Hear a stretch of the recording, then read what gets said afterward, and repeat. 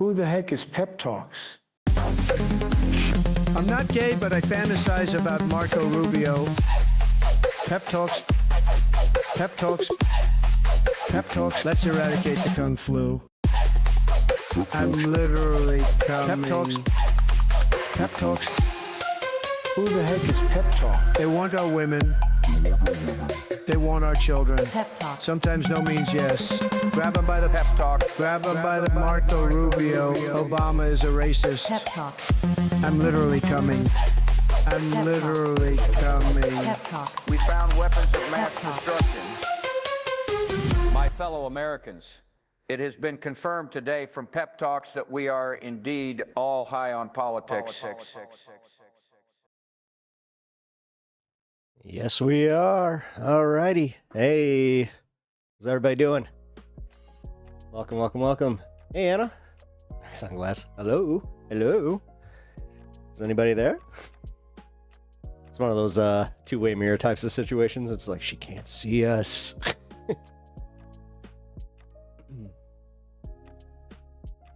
Sound sync issue on Twitch. Okay. It's one of those two-way mirror types of situations. It's restart Twitch on your end. Yeah, here. Restart it, because here, it looks like it should have fixed it. I had a latency issue. Glad that we're catching that early. Here, it looks like... Yep. Now we're good. Fixed. That's what I thought. Hey, everybody. As you guys shuffle in here. Hello, Miss Alice, Oblivion. How you guys doing? Hope you guys had a good weekend. Hope you, it was eventful. Or not eventful, if that's what your jam is. I always love people where they're just like, how come you don't go on, like, these grand vacations and things like that? It's like, well, number one, but number two is, why? I would rather just stay home. Everybody, yeah. Oh my god. Are you really, you're in a Backstreet Boys mood? Everybody. If I have to choose between the two, I'm gonna say Backstreet Boys over NSYNC all day. Hey, Backstreet Boys are alright. Real, they're alright. I never not liked their music. It was one of those things, like even in high school, I would do that thing where it's everybody would be talking, and you know, because I was in the punk scene, everybody would be hating on it, I'd just be like, but then, yeah, you know, whenever it came time for, you know, to be on our way to school, I would not mind if my sister chose the music. For the most part. There were some things where I was just like, okay, like Bewitched. I remember she liked Bewitched a lot. There was one specific song, and she never caught on that I was watching. I was just about to say she never caught on that I was watching for the music video. I'm not sure if you're talking about the same one, but yeah, they're pretty girls, so. But yeah, no, yeah, the one you're talking about is actually it's just a badass. Yeah, it's a badass video, good song, held up. All right. Greetings, Allie. Aylin, I'm lurking. Well, you're doing a bad job at it because now I know you're here. Ha. No, thank you for letting me know. I appreciate it. Thank you for popping on in. You know the drill. If you guys can hit that like button over on YouTube, let's get this started, right? Let's I was about to say something gross. Let's make YouTube my bitch and and just yeah, push me through that algorithm, guys. Alrighty, so also, hey, look at that, refill. So I'm quite happy about that as well. Anything? Oh yeah, a few interesting things happened this weekend. In the news specifically, I was debating covering it, but Saturday. Oh yeah, that's also what I wanted to address real quick. I know that I had mentioned that I was thinking of streaming on Saturday. I did the right thing, and I took a day for me because I kind of felt that the mental weight of everything happening, going on lately, really kind of started taking its toll. So I allowed myself to feel it. Like I laid in bed. I know it's kind of sad to think about, but yeah, I just literally laid in bed sad. But it helped. Like, it helped me rebound. Because yesterday I had the other side of that where I think I was very angry because we got a COD, guys. So that was kind of rough. I got that on yesterday, actually. But you know what? It's also refreshing because now I actually know. Like, my mom died of a sudden heart attack caused by a complication with she had like she obviously had COVID going on, but she had like the pneumonia aspect of it. So yeah, apparently it just stopped her heart. But no, as I said, there's something about it where I'm like, oh, there's a strange piece there. But I think that there's also that side of me where I am like, oh, now I don't have to be afraid of just the randomness and not knowing, because having a parent pass away and not knowing the cause, your hypochondria starts taking over, especially if you have hypochondria. Like, it starts taking over pretty hard, where you're just like, oh boy. Hey, what up, Inverted Mystic? How you doing? Hope you're doing well. You need time to be depressed. Thank you. No, I appreciate that, Inverted Mystic. I hope that you're doing well. I hope that your family's doing well, but I'm glad you're here. Ryan, how you doing, bud? I hope you're doing well today. PP Jackson, yo. I like saying hi to all you fine folks as you finally, man, getting concurrent numbers right out the gate. Cool. Thanks, guys. I hope you guys enjoyed some of the content that I released. Oh, Alirda, did you see that I actually posted a ASMR video? And it's not what you think. I happened to catch like this moment where we had a really bad storm come in. It was on Saturday, and man, yeah, did you enjoy it? Because I have to say, I have rewatched that one a few times just because I'm like, you posted a what now? An ASMR video where it's, it's just rain hitting the window, and that's like the kind of ASMR that I'm into, where I just because isn't that what it is? Or am I just, I don't think there was ever a name for it, but I enjoy like a nice rainy day where I'm like, oh yeah, like, and it's it's very satisfying. You can play that? Yeah, I can play that. Yeah, here, I'll play it. I will play my... Oh, that's right. I don't have a song on this one. Haha! I win. Look at you, YouTube. You can't do dick. I need to stop talking shit. That's the second time I said something mean. No, I meant my hurricane vid. Oh, you have a hurricane vid? Wait, sorry. Where did you play it at? Or put that?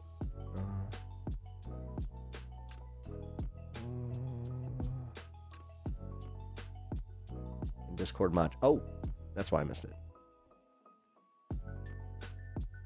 Oh, holy crap. Here, can I bring it over here? Ah, crap. No? Can I go full screen? There we go. Max the volume. All right, and here, let me see. Give me 1 second.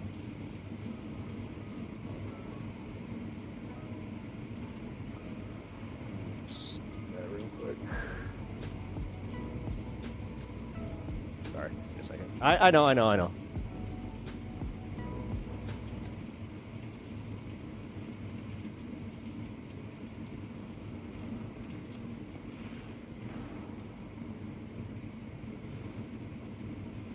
God, we gotta get you a mic.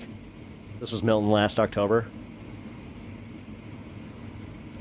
Here it goes.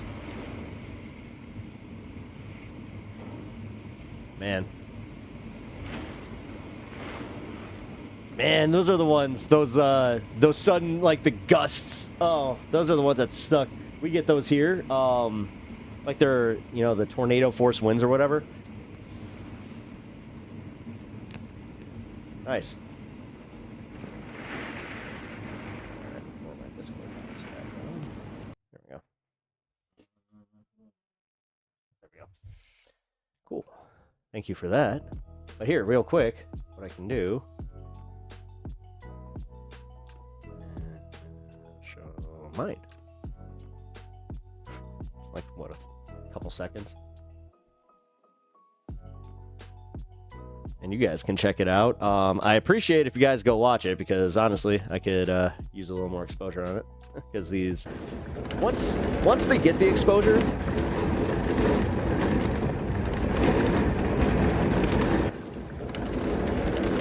yeah, dude, it hit like so quickly too. I was just like, whoa!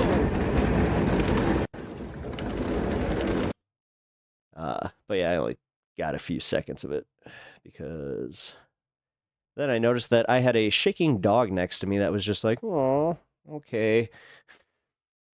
It's time to go downstairs and hide. I just got the notification now. Gee, thanks, YouTube. Oh, geez. Yeah, you gotta love that. Oh, either way. Yeah, you gotta love the storms. Listen for that wind. Yeah, those. Okay, so yeah, every time that like you heard those, did you kind of like feel it against the building there? Because I know that we have that situation here where, man, I think I mentioned it. No, we had some siding torn off because of the wind. Like, it's been getting bad, man. I spent the weekend being way into Psychonauts 2. I spent the weekend yesterday being way too into trying to do some stuff on Tony Hawk Pro Skater 1 and 2. Because I'm trying to get the Alien, which I've always had a problem specifically getting the one in Chicago. The Chicago course in Tony Hawk 1. It's very hard to like do this ollie. You got to ollie, wall ride, and then ollie again to try and like jump on this this roof part, which is, it's so difficult. But yeah, I had that situation where me and my buddy, we tried to beat each other's score. Well, I wanted to make sure that he is going to have a much harder time next time he comes by.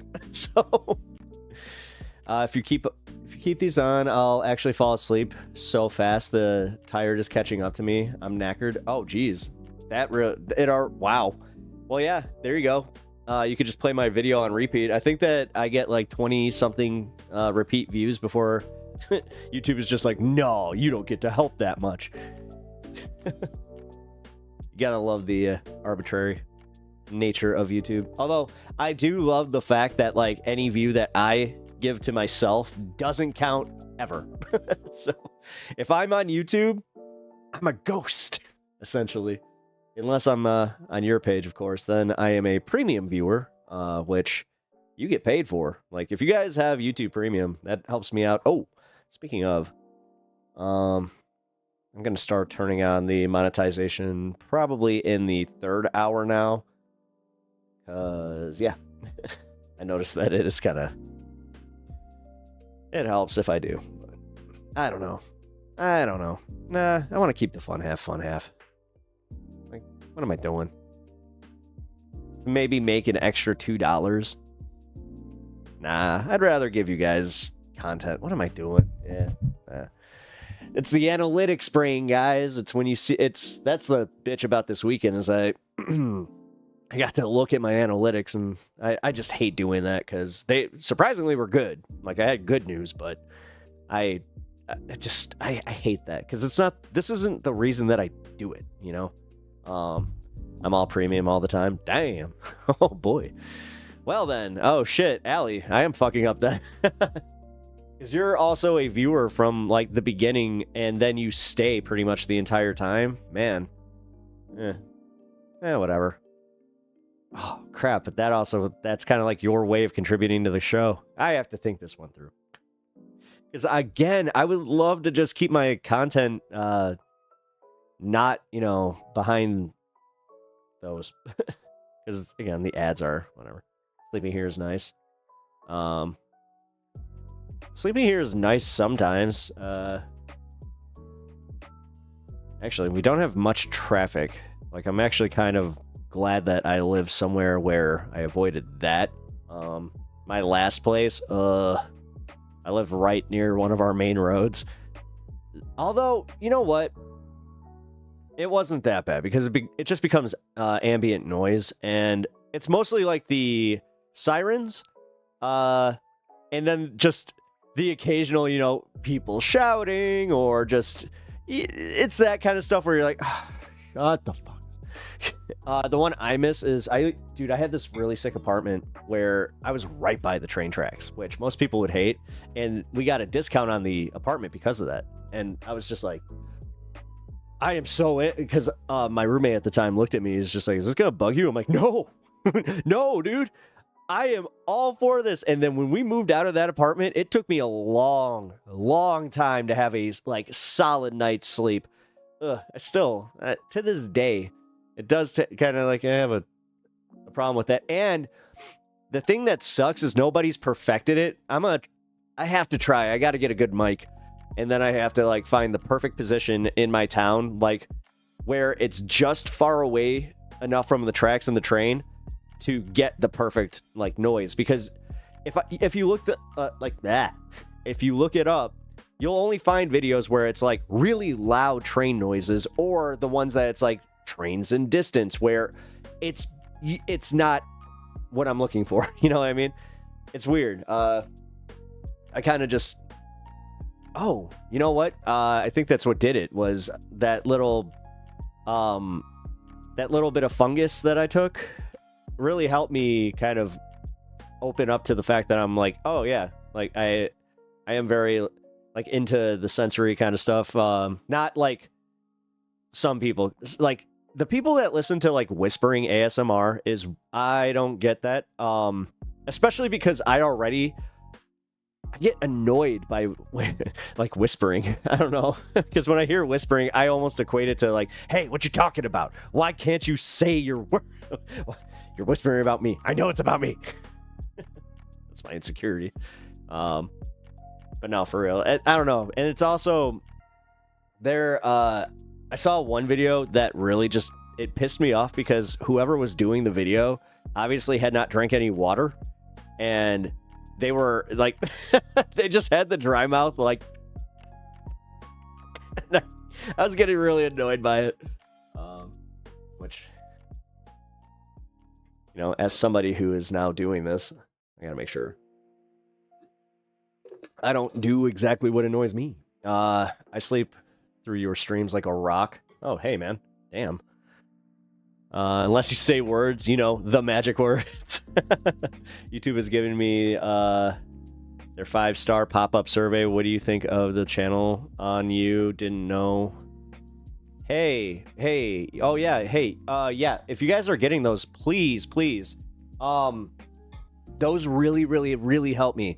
I can't say too much, but I kind of hit a... I don't know, YouTube was happy with me recently, so they, like, my rep contacted me, and they're, yeah, guys, like, please, if you guys get those, please answer those. Those mean a lot to me, and those could really help me out, big time. So, Bloodstone, hey, what's up? How you doing? Cheers. You know what? I can finally cheers you guys again. Woohoo! All right. Oh, man, I missed it.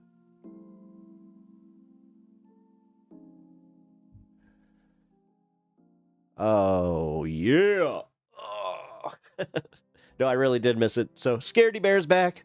Everybody say hi to the Scaredy Bear. Ooh. Damn, if it keeps getting, if it hits like that, I'm going to be terrified today. Whew. Oh,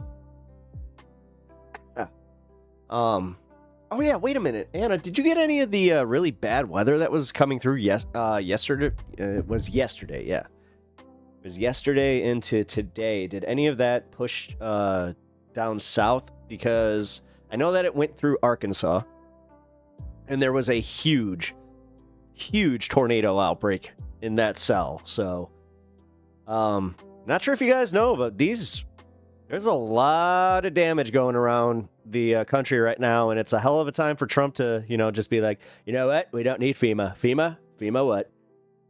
FEMA balls. That's what I'm talking about. Hey. Oh, man. Thank you so much if you gave me 5 stars. That's amazing. I did a while back. I ranked you. Oh, cool. Thank you. For real, guys. God, that means the world to me. It really does. All of it. Like,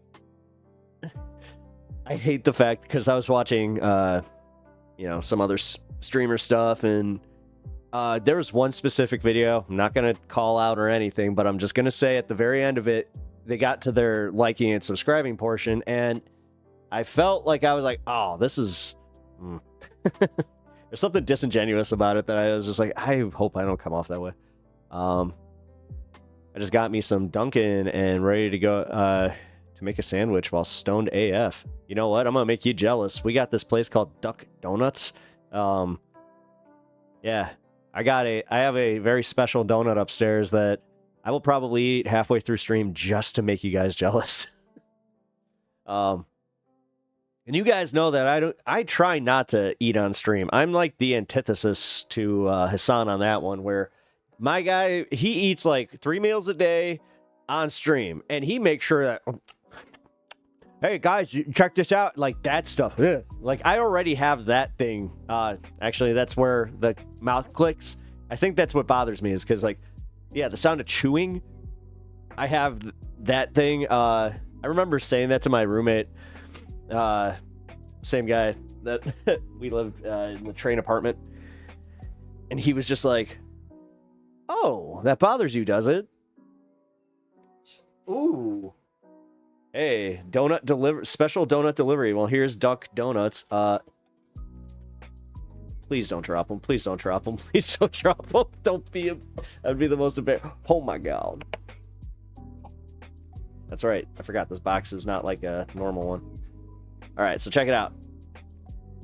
All right, so which one's this one? This one's maple bacon, or salted caramel bacon, chocolate covered strawberry, s'mores, French toast. The French toast one was the one that I really want. I mean, yes, is it technically diabetes in a box? Yeah, but you only live once. Give in to delicious. You know what? Quote. You can quote me on that one. That's a Pep Talks quote. You only live once. Give in to delicious. That sounds. Actually, hold on. Maybe not, because that sounds like a restaurant. I just need to Pep's Donuts. There we go. Donuts aren't huge here. What? Bacon on a donut? Are you mad?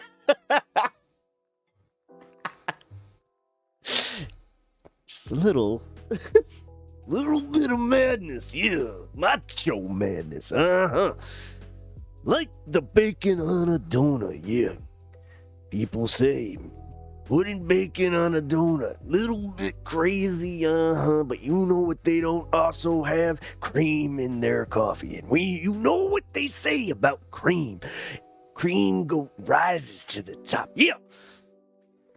Cup of coffee, yeah. No cream in this coffee. Macho madness, taking a day off, That's insane. I like how you're actually like, why would they do? Who? What? But delicious. Also, Mitesh, did I somehow miss you? Like, what the fuck? I just saw that you're in chat here. Yeah, I totally missed you. How? Mitesh, I'm sorry. Yeah, just saw your name scroll by on the other chat. Damn. I hate when that happens. No. What? I'm just, hey, man. The donuts at Dunkin' have lost their appeal after eating so many of them, but the French cruller will always be the best. Plus their limited edition double Double chocolate muffin is super yummy. Oh, yeah, the double chocolate one's really good. Let's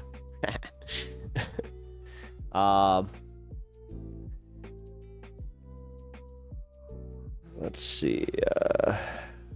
One of those 2 donuts, by the way, was homemade baked mini donut with chocolate on top and sprinkles. Core memory. Ooh. Well, guess what? I don't know. These were made with love. I mean, the bakery. Ducks is really good, guys. If you guys ever get a Ducks by you, definitely worth trying. I don't know. It gives me like the crumble cookie vibe, but at the same time, like donuts are better than cookies. I can just say that with certainty. The thing is, I eat donuts the way I think they're supposed to be eaten, and that's for dessert. Like, people who actually eat donuts like every day for breakfast, I'm like, that is a true donut, Ryan, as a donut should be. Good on you. Publix reigns supreme. Publix is, you know what? That's one of the things I love about the South, especially like Florida. Oh, you know what? They had a Publix in Tennessee that I did not go to. I should have. But yeah, Publix donuts, Publix bakery. Publix bakery is really good. Actually, that leads to the sandwiches. Publix sandwiches are freaking dope. Sorry guys, not trying to do the food segment again. My mom made them and posted a photo on Facebook. A famous Israeli chef commented on them that they looked really good. Oh wow, hey, that's cool. Worked at bakery, deli, and produce. Nice. So you get it. You get what it means to have that perfect like piece of bread. Like, man, there's something about it. If I had it like. I actually just kind of had to catch myself because I'm like, you know what? I could develop a gluten intolerance because it definitely runs in the family genes. So I'm lucky that I haven't yet, man. But when I hit that lactose intolerance, that sucked. Like I'm not sure if it worked like this for any of you guys, but in my 20s, just randomly, I was like, why do I keep getting sick? And then went to the doctor. And they're like, you have a lactose intolerance. I'm like, oh, what now? Really? Like, dude, milk was like, I don't know. I was one of those 90s kids where my mom made me drink like so much damn milk that it became my drink of choice where I remember going to one of my friend's house and they had like all of the sodas that you could imagine. And I just looked at their mom. I was just like, can I have a glass of milk? And they looked at me like I was a serial killer. Hey, but I was a serial killer, killing that cereal and drinking that milk. Oh!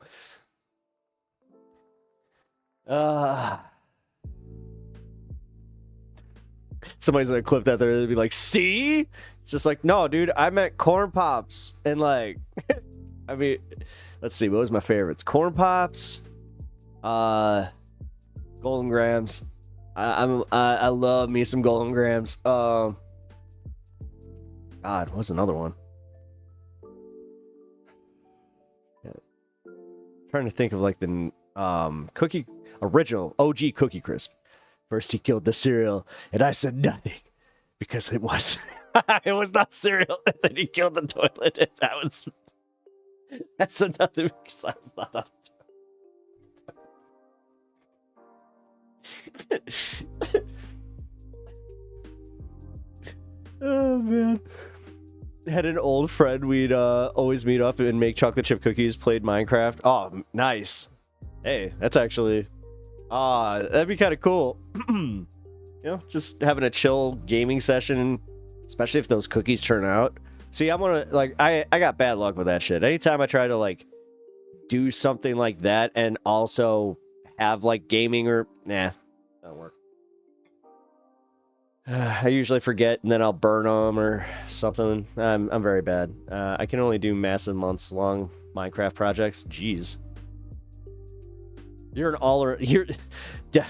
define all or nothing, Anna. Anna playing Minecraft. That is all or nothing. The cookies were amazing. Oh, well then if they hit, they hit. That's nice.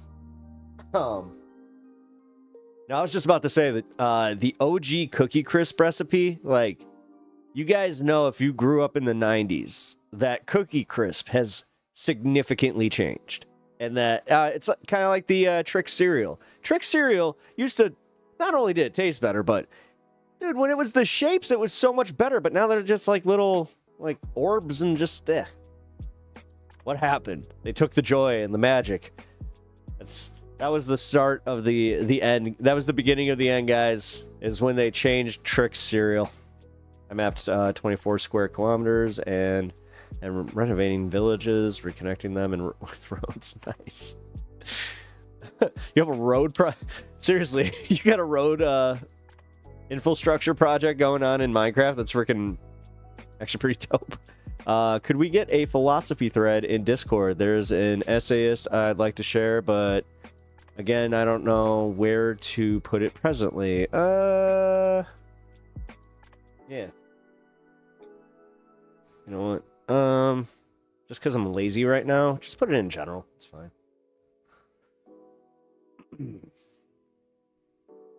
Road, water, sewers, etc.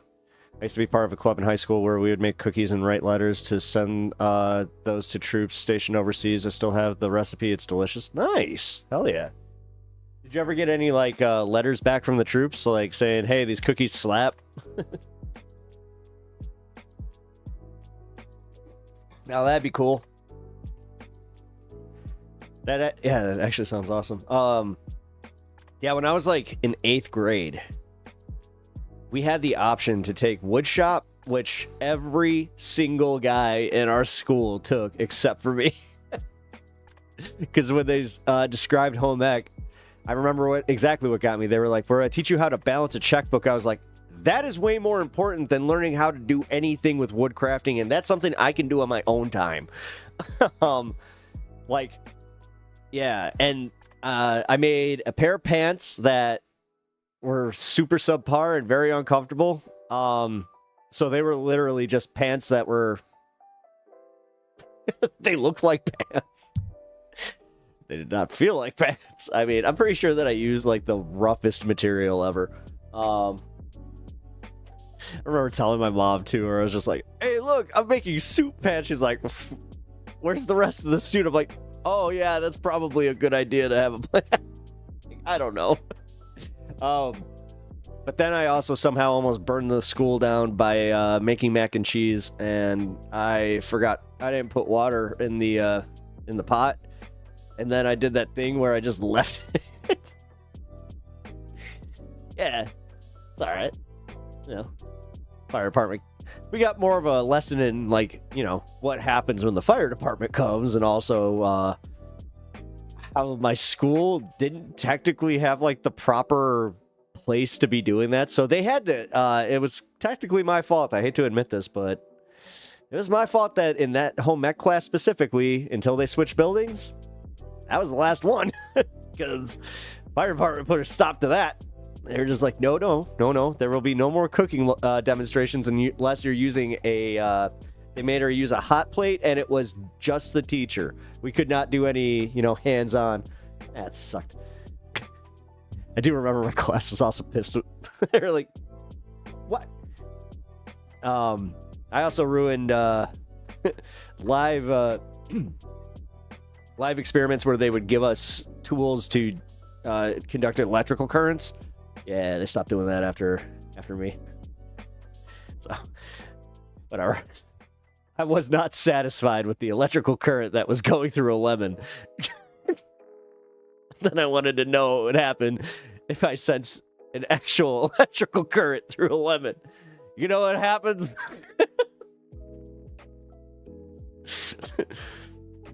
It short circuits an entire wall of your school. And the lemon exploded. That was awesome. But at the same time, it was scary as fuck. And yeah, I did have a significant detention from that. So, science. You gotta learn science. There we go. Come on, adjust. 1, 2, 3. There we go. My auto lighting is awful today. Sorry about that. We got 2 huge boxes of cookies with kids' letters and drawings and baklava. And snacks from local Drew's On the same day we feasted, the brownie pieces were actually incredibly good. Man, here's the thing. Did you have to share that? Because what I hate is when you have like a team of people, right? And you're given something. And they only give you, you know, pretty much enough for one, like for each person. And it's just like, no, I just wanted all the brownies. Oh, I wanted to be a selfish little tubbo. No. Wait, I can't say that anymore. I think I was about to say tubbo has been written out, right? Uh-oh, cancel. What'd you get canceled for? I called myself a tubbo. Like, what? Isn't that just like a acronym or like a shortening of tubbo lard? I don't know. I'm pretty sure it is, though. Either way. So... Okay.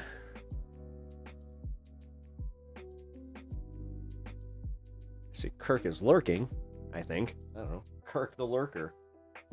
He has not checked in yet, as far as I've seen.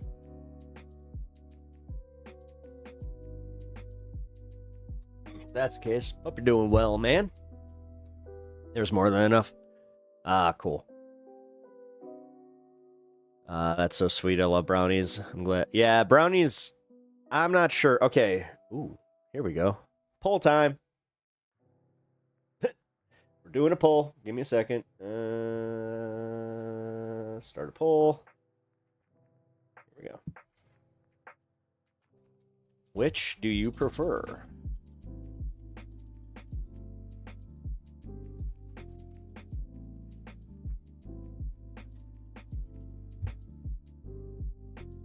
There we go. What do you guys think?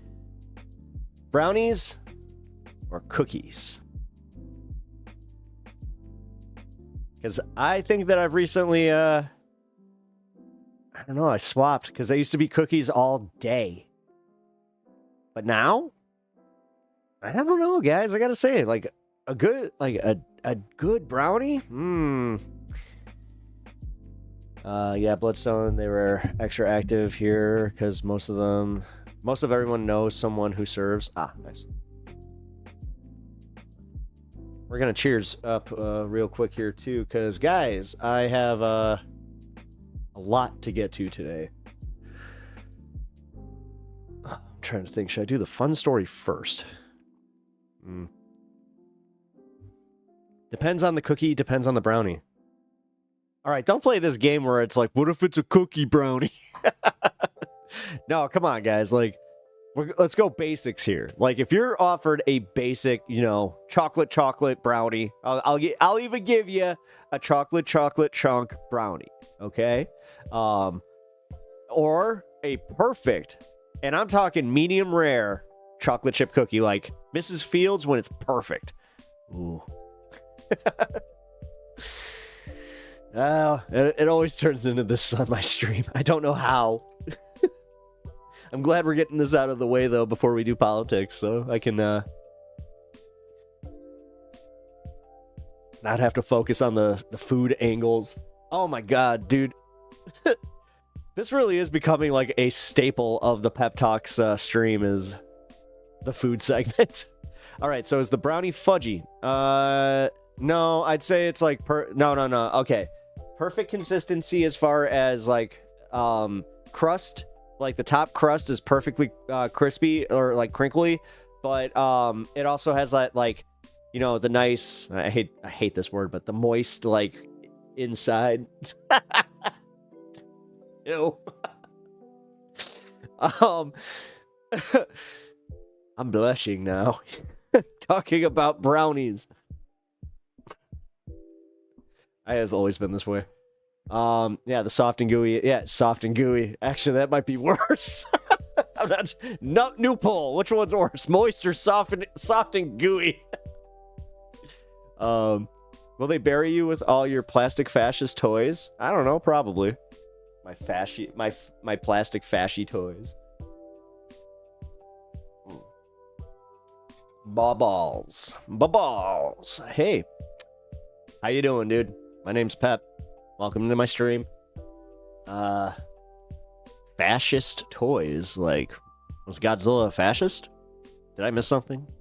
I thought I thought that Godzilla was like the ultimate anarchist. I don't know. Who do I know? Who do I know? What do I know? I don't know. We got cookies at 80% right now.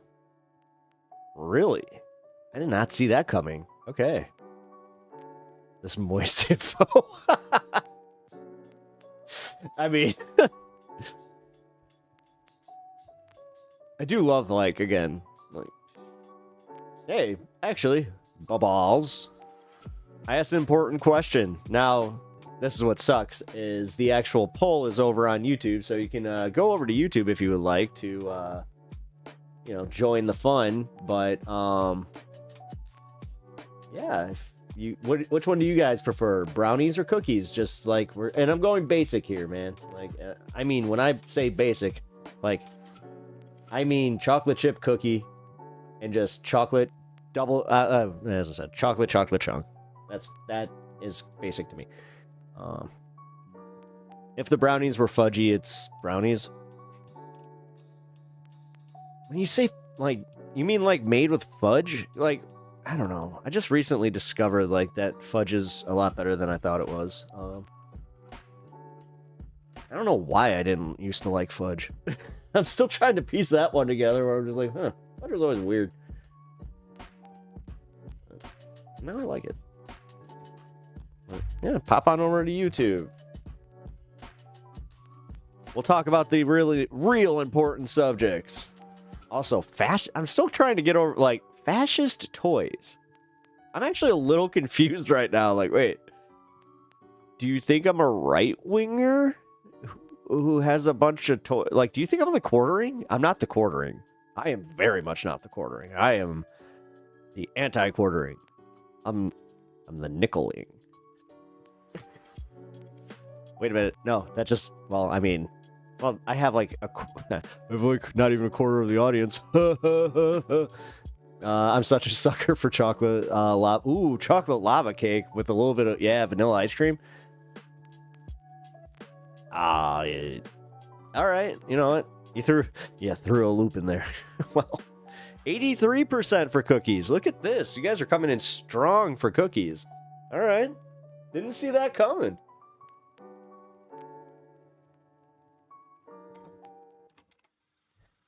Oh, what's going on over on Twitch? Jeez. Had a strong start, and now everybody's just like, we wanted politics. This is not high on politics. This is just you being high and then talking about food. It's like, yeah, all right, fine. You got me on that one. All right. What was my first subject anyway? Oh, yeah, Rogan.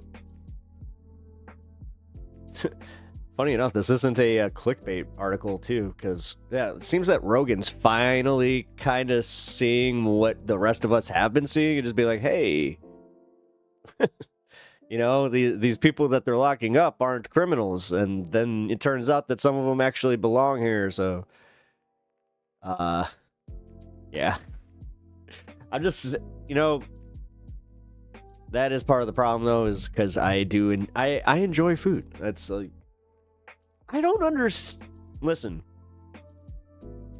I could be that person where it's like, just give me like the little protein block that just, you know, or actually, what was the bread called from the Hobbits? God, I forgot the name of it, but it was the bread that like expands and like it essentially is just like perfect nutrition. I would love that, but you know, I would have those it's like I could go maybe a few days doing that, but then I would need a feast, and it would be a feast. So, yeah. Not sure if you guys feel the same way. Maybe that's what's worked for me too. I don't know. My metabolism as a 38-year-old man, when you have your doctor tell you, yeah, I don't know what you're doing, but don't change too much because your metabolism is he's like, it hasn't really changed. Is that normal? He's like, no, it's not.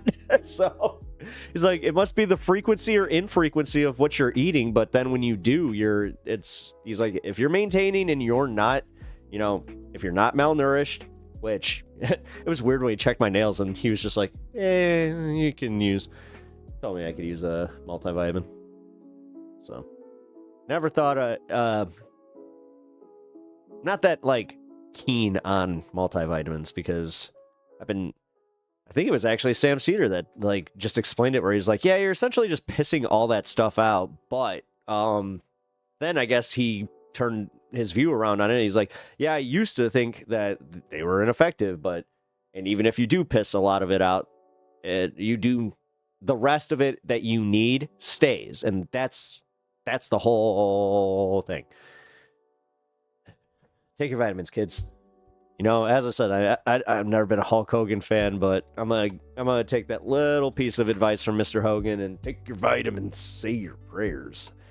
Yeah, wait a minute. He always said say your prayers. Never said to who? Yeah, say your prayers to Macho Man. Sorry.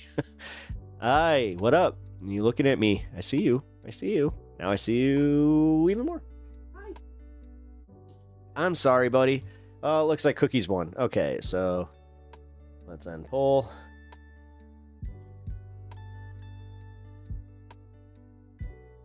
$83%, 16% brownies. Wow, there's only a few people that were like, yeah, I feel the brownies. Macho Hogan. Mega Powers. Fusion Ha.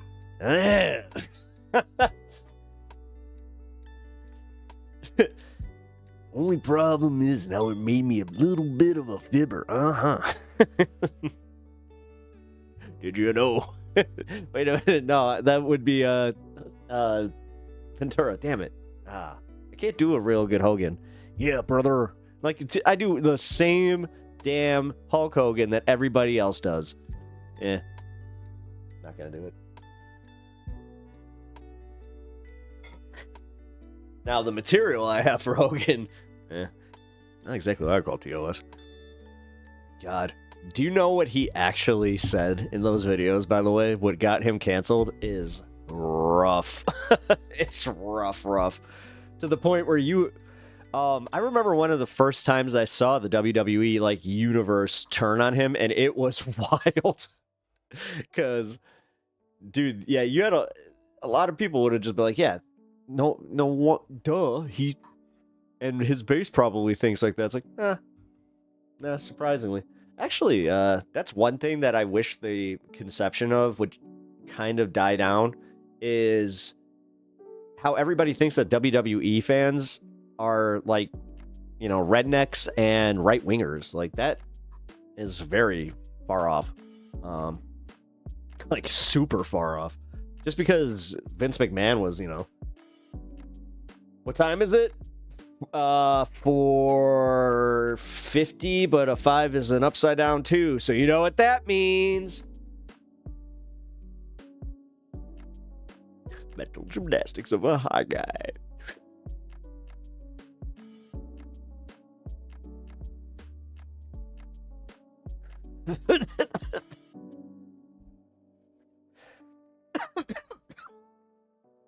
Damn it, that thing's about to activate now.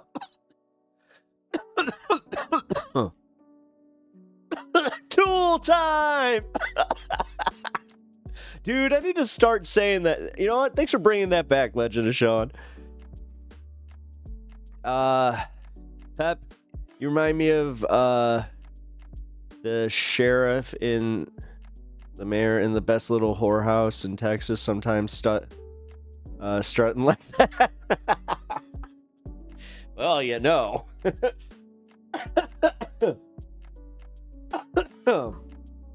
Y'all have only been so curious about my past.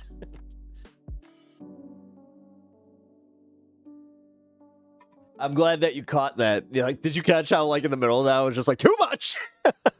Oh, shit. I'm gonna kill myself. Damn. Nah, I meant, like, not. Yeah. Somebody's just be like, no, see? And there it is. Now I'm going to, try not to smoke too much. Damn. Also trying not to panic here because I'm just like, oh my god. Hey guys, so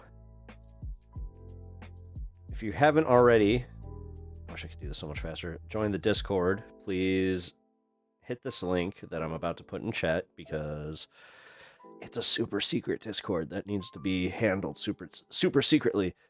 So I have to join the chat and then drop it here. There you go. What time is it? Oh, you're the same guy. If you're actually asking, it's almost 5 o'clock here. So, very early in stream. Hold on, my frame rate's just like doubled. Fuck. Oh, wow, I'm not even... Okay, cool. It totally did. Why did that happen?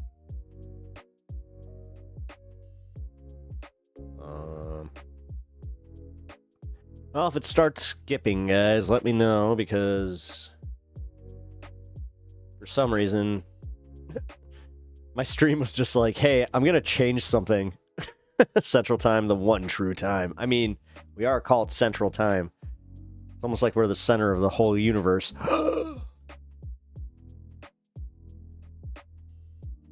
Govin, what up, dude? How you doing? Good to see you, brother. Glad that everybody is able to stop on in and enjoy some news, which we're gonna get to right now. I'm gonna do this a little bit early. I'm not high right now. That's and that's better off than you, brother. How can we help? Oh yeah. Hey, wait. Big James, what's up? Oh no, shit. What happened? Social Security cut me off. Says I owe them more. That...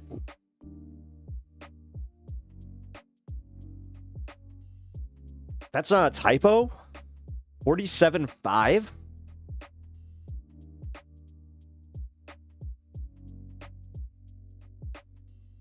Smokes realizes midway it was too much, coughs profusely. I'm cough good, I'm good. Yep. I mean, I am. Just a little high, I'm good. Are you alright?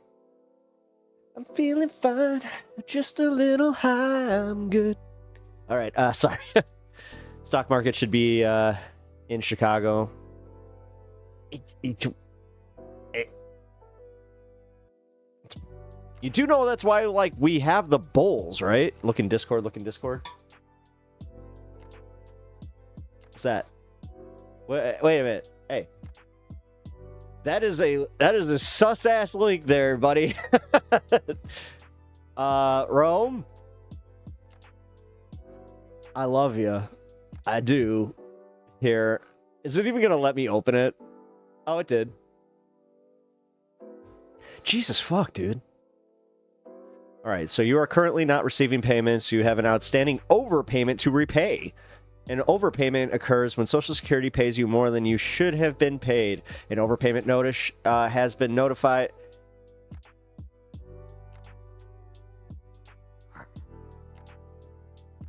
How? How did they charge you? So is this all back pay from, like, Social Security? They're like claiming that you had fraudulently? Like, how the fuck does this make any sense? Because, like, I thought that Social Security payments also capped out at 2,000, like, what was it? 2,000 every 2 weeks or whatever? What the fuck, man? Dude, I'm actually, like, really pissed for you. Like, what the fuck, man? How'd they let this happen? How did they let this happen? $47,000?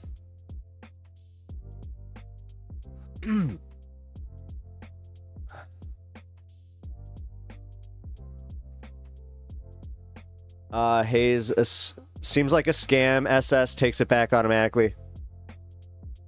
Sylvie. James, yeah, Sylvie's got a point here. Hold on. I'm gonna...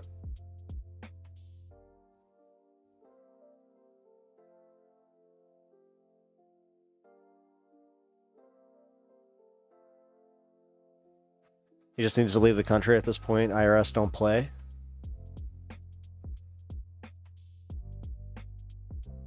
We're currently enrolled in Medicare. I think Sylvie's right.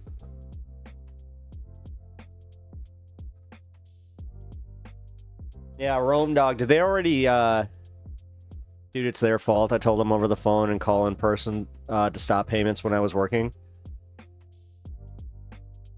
Did you cash the checks? Or... Oh, no, because if it's direct deposit, then it just gets deposited. Shit, dude. This is... Fuck, man. Although, yes. Hold on. Sylvie's right, though, because... Yes, SS, I do know that it, like, overpayments in SS, that they take it back automatically. Like, one of my best... Okay, so, like, just...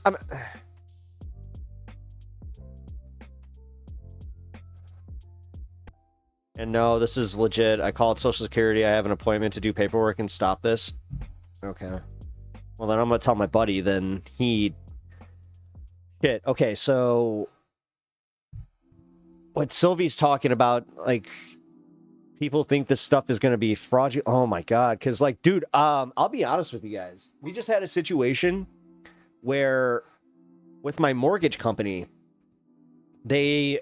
sold our mortgage, like they sold our mortgage to somebody else, right? And I guess that's just perfectly legal and whatever, you know, how any of that works. But holy shit, dude, like they sold it to someone that I was like, nah, that doesn't seem legit. That doesn't seem legit at all. So it was one of those things where it's just like, nah, wait, what's going on here? What's going on? And then, turns out it was legit. I was just like, oh shit.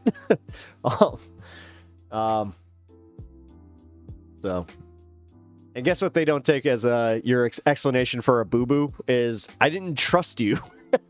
Yeah. I was just trying to do my due diligence, bro. They want you to come to the office now, start the paperwork over. That's what they're saying. That's what they're doing. This goes into what Doge and them saying that people may not get checks, and if you complain, then you must be a fraudster. So they're literally calling you a fraudster. Jesus, dude. Especially in with recent times, there's a lot of scams going on, so a lot of things look like scams. Yeah, yeah. Well, no, that's why, honestly, I kind of jumped, like, because I've heard of that. Like, I've literally heard of this, the Social Security scams, and...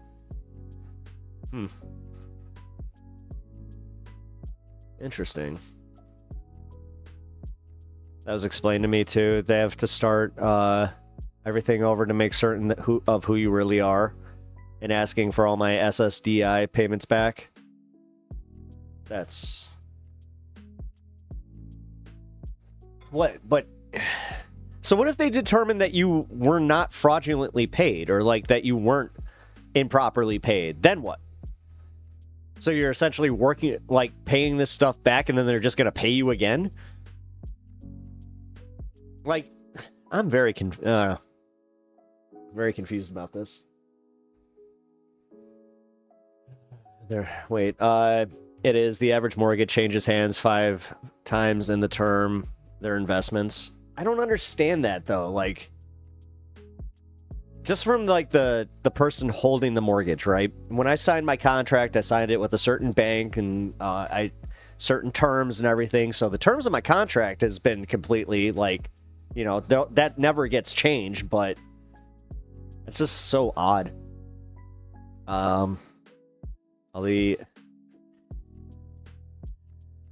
Kirk, remember to quotes are on socialism and tracking our tax tariffs. Kirk coming in hot. That's all the rights to collect on that debt. Dude, they fucked up, and that is all I'm gonna say. Okay. Well, yeah, don't say anything that's gonna get you in trouble, bro. I'm so sorry, man. God damn it. Is there anything that, like, anything you want to watch? Hey, if you got any music or anything that you want me to play today, I'll play your music at the back end. And if there's a video you want to watch, I'll try and cheer you up here. Okay, bud? Because same with you, Inverted Mystic. If there's something you want to watch,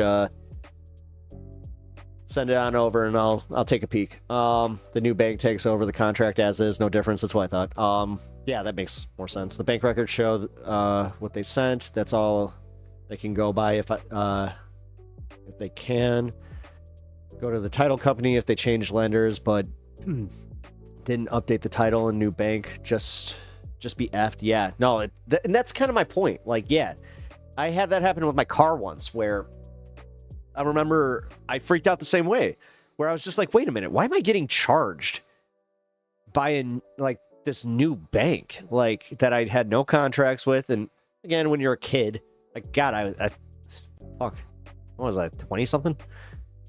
Like, I had no idea. So, them quote unquote actual daughters. I like how you spelled out quotes. For real? That's dedication right there. Oh, hell, I know nothing about something that complicated. That's... Honestly, I think that's where they take advantage of us. And, like, that's where you have a lot of consumers that are just like, yeah, well, that's what Donald Trump's gonna do. He's gonna make government easier to understand. Less bureaucracy. Less red tape. You know, less red tape means good for us. And then they don't realize that they're losing, you know, benefits that they needed or whatever. Again, the fact that they... I was talking to somebody that didn't understand that they've already paid into SSI. They thought that, like, they just didn't get it. Like, they do not understand how it works. It's like, you're owed that money. That's your money. They're like, what? It's like, yes, that's being withheld from your checks, dude. What? Like, just...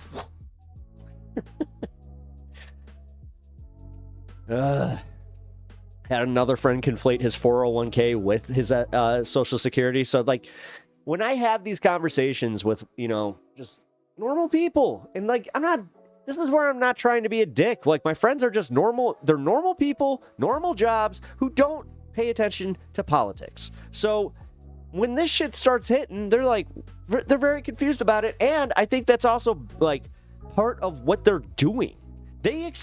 I'm honest to God thinking that they are expecting a bunch of millennials to just not know anything about this stuff. So they're expecting us to do, like, to have deferments, to have a bunch of, you know, just debt accrue. And then they'll be like, oh, well, now we're going to sue you. Like, shit, that happened to me.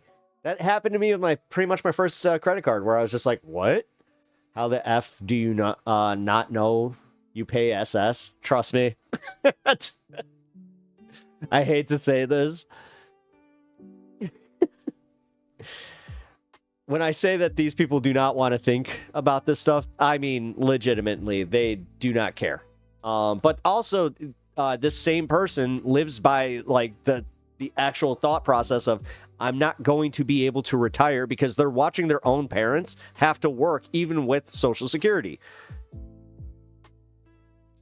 So I'm sure that their parents are just even saying, like, yeah, I was owed money by the government, and I still have to work, so that's the way he sees it.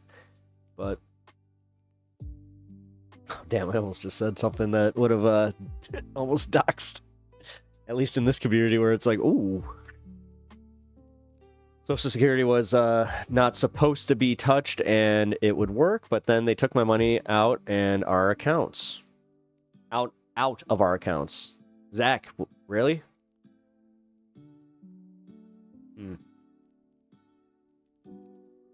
I think it's financial privilege to not care where your money's going. That's kind of... I don't want to say anything. I don't want to say anymore. But that's the position they're in. I don't think they ever need to... They're not in the same position as, you know, your average American.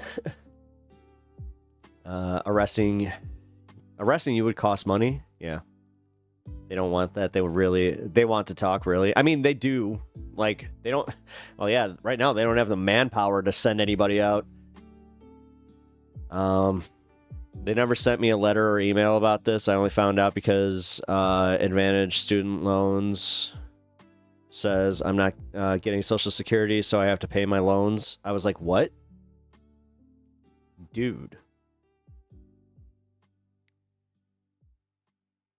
But Donald Trump is doing well, apparently. He's fixing the country, you know, no stress. Like, anybody that's telling me that things are better right now than they were under Biden, I have to tentatively, that's not even the right word. I have to actually laugh in their face. Like, again, didn't like Biden at all. But now I have to just go like, oh, weird. Like, that whole boring time where, you know, I could actually just kind of live comfortably with the idea that, you know, government's still working, but nope. If you don't trust the government with our money, you are a commie. Fuck that orange clown shit show and his effing minions. Watching how pissed off you are right now, even in chat, dude, and like I can feel this, and like you don't like.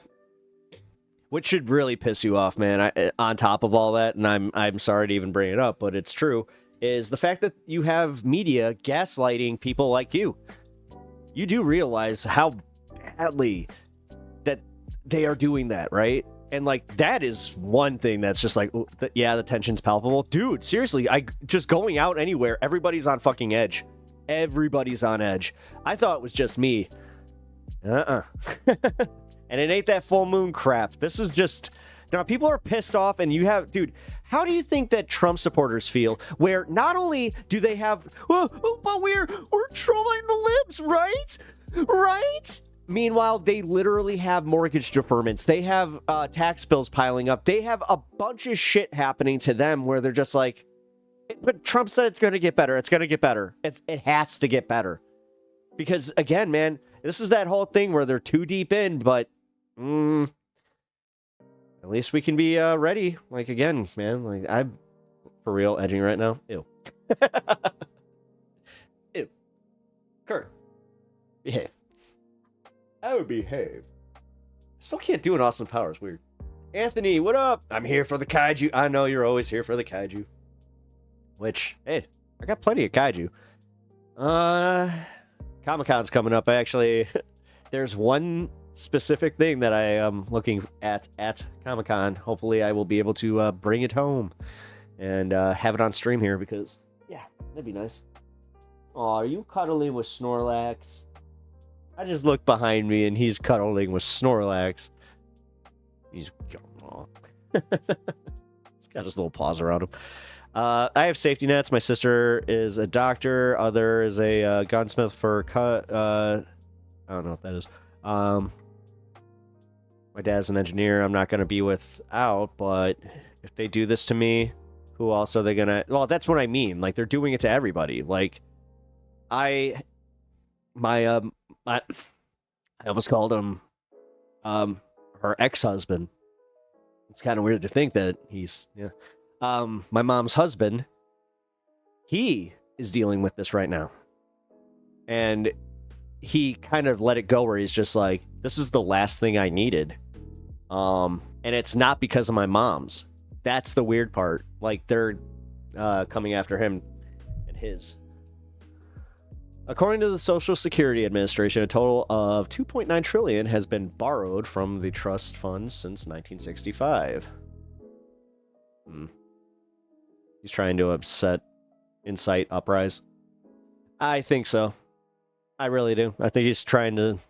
well, think about it, too. We're not talking about the scandal from last week, which was a huge fucking scandal. Like, notice how nobody's been punished. Nobody's getting called... Like, now everybody's right back to focusing on what's happening on Tuesday. His, whatever, Freedom Day or whatever the fuck... Liberation Day. He's liberating our fucking money from our wallets.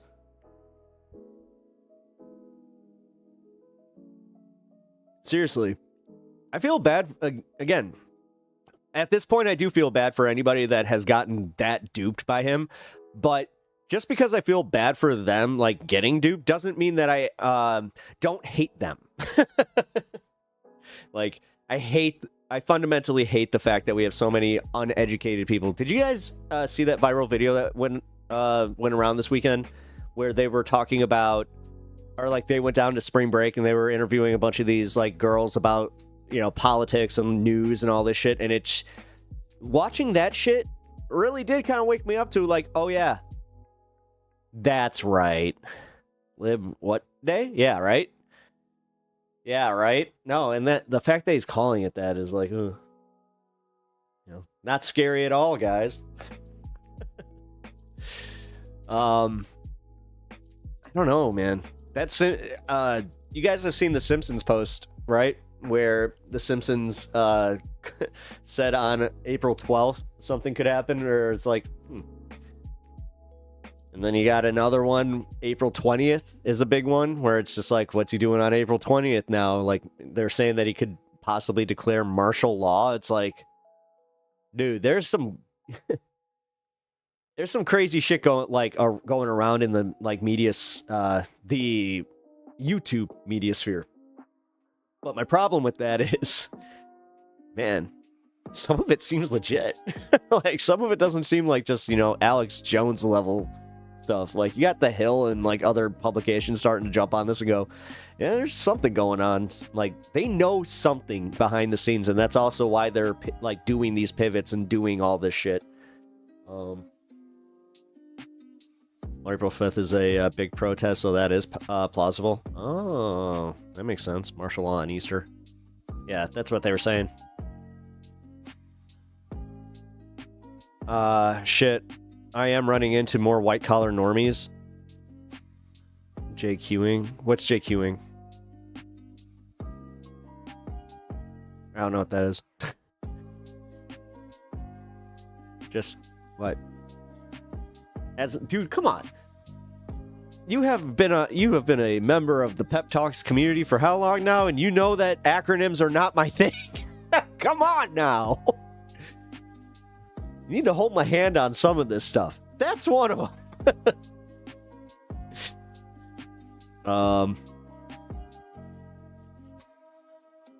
How much would the rank and file military be part of this type of crackdown?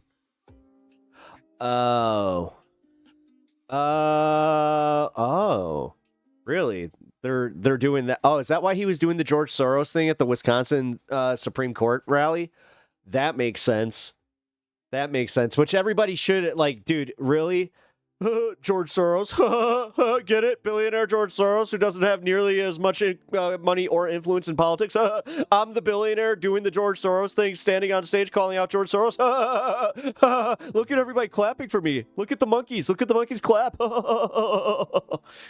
Dude, that's all that is happening in Musk's head right now.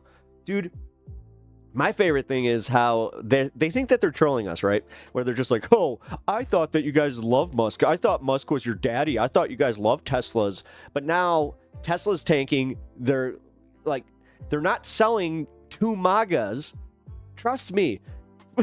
Nobody in MAGA is going and trading in their fucking cars or their trucks for a fucking Tesla. You have the ones that were already at that point where their cars were about to die, so they went, oh, you know what I'm gonna do? I'm gonna show those lips. I'm gonna go buy a Tesla. And it's just like, you mean the thing that just 2 years ago you were saying was gay because of live stuff with the climate, whatever? Like, yeah, every accusation is a confession. Oh, yeah. Yeah. No, I've known that. Oh, yeah.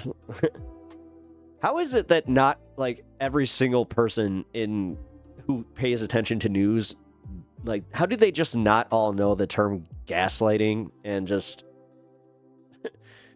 projection? Like, that's another one where it's like, hey, guys, that's projection. When Donald Trump says, they're coming for you, they're coming for your guns, they're coming for the... It's like, that's him.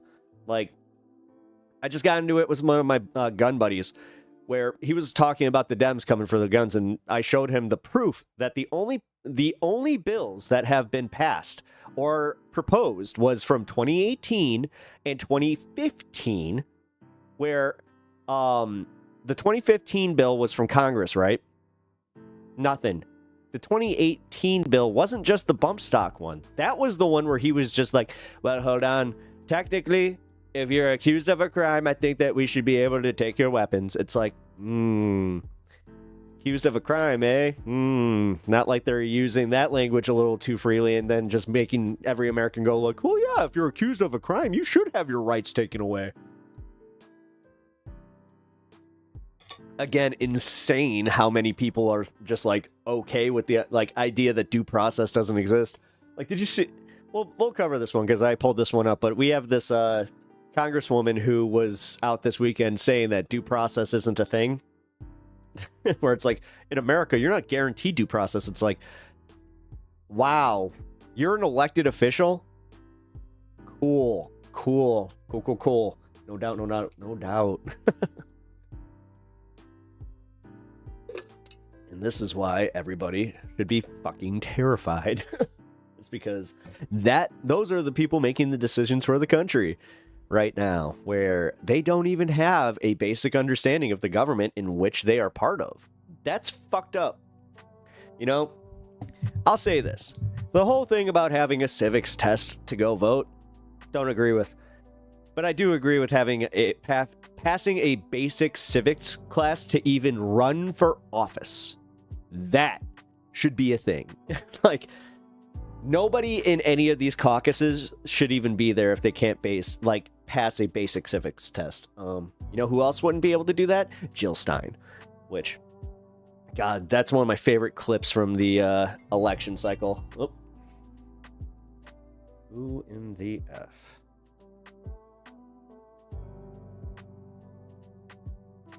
Okay, this is the second time this number has called me.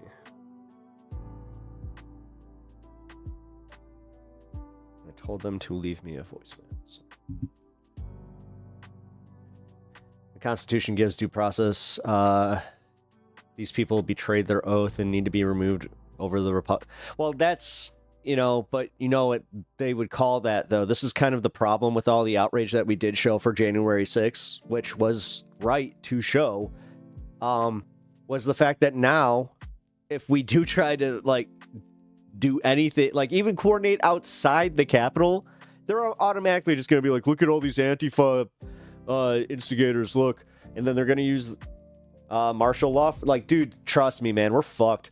Like, this is the first time that, I hate to say on Pep Talks, I got the hopium, guys, but I do think, I'm starting to feel it, where it's like, guys, I think we might be screwed. Like, they're too far, like, they're literally too far deep into this. Like, they can't just back out. They've already fired so much of the government. They've already done this shit. So now we just have to ride it out? Like, my biggest thing is, do you think that we make it to August before there's mass protests? And again, how many fucking old ass, like, dude, how many nursing homes can just prop up Fox News and that's somehow, like, the people who are navigating our media sphere? Like, you do realize that no matter what happens, Fox News, yes, their ratings are huge because of, like, you know, nursing homes, you know, middle America. But because of that bullshit, like, that's where they have the money to, like, these billionaires are out there buying fucking media. Like, look at what's happening with the Daily Wire. That kind of opened up everybody's eyes to how much money was in this shit. And then we all sit here complaining about, oh my God. Like, I had a long, hard thought about the Polymarket Studio, right? As much as I think it's hilarious that he did it, I'm starting to understand why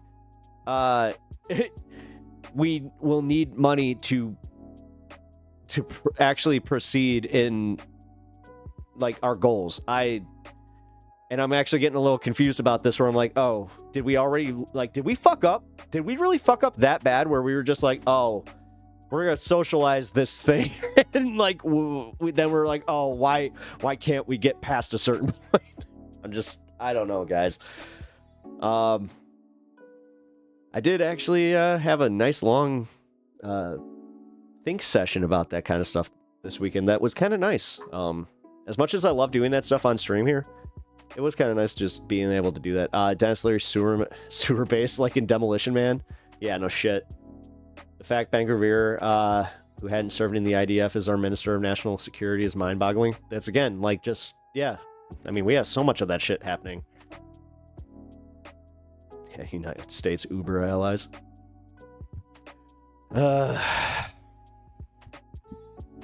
Yeah, sorry, guys. I'm trying to do what I'm best at here, and that is, you know, laugh off the shit, laugh off the bullshit, focus on what needs to be focused on, and we can go from there. But man, if I don't feel like like this last weekend, and then on top of it, now with what's happening with Rome Dog, aka Big James here in chat, with his Social Security, it happened with Allie. She was on the phone with Social Security for over, what, 4 hours? I have a personal friend that he's going through the same thing, and he literally said that if he loses his SSI, then he's like, his whole life is essentially gone. He will lose his house. He will lose everything. So, remember how incompetent fascists are? Well, yeah, that's kind of like the one thing that they can never look past that either. They can like, these dumb motherfuckers really do think that they can just buy immortality. Like, you do realize that they do not process the fact that they're gonna die, right?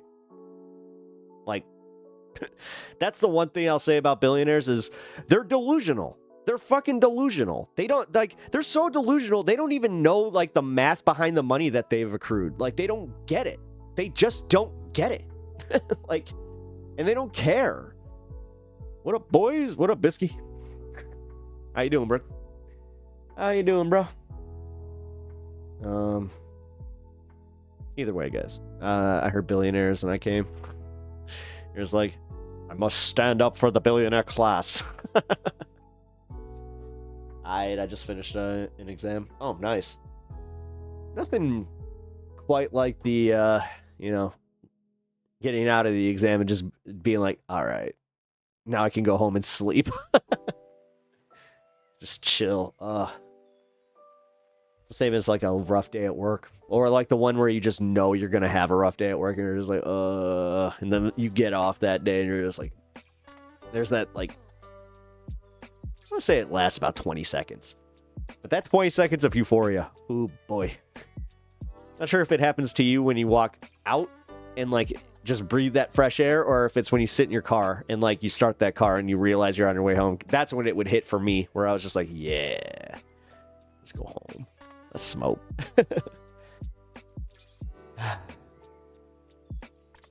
Laughing my ass off. Nah, I just think of Elon and wow. Yeah, 60% of the population serves. Why him? I mean, don't get me wrong, I don't like BB, but he served on the say it Mac, I don't, whatever, AKR top commando.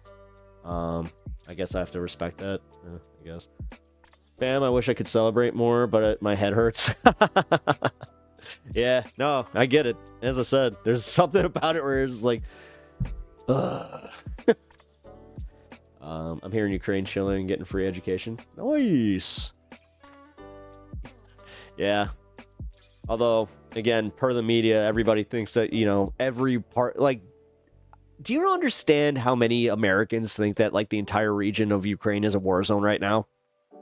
Like, they don't understand how big, number one, Ukraine is as a country. And just, again, how little ground has actually been made or ceded by you guys to the Russians. I feel like I've been here before. I think you've been here before. I think I know you, Bisky. I think have I not? Wait, are you part of Honeybee's community? Because I think I've talked, 99% sure I've talked with you before. Not that great with names, but Bisky stands out. Hopefully Tim Walz is FDR2 Electric Boogaloo, and we'll see. Not really. Tim Walz, dude, no, he fucked up with that. I'm just a knucklehead. Like, dude, he really fucked up. Like, do you realize how badly he fucked up on that debate stage? Like, we undersold that because we needed to ignore that. We pulled a Trump. We pulled a MAGA where we were just like, it wasn't that bad. It's like, nah, he totally went up there and like, it doesn't matter if it was like just a stammering moment. He said, he's just like, I'm friends with school shooters. Like when he said that shit, it was like, and then he said like, I'm just a bit of a knucklehead. Like when the service stuff, like just, dude, the stuff that they could attack him on was so dumb, but so effective. And then the tampon Tim fucking nickname that unfortunately did stick. Like, sorry, man. He might work as a VP, but he's not going to work as a presidential candidate. Despite the ongoing war, we have freedom, free education and healthcare. Yep. Not really, but I swear, and said I liked Elon. Oh, right. I think so. No, I think that I have discussed the fact that Elon sucks, that Elon's a complete fucking, like, dude, he's everything that MAGA has been afraid of. He's a billionaire who's not American, who has his own agendas, who is using the government, and he is a shadow president. But it's just like, wow. Great. You guys, it's like cheering on the New World Order now. It's just so wild to see the crowd that was the conspiracy crowd just blatantly ignoring it because it's their side. Which it's funny because you talk about psyops. That's the easiest fucking psyop, like just, oh, hey, look, they did it. They did it. Soros, yeah, trust me. They try to talk about Soros being, yeah, it's unreal. Like Soros, the shadow government guy. Like, again, the fact that you don't see Soros and that's what they use. They're like, oh, it's because you don't see him. He's the shadow. He's part of the shadow cabal. It's in the shadows. It needs to be in the shadows. Otherwise, it's not as cool, guys. Otherwise, it's not as mysterious and alluring to my sensibilities because I need a story to be told in my head.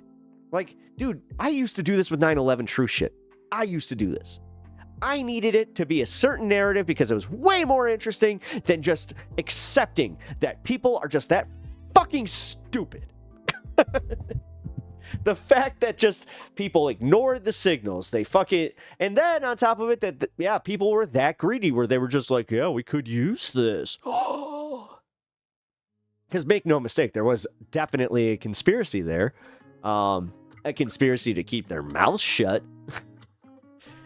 But dude, it's the craziest shit where you start getting into the, there was like Jesse Ventura famously did it, where he's just like, there was thermite paint in the walls on the towers. That's why it ignited when the jet fuel, and that's how the jet fuel burnt through the steel beams.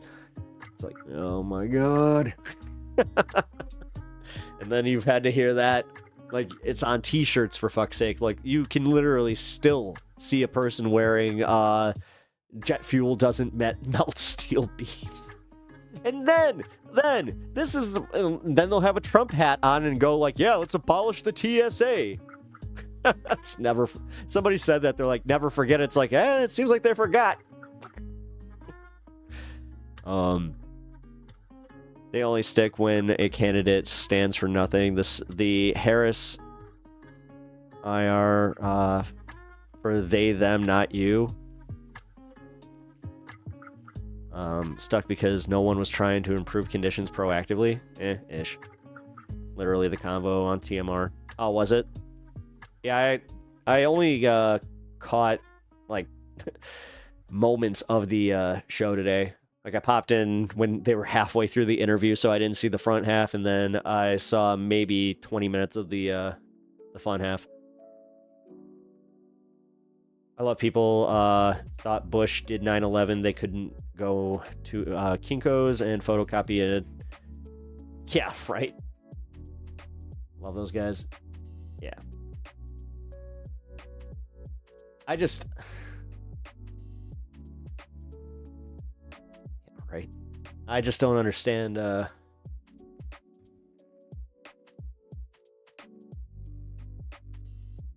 don't understand what we're supposed to do with that one though. Like the counter. There's certain ways to counter like what they did with Harris, but Harris's biggest problem was again just the stuff that we didn't want to acknowledge at the time, but we really should. The fact that she only had 100 something days as a candidate. The fact that Biden fucked her like completely by not dropping out when he was supposed to. He screwed up. I mean, he screwed the entire country. He is culpable for that, you know, but also we're in the situation that we're in now. So how much good does it do to just, it's kind of the same way that like people get on me about not vote blaming. I'm like, yeah, you know what? You're kind of right, because what good does it do now? Like we can learn from it in the future. Like, yes, we will make sure that this does not happen again. We will make sure that they don't just get to prop up a weekend at Bernie's without Bernie. You know what I mean? We're not going to fool me once. Fool me once. Shit. Well, I'm not going to do it because I'm going to fuck it up again. And everybody knows it's like, hey, look, Pep is about to screw up the quote again. The biggest problem is Harris is her smile. That's super reductive and stupid and borderline sexist. Who the fuck cares? Who the fuck cares? You're talking to our president has a fucking ferret, a dead orange ferret on his head, and you want to talk about her smile? Really? Fuck off. Pun pun pa. Like seriously, that's one of the. I'm sorry. That's one of the dumber comments that you've made. I acknowledge all of it. As soon as she ran, I thought she needs to distance herself from Biden. She almost did, though. Like, that was why I got so excited for her, was I watched her second rally, and she was talking about doing, you know, the Medicare. Like, we need socialized Medicare. She said the words, like, she said the thing, and then walked it back immediately. Sorry, I'm not trying to chastise you too much, pun pun pa, but really, like, that shit really does get to me. Like, it gets to me because, like, I know, I happen to know that it's like, yeah, you know what? You might actually have something there, but the fact that, like, we have to think that way is so fucking dumb. God. It's the same way that I can get behind Elizabeth Warren, but I can tell you right now, I can't listen to her. I cannot listen to Elizabeth Warren. When she talks, she has a teacher's voice and cadence that I'm out every time, every single time. But I agree with her on everything, and I would vote for her, so I don't know. Social, you mean communism? Well, yeah, I mean, that's kind of the thing. Like, they also, yeah, always conflating that shit. She campaigned for people like, yeah, I mean, for people like Liz Cheney. No, she campaigned with Liz Cheney. It's even worse. And then she got endorsed by Dick Cheney. Yeah. No, the thing is, you have to understand from a political standpoint, they did that because they thought, what's her face? The lady that was running in the Republican primary, they thought that they could take that base because, again, say what you will, I think it was something like 17%. I know it was way over 10. That's a big base, like a big base of Republicans to just be like, yeah, we could probably get them to vote for her, especially if they see, like, it's like, look, she's a sensible candidate. But they definitely overhedged their bets with that because they didn't think about the whole, well, they're not never Trumpers. It's like they're just never liberals. So, nah, I'm with you on the whole, that was a huge misstep, was the Cheneys. And I gotta say, personally, as somebody who spent so much time hating Dick Cheney and like hating the Bush administration, no, that was a bridge. It was almost a bridge too far for me, I should say, because I gotta be honest. It was like, no, because I voted for her to not have Trump in office so we could work against, you know, a weaker weaker opponent, because realistically, look at where we're at now. I think Olay said that, and I have to really agree with her that it's like, no, you should always try to vote for the weaker person, like the easier person to win against. I don't know. What do I know?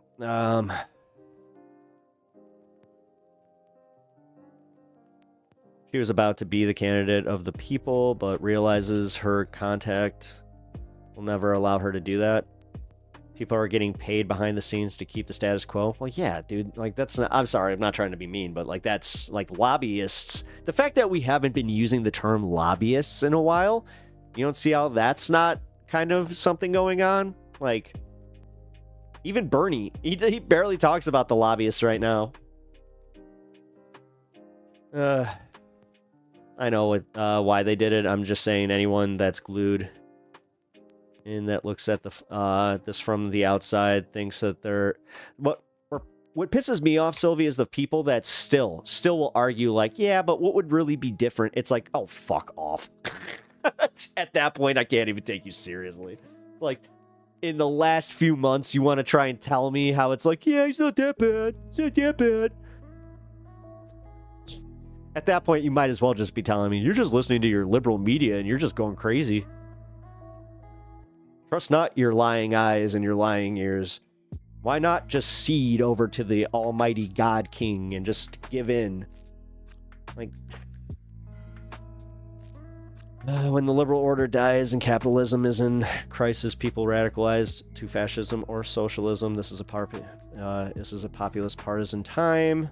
You can't win them over. You must excite the base and win. Yeah, but the problem is you can't just have a defeatist fucking attitude when you do see that there is excitement. Like, this is why I got so mad last week about, like, how everybody was doomering so hard despite the wins, despite the fact that we had these giant rallies that not only they quadrupled the turnouts, like that, or the anticipated turnouts were quadruple what they thought they were going to be. So that's where I'm kind of saying, guys, the only way we're gonna fuck this up is by turning off the base and by constantly, like, doing these little fighting and having these little micro tribes and shit, and just doing the shit where we just divide ourselves. I'm not interested in doing that anymore. I'm really not. Liberals are incapable of this because they are corrupt and love capitalism, so they would rather work with the right than the left. Yeah, because we're also bad at messaging to them, because you can't win them. Like, Duke, this is where I actually disagree with you, and I will say, like, this is where we're going to constantly lose. Because if we're going to lose the people that we should technically be catering to, like, because social issues, they agree with us. Even economic issues, they agree with us. But you have this hardline stance of no capitalism, we cannot work with capitalism. That's not going to work, because capitalism isn't just going to disappear tomorrow, no matter what the fuck you do. Sorry, man. And, like, that's where I say it's self-defeating to just be like, oh, the liberals, well, fuck them. Who the fuck are we trying to get then? The MAGA?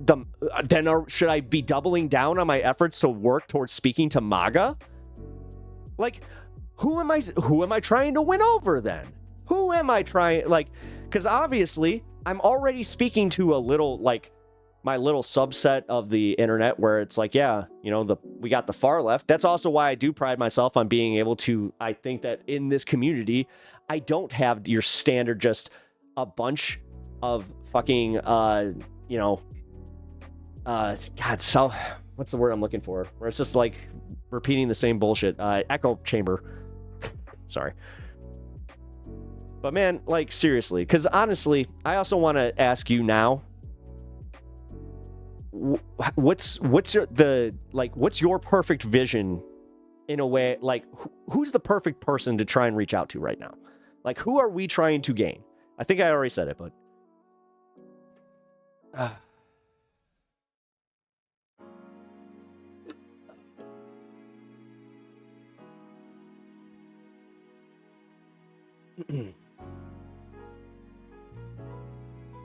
I know, like, this is the weird part, is people do not like hearing that what they're doing or like the way that they're doing things is either not the most effective. Like, trust me, man, I take a bunch of criticism that way, but I also am trying to actually change. Like, I'm trying to turn people towards socialism instead of liberalism. You can do that by not calling the liberalism that they already believe in. You can do that by not being a like, because what you're doing there by saying like they believe in capitalism, we can't reach out to them. You've already lost them. Like, do you see where I'm going with that? At least in the way that you convey inviting liberals or conversation with liberals in chat here. Like, this is based on my understanding of you or like of what you're saying. I could be missing the context, so if I am, please correct me, but you turn people towards socialism instead of liberalism. There's a difference between liberal politicians and voters. Liberal is not an identity. The thing is, they think it is, though.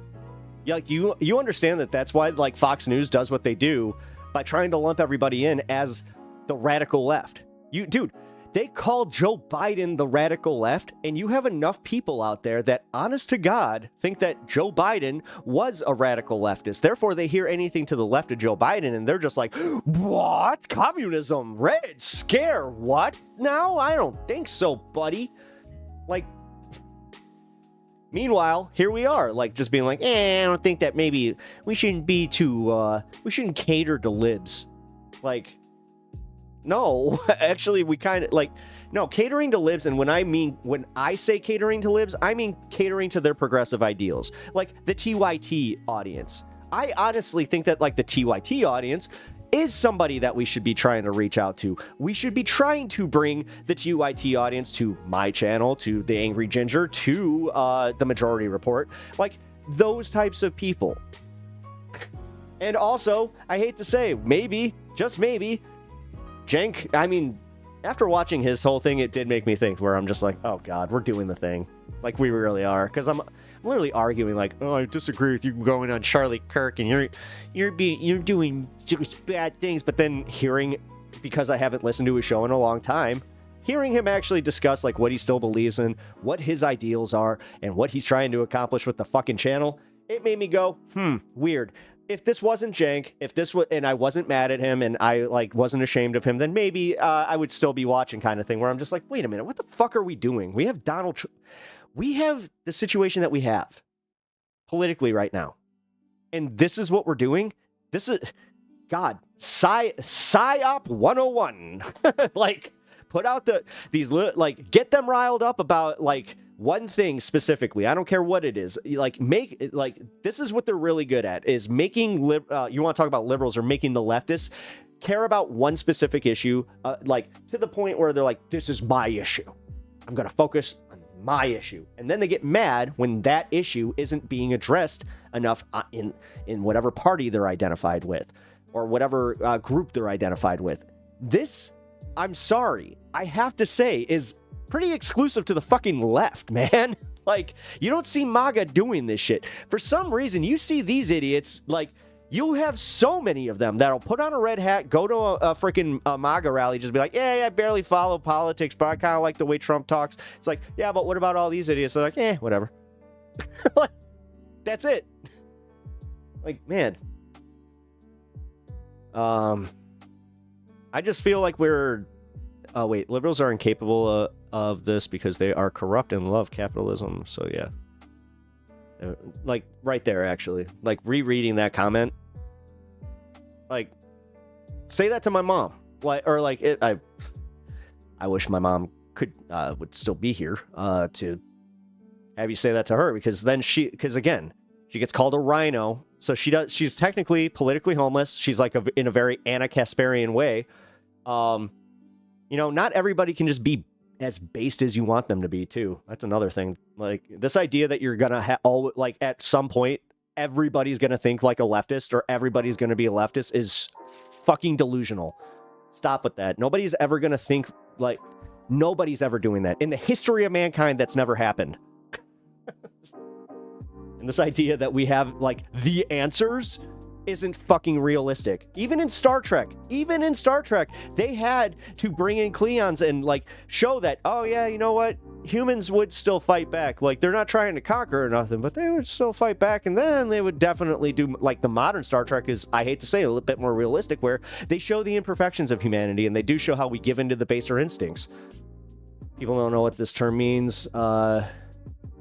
People just call themselves whatever they see online. You need to go to their level. People are too stubborn to learn. Yeah, that's honestly what I'm doing. Like, and I think that, again, correct me if I'm wrong, Duke. I think that that's where you have a bit of a gripe with me, is the fact that I don't meet you at, like, this education level where I need to bring in people by doing, like, broader education about, like, socialism and communism, and then bringing them to the movement that way. But what I'm trying to tell you is, even if I did that, I don't think they would come. I said all that. Surely I remember saying all these things. You straw man like crazy. Cool. You don't explain yourself clearly like crazy.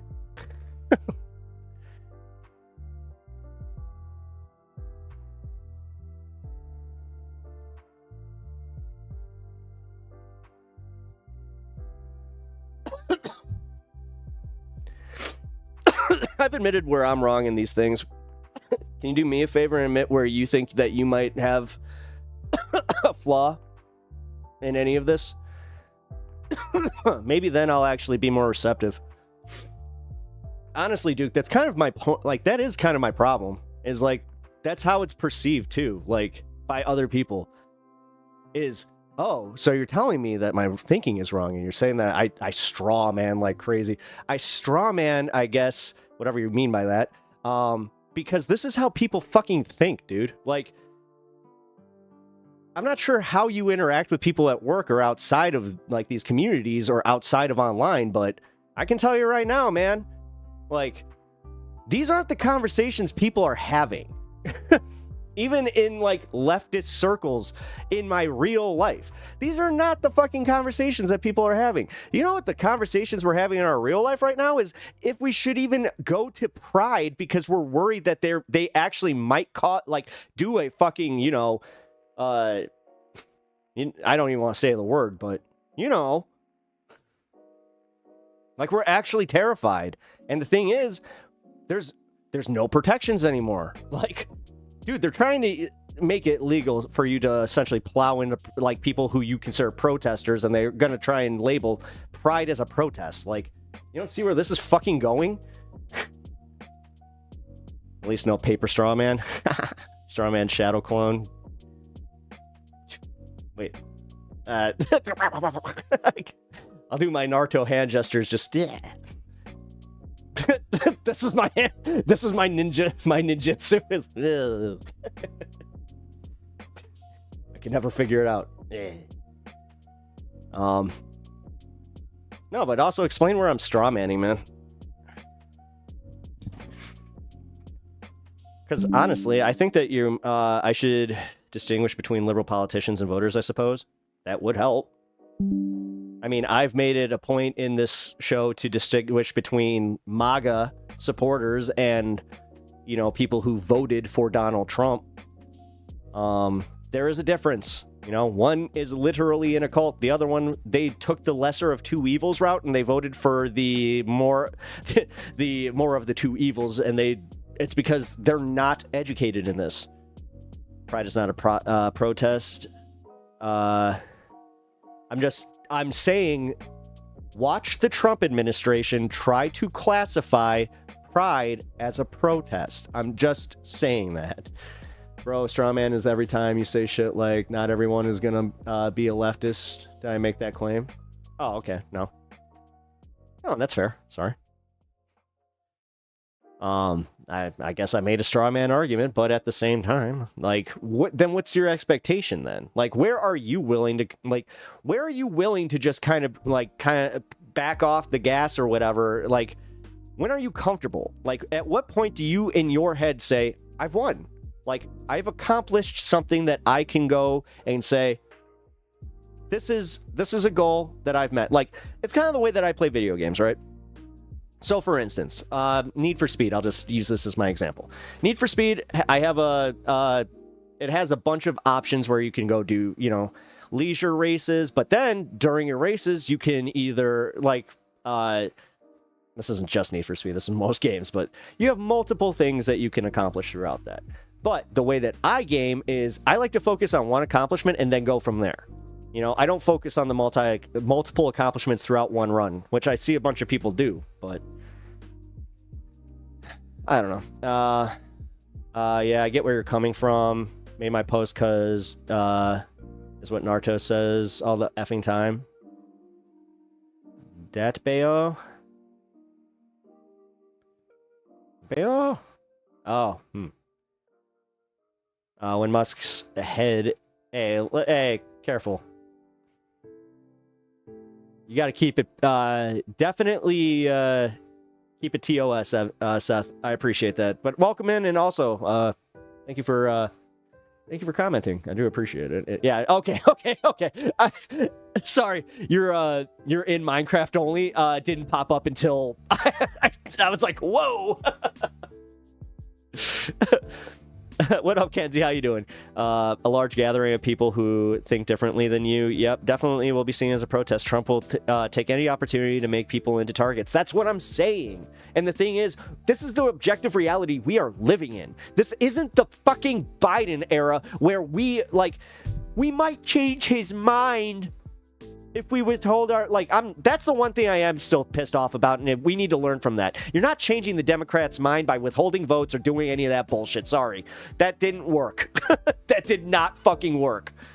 All it did was it put us into this fucking mess even deeper, or it could have contributed.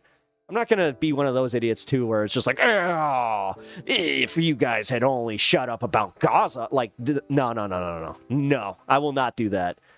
I'm just saying that it did not help focusing that hard on it. I'm sending extra thoughts directly into chat's brains, as Mike Figure always says, so you know what I really mean. Hey. That's kind of funny, actually.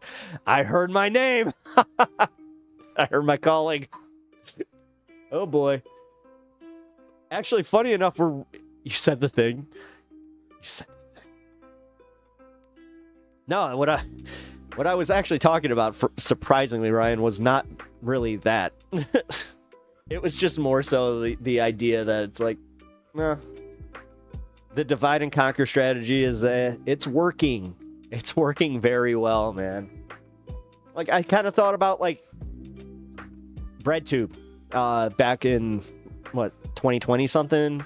Or it might have been right, like, in between the election there. But, man, like, that was the time that it all blew up. Stealth eating, all this shit. Like, on top of the fact that you had some, what I would consider really real pieces of shit infiltrate. Keffels is the big one where I'm like, ooh, yikers. But others, dude. I really do feel like these targeted fucking psyops have been fucking effective. Forehead large, hi. Hey, I got a big forehead too. What's up? How you doing? I literally used to have a high school bully. Like, if I was leaning back in my chair, he would catch me and he would get a nice little, slick palm, just whack. And if he got the nice little echo, he would do big forehead. And honestly, the only reason that I'm mad is because it was technically, that was a good one. He got me. I was insecure about my forehead. The slap that he would get on that was just like, It would echo. Damn, that's crazy. Yeah, that guy sucked. Fuck him. His name was Ryan. He sucks. I'll say his first name. Fuck Ryan. But,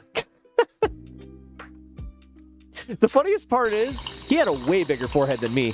Hey, thank you for the follow there, forehead large. Appreciate that. I hope that you do understand that this is high on politics and that I do lean left. So, if you followed me because of the forehead story, I just want to make sure that we're all on the same page here, because, God, I've been having a lot of that somebody took the time out of their day to say that I came here for cat content, and then I see that you're a leftist. I don't think so. You're not going to trick me. I was like, that was kind of funny. Yes, guys, I'm tricking them. In that, I believe the pro-capitalist, the right forces have a lot going for them automatically that they don't have to do to lift a finger at all to consciously cause, just exploit the conditions. Absolutely. Absolutely. And on top of it, they're doing this thing where, like, they're almost making people like, they want socialized medicine, but they want theirs. Like, they're making people more greedy. Trust me. I.e. specifically the conditions of capitalism tend to isolate us, exhaust us. The thing that I'm not looking forward to is when all these 15, 16-year-old, like, I just watched that show Adolescence, and I'll just say this much. That one made me go, oh, we're fucking cooked if they don't grow out of this shit. If they honest to God keep growing up to become like Donald Trump and Barron Trump and all these guys, I'm just gonna say, man, like, it's not gonna get better. Don't fuck me. Not without consent. Well, no, consent is everything here. Consent is cool, kids. Yeah, here in Britain, we have a disastrous labor government who are trying to turn Britain into an Islamic country. See, I don't really. Are they really trying to turn it into an Islamic country? Like, do you ever just think of it as money? Where they, like, you guys aren't producing enough, like, kids. You guys aren't reproducing enough. That's why, like, in America, we have this whole thing where people are starting to fucking freak out because they're like, oh, by the year 2050 something, it's going to be majority non-white, or the white's going to be in the minority. It's like, okay. Yeah. I don't stop. I just think that that's ridiculous. They're trying to bring in is it the Browns? Is that it? Or is it the actual, like, do you believe in the terrorist aspect of things where you think it's Islamic terror because you guys had the bomb, like the stuff happened in the subway? Barron is yeah. I don't know what that is. Oh, no. What? No. If you're into his dad, I guess. I mean, if you're into Trump and the way he looks, okay, have fun with that. Hey, Pep, I put a new few. Oh, cool. I'll check those out. When I get a chance at the end of the show. What do we got? Oh, geez, you put a few up. 1, 2, 3, 4. Damn, you've been busy.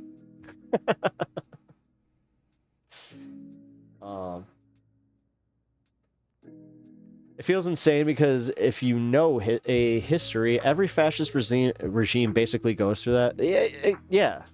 Like, Mussolini did his whole thing. Hitler did his whole thing. Fuck, even Stalin did his whole... Like, yeah. It's all... This is the reason they don't want you to know history, kids, is because the more you know history, the more you start to recognize the shit that they're doing. And trust me, they want it, like... They want an uneducated electorate more than anything, man. They want they want us fighting with each other. They want us doing all that bullshit. My friend, who I haven't talked to in a few years, or in a few months, just sent me a text with an existential crisis about turning 20 this year. It's 2 a.m. What the fuck? Sounds like your friend wants to reconnect. I don't know. Think long and hard about that one, and yeah. Or not even just reconnect. It sounds like they want to be closer to you as a friend, so take the hint. It's not like you're even trying to date. Just take the hint. Like, trust me, I did that enough where I was just like, oh, they're trying to use me, or they're like, no, dude. I had a lot of people that were just like, I was just trying to hang out. I'm like, oh. Oh, no, there's Muslims who openly talk about wanting to take over Britain, and MPs have been targeted and... because of Islam. And again, it's not yes, it's so just it's so all over the place that it's like the main thing that people are focusing on. Not just this little sub thing that you personally are like, well, I see the problem. Let me ask you a question, actually, Forehead Large. What personal issue do you have with it where you are being affected by a person in the Muslim community that is tentatively affecting your life? How is it making your life worse? And don't do any of this blanket stuff. I want an actual, like, example of, like, a neighbor or a situation like you were the victim of a crime of some kind, and maybe the feller was a, one of them Muslims, but... Sorry, I don't know why I said that like that, but... Our electorate is uneducated as fuck. That's where I've been kind of going with this... Guys, I know that I'm not... It's not going to be a very popular thing to say, but yeah, America be dumb. America be dumb as fuck. Like, dude, we are not educated on not just world politics. We're barely educated on our own politics and everyday goings-on. You realize that with all the information that we have going around daily, that people are still baseline, and I'm just going to use the word retarded. Like... They really are, man. They don't want to think past the fucking Candy Crush. You got so many people that are in the capitalist mindset of just, I need to grind, I need to do this. And then you have people that are so willing to be in that they're taking out stupid debt to keep up with the Joneses. We watched a video about that way early on into my streaming career here, where Denali... Yeah, this guy, he explained how, America is very dumb financially, and how, the ones that are actually financially literate are called stupid because they don't buy all the new stuff. They get shamed for not being just a bunch of mindless consumers who constantly buy new shit they don't need, who constantly take out debt that they don't need to take out just to keep up with this lavish lifestyle that they think they need to show people that they're doing better than they actually are, because it's cope. They understand they're being fucked, and this is also why they can't admit that the billionaires are bad, because then if they know they might lose their job, they might lose their little position in life. They don't want to do that. Hell of a time to reconnect. Oh, I mean, I've funny enough, I've actually had that. My friend she was very well aware of my orientation. Again, then she might have an existential crisis going on in her situation where she actually wants to, like, discuss. I don't know. Personally, I have not been targeted nor affected by any Muslim. I would think I would get along with most of them. Then this is something that you should really not focus on. Take that energy and focus on something else. Focus on getting more money put into your socialized medicine, because you guys even have it. The amount of conversations I have with people from the UK that shit on their own Medicare system without experiencing the American Medicare system, like the grass is somehow greener over here, need to make a trip over here and go visit our fucking hospital. Pretend that something happened, call our ambulance, and then tell me how much you love it. How much you love a $2,500 bill, and that's with insurance. That could cost you $14,000 if you don't have insurance. Tell me about how much you need to worry about an overnight stay. Do you know that's a thing with us Americans? We just had that with me and my wife. My wife had a situation where we were worried we might have to take her to the hospital, and the first thing out of her mouth was, if I have to stay overnight, that would be too expensive. Even with insurance, because we don't know. Because you also don't, it's always a guessing game. And the thing is, guy, we have some of the best insurance in America. Yeah. We have one of the best, like, plans available in America. And guess what? We still have to play this fucking game, so. You just described the loop improvement proletariat. What's that? What's that, my guy? What's that, Mr. Reader? I love the fact that I do get to play the dumb American side of this, where it's just like, I'm just reminding you, I'm reminding you guys what you think that I'm hard to get through? Just remember, I'm actually open to this stuff. Just, if you think I'm hard to reach, oh boy. Oh boy. Whoa. Whoa. I can't get this on.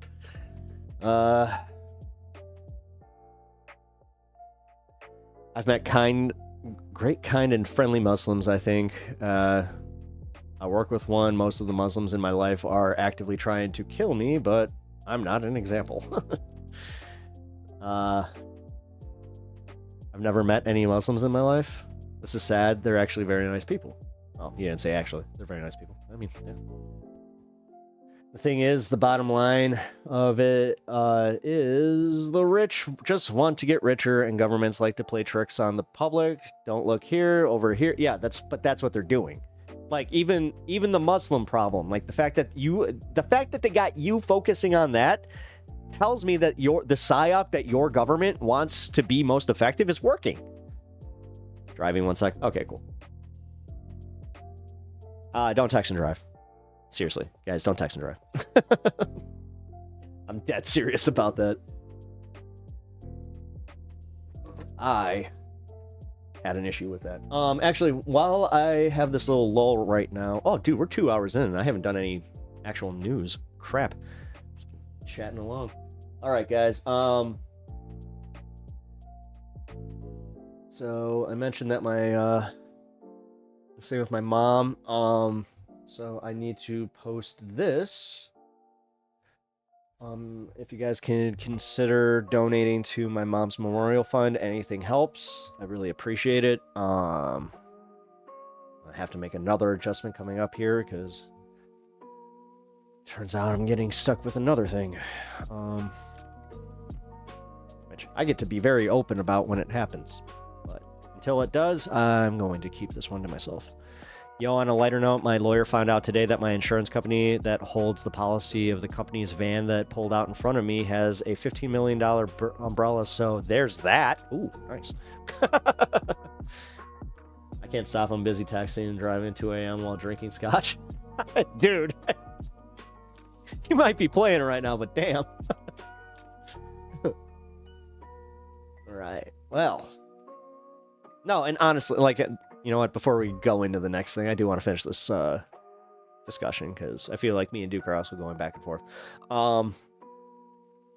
Because realistically, guys, I hope you do understand that as much as, like, dude, I agree with most of, like, even my farther, like, leftist viewers here. I do. Like, I want that way of life to exist. I want to go into...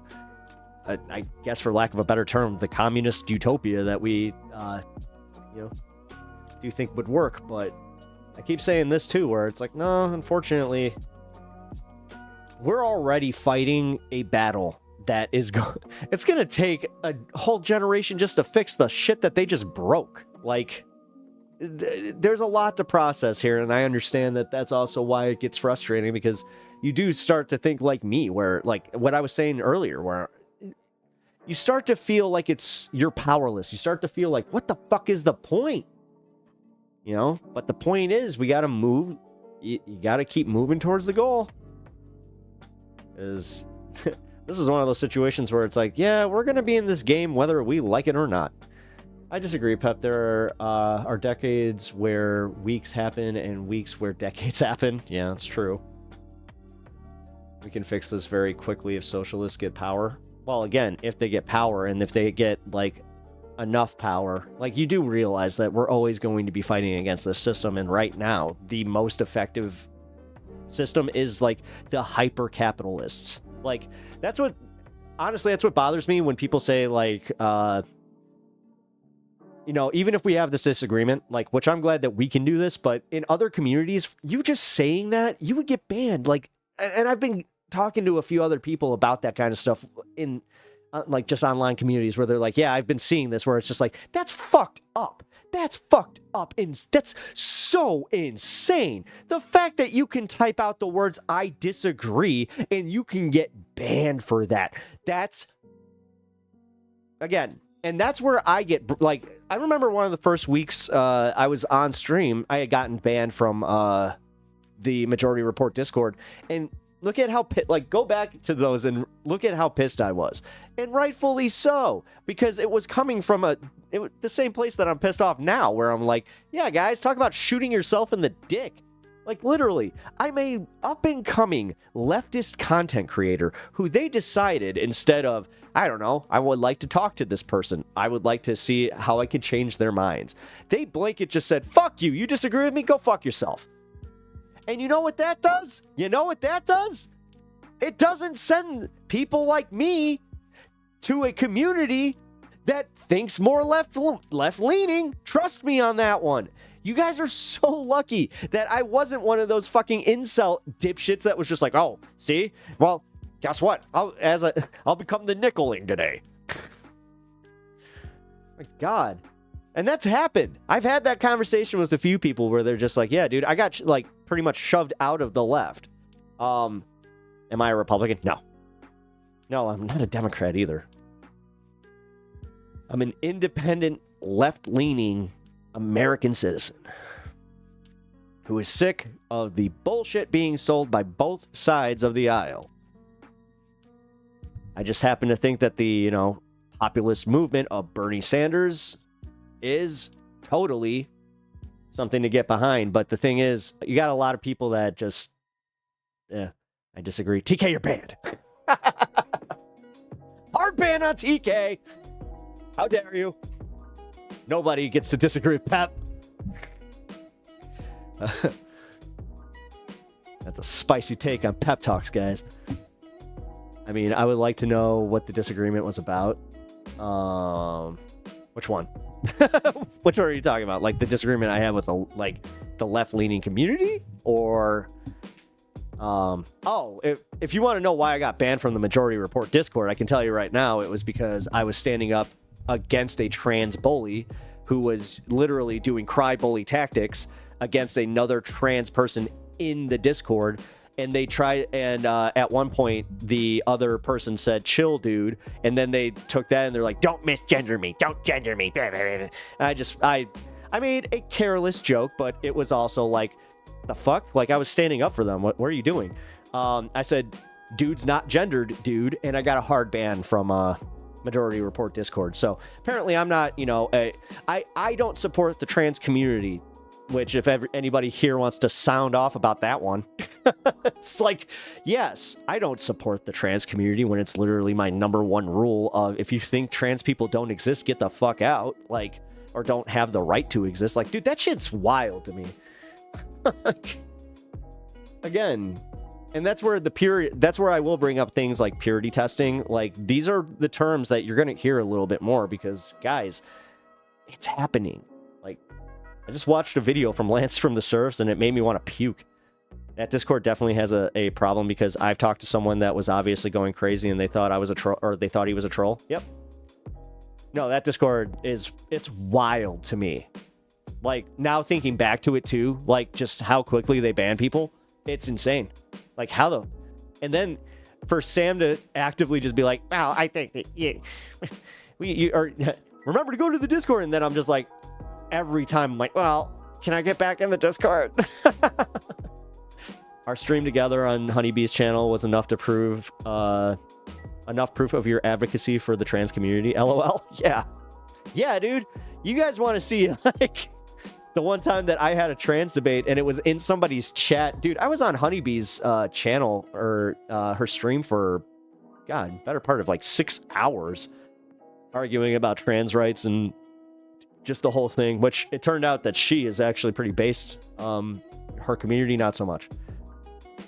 That's someone, dude is not gendered. That's someone that's, that is, or do you mean as someone, dude is not. I know! I got that joke. I stole that joke, admittingly, from my trans friend who said I could use that. And I was like, I get to, actually, just another aside. Do you know how often that happens where you get the pat on the back where they're like, you can use that. And then it comes up and you're like, it is time. And then you use it and you get banned. You're like, ah, my time has come. Damn it. Yeah, that was wild, dude. I still can't believe that happened. As someone who's, yeah, that's what I thought. No, her moderator's not at all. Yeah. Well, the fact, whatever. I talked to her a little bit about that. She made her mods because they're active in her community a lot.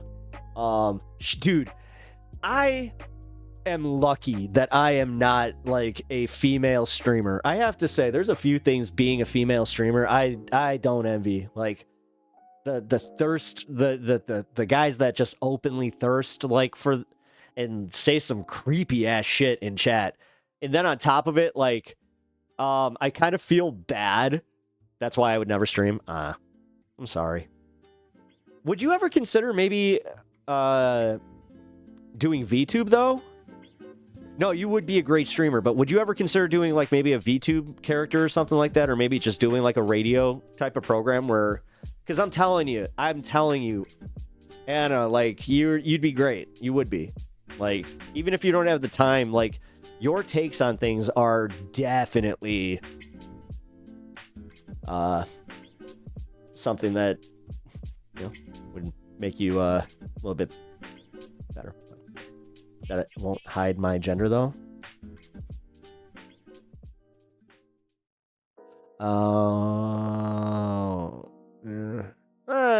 You could V2. No, actually, you could. I just thought about that. No, you could. You could use a voice. Was it a voice modulator? Oh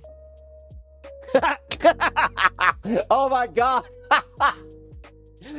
And you need to do a show that's done in the format of oh my god, what's it called? Witness protection, where you're like blacked out, and you just need to be like this. It doesn't even matter. You don't know the gender at all. Like, you just, oh my god, that'd be really funny though, because with the I'm thinking of the way that you actually we would get full educational moments. We need to extinguish the capitalistic. Oh my god, dude, I would watch the shit out of that.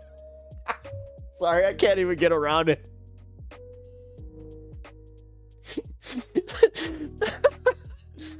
I think we really did just figure out a new format of streaming. Like, if you can try that on Twitch, number one, if you make lots of money with that, then come on, you gotta know who set you up with that. But for real, consider that we gotta figure this out. Don't let the wrong people put you off streaming. No, for real. People suck, and that's why I think that doing comedy, I've mentioned this before, but like actually going out and like doing comedy in the real world set me up for this, where I was just like, you think your mean comments get me? Okay. I've had the threat like to meet me in the parking lot, and the guy showed up. So I was like, ugh. Oh, it is West Coast 420. Let's celebrate here. Cheers.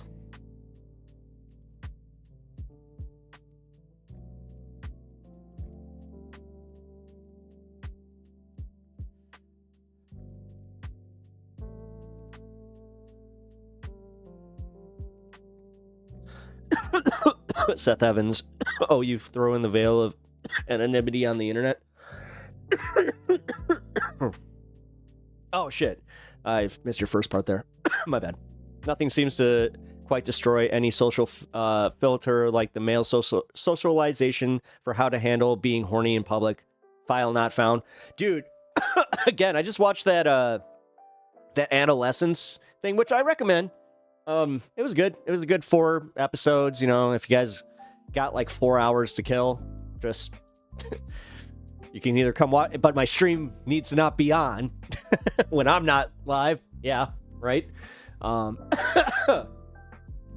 yeah, actually thinking about it, that would probably go into a lot of copyright laws. Wait, for what? I can actually help with that. There's an AI voice modulator that can get character voices to sound extremely real. You can get legally distinct. I do know that.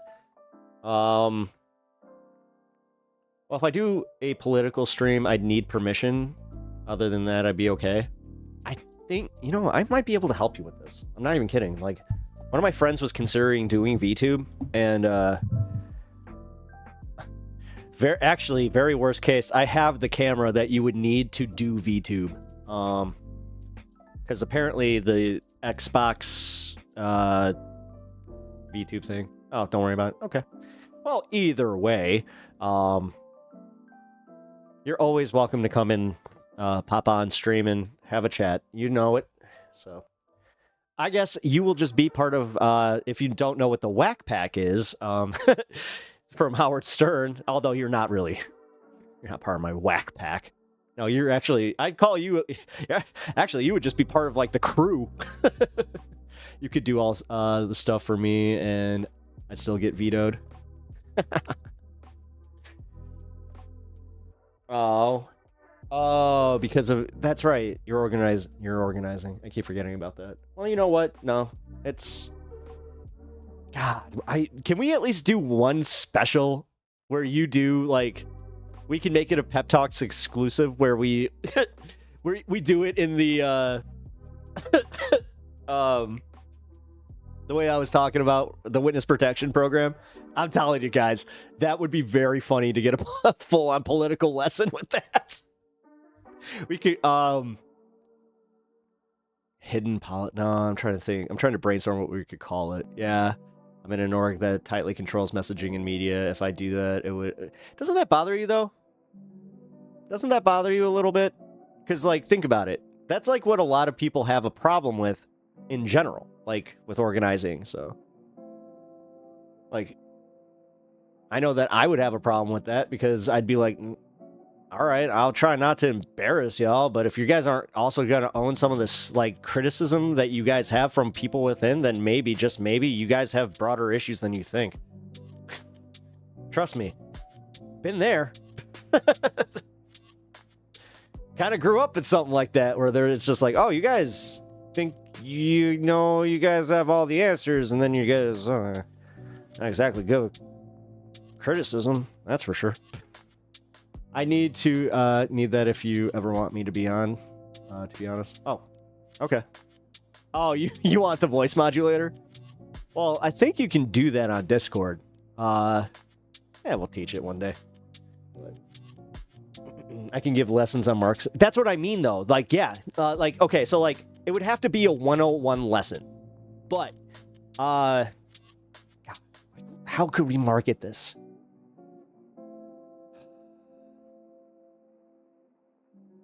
Nah, because you don't want to use the term kidnapped.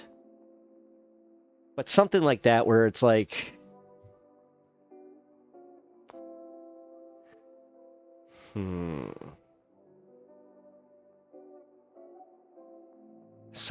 Censored? No. I'll brainstorm this one as we go, but... That or, I'll do something auto-tune, goofy enough. I stuffed Pep in a basement for an hour. Don't worry, he's got her. He's okay. The funniest part is, one of these days, I swear to God, if I ever do need that, and you're available, I'll just be like, hey, can you, like, take over for, like, an hour? It's like, yeah. I'll leave stand for you. You know, you guys can technically have chair stream in the corner, but it's like, no, this is the Anna hour. Hey, I like how I'm actually setting this up. This works. And now I'm like, ooh, wait a minute. You're telling me that I could actually have somebody that I could rely on there? Oh. I have, like, a super, super reliable network of editors. You included, like, you being included in that, but having somebody that could literally just be like, hey, can you give a lesson about something for, like, a half hour while I go take care of this? The Anna hour sounds like a doctor. It does. The Anna hour, Twilight of the Cybermen.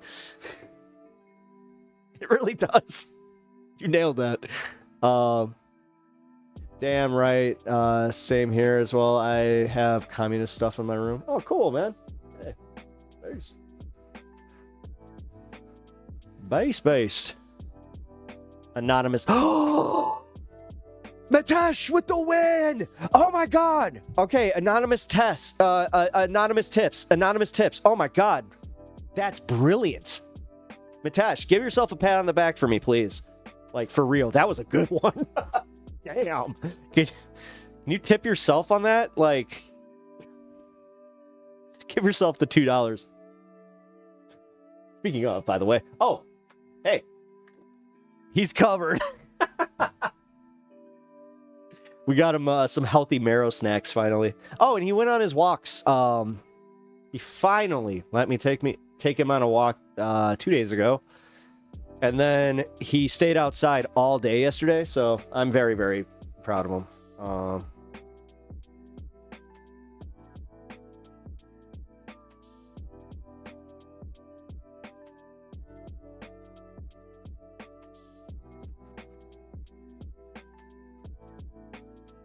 Tips. Seriously, Anna. That is a great name and a great concept that we're gonna, if you're cool with it, I would like to workshop this a little bit because that could be fun. Like, I know you're not trying to like make it in any way, but yeah. Anyway, sorry. What am I doing here? That was a weird. Wait, how does it end? Oh wait, shit.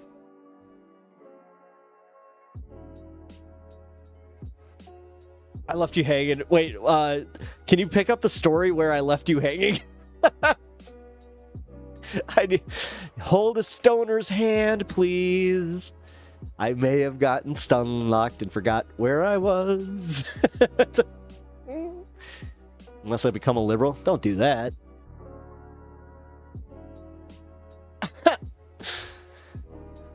I forgot where I left off, though. Dude, that's like becoming a staple of this. It's just like, hey, who wants to help Pep? Who's gonna do it? Oh, man. Also, all right, guys. I think that we can just go for it.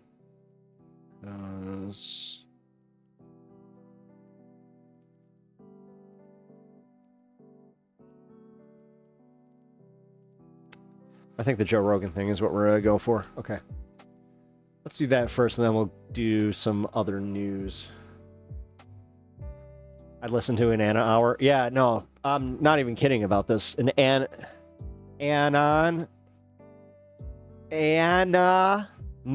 Oh my God, this works. This is ours. Nobody listening gets to take this. This is ours. Sure as shit, somebody like starts this podcast and it becomes like the biggest thing. It's just like, no!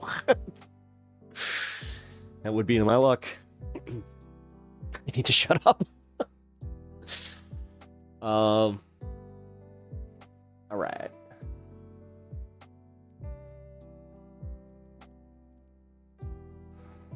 Let's go for the Joe Rogan bit here. All right, so it seems like Joe Rogan is finally breaking from Trump, at least in the way that he's seen through some of the BS that's going on, which I know, surprised, because you know how Jamie does his thing where he's just like, I don't think that's actually what's going on. Well, he did us a real solid by bringing it to Joe's attention that he might have gotten this whole deportation thing wrong, and all of a sudden he kind of changed his tune. So let's take a look at that. That's horrific. That's a real thing. Joe Rogan sounds the alarm on Trump possibly deporting innocent people to El Salvador prisons.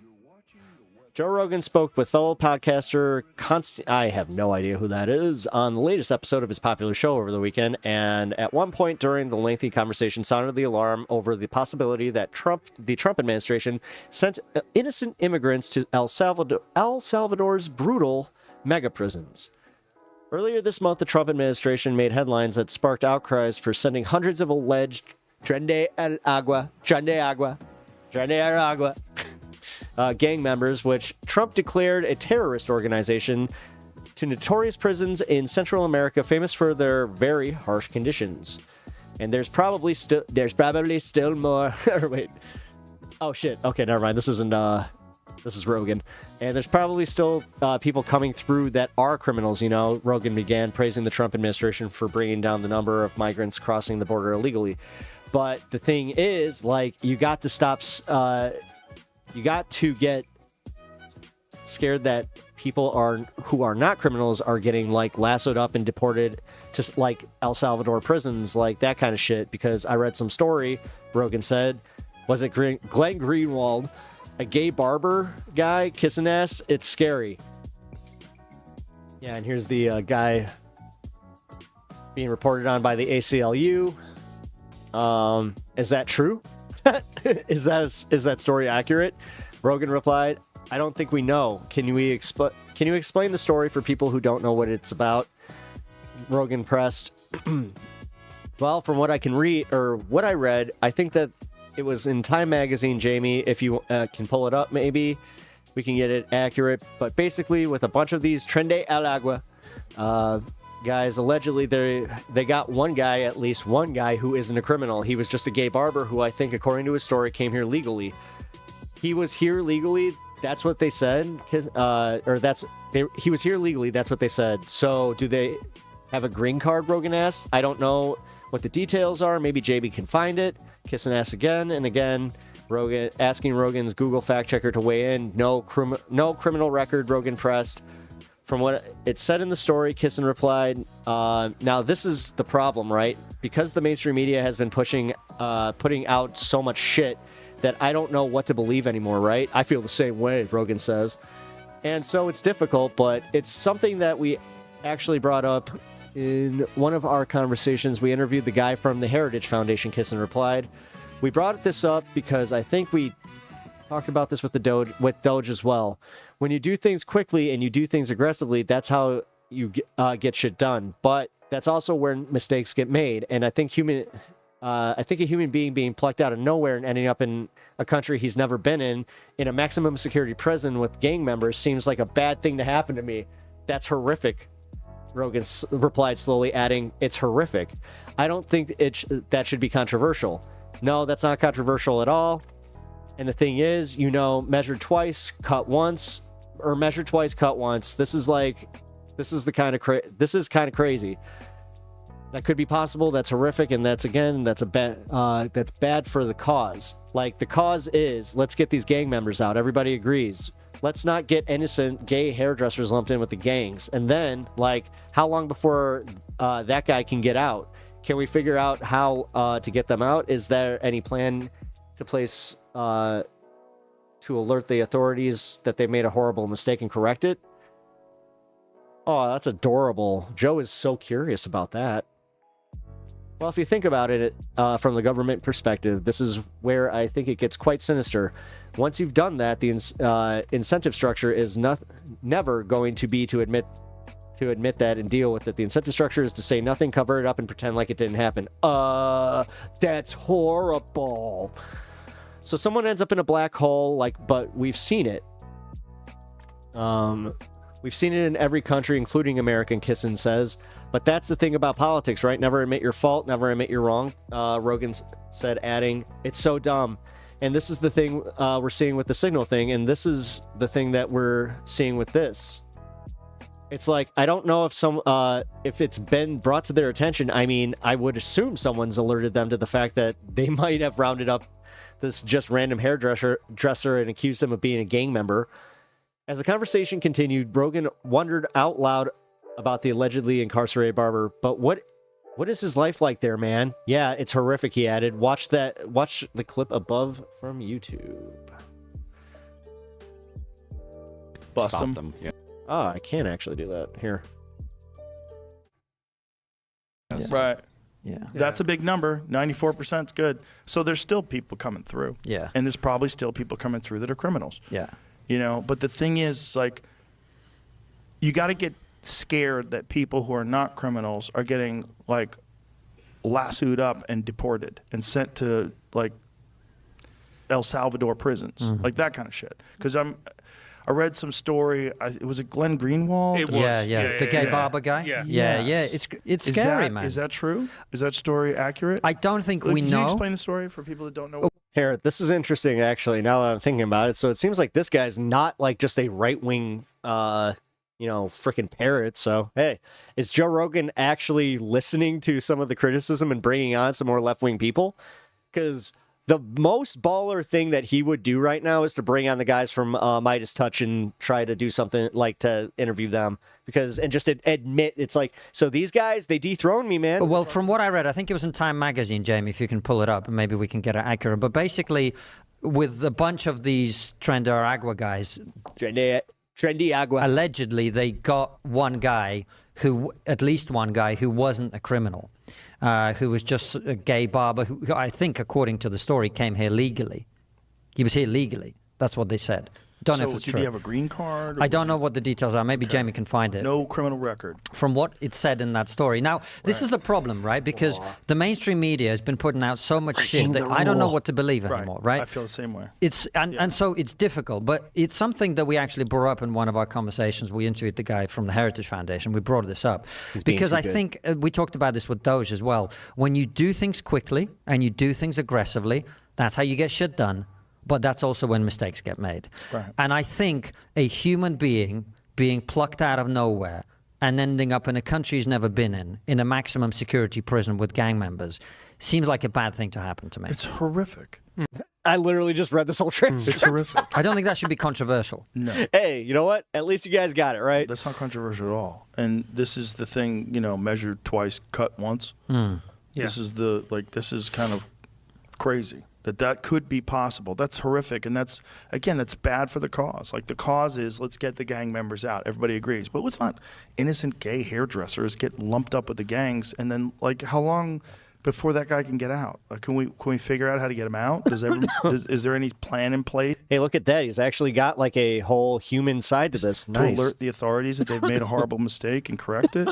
Is that my own video? That is my own video. Well, if you think about it from a government perspective, and this is where I think it gets quite sinister, is once you've done that, the incentive structure is never going to be to admit that and Hasn't Joe been shilling for mass deportations for a while now? No, not mass deportations. deal with it. The incentive Trust me, dude. I'm not. As much as I want to mischaracterize him because he jokes a lot about it and like he has had a shitty turn, no, he has had that thing where he is one of those idiots that really believes that it's just the illegal. It's gonna be just the illegals.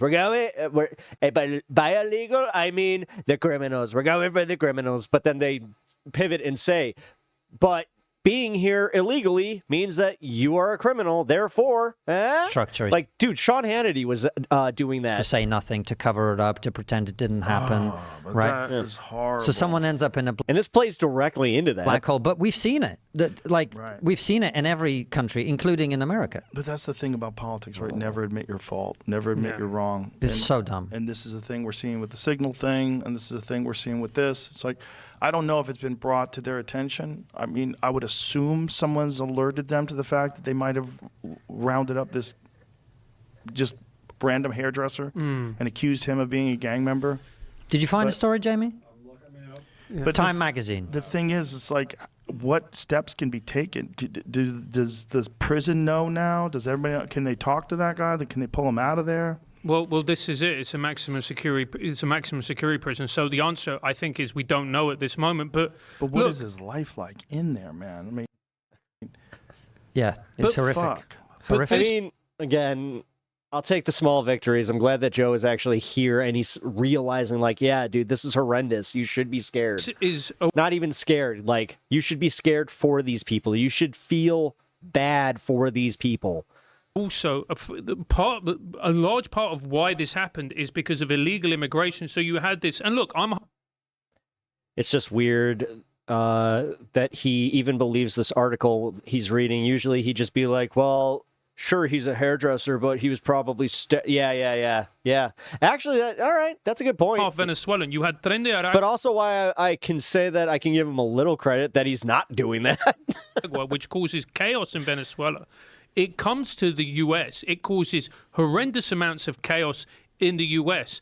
And Hearing that's Joe awful. have empathy But for also concentration as well camp is people an is ordinary, jarring. decent, hard-working Venezuelans who all they want to do, their entire country has gone to shit, who have come here legally. They just want to work. They want to get ahead. They have jobs. They just have got families. They're trying to make ends meet. And all of a sudden, all you hear is Venezuelan does this, Venezuelan. Yeah, and then again, you have these plainclothes officers with frickin' masks on, just locking people up and not identifying themselves. None of it. And they're locking up fucking citizens and people holding green cards. Like, Does that, and you're like, that is a problem. Oh my God, man! You know, and it's all because they have these quotas that they'll never. It's not about them not being able to find the criminals to fill these quotas. It's that they don't exist. Not enough people are criminals to even fit the numbers that they have held their standards to. All of us with that brush. Right. You know, I was walking in New York and I saw this group of this Venezuelan family, and they were there begging for money and for whatever else. And maybe it just hits harder because, you know, they're from where I'm from or where my mum's from. And you just go, it just tarnishes all of us with the same brush. Right. When the reality is, like we were saying before, most of them are just good, decent, hardworking people. Right. But because Well, this also plays into the Muhammad Khalif thing. you don't have checks and balances in place, because you're not letting people, you're not vetting people, you're getting the worst of society. And Yeah, this is important. I mean, if Trump was actually serious about stopping illegal workers from coming in, he'd go after the Americans who are effing employing them. the worst of society It's not the workers, though. gives everybody else a bad name. Like, dude, Gives everybody a bad name, but it also he's going after the bad hombres. So you have to wonder why that's being tolerated. Is that being done on purpose? Do you want more crime and more civil unrest? Is this part of your goal? Why else would you do this? Why do you want to disrupt society in this way and allow this to take place? Allow the Oh my God, he really is just a child. possibility Why would Trump do something like this? of some I don't understand. Daddy Trump, he usually thinks about things. sort of a gang attack or anything horrible to happen. What is this, Janie? Oh, this is it? There's one in Okay, Forbes as Time. well, Jamie. This is in from Time Forbes. magazine. A photojournalist was on hand in El Salvador as prison guards beat a man who is likely to be Andy, a gay Venezuelan barber makeup artist who is seemingly falsely accused of being a gang member and renditioned by the Trump administration with literally no due process. Yeah. So do they have a photograph that looks like this guy? Is that what a young man sobbed when a guard pushed him to the floor? He said, "I'm not a gang member. I'm gay. I'm a barber." I believed him.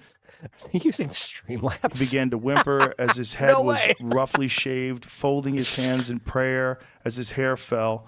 He asked for his mother and cried as he was slapped Seems like they again. are. Jesus Christ. Yeah. I sent you the Forbes story, John. You're fine if you can forward it to Jamie. Maybe he Oh, you can pull did? it up. Yeah. Okay, Yeah. sure. And it, Fuck, man. yeah. I don't know. Did Glenn Green Hey, look at it. write Like, it for sure? 'Cause that's the maybe he'll actually be like, guys, have you seen this shit? This is wild, and this is on Trump, man. Maybe those leftists aren't so crazy, man. Glenn commented on it, That's how but I there was- is a Forbes Yeah, story I that I sent. found out about it from Glenn. Yeah, yeah. It's just, you know, it's awful that, you know, because you put your Well, I like how people like Glenn Greenwald, of all fucking people, who wanted Trump to win, are now kind of now they're walking it back. They're like, ah, shit, maybe I fucked up. self in Maybe I hedged my bets with the wrong, side. Oops. that person's I mean, even dude, Anna Kasparian in the last few weeks, apparently, from just the content that I've seen of her, and also a discussion I had, it seems like she's even starting to walk some of this stuff back and not play into the whole right-wing narrative that they want, that originally she was playing into. shoes. Yeah. And Like the last time she was on Piers Morgan, she pushed back a lot. Jamie.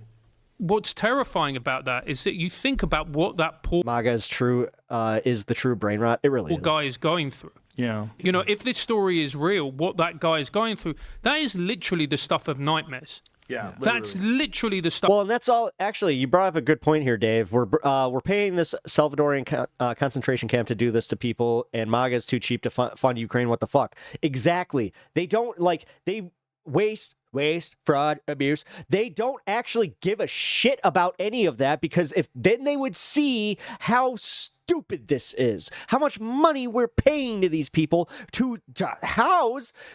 Like, again, think about this. We're not even doing this where our private prison industry could even make money. Like, you want to get really wacky about this? Like, this is the ultimate shoot yourself in the... Who wins? Who wins? Nightmares. You have no recourse to any type of justice. There's like, is this part of their game? Do something so insane that it makes absolutely no sense, so both sides are just like, what? no due process. You get rounded up. You then get kicked out of the country. You're in a maximum security prison with some of the most vicious gang members. What to know about Andri, 31-year-old makeup artist, falsely deported to El Salvador prison, lawyer says. Immigration attorney say a gay Venezuelan makeup artist seeking asylum in the U.S. was wrongly detained as a gang member and deported to El Salvador, a case becoming a flashpoint in the debate over the Trump administration's deportation of hundreds of migrants to a notoriously inhumane El Salvador mega prison. So again, it's hard to know. It's hard to know what's real and what's not real. But if it is real, this is fucking horrible. But if you think about it, Joe, like I say, if you're rounding up hundreds of people, mistakes are going to get made because everyone's human. 100%. And you then have to have a system, I think, that allows you to amend and make adjustments for that. Called due process. Yeah, absolutely, and it can't be It's almost like we should be following these rules. You know, it's like they made this thing called a constitution, and then they kind of established how, you know, this thing called due process works. Weird. In the sand and No. pretend it didn't happen. No. Yeah. And this is the trouble Shit, you gotta go. with All government. The incentive structure is all wrong. Like, to admit that is now embarrassing, That's crazy. right? Take care, Ryan. Glad that you could join. And it's scary. We have the same problem in the UK in terms of the illegal immigration. And if we ever get a government that's going to deal with that, we're also going to have to remove a lot of people who are there illegally. They shouldn't be there. A lot of them are. And, you know, like I said, we had a report that shows they're way more likely to commit sexual crimes, way more likely to commit violent crimes, they're way more likely to commit all sorts of crimes. We are going to have to remove them. But you have to do it in a way where there's due process. And Was he not talking about, like, white crime in America? respect Are they for trying to? This myth that, like, immigrants commit crime at a wider range than any, you know, native white. Remove them like, in what? England? No. At all? No. They're Okay, this guy's kind of a dipshit. saying they are, but they're not removing them. Interesting. Yeah. So the mistakes like that Take back what I said. I think this guy might be a right-wing dipshit. have to be corrected if you want reasonable people to be on board with you. Correct. Yeah. Correct. Yeah. If you want, you know, compassionate people to be on board with you, you can't deport gay hairdressers seeking asylum. That's fucking crazy. And then throw them in an El Salvador prison. That's not even his country. right. You deport Exactly. people back to their country. Right. It's nuts. It's just, what was the story with the student that got arrested for writing an op-ed piece? Oh, here we go. Is that the Khalil guy or No, the woman. Is that the girl from the Korean girl from? Is that the Korean girl from Columbia University? I don't know. Korean? No, that's a different one. There's so many of them. There was a woman who got arrested. All these people getting disappeared. Smoke another cigarette with you, Mr. Rogan. For writing some sort of Fucking a A. thing. This is a Turkish student at Tufts University. Latest Palestinian supporter swept up in U.S. crackdown. right? What did she get arrested for? Have you seen this one? No. I saw it, but I haven't delved into it. Joe, sorry, could I have the lighter, please? Yeah, sure. Thank you, mate. She engaged in activities in support of Hamas, a foreign terrorist organization that relishes the killing of Americans. But the department did not provide evidence of that support. Right. What does that mean? Yeah. That means that they picked her up and that they don't have evidence of her supporting Hamas the way that they say they do. Hey, weird. I heard Maybe she you should wrote be some more alarmed piece about that, bud. On Israel. Yeah.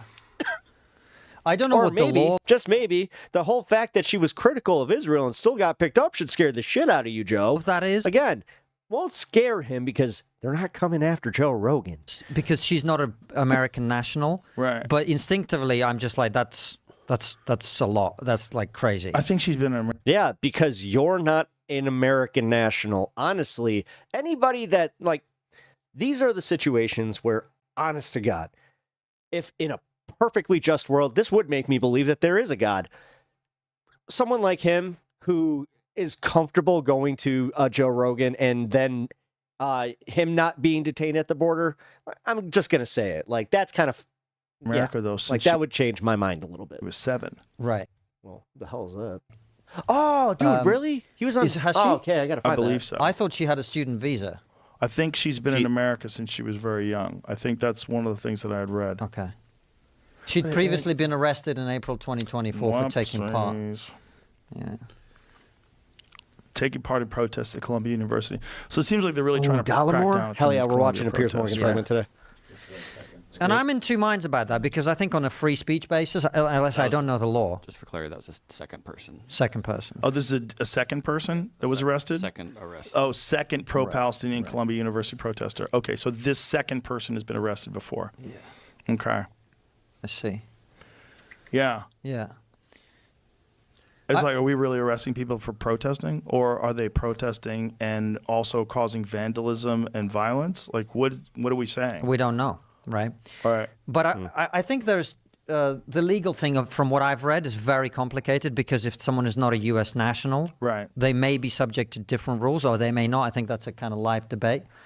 No, they're not. See, this is the part that pisses me off about guys that go on Joe Rogan like that. Because what just happened right there, that's the information that's going to be taken and repeated. Not the fact that he was just like, is that what it was? Is that what it was? I don't know. Was it actually that? I'm very confident that it was that. Jesus. Freaking Australian Ralph Macchio over here. God, never rooted for Johnny to freaking bully him so hard. Sweep the leg! Put him in a body bag, Johnny! Anyway. Well, it was a little refreshing to kind of see Joe Rogan almost changing his tune, but then, I don't know. After reading the transcript and watching it back, it's like, that wasn't as much of a shift as I thought, so... take the W's you can, so... All right. We got through the Joe Rogan bit. Woohoo! Hey, guys. Can you tell? Can you tell exactly what I've been searching for? Pep needs a new desk coming up here soon, because I think I mentioned it, but... I have a broken leg.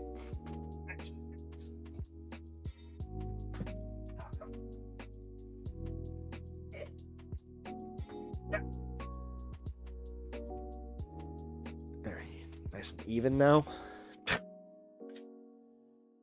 I feel like I'm at a Chili's and I got the wobbly table, so I'm just like, I gotta go get my sugar packs. It's like, give me a second.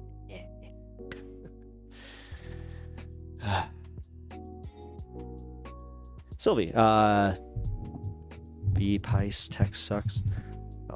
It's messed up how we dismantled their public service and handed it over to individuals, instantly creating an extreme wealth disparity, instant oligarchy as soon as the USSR fell. Yeah.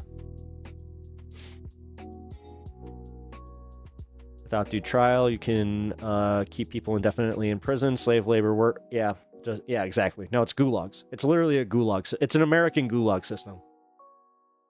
Like, don't ever feel superior to the Russians because we don't do gulags. Welcome to Joe's apartment. Thank you for the $2 donation, Matash. Here.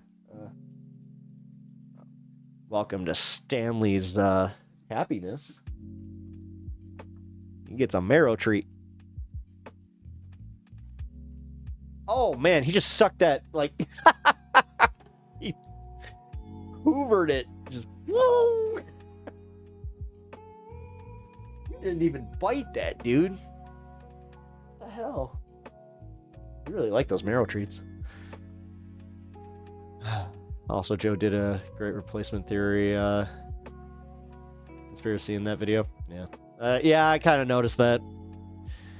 Man, he really is getting like that. But again, look at who he's playing to. It doesn't make any sense anymore. Them saying that pro-Palestinian equals pro-Hamas, yeah.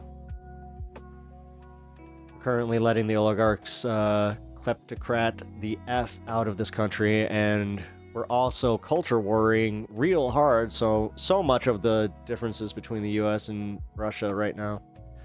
Yeah. You mean US literally does copy and paste Russian laws by now? Well, I mean, the fact that, you know, my Donald Trump, I make my truths at a very specific time, 3 a.m. I always gotta poop at 3 a.m. I know, it's like clockwork. I appreciate it. At least you can say this about me. I'm very regular. But then you think about it, and 3 a.m. is what, 11? It's like 11 a.m.? Or 3 a.m. is 11 p.m. or 11 a.m. over in Russia? 11 a.m. That's what it would be. Right? Or p.m.? I don't know. What's the time difference? Either way.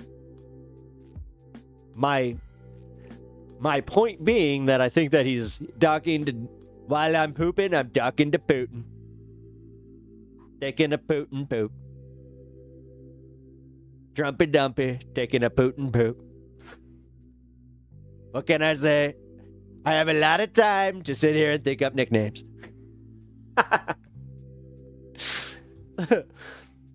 Sorry. I'll apologize for that one just because it was a little gross. It's just you.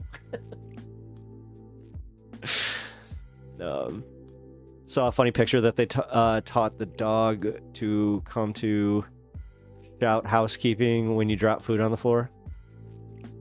That's cute. Our leaders are kind of dumb. Most of our laws are taken from other countries and other cultures. Well, yeah. I mean, I think I've mentioned this multiple times. I was watching Adolescents, and like at the very beginning, when they arrest the kid, we literally based our entire police system on the UK's.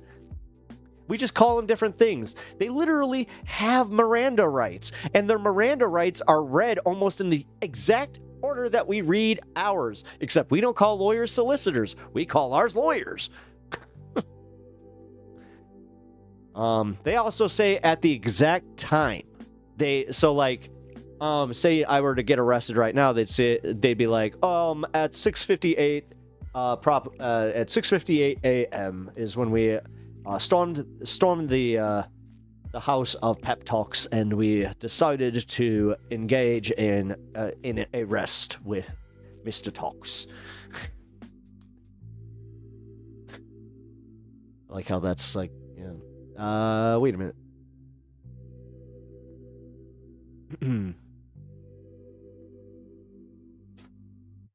Pooping out that poutine, talking like Putin. Didn't you guys know? I like that new guy, Mark. What's his name? Mark Carney. Mark Carney. Very good guy. He's not technically he's a liberal, but he's not as liberal as the one that my wife really wants to fuck. Wait a minute. I'm talking. I meant Justin Trudeau. I delete that.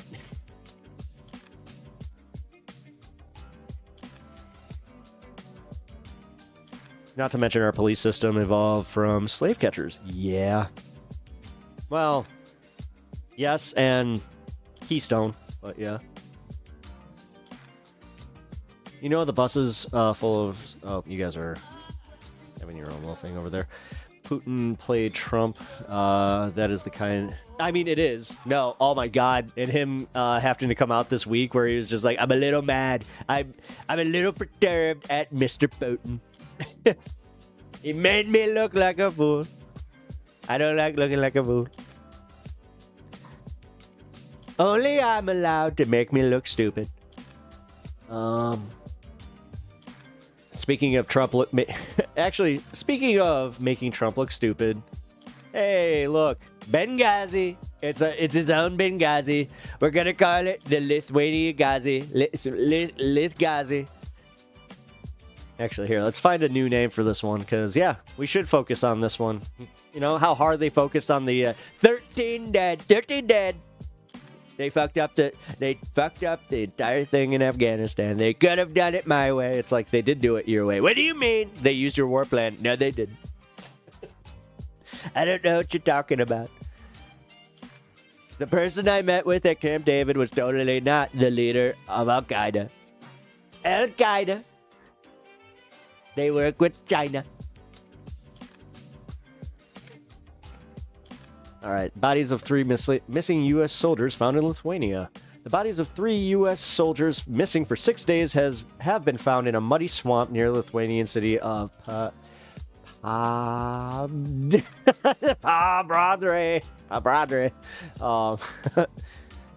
I like how I had to like rev that one up like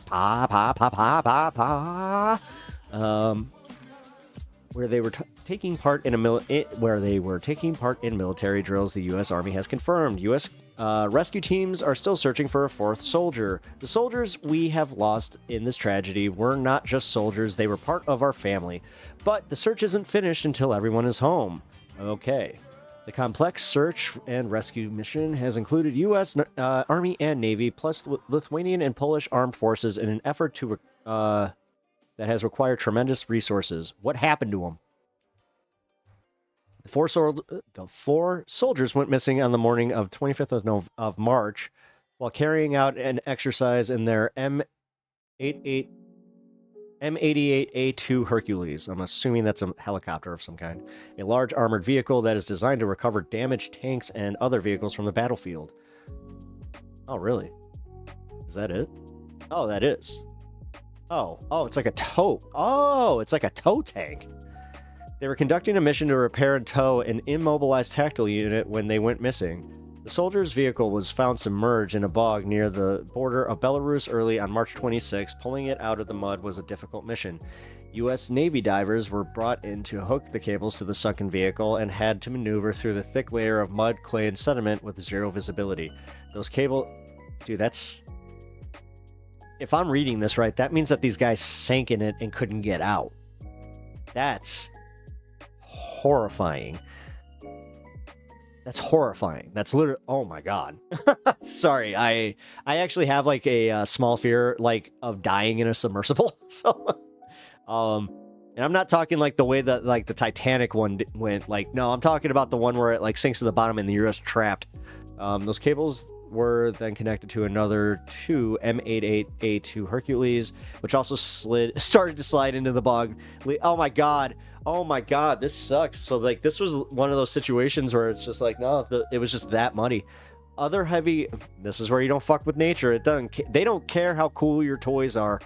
Mother Nature will just be like, nope, mud. Other heavy construction equipment included excavators and sluice and slurry pumps that were brought in, as well as a technical expert, and several hundred tons of gravel and earth. On Sunday, soldiers, military commanders, and Lithuanian defense forces attended a mass that was held in the capital city of Vilnius. I'm assuming Vilnius? No, Vilnius? I don't know. Lithuania mourns together with the American nation. Please accept our heartfelt condolences. Blah, blah, blah. Please accept my heartfelt condolences as well as those of the Lithuanian people.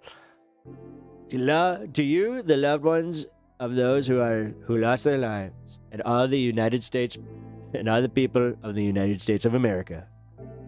Donald Trump said. Lithuania is a NATO and EU member. Is based more to 1,000 American troops stationed on rotation. The identities of the 4 soldiers who were assigned to the 1st Armored Brigade team are being withheld till they inform the next of kin. So whoever Trump was just speaking to, he didn't actually know who he was speaking to. They had deployed to Lithuania. No, they did. As part of an Operation Atlantic Resolve, in response to Russians' invasion to Ukraine. Their home base is Fort Stewart in U.S. state of Georgia. The U.S. Army and Lithuanian authorities are investigating the cause of the accident. Well, interesting.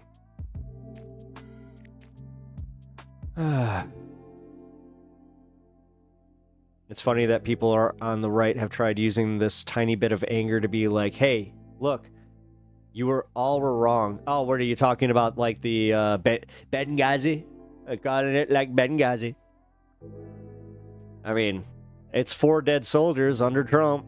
I mean, if they want to play these semantical games, this is the problem, like, that I have personally, too, is at what point, like, because you do need to meet stupid with stupid, and sometimes you just need to out-stupid stupid. But I'm not sure if you're out-stupiding stupid with things like, you know, taking the I did that stickers and putting them on eggs and shit like that. I don't know, because I've always thought that that was stupid. Like, when they were doing that with Biden, I'm like, you guys don't understand how gas prices work. And then I see it with the Trump stuff. I'm like, you guys don't understand how gas prices work. It's like, oh, shit. There's idiots on both sides. Hot take.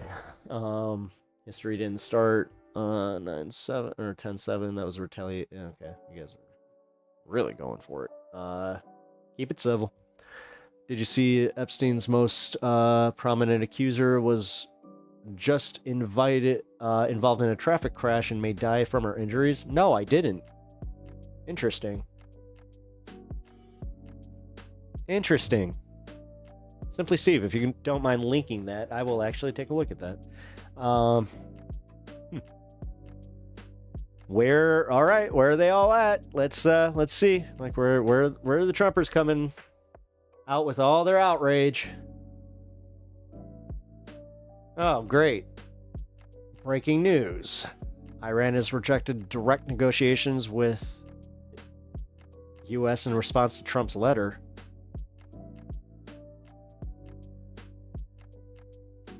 جوابی هم که مقام معظم رهبری در رابطه با نامه‌ای که ترامپ فرستاده برادرم آقای دکتر عراقچی اونو به کشور عمان رسوندن و به دست رابط آمریکایی رسیده و در subtitles would have been nice. In response, direct negotiations have been rejected. اونجا هم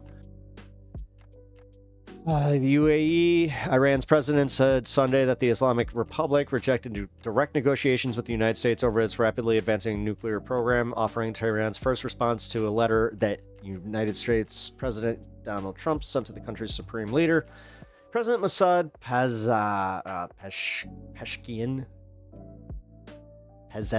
Pezeshkian, there we go, said Iran's response delivered via the Sultanate of Oman. Okay, whatever.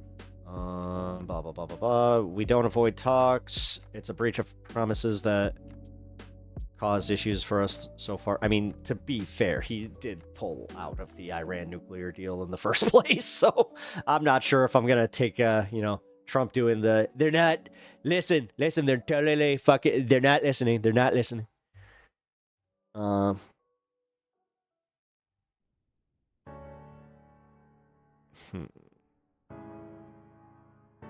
Somewhat ironically, because of Trump tearing up the Iran nuclear deal in his first term, Iran probably already has nukes. Yep. Yeah. Weird, right? It's almost like, I don't know. Trump doesn't know what he's doing. Oh my God.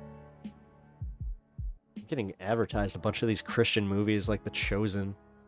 Did you know The Last Supper, the movie The Chosen, is out in theaters now? Get tickets now. You can see it for Easter. Okay. I guess I need to lose weight according to some of these ads.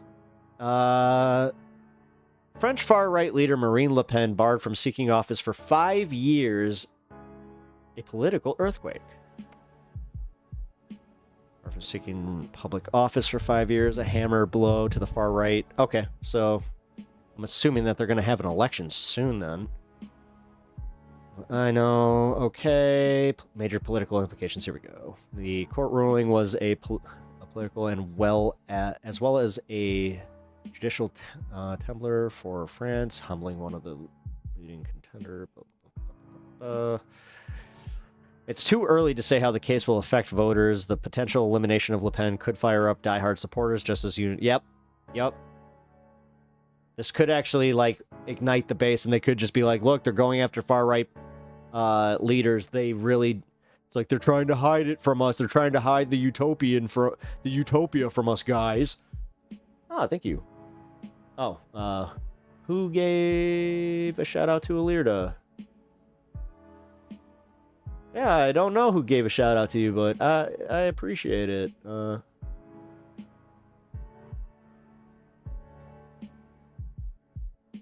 Screw it.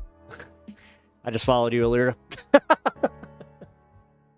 Tried to tag you. Oh, you gave a shout out instead. Yeah, that's actually kind of funny.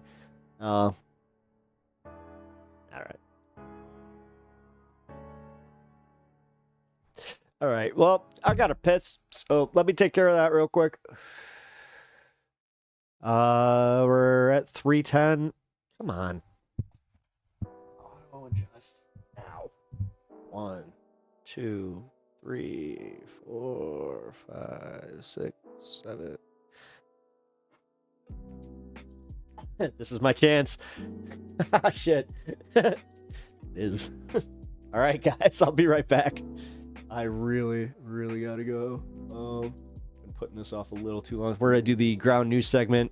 I got one more story about Stephen A. Smith and Bill O'Reilly that's pretty funny, and then we're gonna go into the Trumponomics and just where this storm is heading. All right, so stay here, and I will be right back. Ooh, I had to a lot.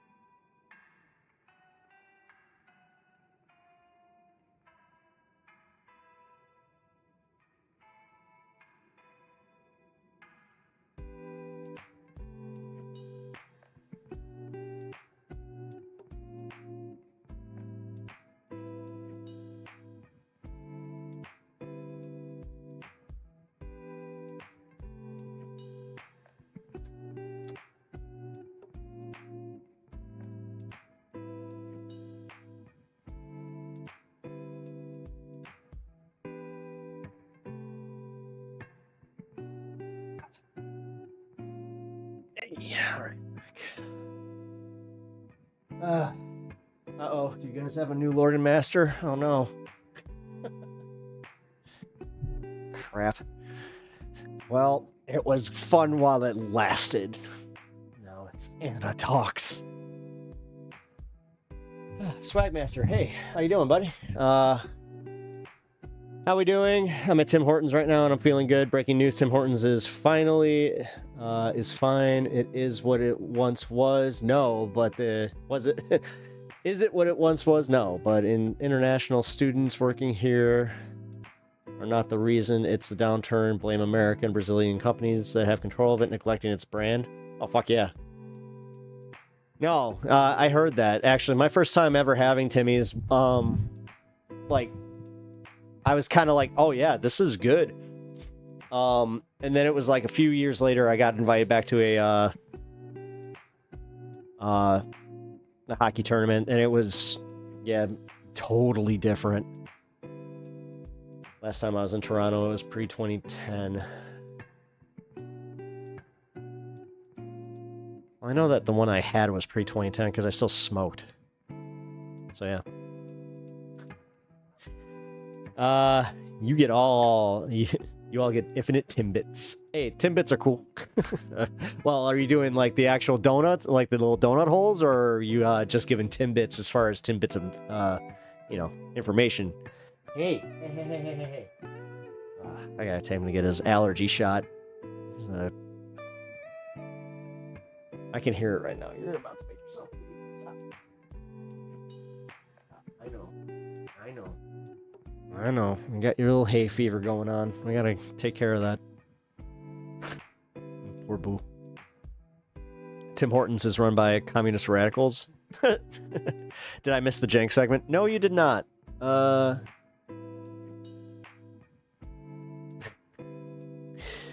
Wait, which jank segment was I doing?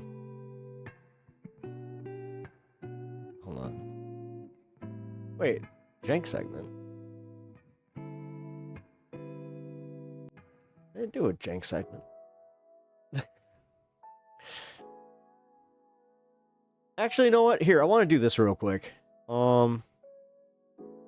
Here, Chapel Roan's getting roasted and possibly canceled, so let's take a look at this, because our favorite, you know, lady with teacher energy, who I really do enjoy her content, but she does really have, like, she dresses like seriously, she dresses like a teacher from, like, not Matilda specifically, but, like, a Matilda-like story.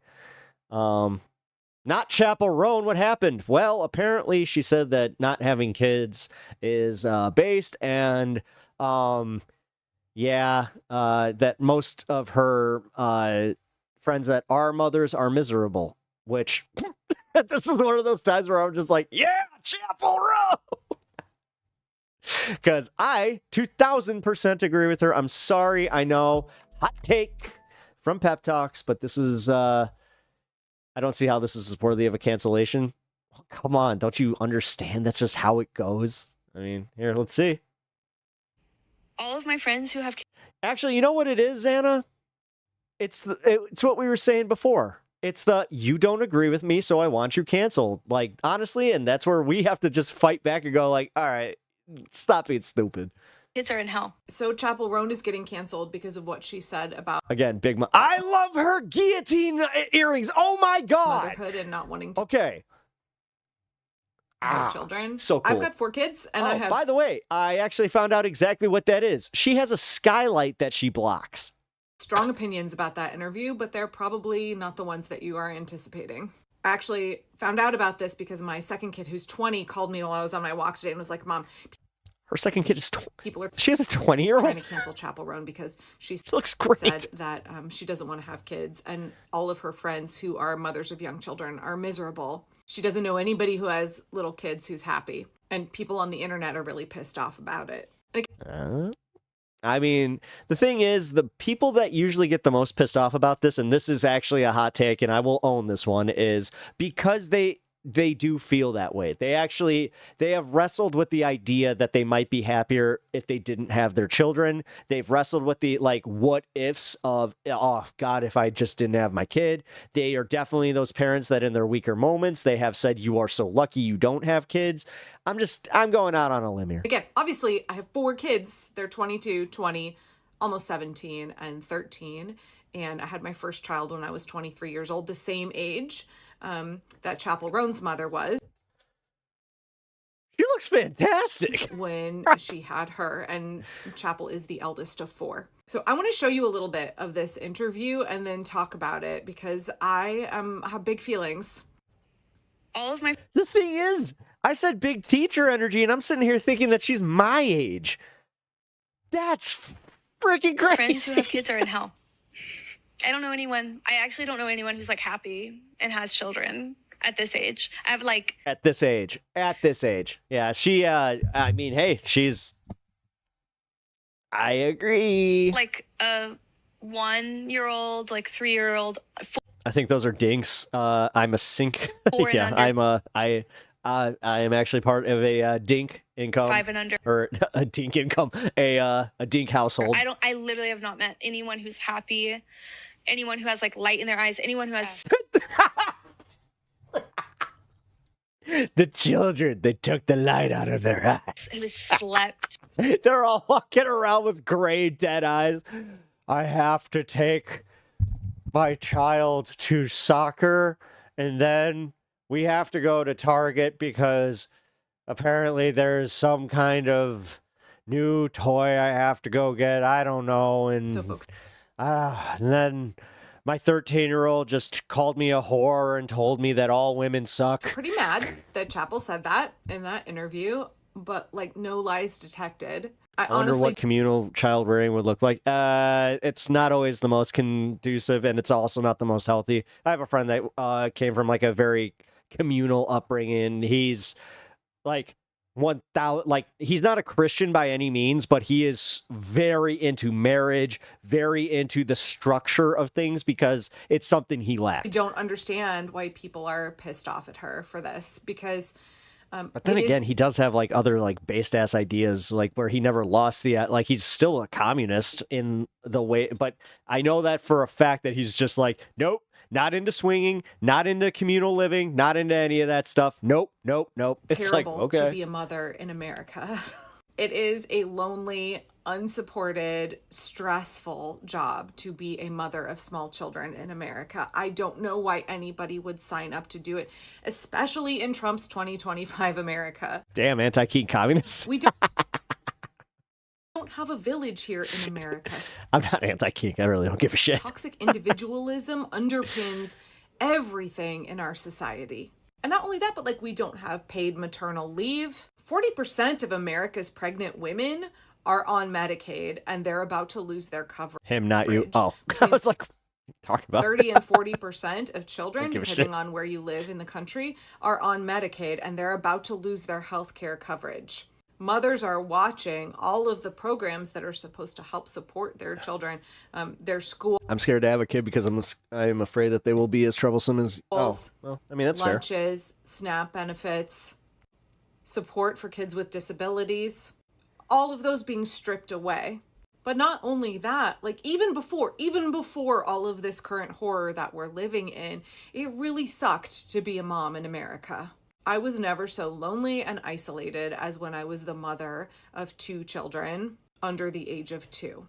And then 3 children 5 and under.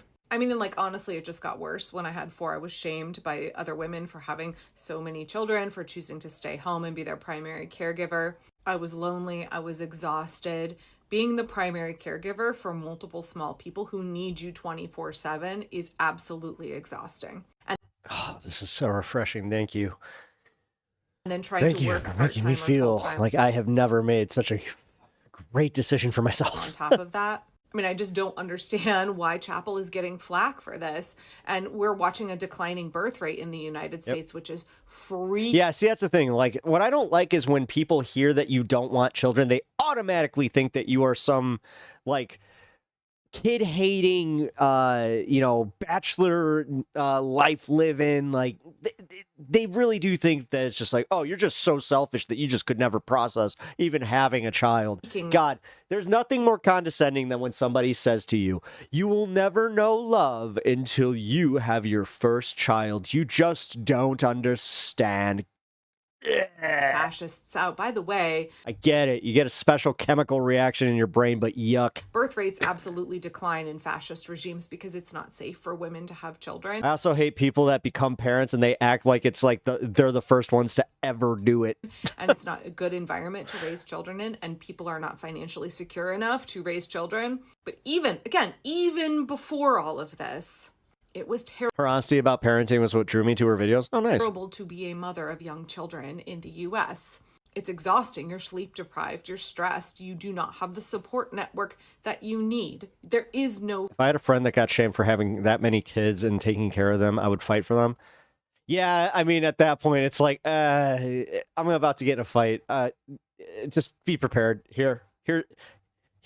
Just in case I need to get bailed out. Village. Moms are shamed no I'm matter about what to they get in do, trouble. whether they bottle feed or breastfeed, how they choose to parent their kids. We are constantly subject to ridicule, I knew as a little to boy, derision. oh, We are constantly shamed and belittled. Not to I knew as a little boy that I was going to enjoy being an uncle, and I knew I didn't want my own kids. I actually give you a lot of credit for that, because like I was the opposite. I thought like I was put here to be a dad until I turned, like I hit my 20s, where I was like, I'm so like, dude, I will never forget when I did have a conversation with one of my girlfriends about having kids young too, which thank God I like, because that's you're not thinking, and then you're also thinking like, oh, I'm gonna be with this person forever. Yeah. to mention, pregnancy is a giant strain on the body. Although to be fair, I met my wife like pretty much right after. And So childbirth is walking a knife's edge between life and death.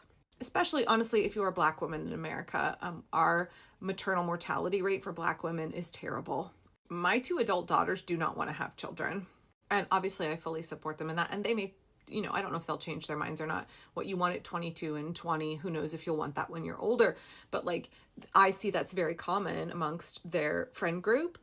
Folks don't want to embrace the vocation of motherhood. They do not want the responsibility of having a relationship that lasts a lifetime. And for the first 18 years of it, you are the caregiver. That person is dependent upon you.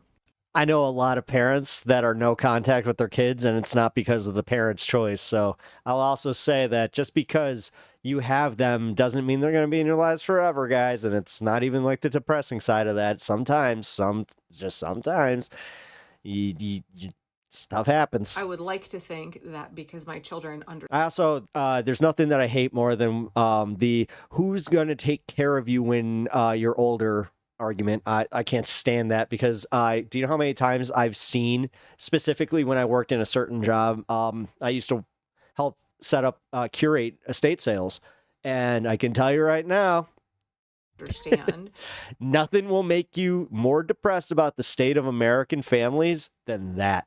what the sacrifice of motherhood is and what it takes to be a good parent, and how so many children in this country are denied the kind of parenting that they need and deserve. That they're like, yeah, I actually don't feel supported enough to be able to give a kid everything that they need. So it is better if I do not become a mother. And I see a lot of people in my comments, especially when I made a video that was like, what have you lost as a result of Trump getting elected? So many people in my comments were like, I really wanted to have a kid this year. I now feel that I will not get to become a mother because of the state of this country and because it's just too precarious to bring children into America right now. And it's also just too hard. It's too hard. It already was incredibly emotionally, physically, and financially taxing, and we were left without supports. And now it's untenable. And so many folks in my comments were grieving that reality of like, before these times, having a child becoming a mother was difficult. It was thankless. Many of us lack the skills and support. Like we don't really know how to parent well. We're often flying blind, and we're learning as a woman. I ain't having kids. It's kind of not a smart move, especially now. I love her videos. Also, parents don't make parenting seem like a good idea. Parents look miserable to give off that energy. Yep. And it is really terrifying. Yeah, the only ones that sell parenting, ironically, are like dudes on Facebook that make over $500,000 a year, have giant properties, trucks, and a bunch of liquid income. To find out that you are responsible. Those are the ones who make parenting seem pretty cool. For a tiny, completely dependent person, and you don't know what you're doing because you live in a culture that is very anti-child, that does not support good parenting techniques, that has left you ignorant. And it's like, good luck, you're on your own, figure this out. Right? So having 3 kids, I have been shamed for not wanting to, or for not being a stay-at-home, and for wanting to work part-time, and in general for having more than 2 miserable people. Young mothers are shocked. That kind of shit. Like, dude, I don't have kids, and I'm not gonna judge you for having more. Like, the times that I'll judge is like when you have, the 18 kids and counting crew or whatever. Hospital. Over 6. Over 6 is doing it's too much. And they're like, and this is coming from like somebody that had a larger family. So just me and this tiny person and my like recovering traumatized body. and I'm going to go back home all alone. And me and my partner, if I have a partner, like we don't really know what we're doing, and we're now responsible for another human being. I guess I just don't know what is wrong with what Chappell said.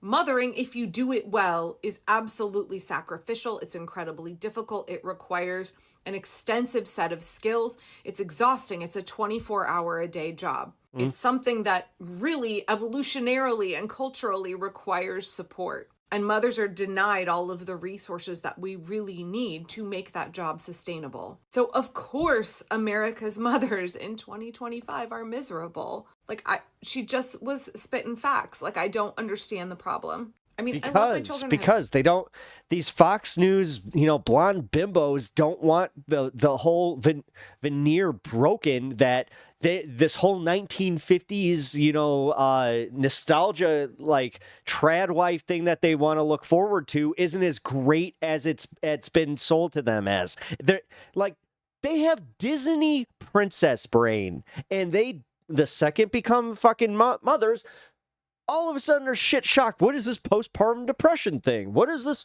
Well, you're telling me that I don't have free time? You're telling me, trust me, man, I've seen some really shitty moms out there too. Let's not forget about that. We have seen shitty moms. We've all been in a situation, at least in my position, I'll just speak to the one that I judge people by. I think you're a shitty parent if you go to a movie with a baby. If you show up to any movie showing with a baby, like an actual freaking wah, baby, fuck you. I have zero regrets about having 4 kids. It is my greatest privilege to watch them grow into the people that they are becoming, right? It is such a privilege to have relationships with them. And I'm an idiot. I'm sitting here completely discounting the fact that I have 5 effing grandnephews. I'm 45. I'm closer in age to my nieces and nephews. Get to be challenged by them, get to love and care for them, get to see them be their full, true, authentic selves.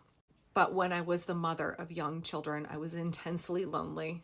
We were very poor. It was incredibly stressful. I was sleep deprived and at my wit's end almost on a daily basis. My parents lived all the way across the country. I really didn't have any support. We have superhuman expectations of what mothers are capable of and what they should be doing. And we don't extend them any of the support that they need so that they have the bandwidth, the capability to find joy in their job. Motherhood should not be thankless. It should not be miserable. It absolutely is challenging and difficult and tiring, but it should be sustainable. It should be worthy. It should be something that brings you joy as well. But it is absolutely 100% this culture that makes it miserable and untenable, and something that more and more young women are choosing to opt out of. Even if maybe they really love kids. I'll go a step further. Don't bring your toddler to a effing a movie or a concert because it'll hurt their effing ears. Yep. There's also the pressure to see children as parasites, a suck on your time and resources. But they are. Sources. This isn't a pressure. This is a reality. Something less than fully human, right? To see children as an obligation. This is where I separate a little bit, because as somebody who does not have children, it is a little bit easier for me to look at that and go, oh, well, I mean... Instead of a relationship with another person. And I don't think anybody who views children as a burden, as a parasite, as a suck on your resources is someone who should become a mother. I fully support. I agree. I should not become a mother. Thank you. Any of those folks who don't feel that they are equipped or don't feel that they are capable of giving children the childhood that they deserve, I fully support all of those folks choosing not to become parents. Right? I don't think everybody should be a parent. I fully support my own children's choices to do what they want with their adult lives. But I also think we live in a society that hates children, that hates mothers, that is incredibly unfriendly and hostile, openly hostile to children and the caregivers of children, that leaves young mothers incredibly vulnerable, exhausted, and miserable. Everything Chappell said, I have no problem with. Please tell me, where is the lie in that interview? Yeah. Seriously, where was it? I'm still trying to find it. I'm also trying to find, I should have looked at the comments to see who's trying to cancel her. As a kid, I was pretty traumatized by all the noises at a loud hockey game. I still associate loud cheering with a sense of anxiety. It was way too much. Yeah, actually, my dad he got mad at me. So the Old Chicago Stadium was actually like famous for being one of the loudest stadiums in all of sports. And my dad thought it was a great idea to take his 4-year-old son to a Blackhawks hockey game and then get mad at him for wanting to leave early because it was too much. Like, the fact that we didn't have autism diagnoses and like we have them now, like, honestly, man, it is such a...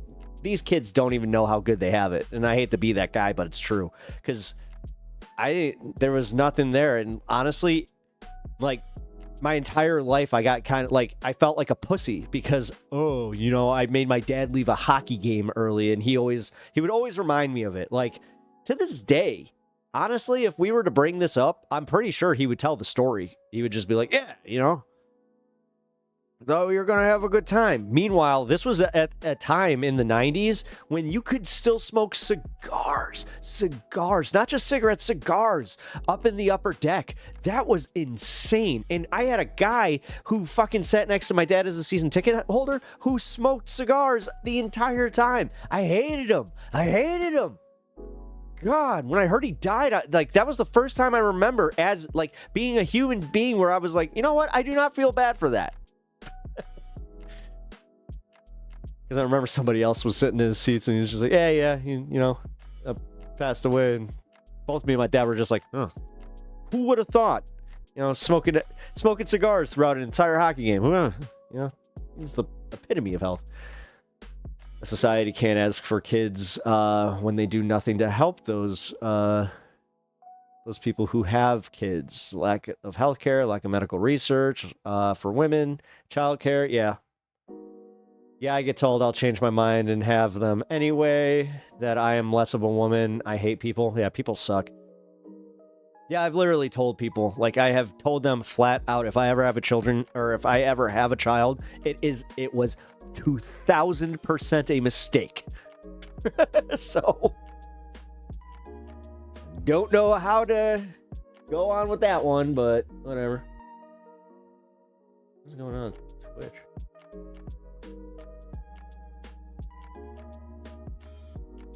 That's right, Twitch just froze. My uncle passed and I didn't really care because he was a huge dick to me. Yeah, same. My uncle passed literally like 3 days after my mom. I literally couldn't find a fuck to give. Still can't.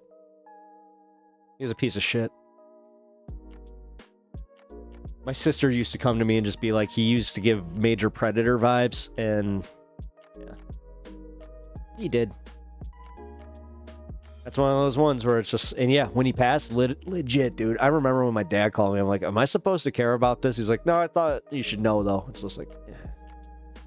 But then, the next day, I got a fucking phone call about my uncle who I did care about, so that... still process. I'm actually catching up with that one. I have a feeling that I'll probably grieve him next week, because we're finally doing something for him. It's weird. He wasn't even really my uncle. He was my dad's best friend growing up, or like just coming up, and he treated me like I was, his blood. So he was so fucking funny, man. Like, we went on a snowmobile trip one time, and he was like a big dude, right? Like, and I'm talking like he was close to 400 pounds, about 6'1", and he had like this very Chicago Italian demeanor. Like, I always kind of thought he was kind of like John Candy, but if John Candy was a little bit more Italian, just like a little bit Italian. So, one time, when we were snowmobiling, we hit this like weird trail, right? Where it looked completely flat, but for some reason, like, every time that we were trying to get through it, it was just like ba-boom, ba-boom, ba-boom. Like, it was super uneven, and like, I think it was because like the snow looked like it was flat, but underneath it was a bunch of uneven ground. So, I know, science, right? But dude, it was so funny. I'm watching him slow motion go in front of me, right? And he's doing this thing where he's just like this.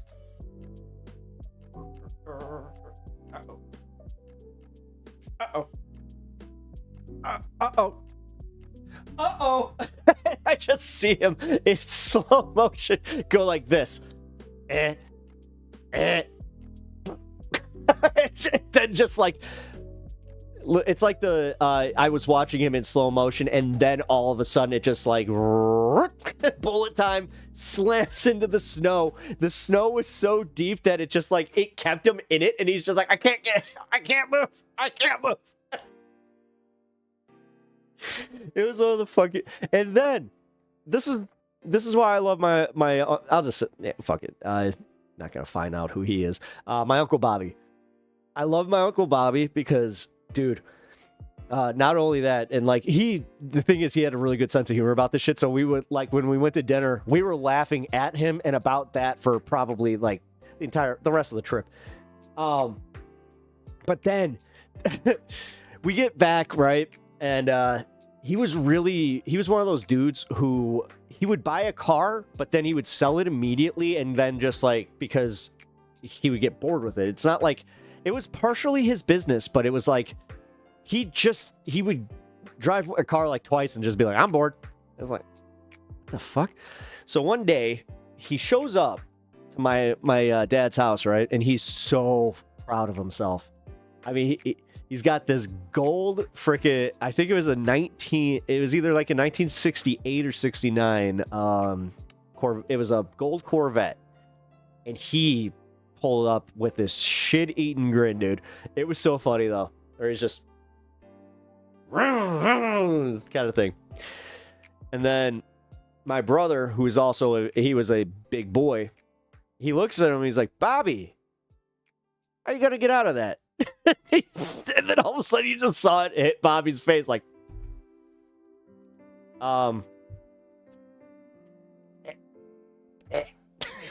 so every time he tried to get out, his stomach got stuck in the steering wheel and he couldn't pivot in either direction, and he couldn't move the seat back any further. So he was stuck. We had to break the chair. We had to break the back of the chair so it went all the way back, and then he could we just pulled him out. He was just like,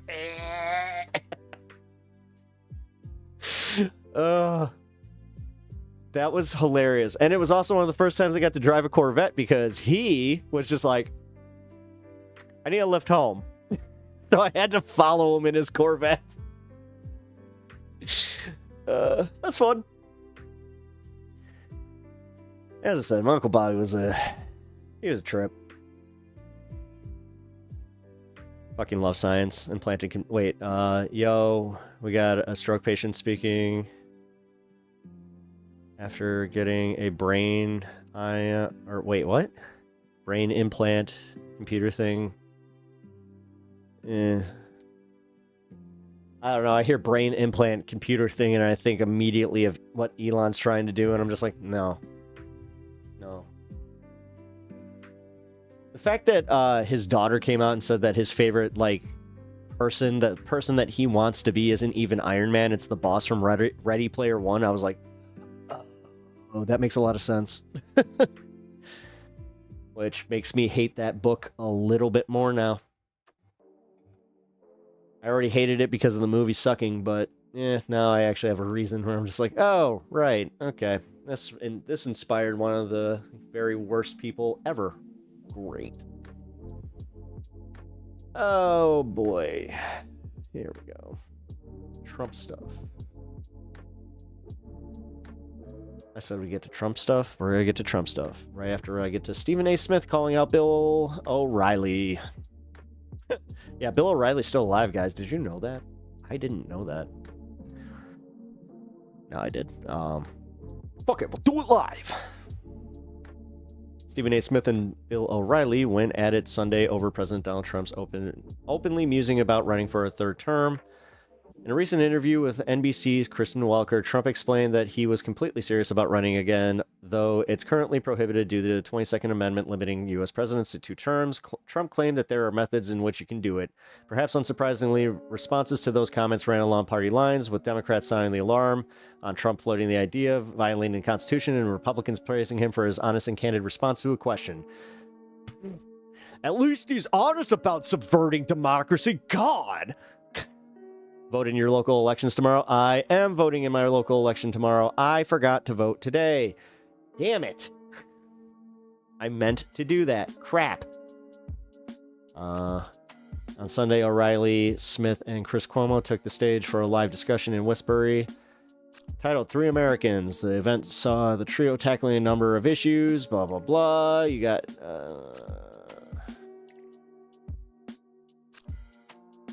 You and I got into it when we were on Cuomo's show a couple weeks ago. Steve Bannon comes on national TV with a straight face for the first time and then smirks thereafter, talking about violating the Constitution of the United States and the 22nd Amendment. 2 terms, he said 3. Cuomo says, yo, you understand that the 22nd Amendment says right. He said, yeah, no, we're working on it. Everybody just glosses over it. Yeah, exactly. Yeah, we're working on it. We're working on it. We're working on it. Like, you need a fucking supermajority in both houses. What the fuck? Wait a minute. You're a Republican voter out there? I thought your party was the party that preached about the Constitution. I thought your party was the party that said, we're not violating, we're not circumventing, we're not slithering our way through to get what we want. J.D. Vance is the vice president. Marco Rubio is the secretary of state. You've got candidates within his cabinet that are more than qualified to run for re-election. That's not enough. He's a once-in-a-generational kind of talent.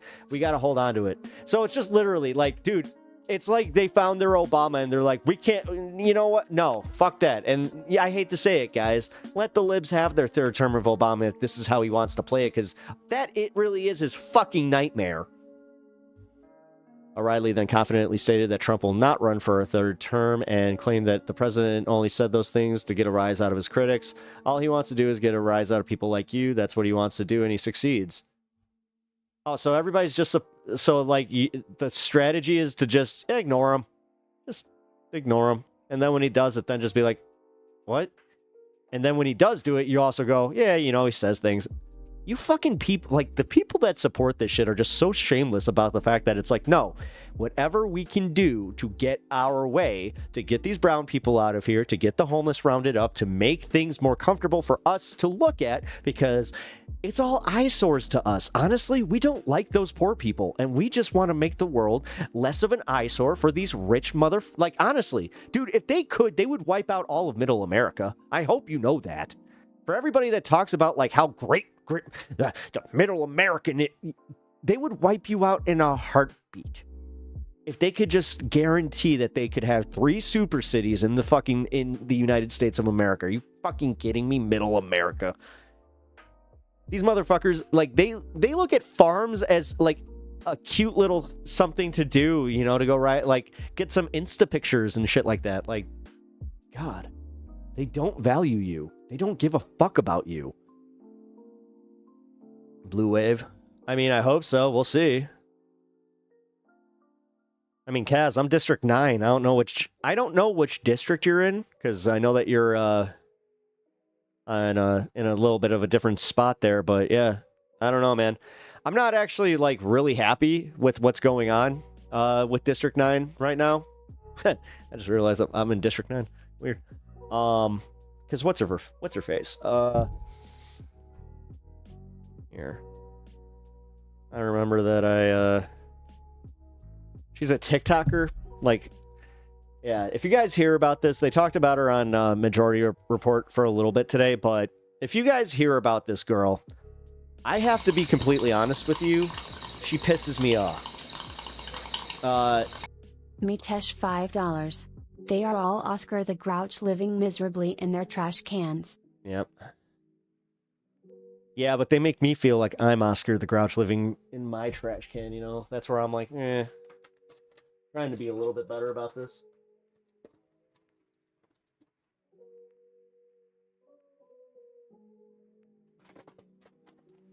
Really? I can't even get a rise out of you?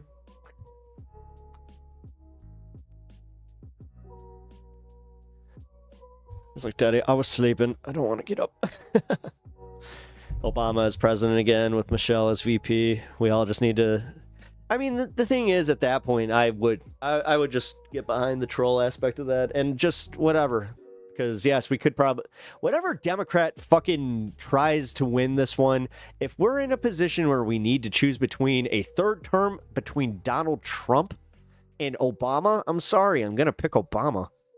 I'm just being real, guys. And I know, ew, don't even want to think about it. Good. I'm trying here, man. Like, I want it to be AOC. I want it to be AOC, and I would love for it to, you know, I don't know. I'm trying to figure out who would be her. I'm totally writing in Biden. Hey, Jack, you know, you write and you will receive. He shows up just standing behind you with ice cream. My district rep is a Republican, and we have had thousands of signatures to convene a town hall. Your rep is going to be at MCC. Oh, you're in Harvard. That's right. Like you're like in the Harvard district, right? I only know that because I think like your town hall actually came up on like a local event for me. Which it's not doxing, by the way. It's like a big area. Have you read the Kennedy Files? Crazy stuff? No. It's not crazy stuff because it's all the stuff I already knew. AOC is pretty possible, more likely than Obama. No, because if they do this thing with third terms, no, I'm telling you right now, you want to see the libs get libbed the fuck up? Watch them go for a third Obama term. Trust me, man. And the thing is, Obama has been embarrassed by Trump enough to where he would want to do it. Bloodstone, we live in... we will need to pay the rich people for letting us live in their trash can. Well, that's what they're trying to do. AOC is pretty, oh, shit. Why did that come up twice? That always happens. It's always in my multi-chat.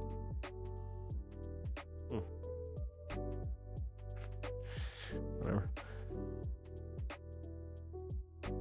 Yeah, unfortunately. As I said, though, make sure that you guys are... you know, if you have a local election, make sure you are voting in it. God, Wisconsin. I'm not talking about high stakes. Fucking A. Oh shit, here. We get the access to the good trash. Oh, he's your guy? Really? Ew. I've seen... Oh, yeah. That guy's got power. Fuck. Wait, is he up for election tomorrow? No. No, he's not. I just realized that. No, it's not it's all county stuff. Whatever. Either way, voting in your local elections is very important. Do not forget that. And I'm done with that story. All right, let's get a Kyle Kalinske video in here since... You know, this is a Pep Talks episode, and we support Kyle Kalinske.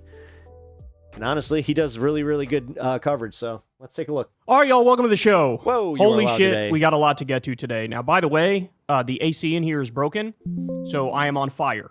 That's why I'm not wearing a jacket. I got a Then just wear a t-shirt, homie. Fan over my head going 1,000 miles an hour. Nobody would care. But nonetheless, I'll try to kick the brain into gear and act. I don't think I have have local elections happening right now because I can't find any information on them. I live in Nevada. We talk about the news, so a lot to get to. The show is so packed. Stan segment. I have to leave. Oh, that's right. Stan's behind. Leave on the cutting room floor. Huge news. So one of those things is Trump coming out and saying to Iran, "Make a deal or get bombed like never before." Yep. We literally can't go a day without him threatening. You gotta almost like you're taking you gotta go like that. A brand new war.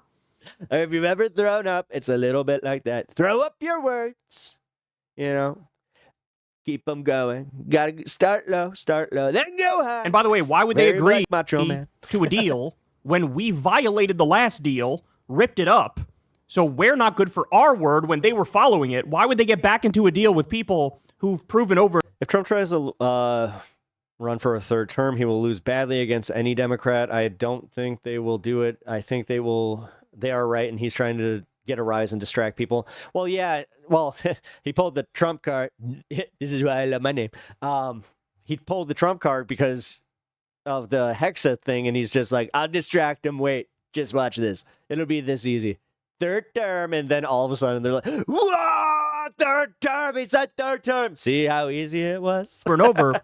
We don't agree by our own deal. Guys, let's not forget the Tulsi Gabbard and all that. Like, honestly, let's not stop talking about Signalgate. I'll cover Signalgate at the end of this. So there's a lot to say about that, but nonetheless, it got left on the cutting room floor. We also have... you also gotta lock the bottom. You gotta talk through your bottom deep. Trump saying that he's not joking about a third term. So just like everybody the first time around who said... Yeah, but Kyle, you're playing, like we were just saying, this kind of does like open my eyes a little bit to it, where it's like, dude, calm down. Hey, I don't think he's going to leave if he loses in 2020. They were right.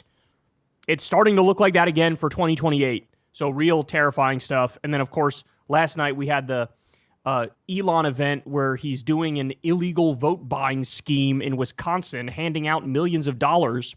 And in the midst of that event, he had the nerve, when he got protested and heckled, to say, that's a George Soros operative. Bro, the whole criticism of George Soros is that he's like this shadowy billionaire who buys elections. When you are a billionaire, literally at an event to buy an election. I can't deal with these people, man. Like that, zero shame, zero self-awareness.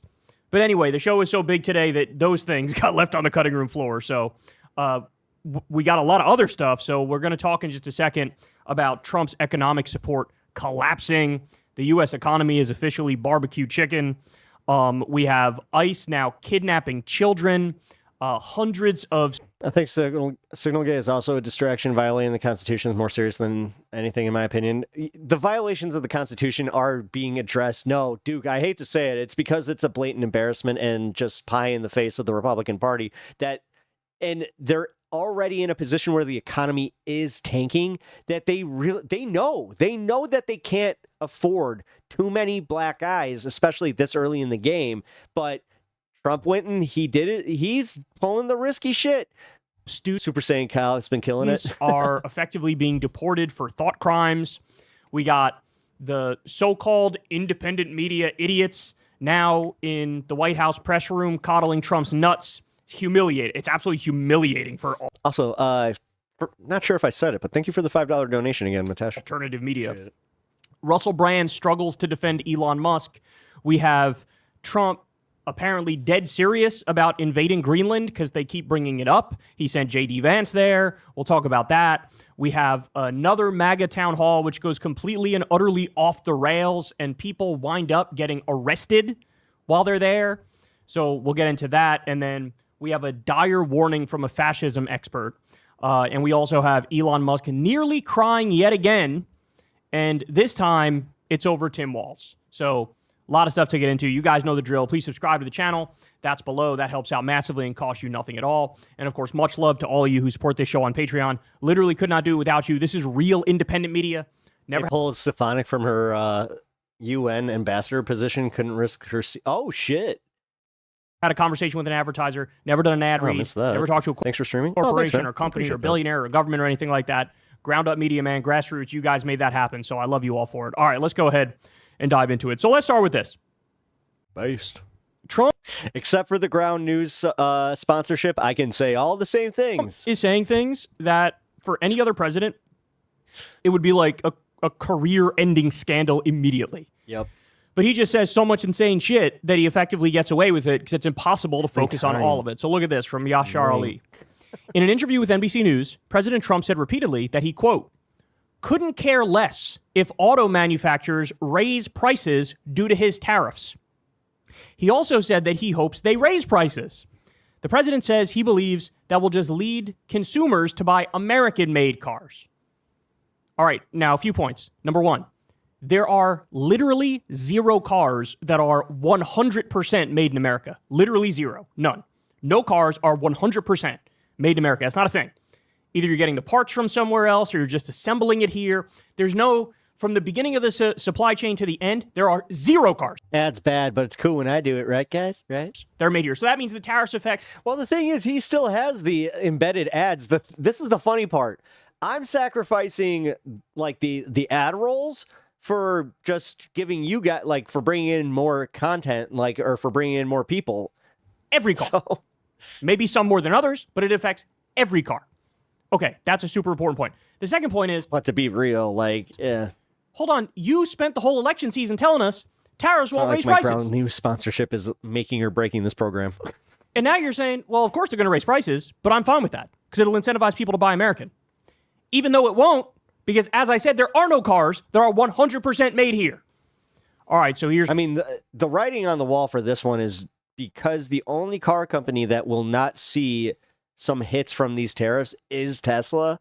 This is literally a favor to Elon Musk, and he's just assuming that most of his people are going to just be like, you know what, screw it, I'll just go buy a Tesla anyway. I want to support Trump. From the article, asked like, what his recent message was to motor industry CEOs and if he warned them against raising prices, Trump said, the message is congratulations. If you make your car in the United States, as none of them do, you're going to make a lot of money. If you don't, you're going to have to probably come to the United States. Oh my God. Because if you make your car in the United States, there's no tariff. Guys, how many times have you heard me say this? The idea that if you just do tariffs, it'll lead to a manufacturing boom is preposterous.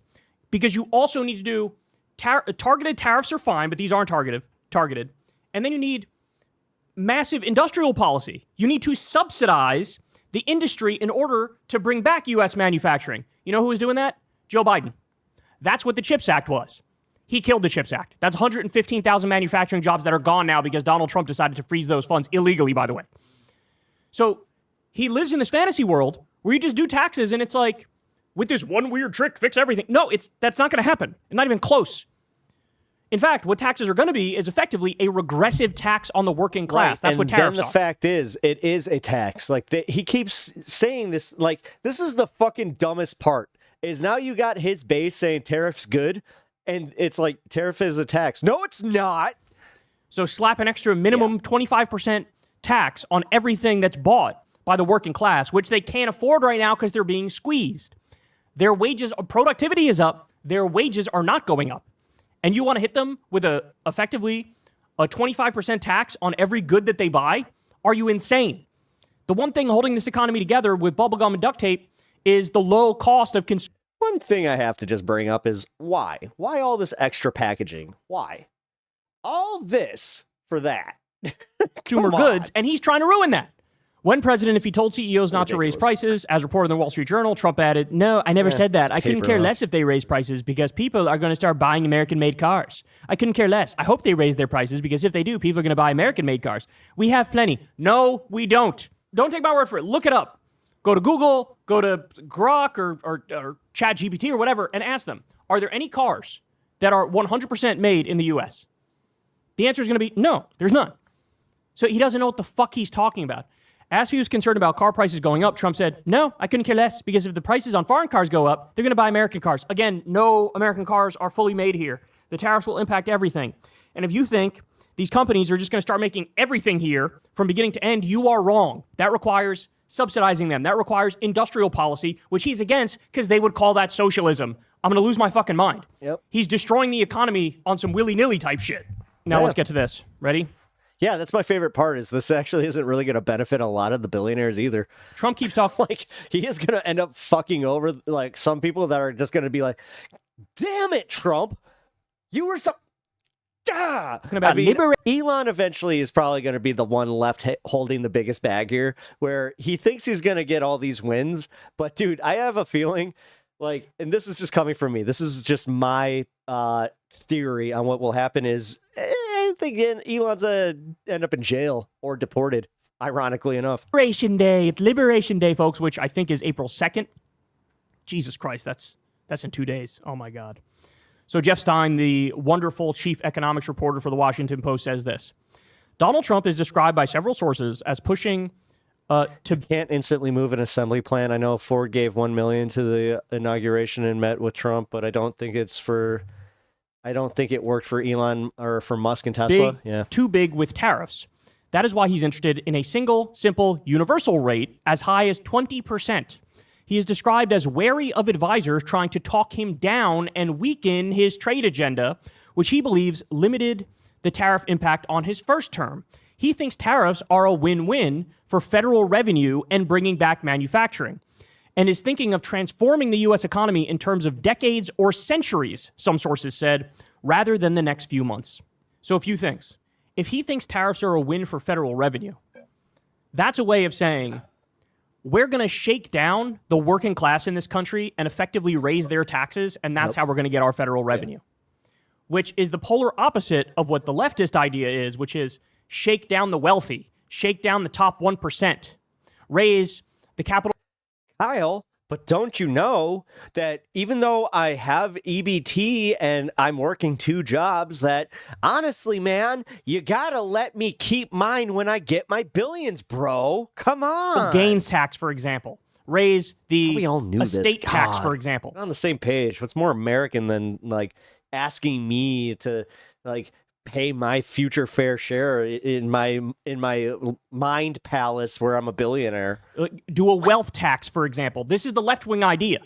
Tax the rich, soak the rich. They got enough anyway. The working class doesn't. Trump reversed it, and it's nefarious because he doesn't even tell you this is actually what he's doing. But this is him shaking down the working class. This is effectively a tax increase on the working class, and he's bragging about how much federal revenue they'll get from tariffs. And then again, the idea that it's going to bring back manufacturing, it 100% won't. If you don't do industrial policy with it, it won't happen. It's not going to happen. And the idea that he's thinking in terms of decades or centuries, look, guys, I simply don't believe that. Oh, I mean, these people think in terms of like winning the. Have you ever thought about this? That when you win the like the $1 billion lottery, that you're one of the only billionaires who will ever actually pay their fair share in taxes? I simply don't believe that. He doesn't have the capacity to do that. He's got the world's biggest ego. And the thing is, that's where these people truly, they think like that. They're like, well, I want to make sure that I can keep all my lottery money. It's like, that's not how it would work. World's biggest narc. Even if that were to happen, you would still get taxed at a different rate. See, you are an idiot. He's all about instant gratification. So that leads to the second point, which is, I think this is all orchestrated. I think this is all planned. Yeah, I think they want a colossal recession or depression and market crash because guess what happened the last 2 times we had that? Yeah, they buy up all of the fucking land. They buy it like, dude, somebody was trying to tell me, they're like, this is great if you're trying to buy a house. I'm like, no, it's not. No, because if you're a private buyer, you're not going to get the pre-qualifications to even get that house. You are going to be, again, in the same position that you're in right now. Or you're going to end up renting that house from another fucking, subsidiary or subsidiary. What do you call these fuckers? These leeches on everything. They're venture capitalists. Even more massive consolidation among the top 1%. The robber baron class got out scot-free and did way better than everybody else. So they want you to be a corporate slave and a peasant, while the robber baron class takes over everything and income and wealth in every fascist movement, the oligarchs get thrown under the bus once the leader becomes power. Inequality literally goes off the charts, and we're beyond the second Gilded Age. This is what he wants. But let me explain to you how actions have consequences. There's this new CBS poll, and it talks about Trump's approval on the economy. Well, look at this. Expectations versus now. Trump's policies are making you financially so better off was 42% in January. Now, that number has plummeted to 23%. 23%. Nearly a 20-point drop in the notion, Trump's economic policies are making me better off. Only 23% of the country say his economic policies are making them better off. That means you have many people, even in MAGA, who are going, yeah, dog, I'm feeling the squeeze. I don't like this one bit. I'm hurting right now. Also, to this point, Biden has been solely blamed for inflation, right? Well, look at this. Now, Trump's numbers have almost tied Biden's in terms of now Trump is being blamed for inflation. They're catching up. Cautionary soon. I'm telling you, by June, if this stuff is going on still. Though, so his economic numbers are collapsing, right? But according to the same poll, look at this. He actually has his highest job approval rating ever, 50%. Yeah. So what you need to understand is the facts won't sell themselves. This is what Democrats need to understand. The facts won't sell themselves. You need to be relentlessly going after this man on every front, from his destruction of civil liberties and the constitutions and the Constitution, to his imperialist warmongering, to his destruction of the economy and consolidation of wealth in the top 1%. There's not a single area where you shouldn't be fighting back ruthlessly and aggressively, which brings me to my final point, a message for the Democrats. This is not fucking rocket science. You, number one, resist Trump with everything you have, as every poll of Democratic voters says they want you to do. And number two, look at this, a poll among Democrats. Those who say it's important Democrats emphasize how they'll fight for the working class. 92% of Democratic voters want that. Take on corporate interests and tax the rich. 88% of Democrats say they want that. Take on the Democratic establishment and corruption in Washington. 87% of Democratic voters say they want that. Emphasize how they'll lower prices. 86% want that. Lay out a bold progressive agenda for economic and political reform. 85% say they want that. So in other words, complete and utter vindication for everything we've been saying on the show for over a fucking decade. Democratic voters are screaming from the rooftops. Number one, resist Trump with literally everything you have. Stop trying to find middle ground where there fucking is none. Yeah. And number two, this is what we want in terms of your policy agenda. You need to make it clear. The problem is the 1%. The problem are the robber baron billionaires. That's the problem. And you need to fight for the working class, take on corporate interests, tax the rich, take on the establishment and end the corruption. This is everything we've said. If you can't steer out of the wilderness based on these principles, you're hopeless. Yep. You're absolutely hopeless. So buckle up, because this economy right now is looking like barbecue chicken, and it's a terrifying thing to watch. Hey, y'all, do me a favor and like and subscribe. It helps out. You mean burnt chicken? I don't like burnt chicken. Burnt chicken bad. Barbecue chicken good. Kyle, I don't like your analogy. Ooh, you go for some barbecue chicken wings. Ooh, sounds good. While as overwhelming super majorities, yeah. Well, unfortunately, like we live in a nation of a bunch of morons, dude. We really do.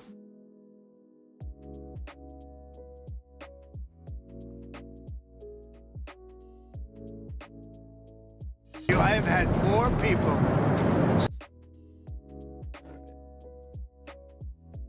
So we got the Piers Morgan thing coming up here. Let's do this one. We got Abba and Preach. I've actually been wanting to cover one of their videos on my channel for a while. God, the last one that I covered turned out to be a little spicy, because I remember getting into a little bit of an argument with one of the chatters over one of their takes about the cops. So this one's a little less likely to have the spice, because this is about Trump supporters getting deported and crying. So let's take a look at this. This is just a personal. I'm really enjoying this one, so let's. This is just a personal. I'm really enjoying this one, so let's just. President Donald Trump is expected to invoke a sweeping wartime authority to speed up mass deportations. That's according to sources familiar with these discussions. So this comes as Venezuelans in Florida, many of whom voted for Trump because of his tough stance on immigration, are now having second thoughts. For CBS News Miami, Priscilla Alvarez has the story. For Carol Duran Perez, the routines of daily life have been thrown into chaos.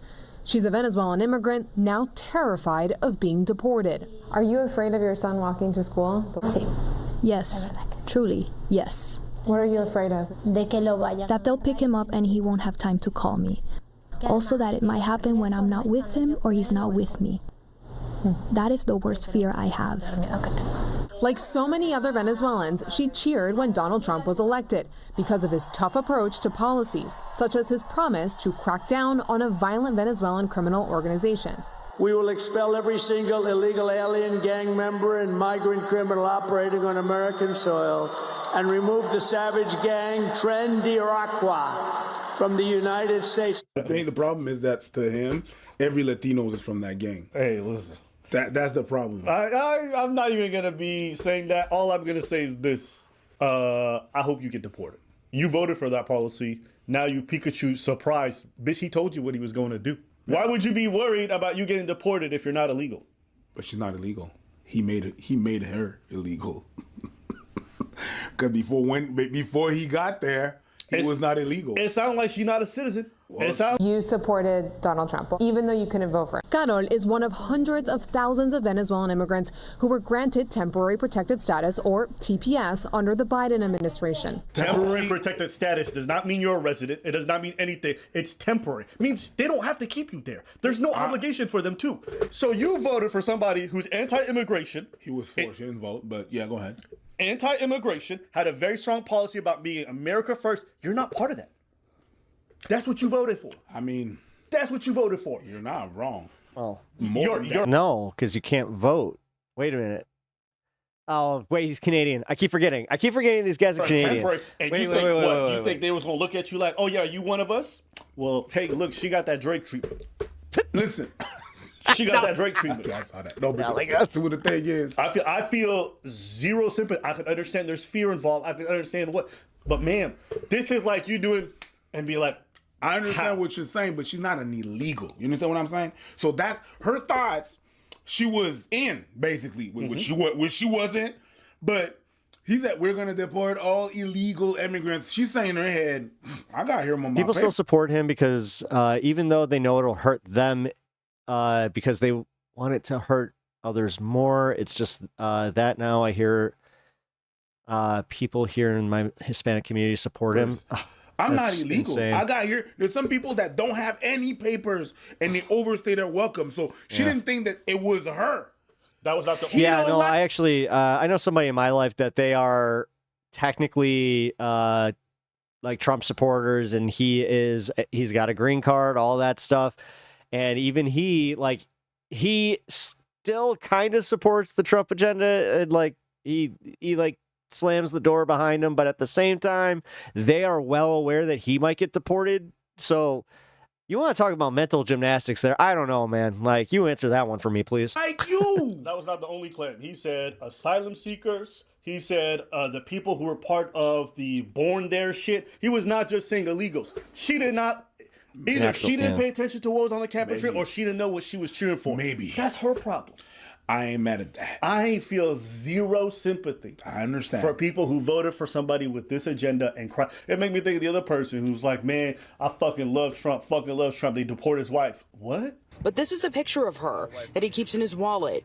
Her name is Vianis Ramirez, and he says she was in the process of becoming a United States citizen. I read that they're trying to denaturalize people. Yeah, that's why they're going after the 14th Amendment. They had a court date. Cruelty is the point. Yeah, I know. The guy just came in and snatched her. It's despicable what they're doing right now. It's very. Yeah, they don't like it when they feel the brunt, the whole part of that though. Like, yeah, so you just set it up there. It's like embarrassing. Yeah, they like Bloodstone said it. Like, they like it when it's happening to somebody that's not them. Also, you just have to admit that some people are shitty as fuck. Shitty as fuck. Where, like, think of it this way. There's interpersonal situations here where you might have, like, a Karen and a Maria kind of fighting, and then Karen calls ICE on Maria. Like, but Karen herself is Hispanic. Your wife was illegal. Like, you're having that shit happen. Trust me. I'm not even mad at Trump. I can't be mad at him for what he said. Because he said what he was about to do. That's it. Don't be out here. Don't want no short. Literally, they just want to the bad Hispanics to go away, but they are all hateful towards each other. Racism, colorism, classism. The Hispanic community won't understand until they get got to. Yeah. Dick, man. Sorry. Yeah, don't be out here farming and then cry when you got to do a harvest. Okay. That was you that planted them vegetables. Where'd you get that? Hey, I'm just saying. No, that's a bar. Is it? Is that you? I give it a 4, but you give it a 4? I don't think it's that good. Nah, don't be farming and then cry when you got to do a harvest. That's actually that's good. Nah, that's good. That's a using. Like, I'm gonna use that. I appreciate the labor after. Nah, the image is clear. I would give it an 8. Carol is one of hundreds of thousands of Venezuelan immigrants who were granted temporary protected status, or TPS, under the Biden administration. President Trump wiped that away for all Venezuelans. When they said the TPS is going to be revoked, were you surprised? Sí, totalmente. Yes, totally. And this was a hard blow because practically the same day he took office, He went against Venezuelans. It seemed personal. Carol's not alone. Yeah, it is. Sorry. It's not. It's all of y'all. It's all of y'all. I mean, it's not personal. What you talking about? This is what this is like. This is what this is like. I did ask. Yo, give me everything. Wait, the safety's off. Yeah. Let me help you with that. Click. Yeah. Hey, bitch, I'll fuck the shit out of you. Wait, you're still in the sheets. There you go. Ooh, that's sharp. Fuck. Ooh, that's sharp. That's really what this is like. Fuck. I love these guys. can't. People who vote against All their right, own fire it up. self-interest, you should be allowed to. You should be allowed to vote for the person who literally wants to chop off your head. Just don't cry about it afterwards. I don't want to hear it. I think and y'all know, I'm not a Trump fan. I ain't never gonna be up here caping for the man. I hate his ass, but it don't matter. Of course, in Canada, most of us hate him for valid reasons. But anyways, doesn't matter. Even though anybody who vote for him, I don't want to hear no crying. Get the fuck up out of there. I mean, you've been pretty consistent about things like that. I remember when, not because it's what we want or whatever, but it's because that's what you voted for. Bit where, you know, what's her name? Shanti, on all the people that are assaulters and predators and all that to, you know, be canceled, and then she got canceled. That's your rules. That's what you wanted. Yep. That's what you voted for. That's what you said. You said yes to the dress. And then you got to worry. Yeah. Shit. Good. Carol's not alone. This slice of Florida is affectionately called Dorazuela. Doral, a Miami suburb best known for its Trump golf resort, is home to 27,000 Venezuelan immigrants, more than any other city in the U.S. President Donald Trump handedly won Doral in 2024, a place where 40% of its population has Venezuelan roots. And it's restaurants like these that have become staples of the community, also where they've protested his actions to revoke TPS. Wonder how many times they had to film that. Paso is a gathering place for Venezuelans. The restaurant is losing business. People are afraid to leave their homes. Immigration attorney Rosana Guillen says her phone hasn't stopped ringing since the decision to revoke deportation protections. And there's actually people sobbing on the other line, crying, and scared for the family members. It's for TPS. It's in the name. Temporary. What happens when that temporary period ends? It's temporary. Temporary protection status. So it's temporary. You know it's temporary. It's not even temporary. So if it ends and you aren't given your citizenship pass, what happens? You're illegal. So if they revoked it, it's a wrap for you. And you thought it was a good idea to cheer this bullshit? You thought it was a good idea to tell your neighbors vote for this man? Again, you have the right to. Just don't cry about it afterwards. I feel zero sympathy. You have the right to, but it's not the smartest thing. And you have the right to be stupid. Dude really went out there and said exactly what he was about to do. You have the right to remain stupid. Everything that you say and do can and will be used against you by this administration, and I support it. You support Trump? I support everything that you can and do being used against you if you want to remain stupid. She says it's a mistake for the Trump administration to group all Venezuelans together with the criminal gangs. We have doctors, engineers, baseball players, musicians. We have a beautiful community. Great, you can go do that in your country. That's what the local population is going to say. You want to know why? Because what they said on the campaign trail and what their people said, we already have too many people here. Take care of the locals. They don't want you here. They don't want no more immigrants. They don't. They say it's already full. Take care of the veterans. Go take care of our locals. Go take care of our retirees. Go take care of the crime. That's what they said. So I don't know why you think they want to import y'all. They don't want you guys here. That's what they've been saying. Am I lying? That's what he said. That's what he's. I mean, I don't know. Can we also just like not ignore the fact that there's some narcissism there where they think like they're the good ones? Like, and it's not even like because they lived here or had any protected status. Like her, what did she have to gain by loving Trump? Like While what? We're repeating it. Like that's exactly what the fuck he said. You know what the thing is? They're fine with white migrants. Oh yeah, trust me. I live in an area that might as well be called Little Ukraine and Little Poland, and I can tell you right now, I ain't seen one ICE truck here yet. For a big part of my life, I really thought. And I know for a fact that there's a contingent here that are proud that they are illegal. They will tell you as much. I don't know where that brazenness came from, but if you can explain that one to me. And I'm not faster. It's just I realize there's some people that are slower than me. Cause when you show me shit, cause when you show me shit like that, I'm just like, but what did you expect though? Yep. And what the fuck did he say? Like in what he said and what he proved many, many times over, where's the surprise? Yo, you know, how did you not know that you were the target? And you know the program that they're here for with, TPS, was given to them by Biden. So the only reason they even are in this country is because of him. And they were like, I hope this guy gets out. And he's against, and they're against everything. That's funny. Everything that, like, Trump is against everything that Biden is, basically. So he's going to revoke all of that. So, yeah, I'm not saying I'm faster, but god damn. Yeah. Local officials have warned that the Doral economy could grind to a halt if Venezuelans lose their ability to work legally. Without that community, I think Doral will cease to be what it is. So it's going to be less Venezuelan. I bet you Trump supporters. As a Latina, really no sympathies. Like, you know what this man was about, and you voted for him for that reason. They all foolishly believe they are the good ones while forgetting that what they look like. Yeah. They're not complaining. The people who you were cheering us on, they are glad you guys are fucking gone. Hey, I don't want to hear none of this crying, bro. This is rich. I'm not gonna lie. I'm really enjoying this. So it's a bit like, I don't want to say that. One of my buddies is Peruvian, and he was telling me how because he's white passing, he has blue eyes, white skin. He hasn't had to deal with any of the shit, but his sister, who is dark skinned, has already been dealing with a bunch of this fucking xenophobic bullshit. But it is what it is. It's Myron chilling with all them right wing.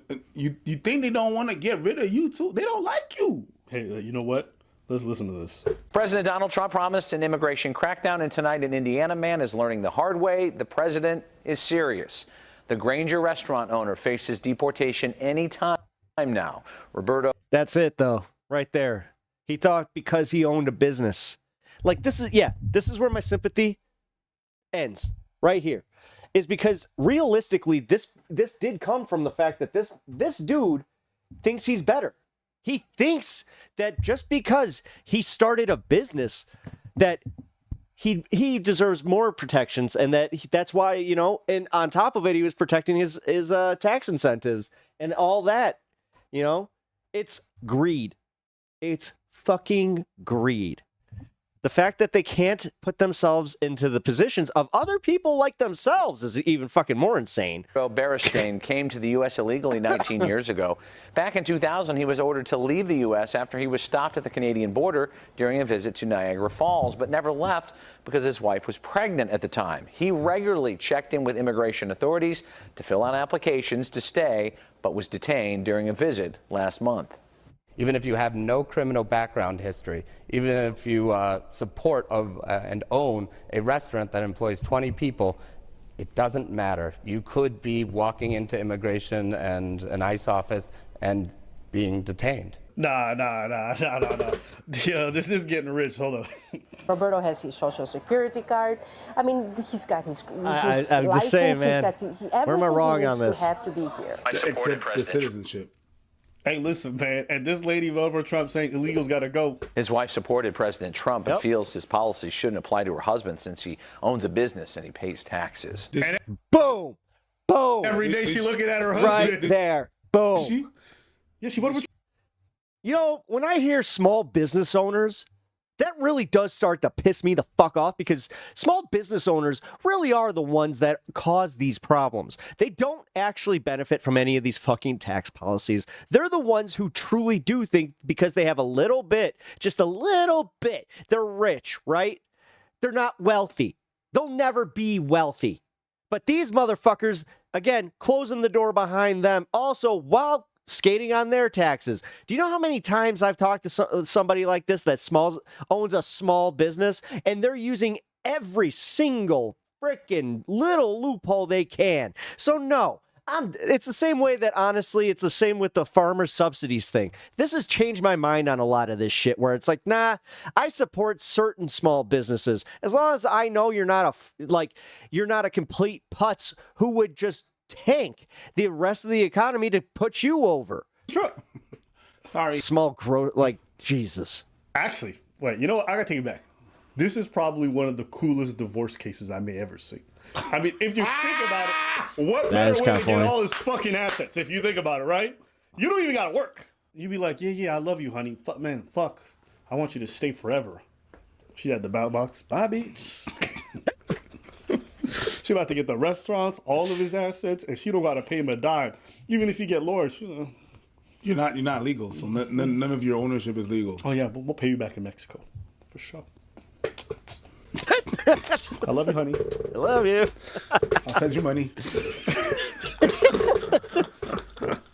Nah, bro. Guys, this is not the time. Oh, I have a compassion. No. Y'all know what I say. Hey, listen. You fuck around, you get to find out. And I will never feel bad for you finding out.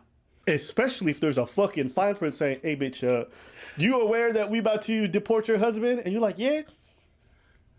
You're not even finding out. You literally, there's no finding out. There's not a discovery that's being made. This is not like, ooh, where did this come from? No. Santa gave you a heads up, said, hey, for Christmas. Now, Pep has described the petite bourgeoisie. He is analyzing the class Would you like distinctions. a can of whoop ass? And you're like, yes, please. Sure enough, he came down that chimney. Him and his elves. Caught you slipping in your bed. Fucked you up. You left him a glass of milk and cookies knowing his ass won't come there. He need that calcium for them bones to fuck you up. And now you want to be like, ooh.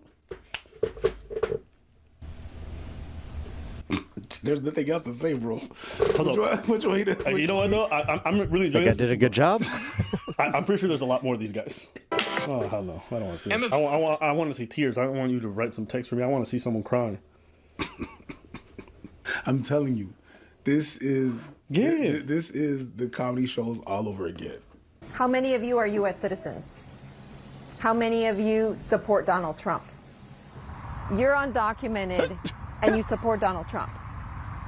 I support Donald Trump for the economy. 2 Hispanic families with mixed legal status in Houston. Can you pause? That's just funny, bro. You can't be mad at it. Because, like I said. No. Come on, man. But you can't support. You can. You can't support someone. You can. For just a part of what he's. No, I support him because of his eyelashes. What about the rest of the face? What about the rest of the fucking face? I mean, listen, I think this is a very presentable person. I understand there's swastikas on their cheeks. Well, no, again, because this is somebody that was being told that the economy was so bad under Joe Biden, and he felt it because the working class wasn't getting what they deserve. When this motherfucker, I hate to say it, man, he didn't see that they weren't gonna pay him more. Like, what does he think that trickle down economics is when? And I'm not trying to be reductive here. I'm being honest. Like, when somebody that one of his clients makes more money, that means he makes more money. Your tattoo choice. What? But the eyelashes. Amazing. That's not how this works. Come on, I just want to see a little bit more. I support him for one thing. I hope he doesn't do the other things. That's exactly how Cesar Espinosa, a husband and father, was a This is uneducated voting. DACA recipient until this summer when he got a green card.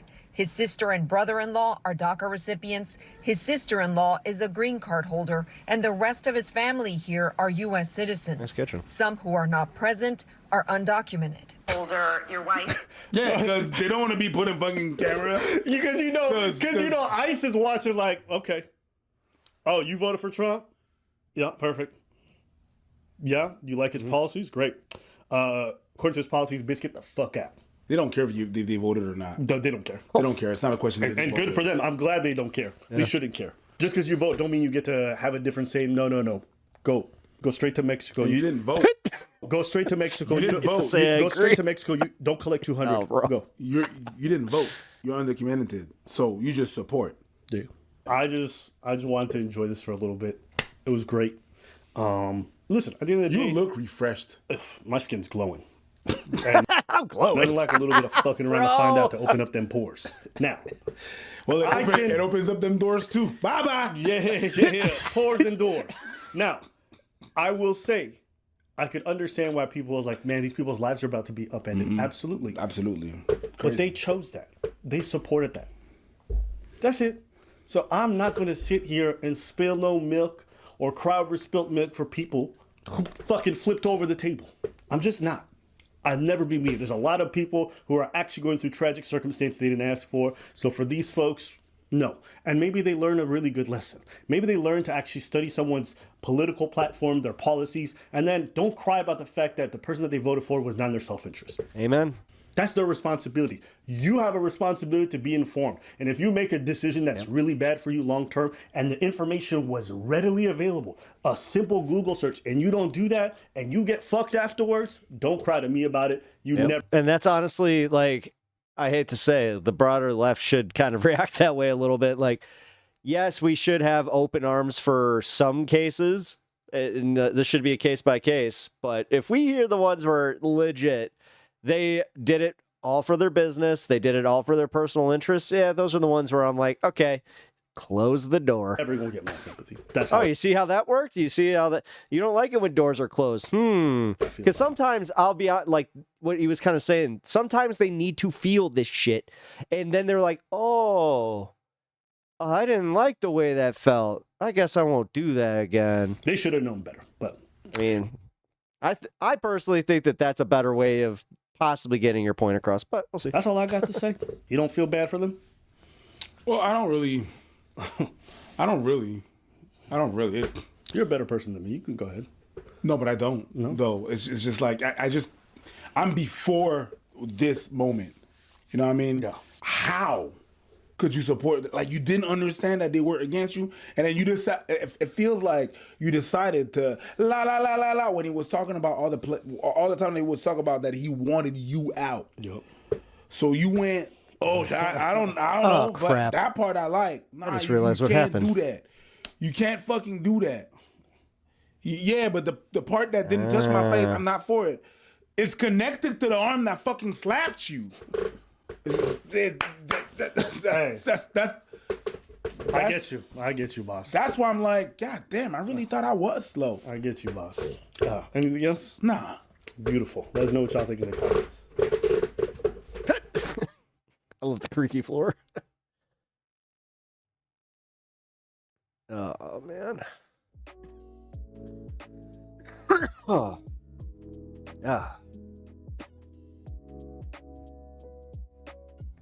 Oh, that's fun.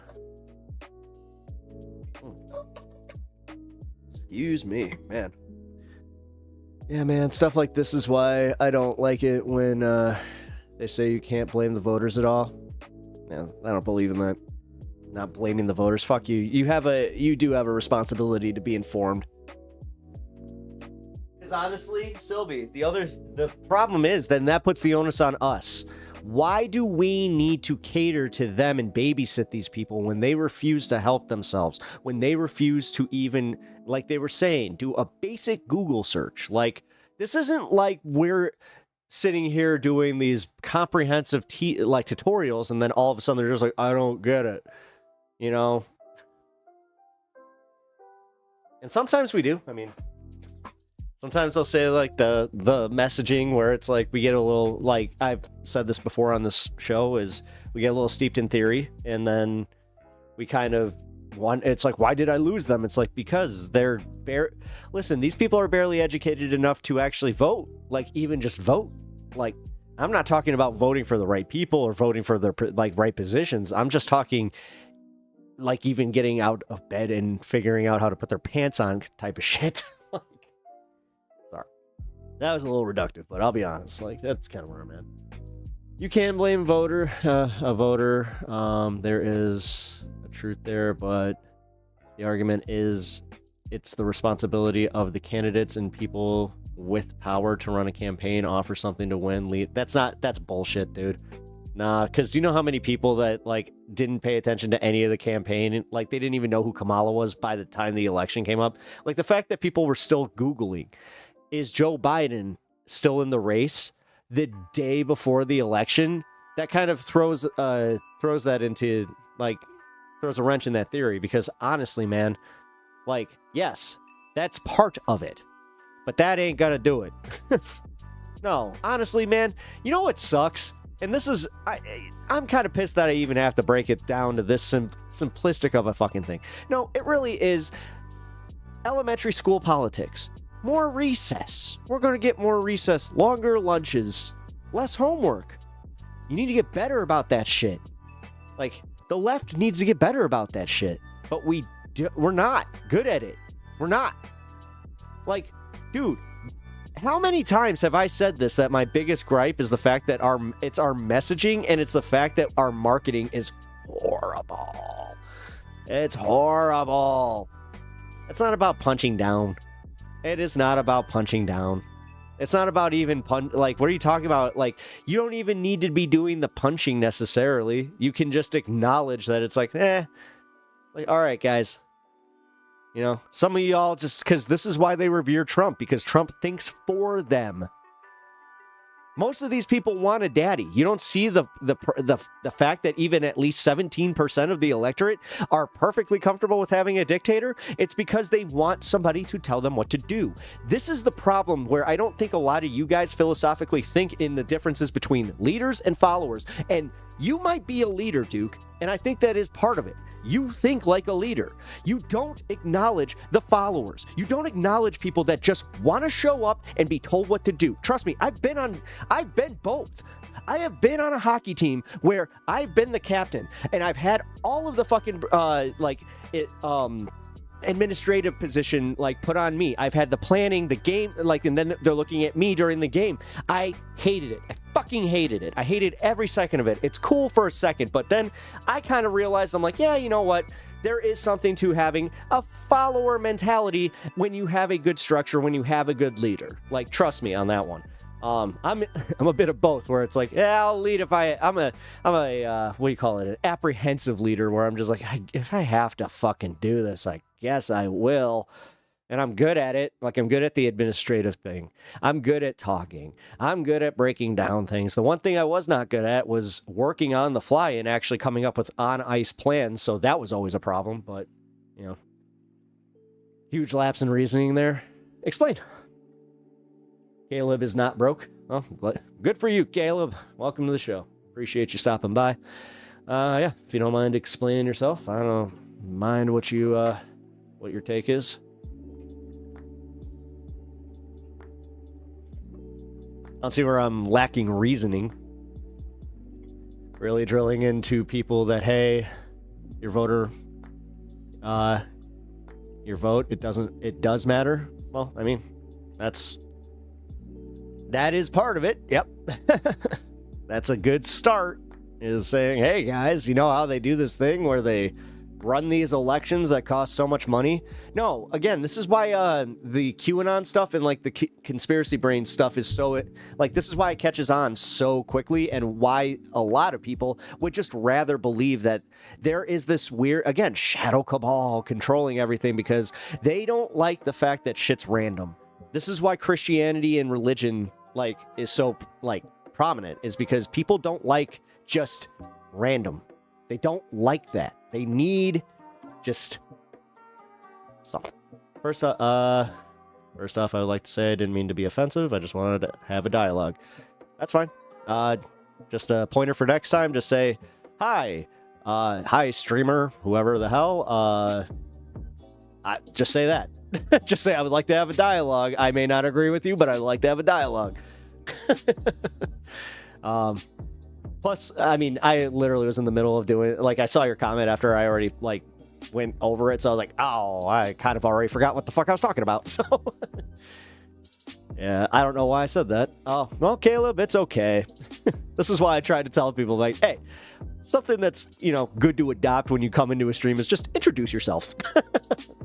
Like, I try to treat streaming as if it were kind of real life, where, like, I know that in a conversation or, like, in a situation, I introduce myself first. I don't know if it's the Midwesterner in me, but it makes me more comfortable in a situation when I'm just like, hello, my name's Pepper. How are you? What can, you know, this is what, well, especially in this case where it's like you have, I like to say that this is the stoner circle of the internet, where you just walked in, we're kind of kicking around a hacky sack, talking some politics. You know, not all of us agree. Some of us are more left than others. Duke here might even say that he's just like, no, this motherfucker keeps pivoting center. It's just like, that's no. I'm just trying to have a thing. That's a good insight into conspiracy brain thinking. Thank you. I want to be Littlefinger from Game of Thrones. Who wants to do that? Why? You want to get pushed out a moon door? Have fun. I'm too mean sometimes. Well, I think that's streaming brain. Honestly, man. The more time you spend online, it's easy to dehumanize people. And, like, to just not, like, because we can't see faces here. This is something, it is kind of a, like, I don't want to say nameless, faceless, because even with a screen name, I kind of get the gist of a person's either personality, or it's just like, I appreciate that. I always appreciate guys like you, where it's like, I'm assuming your name's Caleb, so you're just kind of like, fuck it. You know, I'm kind of the same way, except I just put, my last name's Pepper. Like, I don't give a shit. I just think it's the cooler part. Just think of, like, you're joining a new club and you're watching everybody do things, and you walk in, you have to introduce yourself. That's very true. Exactly. Yeah, actually, again, new hockey club. I've had that multiple times where you just walk in. I'm not just going to walk in, sit down, get dressed up, and just be like, let's do this. I mean, people have done that, but we always looked at that guy, we're like, this guy's a psychopath. Like, no, you want to introduce yourself, so. But no, I'm dead serious. I think a lot of this is like, man, I'm not even a dad. Like, I don't have kids. I'm at that age that if I did, they would probably be at an age where I could speak on, borderline getting to that adolescence age. And I'm, dude, like my nephew actually is a good example of this. It's coming up here. He's going to be turning 7 soon. And it's just like, man, I'm terrified of what it's going to be like when he turns into a teenager. And I'm just going to try my best to be a positive influence. But god damn, man. After seeing some of this shit, like, again, watching that adolescent show and then looking and just knowing how I acted as a teenager, and then it's scary. I'm like, oh god. Again, nothing made me more comfortable in my situation than watching that damn show going, hey.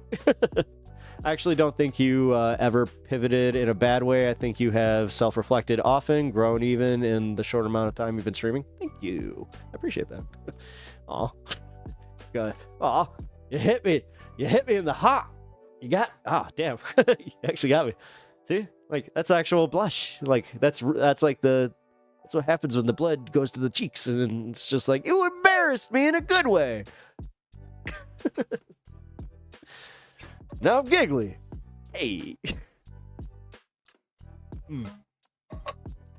But Caleb, it's all right, man. The fact that you even reflected on that's growth. That is. Like, why you want to be mean? Like, the thing is, does being mean to people on the internet make you feel better? Because I know it does. Like, okay, so I'll be real. Sometimes being mean to people on the internet, specifically, like, not me, like, I couldn't do this in a chat. Like, I could never go back and forth with somebody in a chat and just overtly be the same way that I am in, say, a Facebook chat, which is weird. Now I'm thinking about it, but for some reason, Facebook has this thing where, like, I'll just say what I do. We have a few local groups. They're like the neighborhood watch groups or whatever the fuck, and some of them have become just so overtly political that I'm just like, I almost look forward to engaging, because these people are some of the dumbest out there, and they self-own all the time. So sometimes I just get mean, and I admit it. Like, I'm not my best self all the time. But yeah, here, I don't know, like, because I'm not trying to also, like, be mean. Like, now I'm thinking about it, because, like, a lot of times I'm standing up for a position where it's 99% of the time right now, it's standing up for, trans rights, where it's just like, oh, you people suck. And then they can never answer. It's like, do you know a trans person? How has a trans person negatively affected you in your life? Like, please explain. When did you have, like, tell us where they touched you. Tell us, when did your pee-pee get hard staring at a trans woman, and then you got confused because you were just like, wait, they have pee-pee too, possibly. And then you're like, am I gay? But instead of reflecting on that, you were like, no, I want them to not exist. Like, hey, I'm just breaking it down. Tell me I'm wrong. I mean, oh, Caleb, you're not interacting anymore. I feel bad. Either way, I actually am still curious about what my huge lapse of reasoning was before you like started, getting self-reflective on you. Because I was like, wait a minute, where was my lack of reasoning? Like, I think I was okay, but whatever. Either way, appreciate you being here. Leave a follow if you haven't already, and I hope you enjoy the content. Also, if you're over on YouTube, please leave a like if you haven't already, and subscribe to the channel. Hey, I have 311 videos. All right.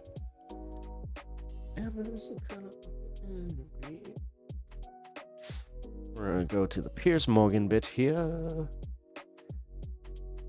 Well, I don't think you got the giant paragraph I wrote, but that's okay.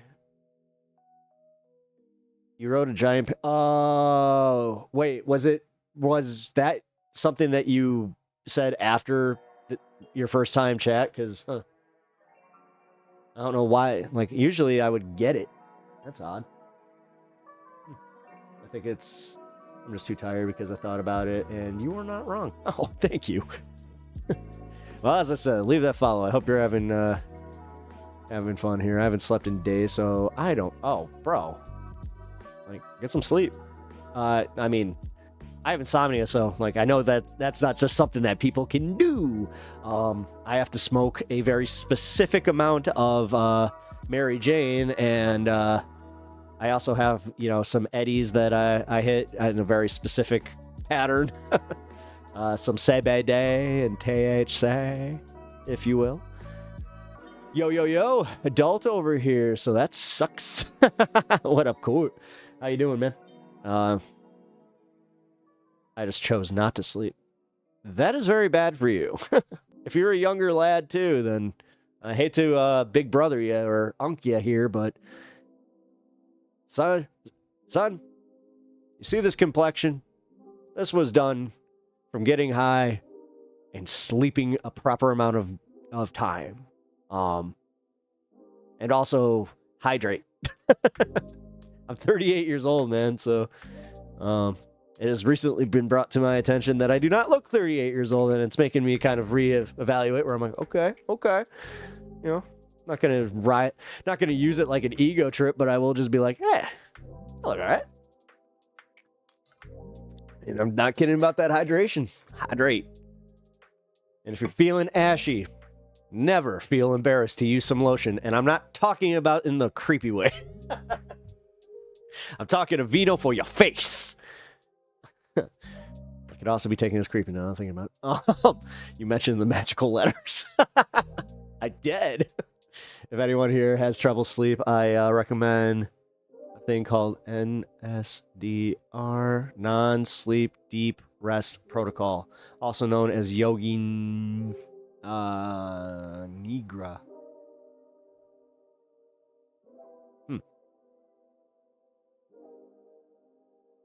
So it's like a yoga breathing exercise to help you sleep. Either way, I can tell I have very different political feelings than you, but it's nice to listen to someone else's viewpoint and learn. Well, that's always kind of the, I'd say, the nice part of the internet. I appreciate your open-mindedness, because even with your very politically different views, but this is also the fun. I get to ask you questions like, what do you find so politically different? Where do you find the most difference with me? Where do you think that, Trump is awesome in any way right now, or actually doing something that's great for you? And just explain to me how it's benefiting you personally, and then I can explain to you where taxes have gone up for me, grocery bill has gone up for me, And it's just, there's so much tentative, like bad shit where I'm like, Trump is not awesome. Well then, we already agree on one thing. There's one. I will mark that on the die. So, Trump not cool. Libertarian then? Is that what is going on here? A little bit of a libertarian view of things, not necessarily full on liberal, not necessarily, maybe a little bit of an anarchist. I don't know.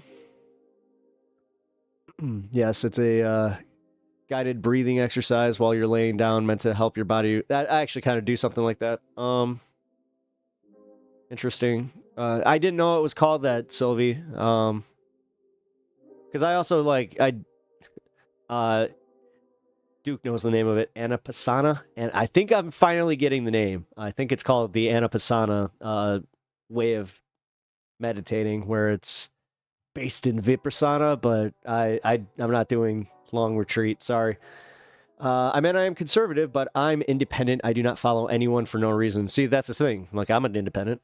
Like, that's funny. We're probably politically registered as the same thing. And, well, until tomorrow, I do have to vote in the, for a Democrat, because our local elections are tomorrow. And yeah, we actually do dude, we had a 5-member Republican board unilaterally vote for a property tax increase. So it's kind of weird when the Democrat that's running is just like, I'm not going to do that. It's like, well, let's see. Although I can't tell you how many times I've had somebody run on lowering taxes, and then it's just, what happened? I don't know. It's like, I couldn't do anything. But no, I'm very much I would say, I'm the same on the other wing there. I believe, I can just say, I believe in a woman's right to choose, and I also believe in trans rights or I bites. I think that beyond human rights, and it comes from a very personal place where I have some awesome trans people in this community that if you talk to them, I don't think that you're gonna find all this hatred in your heart anymore. I'm not saying that you have it. I'm just saying people that have that, because I'm not trying to lump you in with the rest of the conservative movement. I don't do that here. It's like you just said. I mean, I already was trying to lump you in with libertarians, so at least sounds good. Sylvia, is there? Yeah, actually, is there a good breathing video? Oh man, I gotta order that. You just reminded me. They have these new breathing strips that I might be able to finally get full range of range of breath. As for you that don't know, I have a deviated septum on my left side here. I got literally nothing. So, and it wasn't for fun reasons, kids. A lot of people were just every time I say that too, they're just like, did you like that?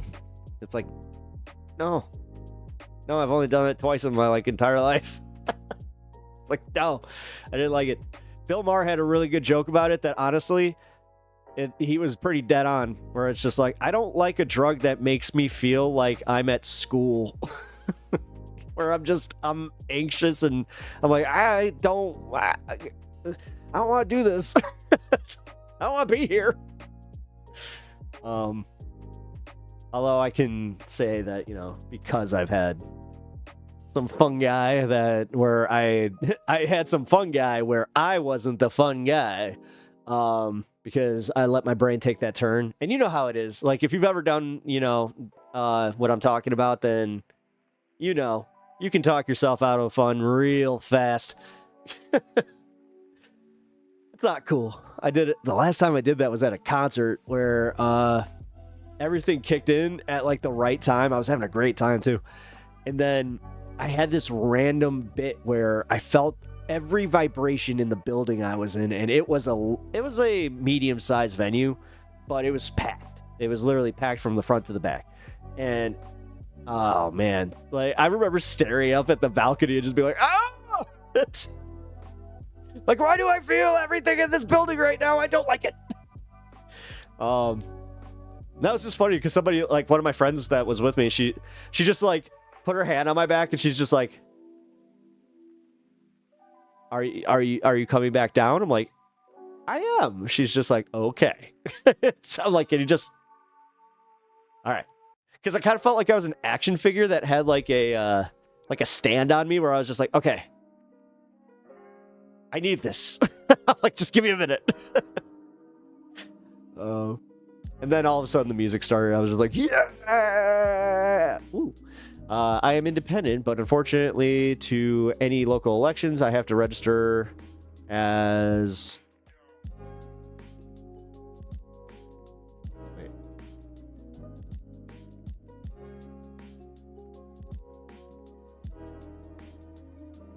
Why did that just did that just transcribe what the fuck I just said?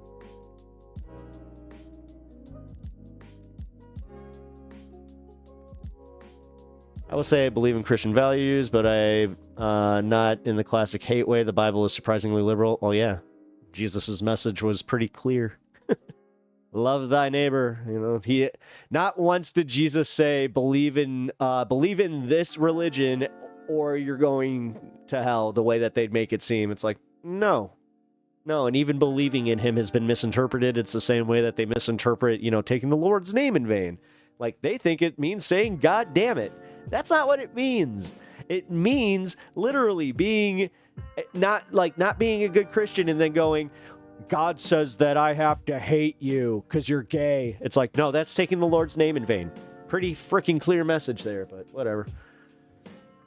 In the way that you should show love to people with differences, even though, yeah, so you seem like a liberal Christian, which is honestly, I think that what you're doing is you're conflating the fact that I think you believe in the idea that Christians cannot be liberal or like cannot be Democrats. Like I have a feeling you have like a church influence that is kind of which in itself, if you go to church and they say in any way, shape, or form which politicians are the evil ones, you're in a bad church. You're in a bad church because they're literally breaking the doctrines of Christ. They're breaking the laws of church and state. So that church should also be reported to the IRS, just saying. But yeah, anyway. Even if you believe they are wrong, the way to help people is not through hate, it's through loving, reaching out. Yeah, you actually seem like you're a Jesus Christian. Like I've always had the two differences in my life, where it's like, oh, like there were people that actually believed in Jesus and like wanted to live their lives like Jesus, even if that meant questioning their religion and like the authorities that be, because, you know, Jesus was a little rebel. Somebody, I remember I had a pastor that tried to argue. He's like, no, Jesus wasn't a rebel. I'm like, he got crucified, my dude. Like, what? Okay. Then I had another cool youth pastor that was just like, yeah, Jesus was a rebel, punk rock, you know? And then he was just like, did you know that POD is a Christian band? It's always funny to me. Ooh, my stomach just reminded me. He's like, you gotta eat at some point. Caleb, I gotta say, even though you think that we have different politics, hit that follow button. I appreciate you. I appreciate this conversation, the fact that you're willing to engage, but I also, you know what? I kind of vibe. I'm an ex-Christian, man. I'm not a hateful atheist. I will never call into question your need to believe in Jesus. Caleb, thank you, Caleb. Because again, Jesus was a rad dude. I kind of based my look on, you know, the pictures that my mom had. Like, dude, my mom had legit one of those pictures of Christ that like looked like Ewan McGregor. Where I was just like, huh. I'll never forget also the time that I had an honest teacher, where it was my first time actually ever having a teacher of color. And that does play into it, because they got in trouble for saying this too. They were just like, oh yeah, Jesus was not white. And they also said his name was not Jesus. And I remember the first time I heard that, I was like, blasphemer, blasphemer. And then he was like, no, his name was Yahshua Bar Yusuf. He actually, like, if the, this was the man that Jesus was, and it was just like, it humanized Jesus, strangely enough, where I was like, wait a minute. And then that sent me down a rabbit hole where I was just like, wait, so where is the proof that, like, this person existed? And I was like, oh, that actually, like, had this, there was, like, more proof that Yahshua Bar Yusuf existed, but there was never this, literally, you go through any of these texts that were not, like, just gotta say. My mother called Jesus a hippie. Well, he had to use the back door, no exceptions. See? Don't make me tap the sign. God, I love The Simpsons. Jesus was not white. Jesus was not black. Jesus was Middle Eastern. Boom. You got it. My dude knows. One of my favorite moments. You ever have a moment where someone really dumb that in your life who, like, you respect, they're nice. Like, there's this girl that I went to school with. She was perfectly nice. But one day she just came out and she was just like, I don't think Jesus was white. And, like, she said it randomly too. I was like, now why would you say that?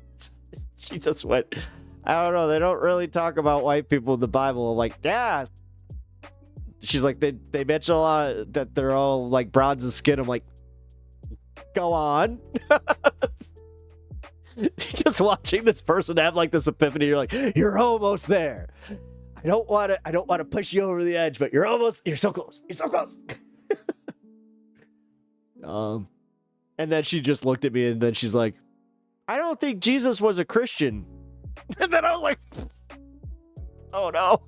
It's like, Jesus was a Jew. He couldn't have been a Christian. And then it just, my head, I was like, we are sophomores in high school. And this girl had been in every doctrine class that I had since second grade. Yeah, it was like second or third grade. I'll say third grade because that's the one that I remember her being in. No, I think second though, because we had it split into two different classes. I think she was in the other one. Either way, yeah, man, like that was wild. It's just like Bible researchers are actually quite amazing unraveling everything behind the Bible. It depends. The Bible researchers that tend to be the best ones are the ones who don't come at it from a religious standpoint, who don't actually believe in the text. Honestly, that's what helped me kind of get out of the religion itself. Like, I'll say this much, and this is where I'll be completely honest. It is scary. It's scary, like, if you're wrestling with your faith and then you start learning these things and then you start questioning your faith, being in the faith, you're supposed to do it up to a certain degree. Like, they are never clear on when you're supposed to stop questioning your faith. And then you could have the other side of it where, to this day, I'm not sure if she's still alive, but I had a Bible teacher that, like, she saw me years later after I had left my school and she had heard that I was an atheist. And she was just like, you're not an atheist. You're going to come back. You're going to come back. Like, she kept saying that shit. I was just like, okay. But yeah, there's a guy in Africa that claimed to be Jesus and he had over 1 million followers. Yep. Oh, dude, that happens all the time. Those guys are bad news. Yeah. Whatever tribe Mary came from is Jesus' lineage. Yeah. Well, again, I've always kind of held to that, though, where, like, even when I was fresh out of my Christianity and I started reading non-Christian, historical books or, like, I forgot his name. Shit. But he used to go to historical, like, sites in the Bible, and he would debunk the carbon dating, and he would just be like, no, like, even per this book of the Bible, this would not make sense. The big one was, like, the story of Noah. Like, he's just like, the timetable on this is insane, and you guys, like, yes, there was a great flood, yes, but guess what? You're not the only ones that recorded that. That's also how we know there was this great flood. It's because there was more than one religious text and historical text that was just like, yeah, you know what? That was a lot of fucking water.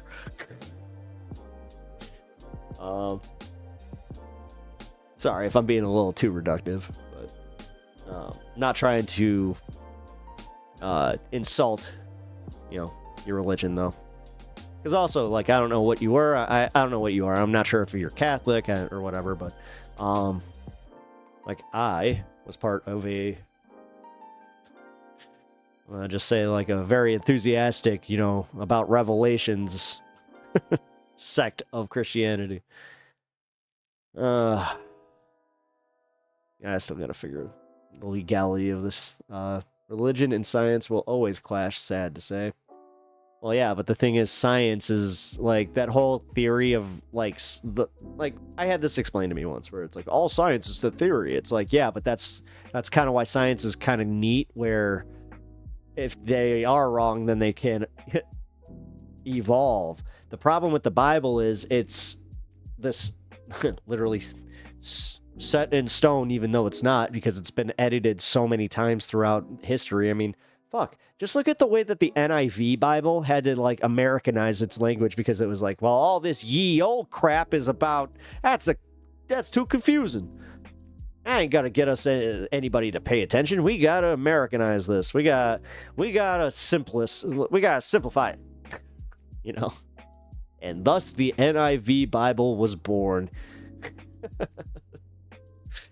But no, I mean,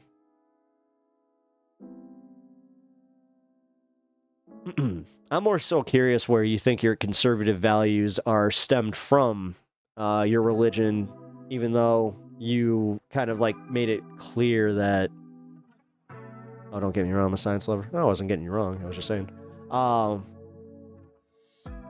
what I was saying though is where do you think you got conservative values out of it? Because I'll be honest, even when I was in the church, I used to wrestle with this, where like I would talk to my my doctrine teachers and just be like, hey, so you guys talk about civics actually is a good place to start with this, because we had two civics and Constitution classes. We had one when I was in 8th grade. We had another one when I was in sophomore year. And the one in sophomore year, we had it cut into two sections, where the first semester we did just learning about civics and, the history of the Constitution again. And then the second part was debate. And that's fun. But during debate, when we were kind of learning where my religious upbringing or my religion fit into my politics, this guy tried to gaslight me into thinking like Jesus would be a Republican gun-toting, woohoo, yeah, yeehaw, America. And then when I would actually debate somebody on the merits of what Jesus would say, and I would come with receipts. I was one of those really annoying guys that he'd do this thing where he would just read the Bible and he would just be like, and Jesus said this, where do you say that?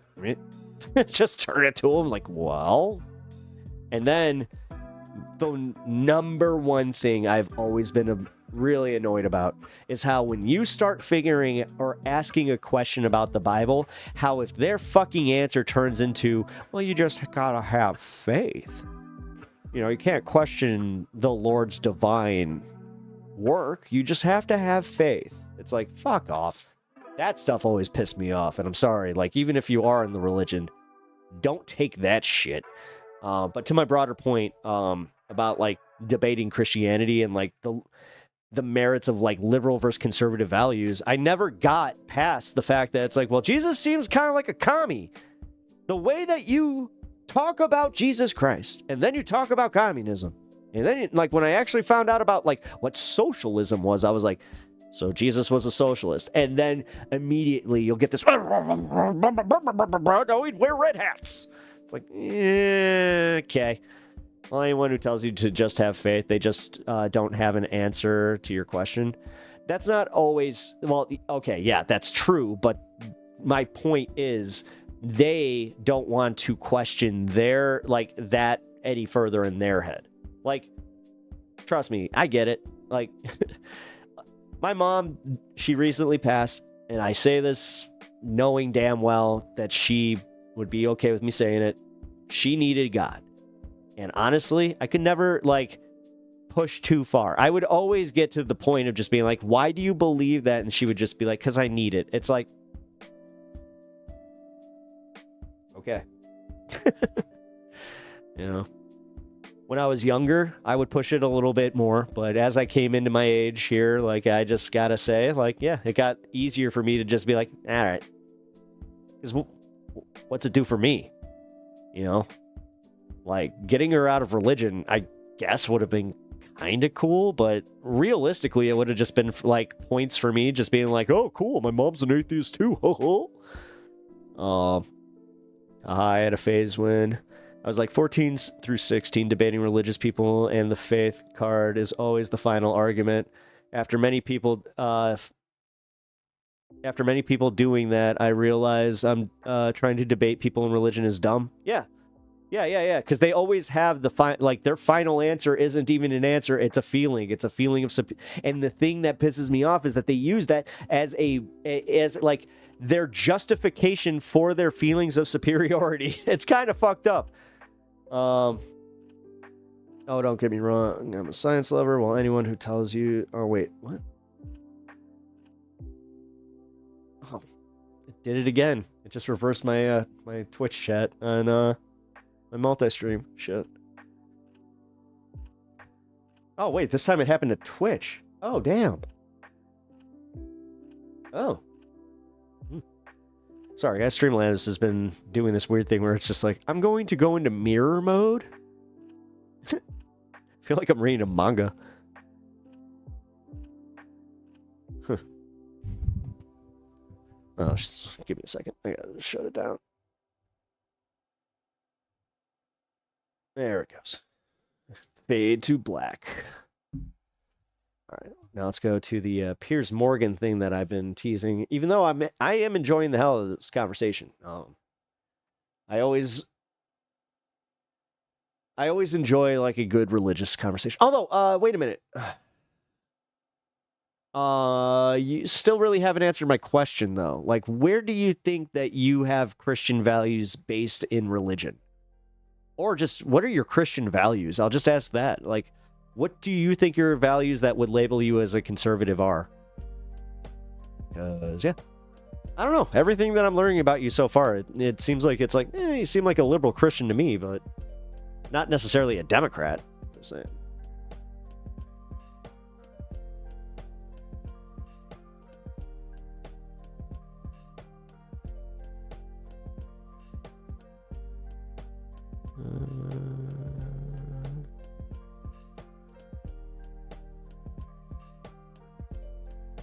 I'm independent, but unfortunately, do any local elections I have... Oh, yeah, so Sylvie, you're in the same boat that I am. Like, where you have to essentially vote for the lesser two evils through, like, primary voting. Like, I don't like the way New York and Illinois do this, where we have to vote along a party line if we want to vote for a certain candidate. So like when Bernie was running with the Democratic Party, that forced me to finally shift from the independent party to the Democratic Party. So registered, I am technically a registered Democrat right now, which sucks because I don't want to be. But hey.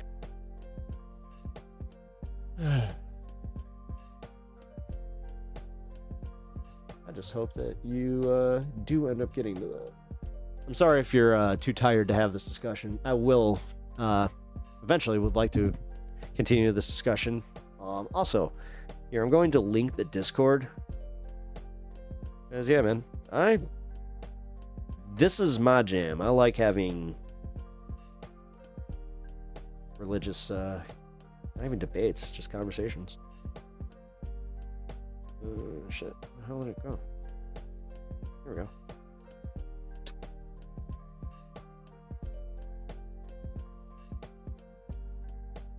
Let's turn into my dad where I was like, where'd my Discord go? It's not even in here anymore. Oh, that's the YouTube channel. God damn it. That's great. Try not to be old, and I'm just like, meh. Well, I just see things the way God made them to be. And I mean, no offense by this, but I believe believe it should be man and woman, but not because others are evil, but because they are not right in the eyes of God. I really don't mean to be mean, but that's just how I feel. Per what understanding of that? Deuteronomy? He said, and you do know that there are many instances in the Bible that I can actually counter with this one. Specifically, the Sermon on the Mount, my favorite, which Jesus, he did this thing where he forgave all people's sins. So for you to be the arbiter of existing through in the eyes of Jesus or the higher power, the Lord your God, then you should literally just feel comfortable that it's covered and that they love them or, hate them in any way that they feel. But what is going on with my autofocus today? It's way off since... Ooh, I know what happened. There we go. No, I'm still orange. I look like a certain orange president. Oh, maybe I understand it a little bit more. Look at the complexion. Makes me look a little bit younger. Look at me. I'm just so young. Where the fuck is Overwatch 2 in my freaking explanation? What?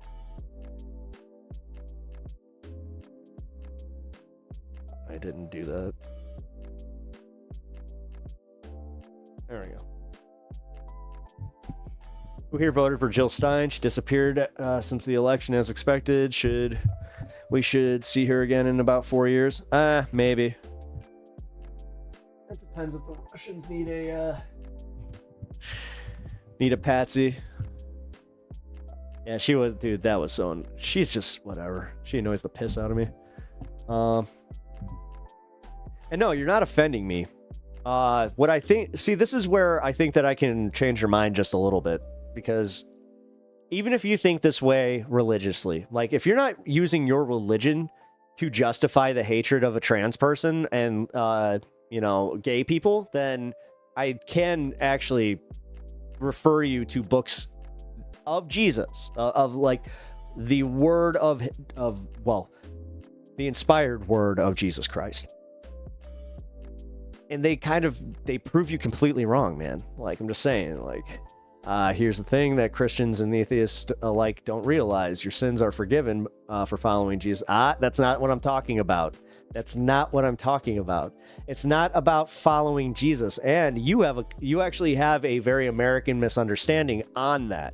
It's not about believing in Jesus. It's about following him. Because even so, like in the book of the 2 Corinthians, Jesus specifically talks about the non-believers when he's being asked by I think it's John even, that, well, what do you think that a non-believer would get into hell or go to would you welcome them into hell? And he explains that if they are living their lives in a godly manner, like if they are good people, then it's not that there isn't any arbitrary freaking, it's not the Little Rascals He-Man Woman Haters Club where you have to have the secret password. That's not how it works. And the thing is, that actually kind of speaks to the ego and the insecurity of like yourself and most people that are in the Christian religion, because they, like, I'm not trying to speak entirely for you, but it does actually speak to, like, you have a feeling of superiority, right? Like, you think that the way that you think is the way that your God then views the world per your understanding of it, which always also bothered me because, again, Bible study is so great. And, until you actually, what I was just saying, until you read it for yourself and then you're just like, well, I don't think that's what Jesus meant. And they're like, no, he meant this. He meant give us money. He meant prosperity gospel. Homosexuality is broadly occurring and natural. Who are you to question God's intent by? And that's also like, they don't understand how they're questioning God's intent with that. They don't understand, like, everything is unnatural to them until they need a nose job, until they need to wear their glasses, until, like, because again, gender affirming care, like their hair plugs. Do you know how many pastors I see with hair plugs? Like, they just don't think that way because there is no consistency. There's no, like, their morals are, like, even questionable because they're locked into something that they're using to hate. Like, you kind of said this, Caleb. Like, you're not necessarily using this to hate, but you are using it to walk yourself into a hateful ideology or a hateful mindset of somebody else because you're using, which has also been weird to me. Like, my entire, like, when I was a Christian, this was always weird to me too, where it's like using like the Lord's hatred to justify your hatred is also very odd. Like, because the first time that I ever got the hint that this guy might not exist was when they like started telling me how Jesus, or like the God is a jealous God, and I was just like, well, jealousy is like the most human emotion, like literally. That is one of the ones, and like through reading about Buddhism, even in my Christian religion, because I was always interested in, you know, some tenets of Buddhism. It was probably some video game character or some. Oh no, it was Bruce Lee. No, I remember now. It was Bruce. It was. I wasn't going through a Bruce Lee phase, but that made me realize. I'm like, oh, look at that. They even have something here about that, and somehow they get it a little more. Where they're like, nah, you should definitely reflect on that and not just, you know, go right to, well, my Lord says the man and woman. Which again, please, like, you can Google it even. I'm not even trying to be condescending. Send me the Bible verses that, you know, say these exact things where it's like, this is enough for you to take that as the Lord God saying that this is what you should do. Which the last time I also read the Bible, I know this might just be a little odd here, but the last time God actually directly spoke to somebody was Moses. So, unless it was our guy, which Deuteronomy it was, I know. Like, but who knew Bruce Lee was corrupting the white Christian youth with Buddhism? Crazy world. A little bit of Bob Marley too. That's how I got into Rastafari. No, for real though. I mean, it was a little bit of it was just me being a pot smoking, you know, white kid that loved Bob Marley. But for real, then I looked into, like, because I remember getting into it where I was just like, who the fuck is Jah? And then they're like, that's God. I'm like, oh. And then I realized that I was like, oh, so this is Christian music? They're like, kinda. That was fun.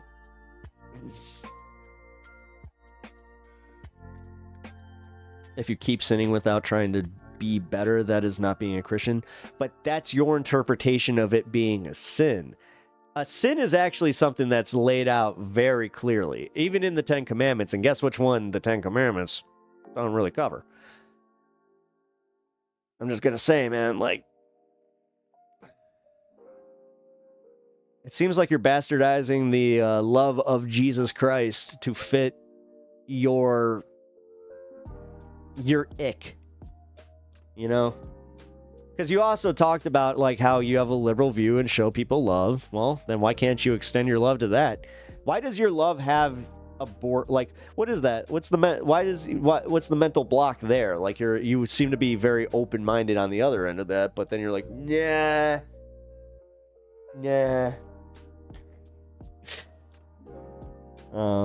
I mean, I think we can agree to disagree. I'm surely not qualified enough Christian to argue anything about this. The only man I would honestly trust to argue the Bible is Cliff Clenchell, and that's just me. That dude is amazing with the Bible. That's fine. I'm arguing the Bible right now. I'm usually like, here's the thing. I haven't been a Christian in damn near 20 years, but I can still remember all this stuff just because I was indoctrinated since kindergarten. So ain't that fun? You know, that whole thing that people are usually worried about with their kids. Well, that's what happened to me.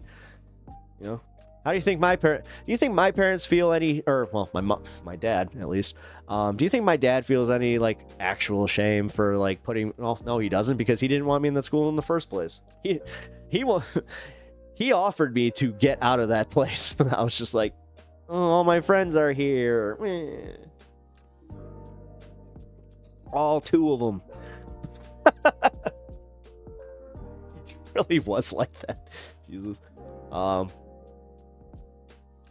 And it's not, well, no, unfortunately, it's not really agreed. I mean, if you just want to end the conversation, you could just say, I'm not really, I don't want to go any deeper into it, but I wouldn't say it's agree to disagree, because that usually takes 2 parties. But no, I'm, again, Hugh GOP Jesus.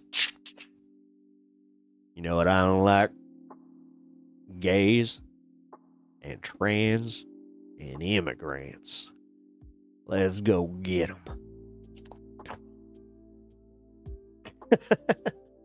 Huck, to a big fan of hers. You also know what I like? A little blowgy.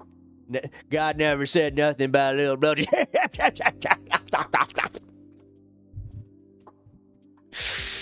You know, Mary Magdalene, we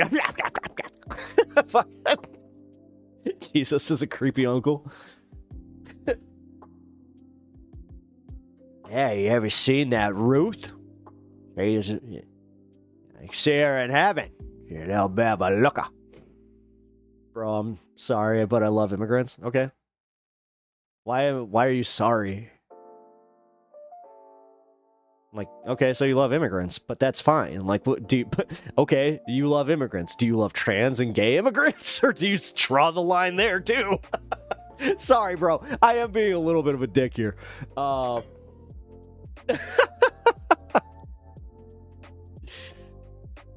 I hope that you know what. Again, I'm not trying to. No offense, man. I'll say this much. What the fuck is going on with this light? I think I just need to use this. Yeah, there you go. Yes, I love them. I think it's just hard for you to understand me. I'm just too tired to argue this. Oh, okay. Well, hey. I'm not trying to understand you. No, you seem like a cool dude. You seem like you... Honestly, you can I just make my assessment, like, and I'll do it real quick, is... Oh, as quick as I can. I think that you are holding on to the conservative ideology because you have a lock-in at your church, which I think I nailed it, where you guys kind of are a little politically aligned, which, again, you should question anything like that. That's insane. If you're in a congregation that's telling you how to vote, that is not a congregation. That's a fucking cult.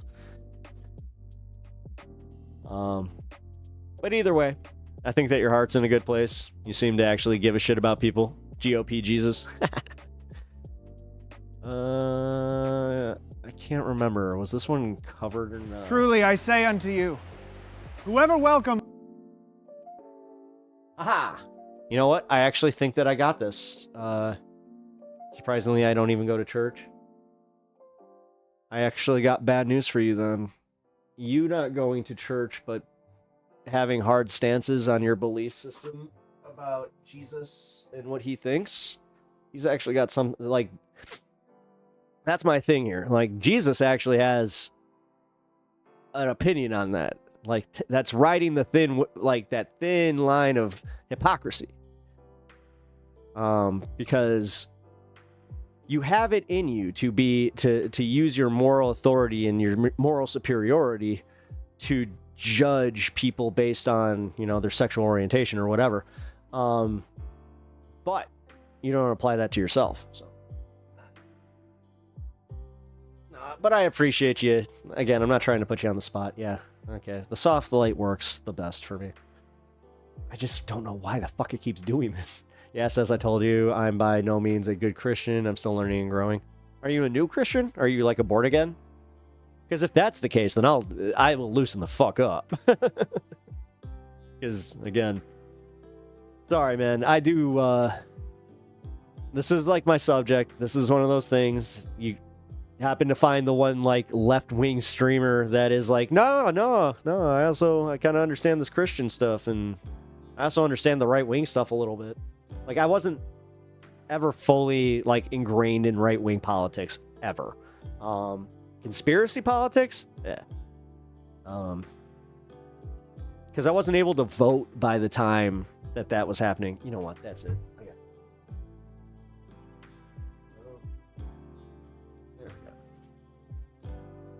bugging the crap out of me. And so we had a storm yesterday that knocked out all my power. And when it did that, it reset. There it goes again. I hate this light. I might need to get a new light. No, I'm not a new Christian, but I'm still learning. I was never really close to my religion until recently. Oh, cool. I mean,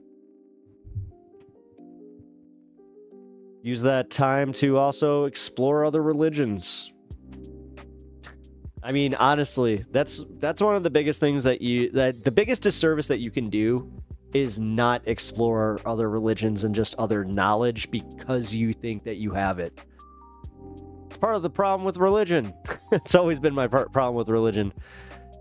Honestly, that's a bar. If you're in a congregation and they tell you how to vote, that's not a congregation, that's a cult. Hey, that is a bar. All right. Pretty proud of that. All right, hey, let's watch GOP Jesus. Let's fuck it. This is a funny bit. I've explored other religions. This is what I found to be the best in my opinion. Okay. No, as long as you have. As long as you checked out other ones, as long as you did your due diligence, my friend, then yeah, as I said, I can't shit on you. All right. One of these, truly I say unto you, whoever welcomes one of these little ones in my name might be letting in a murderer or a drug. Let's get her to a detention center. You know, so we can figure out what's going on. So we can figure out what's going on. I like the shaking of the hands. I was hungry, and you gave me something to eat. I was thirsty, and you gave me something to drink. And behold, now I'm all lazy and entitled. You shouldn't have done. Lazy and entitled. Do unto others as you. And behold, now I am all lazy and entitled. Dude, I'm sorry. They might want to I'm trying not to do the repeat thing, but god damn it, this is. do unto you. What is a man profited if he gain the whole world but lose his soul?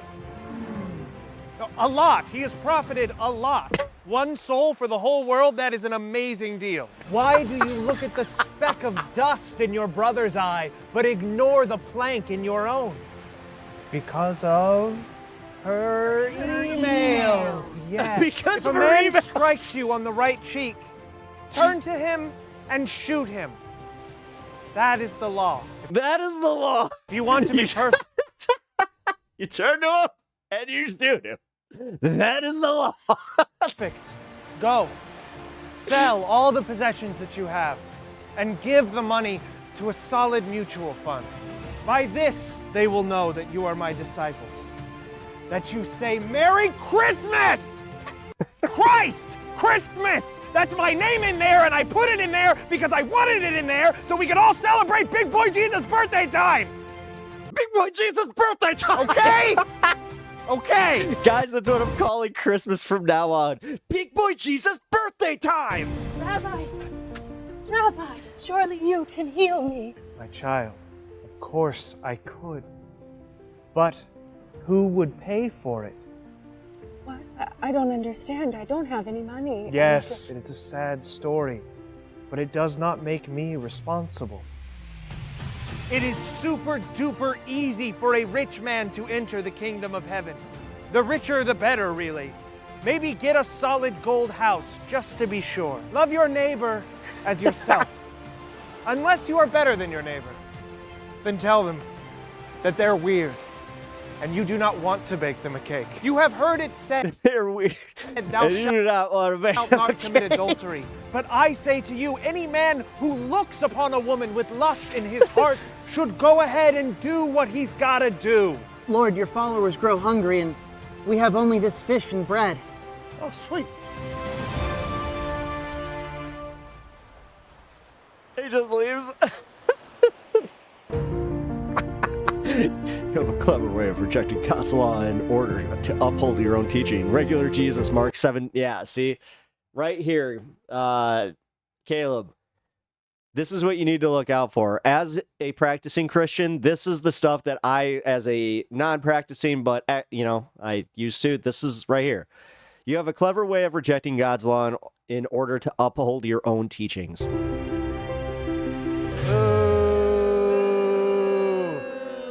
Is this a film? Friend Dog Studios. Here, I'll link it.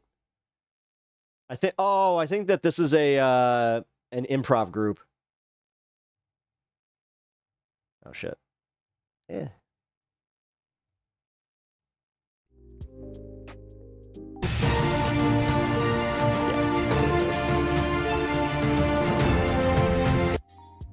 Go vote. Nice. There you go. No, it's just skit. Yeah. Here you go. Allie, I know that you tend to appreciate when I link these things, so there you go. Okay, thank you. No worries. All right, I got that. All right, we got the Piers Morgan thing. I'm going to I gotta piss. Here, I'll start it up and then we'll meet you down.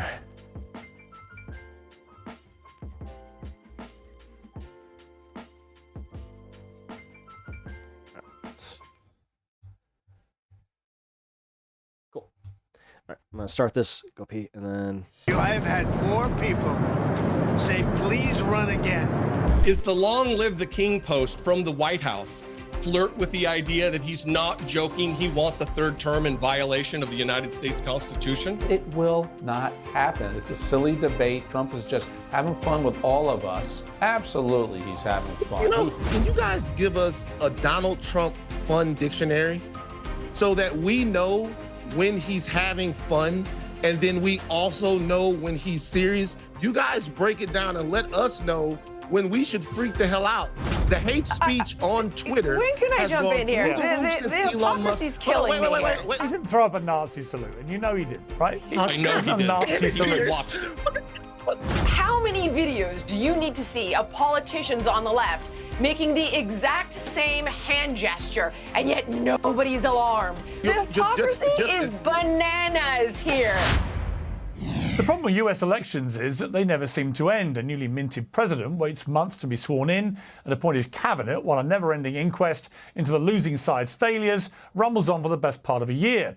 And barely 12 months into the presidency, our focus turns to the midterms, where the victorious president usually loses seats in Congress and faces an uphill battle to get anything much done before the whole cycle repeats itself all over again. Well, critics of President Trump's rule by wave after wave of executive order say it's an attack on hallowed constitutional norms. But it may be that those norms are simply a terrible way of doing business. And never mind relitigating the 2024 election, many in the media are currently obsessing over the 2028 election and whether President Trump may find a way to stay in power for a little longer. Do you think that's an appropriate precedent to set, even if it wasn't you in this position, to see a president serve a third term?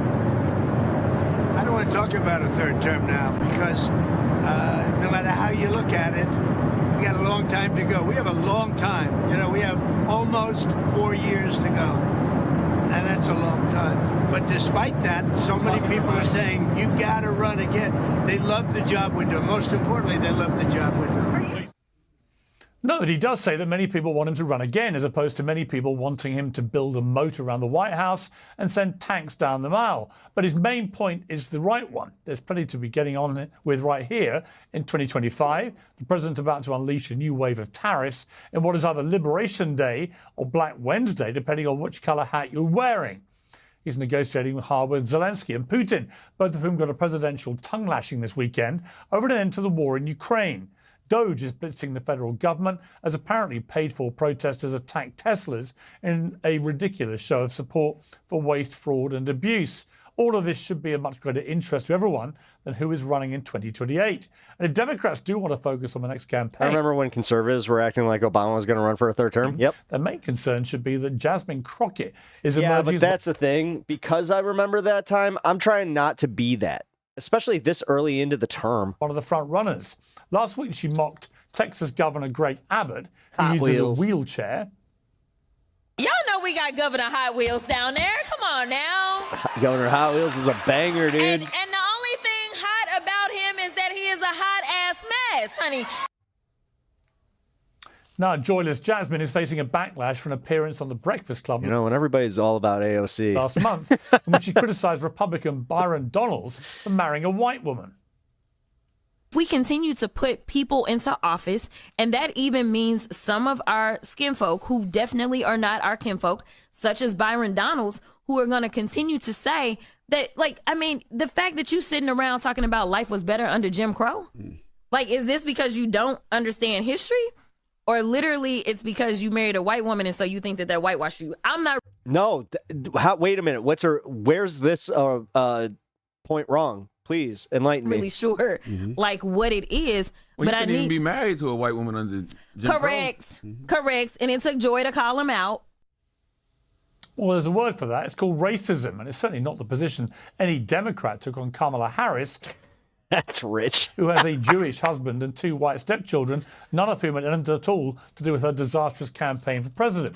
I don't think Trump will run for a 3rd term, although we should waste a lot of time arguing about it. But if you did poll Americans and whether they prefer Trump 2028 to Crockett 2028, I think I know who'd win. To debate all of this and more, I'm joined by the host of Keeping It Real podcast, Gillian Michaels, Van Latham, the co-host of the Ringer's Higher Learning podcast, Ari Fleischer, the former White House press secretary under George W. Bush, and Jesse Dollimore, host of Dollimore Daily and the I Doubt It podcast. Well, welcome to all of you. Ari Fleischer, let me just start with you, if I may. From a purely technical point of view, is there any reason that the Constitution cannot be further amended to potentially facilitate a president who wishes to serve more than 2 terms? Pierce, I refuse to answer that question. And I refuse to answer it because this entire debate is dumb. Donald Trump has a way of making his critics take the bait. Don't take this bait. Donald Trump, no matter how So his don't listen second to him. term Just goes, don't and I listen to him. Like, again, guys, like, you can't sit here being like, the reaction is just pshaw. And then when he does the thing, the reaction pshaw. Well, at what point do we get to look at you and be like, pshaw? Is going to You know where I'm leave the going with political scene, leave the presidency in 2029, on January 20th, 2029. He will not run for re-election. He cannot run per the Constitution for re-election. There are other mechanisms. You could have the vice president become president, and then he could appoint Donald Trump his vice president, and then he could step down and Donald Trump could assume the presidency. That would be within the Constitution, but it's foolish. It won't happen. This is Trump trolling everybody. We all just went, why did you just say that? Why did you just say that? And just don't fall for it. Trump does these funny things. Just go on to the normal things we should talk about. Tariffs and all the other controversies. This is not one that even is worth spending time on. He's having fun. Well, we're going to get to the other stuff, which I agree is probably more important, as I said in the monologue. But again, these are the same people that say the Green New Deal will make you eat bugs. Yep. Look, I'm a Brit. Yeah, I actually know somebody that believes that. In Britain, I see lots of people, raging away about this, but seemingly forgetting that in the UK, Fire Dragon, what up, bud? There is no term limit for prime ministers. You can literally serve for the whole of your natural life if you manage to persuade your party and the country that you're popular enough. So, Margaret Thatcher has served 4 terms. Tony Blair did 3 terms and so on. There is no term limit. He strikes me as a Thatcher, like a Margaret Thatcher lover. Obviously, in the US, I think my understanding is there's not always been a 2-term limit. So when did that actually come in, Ari? Right after Franklin Delano Roosevelt. That was a change, and the Constitution was amended. You could serve more than 2 terms from 1789, when our Constitution was created, right up till after World War II. FDR served 4 terms. The Constitution was amended. You can only be elected 2 terms. That's what the Constitution currently states. And Yeah, there wasn't an amendment. It was called a wartime amendment. That's why this is a non-issue. And I can understand. People are taking the bait. My advice to people is enjoy your day. Go on. Don't worry about this. It will not happen. And I say that to the people who absolutely love Donald Trump. It will not happen. All right, Van Lathan, are you reassured that it will not happen? Or when the President of the United States says he's thinking about it, do you take him seriously? Yeah, so normally I probably wouldn't, because you think about, I take him seriously. I mean, you think about all the things that would have to happen. You think about, the constitutional amendment and all of that. And you think, oh, this is just bluster. This is just Trump spinning a yarn. The only thing is that he didn't want to leave the first time. So he was voted out of office in a free and fair election and spent a whole conspiracy to create fake electors, and had a bunch of people on at the Capitol, which ended up in a very embarrassing and dangerous situation for the American government. And he essentially created an entire political movement around a lie, trying to subvert an election. So I'm not understanding why, when I've seen him mobilize in that way, that I should just think that he's messing around now. I think that if Donald Trump has it in his grasp or his sphere of power to stay on for a third term, that he would definitely do it. He would definitely do it. And the reason why I know that he would definitely do it is because there would be absolutely zero resistance from the rank and file on his side to stop him. They would subvert the Constitution or anything else if it meant that appeased the daddy. Okay, Gillian Michaels, I mean, yeah, again, it's an amendment to the Constitution that was made in the last 80 years. There's no logical reason why Trump couldn't move potentially to have it further amended. So he could technically. So explain to me, in the years prior to that, any president that served another consecutive 4 years, please. Try and do that. The question is whether he'd be successful. Look at you trying to fucking hold water the for ilk that we should pay attention to the things he actually does, as opposed to. And why are you asking her like she's an authority on any of this instead of just a sycophant who's here to agree with you? Man, he really is, like, he knows how to curate his little entertainment show, that's for sure. To the things that he says, because if we were chasing down all of the bluster and all of the craziness, which I think is part of his negotiating strategy. Yeah, exactly. But just January 6th was just a meme. Quit being hysterical. To throw the other side off balance, so on and so forth. It would be chaos. Yeah. We've got. Well, again, but these are the same people that would freak out over, Joe Biden making a fucking old man gaffe, or, look at the pearl clutching they did for the last 4 years. Can we just acknowledge how big of pussies these motherfuckers are too? Like, they're just ignoring all this shit that's actually making people's lives suck, and they're just like, but Biden. 4 years to wait and deal with this problem should it arise. And there are a host of other significantly pressing issues I think we should be focused on. Like? Piers Morgan Uncensored is now proudly independent, if you like the. All right, shill. We got it. Bloody, blah. Physical gold and silver. Oh, you're shilling physical gold and silver, are you? Piers, a lot of people prepare for this recession by having some gold and silver. Now on with Listen to Piers Morgan. What do you say problem? I claim Dark Brandon would kill him. I know. A lot of people who love Trump might not see it as a problem at all. They might think, yeah, great, if he's doing great guns by then, if he delivers on all his promises, why not? I mean, again, I understand how the Constitution is right now to prevent it, but as Ari explained very diligently there, this has only been since the end of World War II. It's not like it's been there from the start. It was there from the start. So are the new amendments to the Constitution less important than the older ones, Piers? Sorry, Jesse? I said, are the newer amendments to our Constitution less important than the older ones? No, but I guess I would say, as a Brit who's not an American, so let me obviously make that clear. My accent probably gives you a clue. But I've never understood why there should be such a sacrosanct reliance on the current Constitution, given that so many... Well, then we should get rid of the 12th Amendment, the whole thing that guarantees us free and fair elections, because, you know, that was the 12th one. It wasn't the first one. You know, that was only in 1804.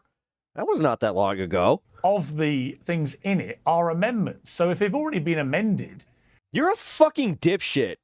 Oh my God. This is why I hate Piers Morgan, is this shit right here, where he's a quintessential Brit until he's not, because he has a summertime house in the Hamptons. Why couldn't they be amended again? Because you don't understand amendments, you fucking British dolt. And I mean, treat me like a village... Go back to your fucking own parliamentary system and fix that, you dumbass. Idiot. Otherwise, let the Labour Party take over. Jesse, well, hang on, let Jesse answer. But treat me Fucking like a Tory. British village idiot. If something's already been amended once... I don't even know what a Tory is. I just know it sounds bad. Actually, why can't it be amended again? Well, it can be. It's a Herculean endeavor to try to get that through. But explain to him what it takes to get an amendment passed. I would challenge your assertion at the very beginning when you said it's a terrible way of doing business to adhere to some loyalty to the Constitution. It's the basis and foundation for the rule of law in this country, and to ignore it is at folly of the people who will do so. Republicans love to hold up their constitutions that they pull out of their pockets that are nothing but a prop and act as though they have respect for this document. When I served in the United States Marine Corps for the years that I did, I raised my right hand and swore an oath to defend and support this document against all enemies, foreign and domestic, and that includes Donald Trump. We should have a vital respect and adherence to the rule of law in this country, and it's based on the Constitution. Okay. And let me all right, let's move on to... If you were to amend the Constitution, if you were to amend the Constitution, it takes 2/3 of... It was actually ratified. Actually, funny enough, to Pierce's point here, guess what? It wasn't amended. It was fucking ratified. So that means that this was already in the Constitution there, dude. The House, 2/3 of the Senate, and 3/5 They had to do this during wartime. of the states. Of the So states. the only way you could amend the Constitution to put Trump back in there is if the Democrats want to do it. That's why it will not happen. It's That's a silly debate. Trump is just having fun with all of us, and it's just not there. Do you So you you can smile like that, where he's just playing us while the economy, while the stock market's literally tanking, and he just, you know, he's got our director of national security fucking leaking secrets to the, you know, to the press by accident over Signal. Yeah.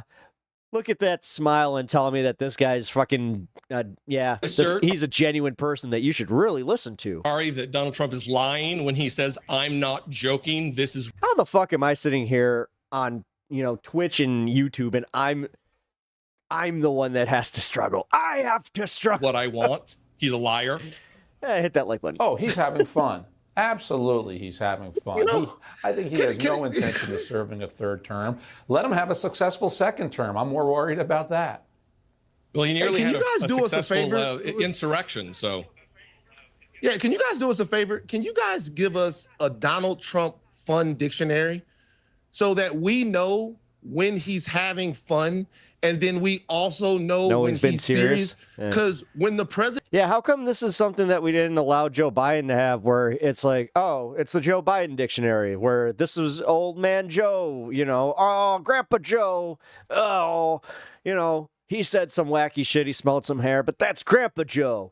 You know, how about the other one that was based on fucking unions? President speaks, normally we take You know, it the Chips Act seriously, Joe. but You know, the ice cream Joe, Dark Brandon Joe. you guys seem to have this ESP with Donald Trump, this psychic connection to where you know when he's joking, and then you know when he's being serious. So tariffs, Greenland, I need you guys to break it down. You guys could be in charge of it. You guys break it down and let us know when we should freak the hell out, because great point. That seems like something that a dictator will want to do, And we don't know when he's joking. He's the president. So when he says something, we take. Yeah, no, for real. This is a great point, and honestly, I like to see this smug smile kind of get wiped off his face. As him, when do you take it serious? Okay, Ari, it's actually a reasonable point. Donald Trump is joking. Yeah, it's a reasonable point, Ari, isn't it? Is that Donald Trump is not like any other president. He often does say stuff which he just shoots from the hip or says things to wind up the libs or whatever it may be. It's not an unreasonable point Van is making, that it ought to be probably easier to try and process what the president of the United States actually means in any given moment.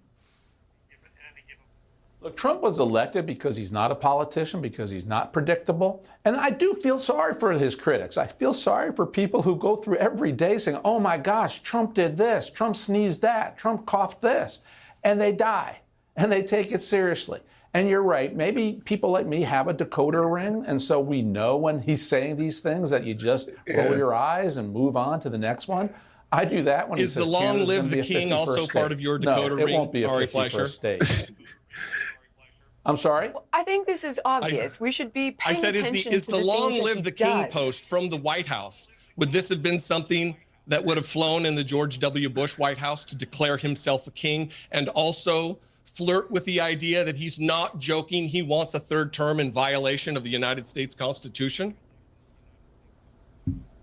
No, saying Trump is not a politician is absurd. I've been sick of that since since the election. They were trying to be like, well, he's not a politician. Bullshit. Never happened. Then what the fuck is he if he's not the president of the United States of America? Before, but Donald Trump got elected. The American people knew what they were doing when they put him there. They want somebody who's going to shake things up.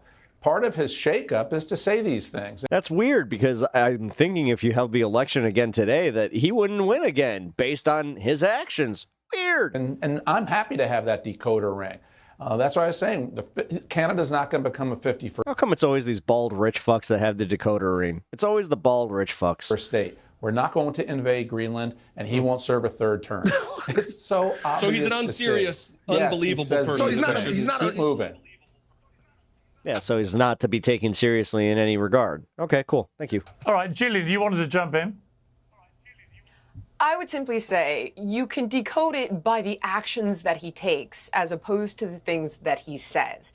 If he makes legal moves to put himself in for a third term, then we can all be alarmed. I would be alarmed. If he actually invades Greenland, we can... Will you, though? Or will you be easily swayed because it's your media position that will keep you fed? all be extremely alarmed. But as far as I can tell, having now lived through his first term, read his book, The Art of the Deal, and watching his first 100 days. You mean the one not written by him? And there's 70-something days that have passed so far. It's the same negotiating tactics that he's employed strategically throughout his professional career and...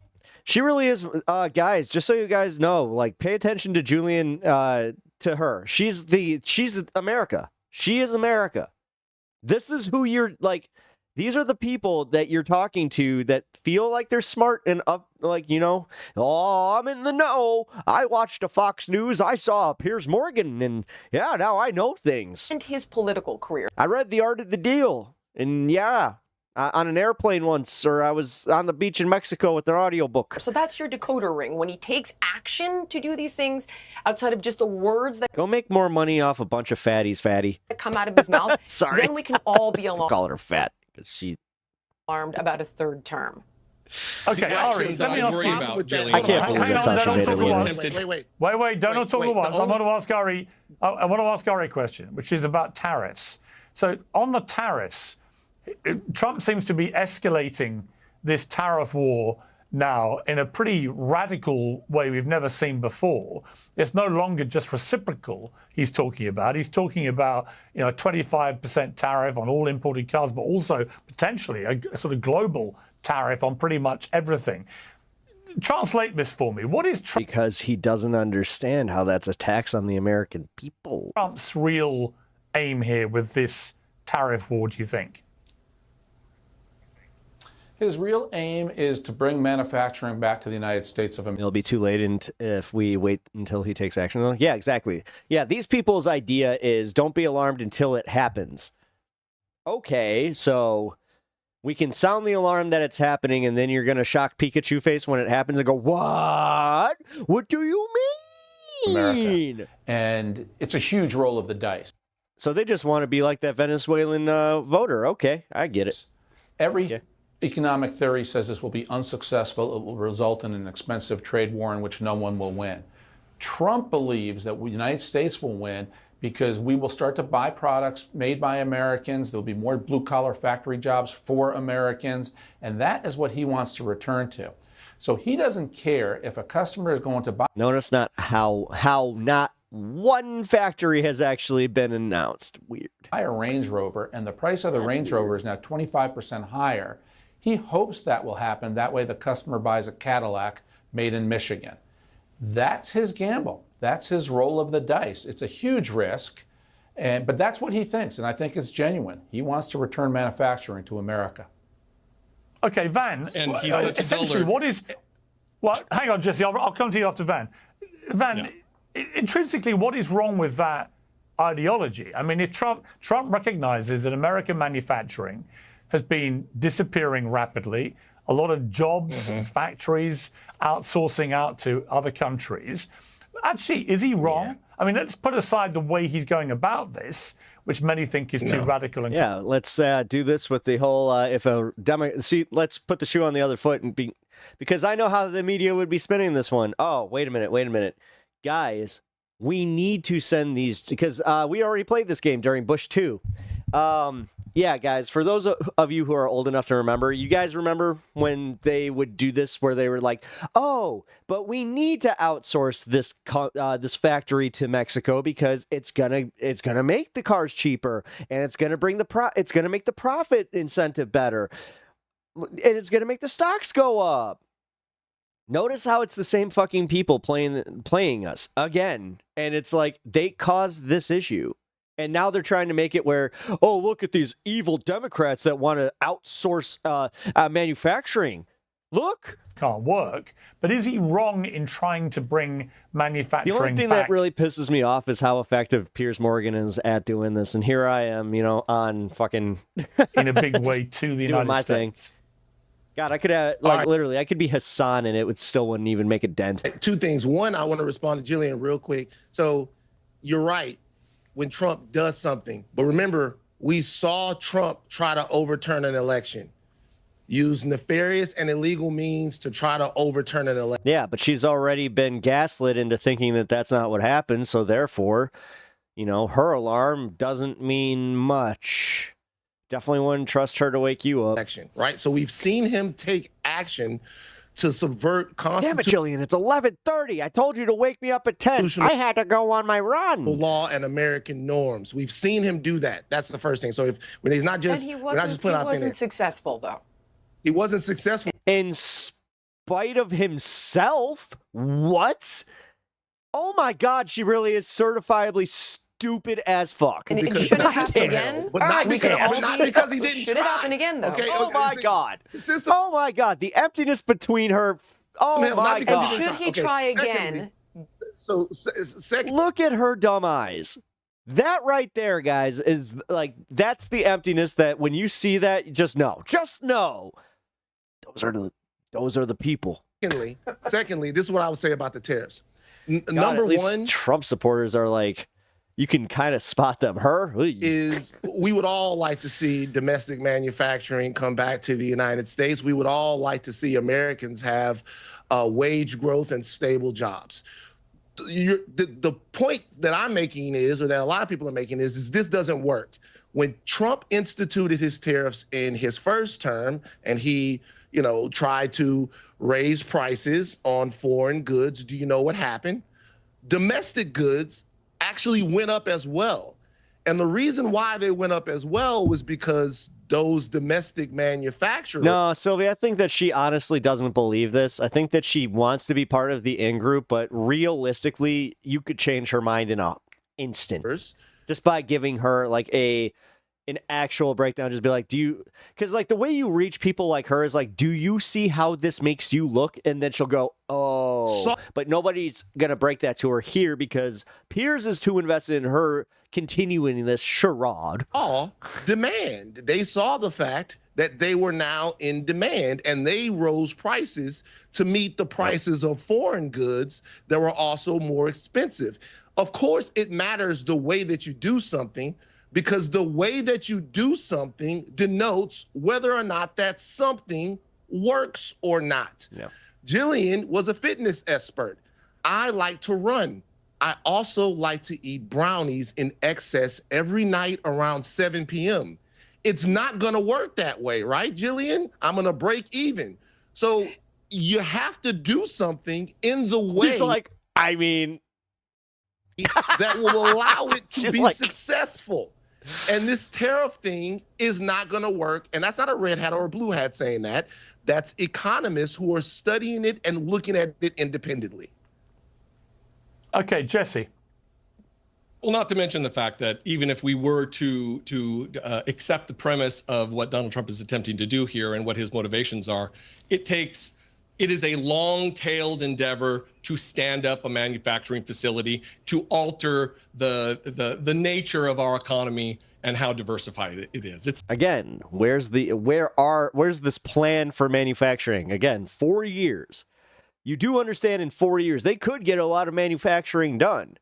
Who's coming back? Not something with this. Who's coming back? Where are these plants? What economies are they going to boost? Because I just saw a plant in Indiana being built that looks like it was not even halfway done.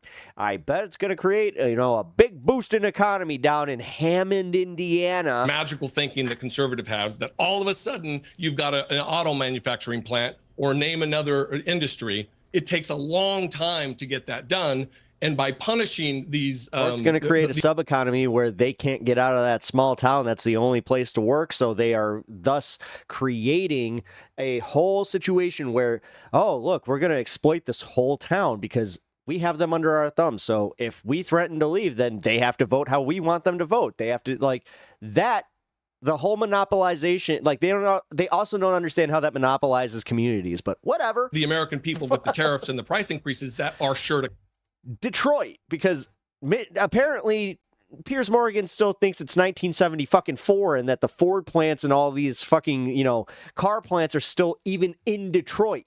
He probably still thinks Pontiac still exists. Comment I've already started. You're not ending your...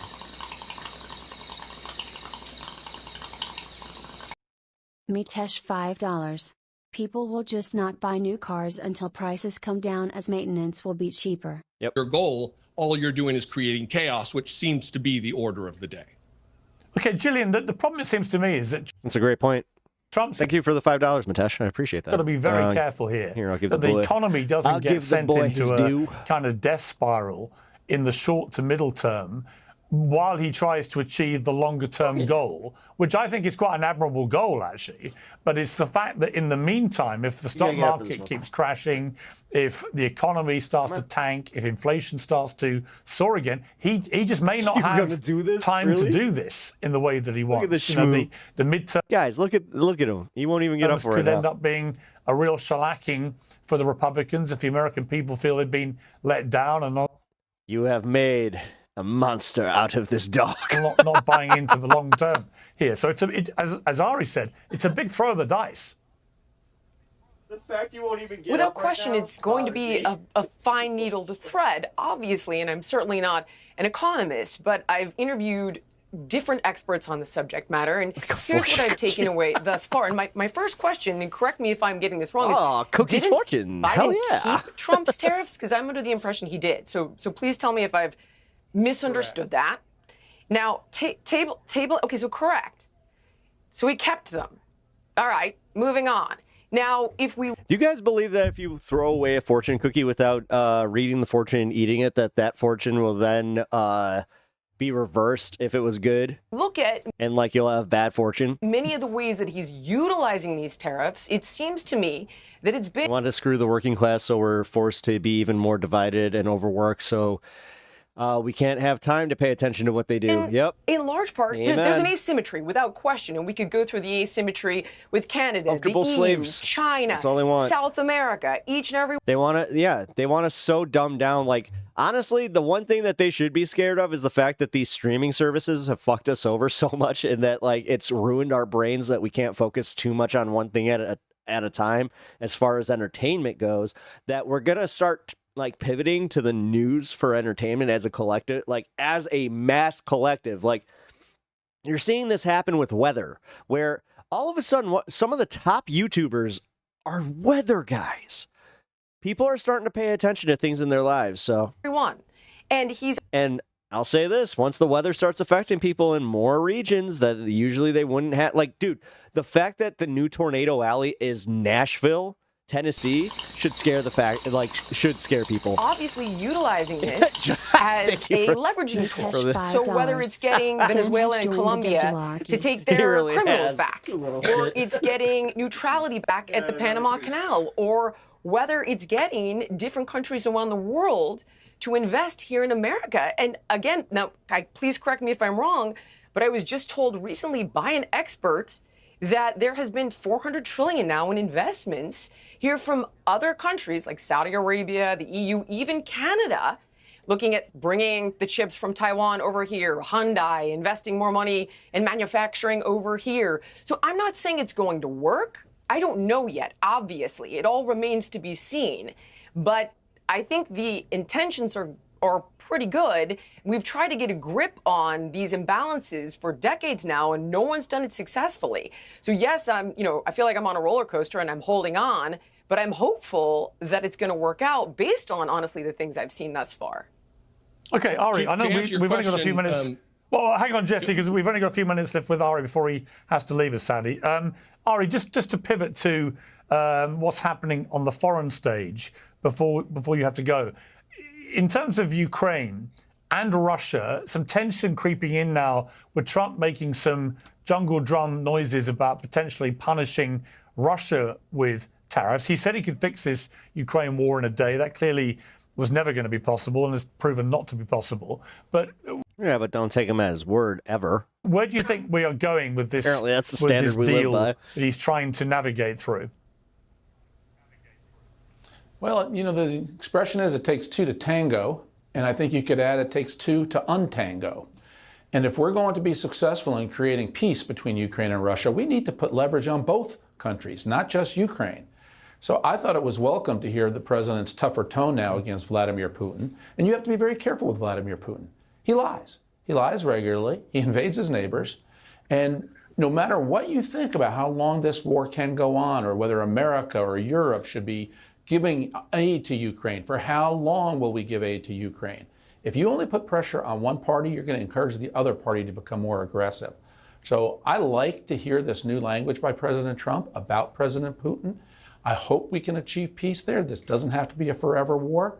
But this is welcome, in my opinion, Pierce. This is a reflection of the real world and the real Vladimir Putin. Is he joking, finally, or is he being serious? Hang on, Jesse, I will get you to respond to that. But I just want to, while I've still got Ari for a minute, just on Doge and the backlash against Elon Musk and the attacks on Tesla factories, petrol bombing Tesla cars, attacking people who are driving Teslas. What does that say about the Democrats, the liberals, if you like, who for many years had Elon Musk as their hero, the guy that brought green energy into the world and through the cars? And not to mention all the arson attacks at Tesla dealers throughout the United States. It's horrific. There is a violent left in the United States of America. And it really began in 2016 when Donald Trump was running. And people at Trump rallies would get attacked. When they had the convention at the White House in 2020, as people left the White House after the Republican convention, they were attacked on the streets of Washington, D.C. There is a terrible violence inside the left.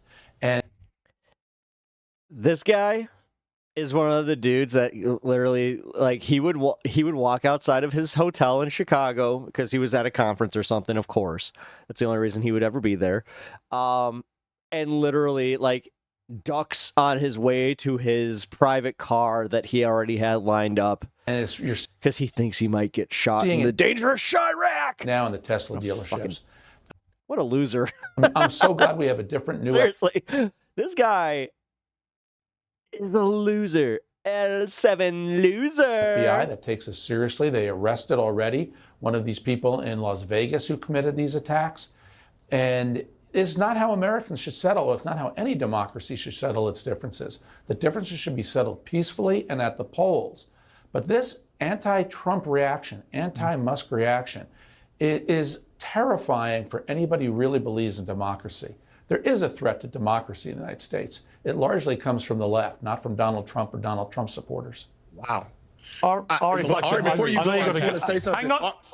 Go quickly, Van. Before you go, I want to say something real quick. I hope that all of the people that are vandalizing Tesla dealerships everywhere, because I drive a Tesla, bought it in 2018, cool car. I'm ashamed now, but I drive one. I hope that all of these people are rounded up and caught so that a Democratic president can pardon them. Based. Touche. That's a good argument. Well said. I know it is. Yeah, it's pretty ironclad. Thank you. That's pretty fucking ironclad. Thank you. Ari, got to let you go. Thank you very much indeed for coming on Uncensored. I appreciate it. Thank you. Drive safely. All right, Jesse, I mean, look, we'll come to Ukraine in a moment, but on what's happening with Tesla, I just find it so ironic that here you have a huge number of people where Elon That's such a good answer. Musk was the hero, but because politically he slightly changed colours, they are now using violence and really he slightly awful changed violence. colors. He's thrown up Nazi salutes. He didn't slightly change He colors. didn't throw up a Nazi salute, and you know he didn't, right? I know he did. Nazi... He's throwing up Nazi salutes. He didn't change colors. Watched it. I'm not a Nazi apologist. Just you do you. It was not. I do love how when they say something so ridiculous, it's just like, what? Nazi salute. What? Why would he throw a Nazi salute? Because he's a white supremacist. He's not a white supremacist.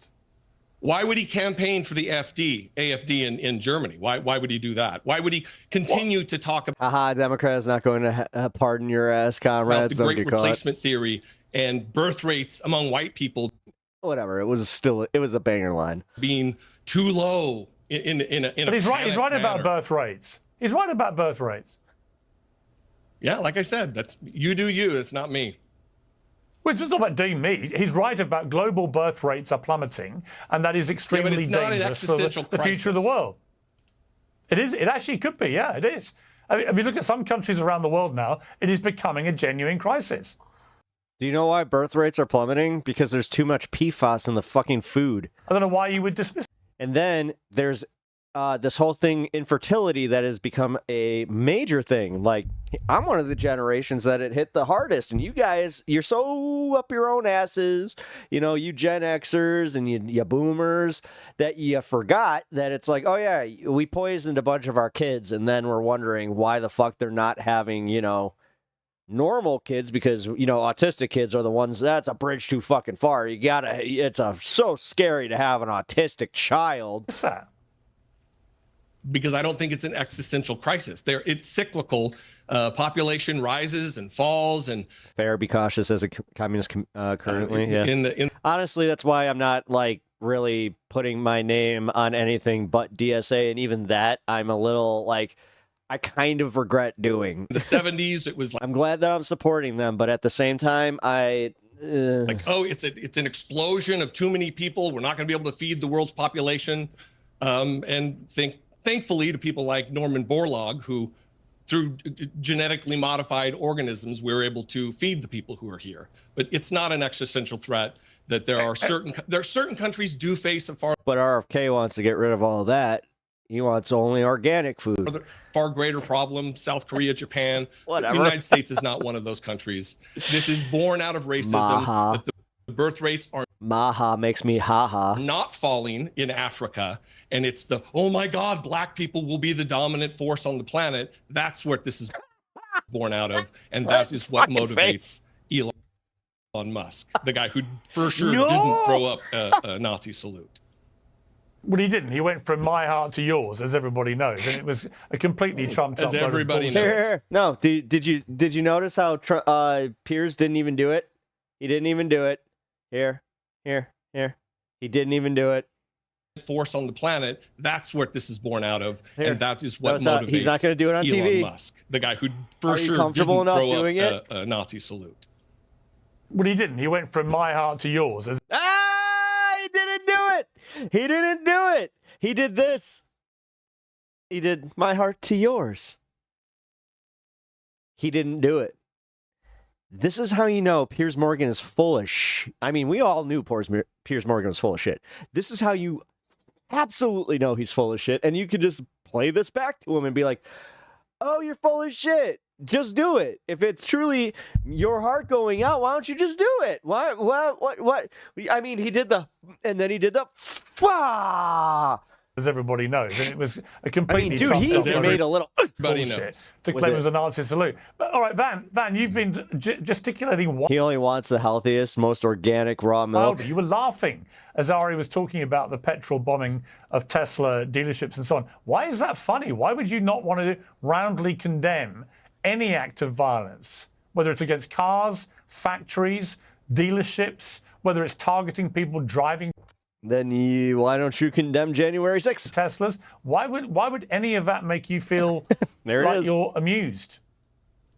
So here's the thing, Pierce. I watch your show all the time. I enjoy it greatly. You are good at the condemning game. You're really good. You're so good. You're good at the getting people on and go condemn this. And it kind of takes the sting out of what we're actually talking about. So I'm going to try not to do that. I'm not going to give you a condemn, okay? Really? You're not going to condemn what's happening to Tesla? No condemn. No condemn. Wow. Okay. Why? I can tell you right now that I am not going to be involved in anything that has to do with anything violent. But I'm not playing your condemning game. This is what I will say. Why not? Why wouldn't you condemn it? About the actual point, because it's a trick bag, and I'm not doing that. What's the trick? So it's a trick bag, Pearson. You know it. You know it's a trick bag. Pearson. What's the trick? What's the trick? The trick is this. So the trick is this. So the trick is getting me to moralize with an immoral side. With a right? crime. With a crime. Yeah. With a crime. Right. It's I'm asking you to condemn a crime, literally. Right. So what you're doing is you want me to get on a moral high horse, right? I want you to condemn criminal behavior. Yeah. Despite the fact that we could have all kinds of conversations about how Trump has broke the law, about how Trump supporters have engaged in violence, all of that stuff, but that kind of gets glossed over while I'm trying to convince people how there it morally is. righteous. Good job. Way to throw it back in his face. That was actually an expert way to do it. It took a minute, but it worked. Okay, I know who I am. Because Piers finally saw what he was doing. He was like, oh, shit. No condemn. This is what I'll say. The main point of this, which is Elon Musk, right? The Elon Musk of this Now, what are you so indignant for in Jillian? entire thing. Sexual. Elon Musk did not just become public enemy number one for people after he decided to support Donald Trump. Elon Musk took over Twitter and brought hate speech back to Twitter. That's a fact. Okay? He brought hate speech back to Twitter. What do you mean he brought hate speech back? What do you mean he brought hate? He literally made Nick Fuentes unbanned. That should just be enough for you. Okay. Meaning that on Twitter, a lot of words, terms, phrases would get you banned and muted and kicked off the platform. And they still do. Elon Musk came back to No, Twitter. they don't. They still do. No, they really, they don't. No, they still don't. do. What I can tell you right now, The hate no, they speech don't. on Twitter. When can I has jump gone in here? through the roof since The Elon hypocrisy's Musk. killing me here. The hypocrisy is bananas here. Give me the hypocrisy. When do I Give get it to to just me. go? Okay, let's look at it for a second. How many videos do you need to see of politicians on the left making the exact same hand gesture, and yet nobody's alarmed? We've seen it over and over and over again from politicians like AOC being a perfect example. However, you're upset about Elon Musk being an anti-Semite who happens to be friends with Jews. Guys, just so you know, they just announced that Spider-Man's new movie is called... hire Jews, Brand new day. If you guys read comic books, that means that has never killed a Jew, and yet you're not upset about the swastika being scratched into his car. How about the fact? That's the story where they decided to have Peter Parker sell his soul to Mephisto and to save Aunt May's life, and in order to do that, he sacrificed his marriage to Mary Jane. That the left, and we all know the reason that Kamala Harris didn't actually choose Josh Shapiro as her VP, although he would have probably been the best choice. Thank you for the follow-up. Would it be Sylvie. because he's Jewish? I don't know. Let's speculate at it. You think it was because he was Jewish? Or how about the fact, I do think it's a hell of a high water mark. Hey, Sylvie, you were number 290. We are 10 away from 300. He hasn't killed a Jew. Yes, I do.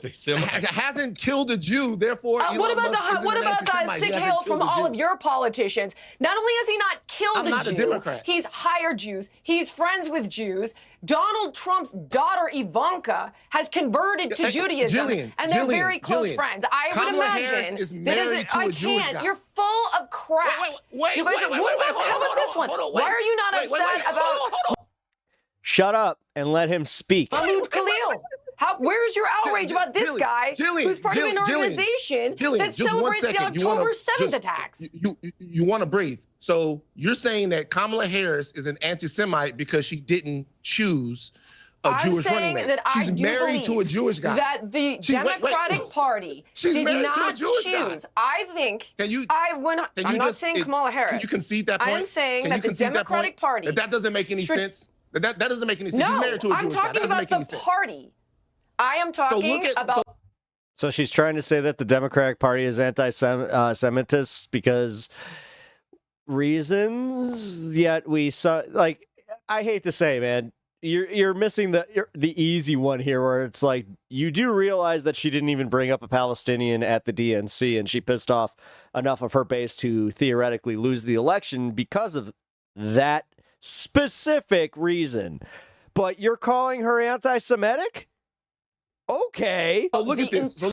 Like she wasn't fucking playing up the APEC fucking shit. Come on.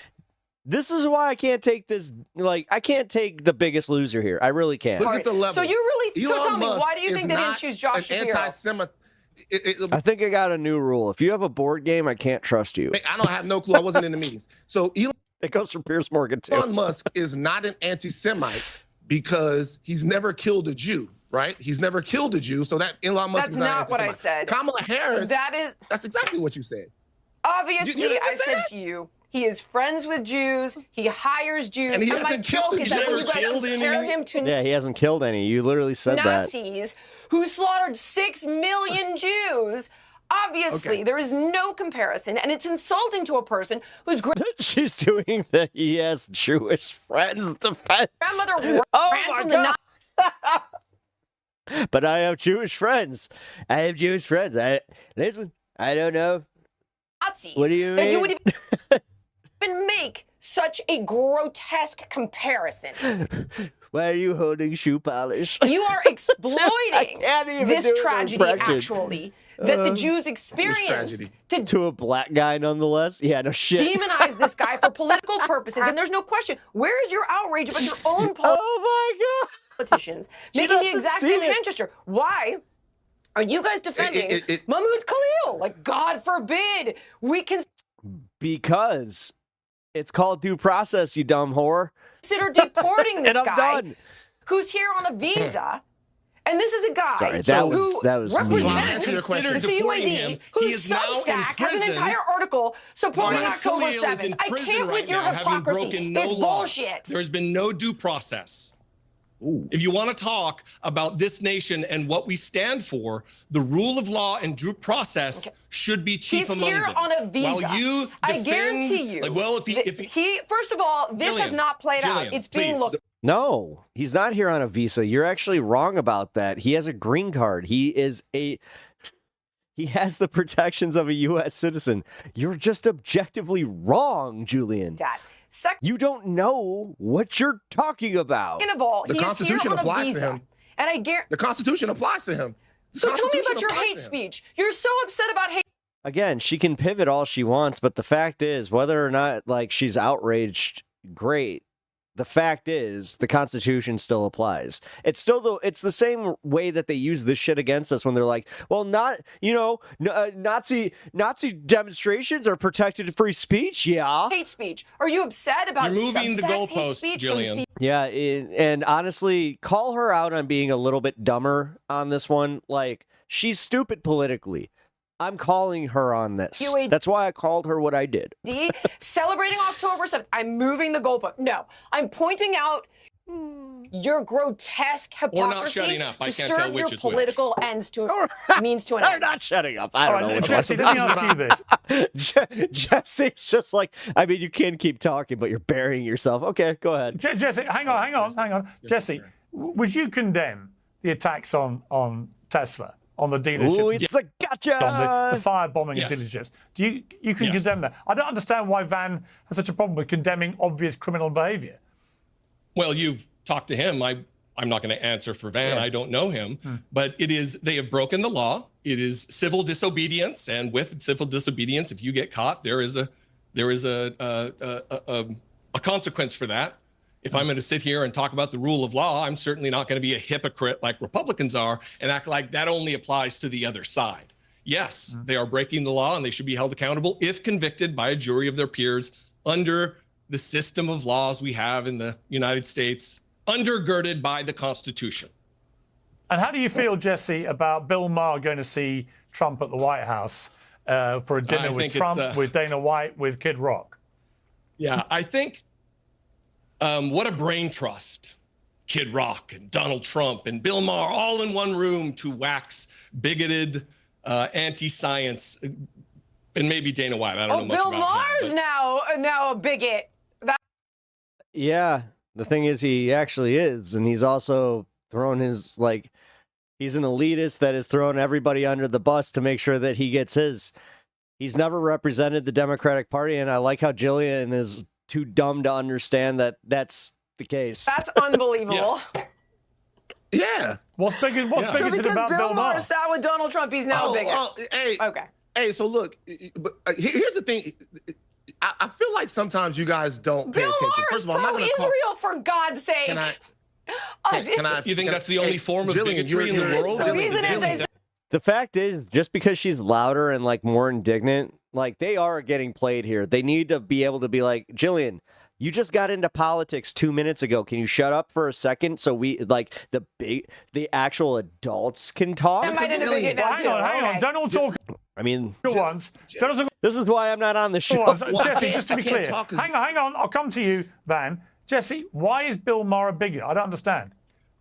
Well, he's an anti-trans bigot. Trans rights are human rights. He's an anti-trans bigot. He's always been part of the IDW, like Muslim bad, Islam bad, Islam problem, 9/11 Islam. No, he's not.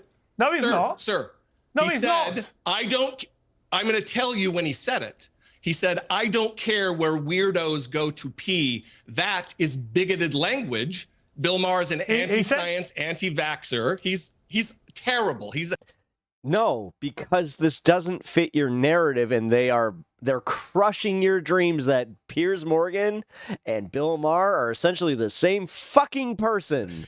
Oh my God. Weird, because Piers Morgan isn't a left winger, right? Or he's not a right winger. Which one is he? Well, He absolutely is not an anti-vaxxer.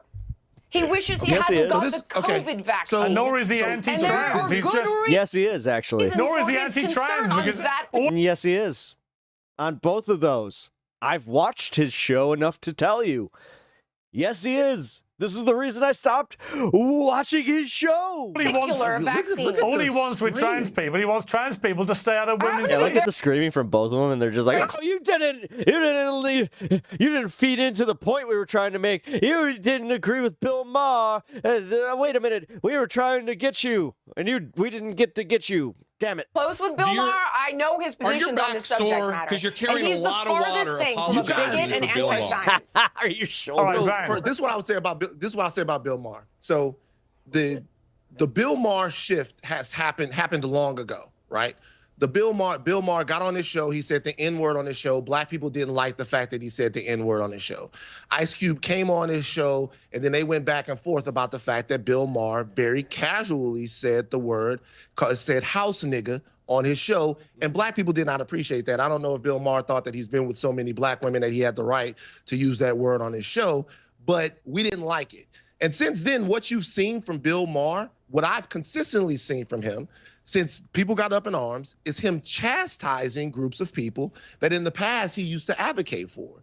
There has been a definite rightward shift in Bill Maher's No, politics. you know what, Van? You know what, Van? And the reality Van, let me respond to you.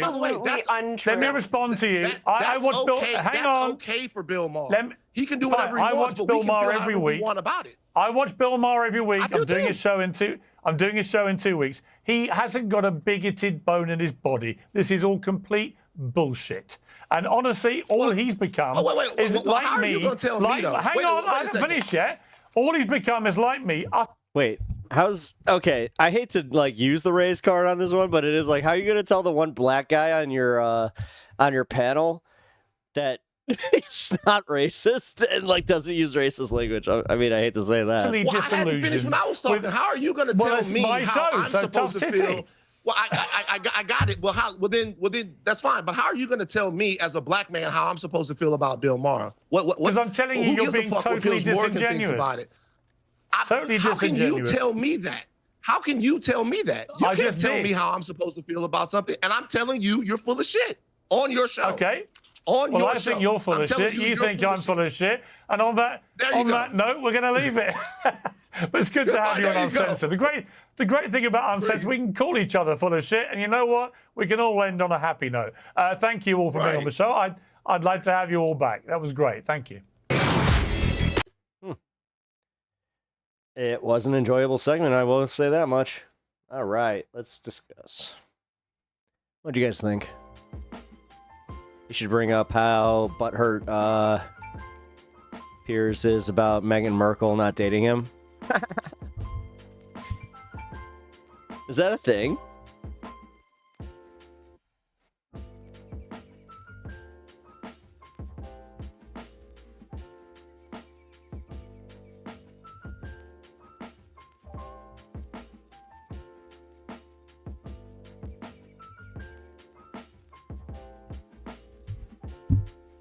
All right, Matesh sitting at a bar Saturday night, minding my own business. A couple next to me having a disagreement, asked my advice, no lie.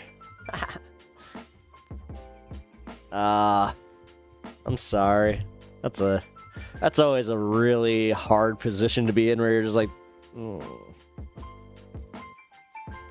mind a voice cameo? No. What do you mean? What, do you want to call in, or what do you mean by that?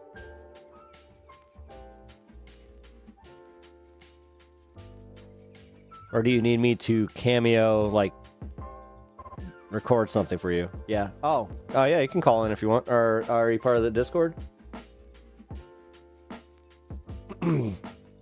Yes. Go to the voice, or here. Just wait in the stream voice chat. Alright, yeah, just, as I said.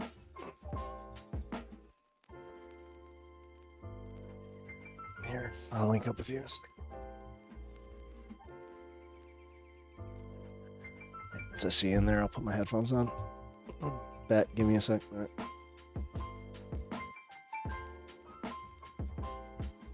Actually, give me a sec. I gotta eat.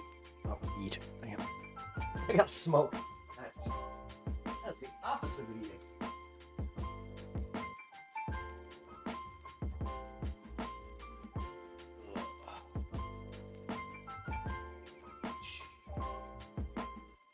Oh yeah, Perez walked off set. Piers walked off set over it. Oh, no shit.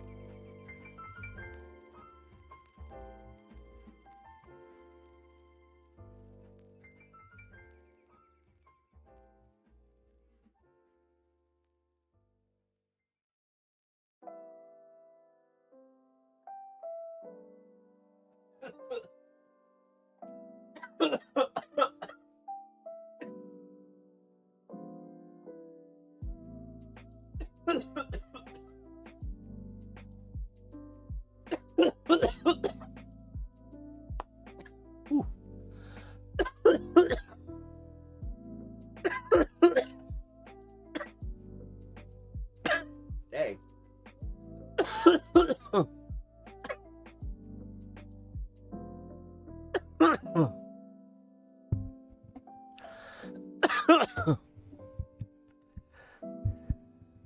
Ah. Oh, I was a huge help. They're probably in different states if they listen to me.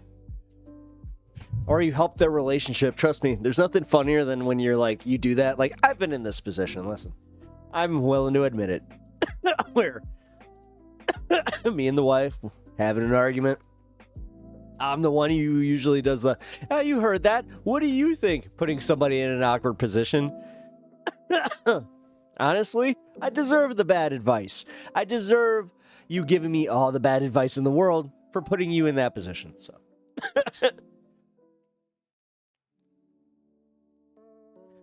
God, that's such an awkward position to be in where you're just like, what do you think? It's like, I am a perfect stranger to this situation. No, no.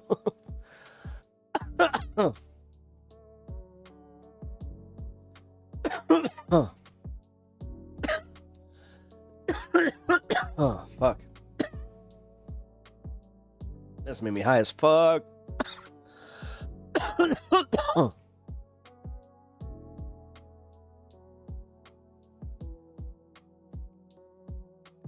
Wait, really? Hold on.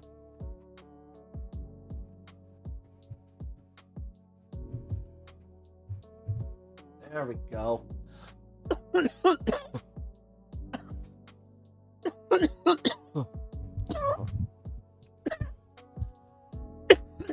Oh.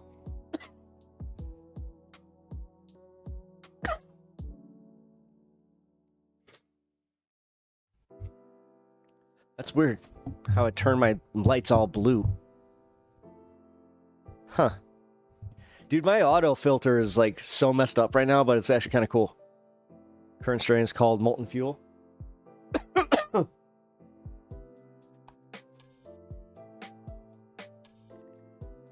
believe this is called a la mode. Yep. A la mode. Good. I'm enjoying it. Oh, here. Alright, I'm coming.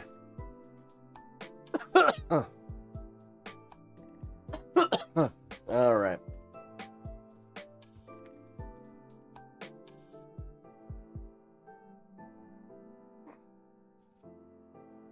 Voice chat go. Do not switch.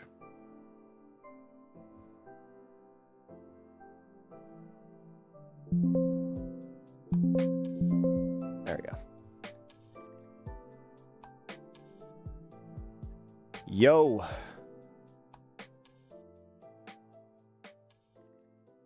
You are muted, sir. Yo, what's up, brother? How are we doing tonight? Pretty good. How about yourself? Fantastic. So Awesome. I was just gonna say, after watching that, it's just amusing to me how just indignant Pierce can be to like cut Van off to make some ingratiating, absolutely falsehood, especially with his history. What do you mean? Like Pierce's history? Like Pierce's, like I don't know whether it was whether it was your stream or whether it was another political chat that I heard someone play a clip where he actually did say, "Oh, he definitely threw up a Nazi salute," and it's like, where did this come from? For at least the past 3 weeks, all Right. I've heard is the direct opposite. Like I couldn't tell you where I saw it, and like I thought it was AI because I haven't seen it Wait, since. so you're saying that Pierce said that it was overtly a Nazi salute? That's what I thought. And like, I don't know whether it was somebody that made some AI generated item. That sounds more likely, because honestly, like with everything that I've been seeing, like I think that I've had like 3 or 4 debates on here, just, viewing it, and he does the same shit where, I mean, he's using it as a talking point. So for him to pull that, automatically I'm thinking like, nah, he ain't backing down that quickly, is he? Yeah, exactly. But like, look at how long it took him to like do this thing with Trump, even like with the signal thing. Like, that's why it was such a big surprise yesterday, where it was just like, nah, dude, he's actually admitting that Trump is wrong. Yeah, exactly. And he's just such a sycophant for Trump anyway, overall. Yeah. That it's like, where do you get off?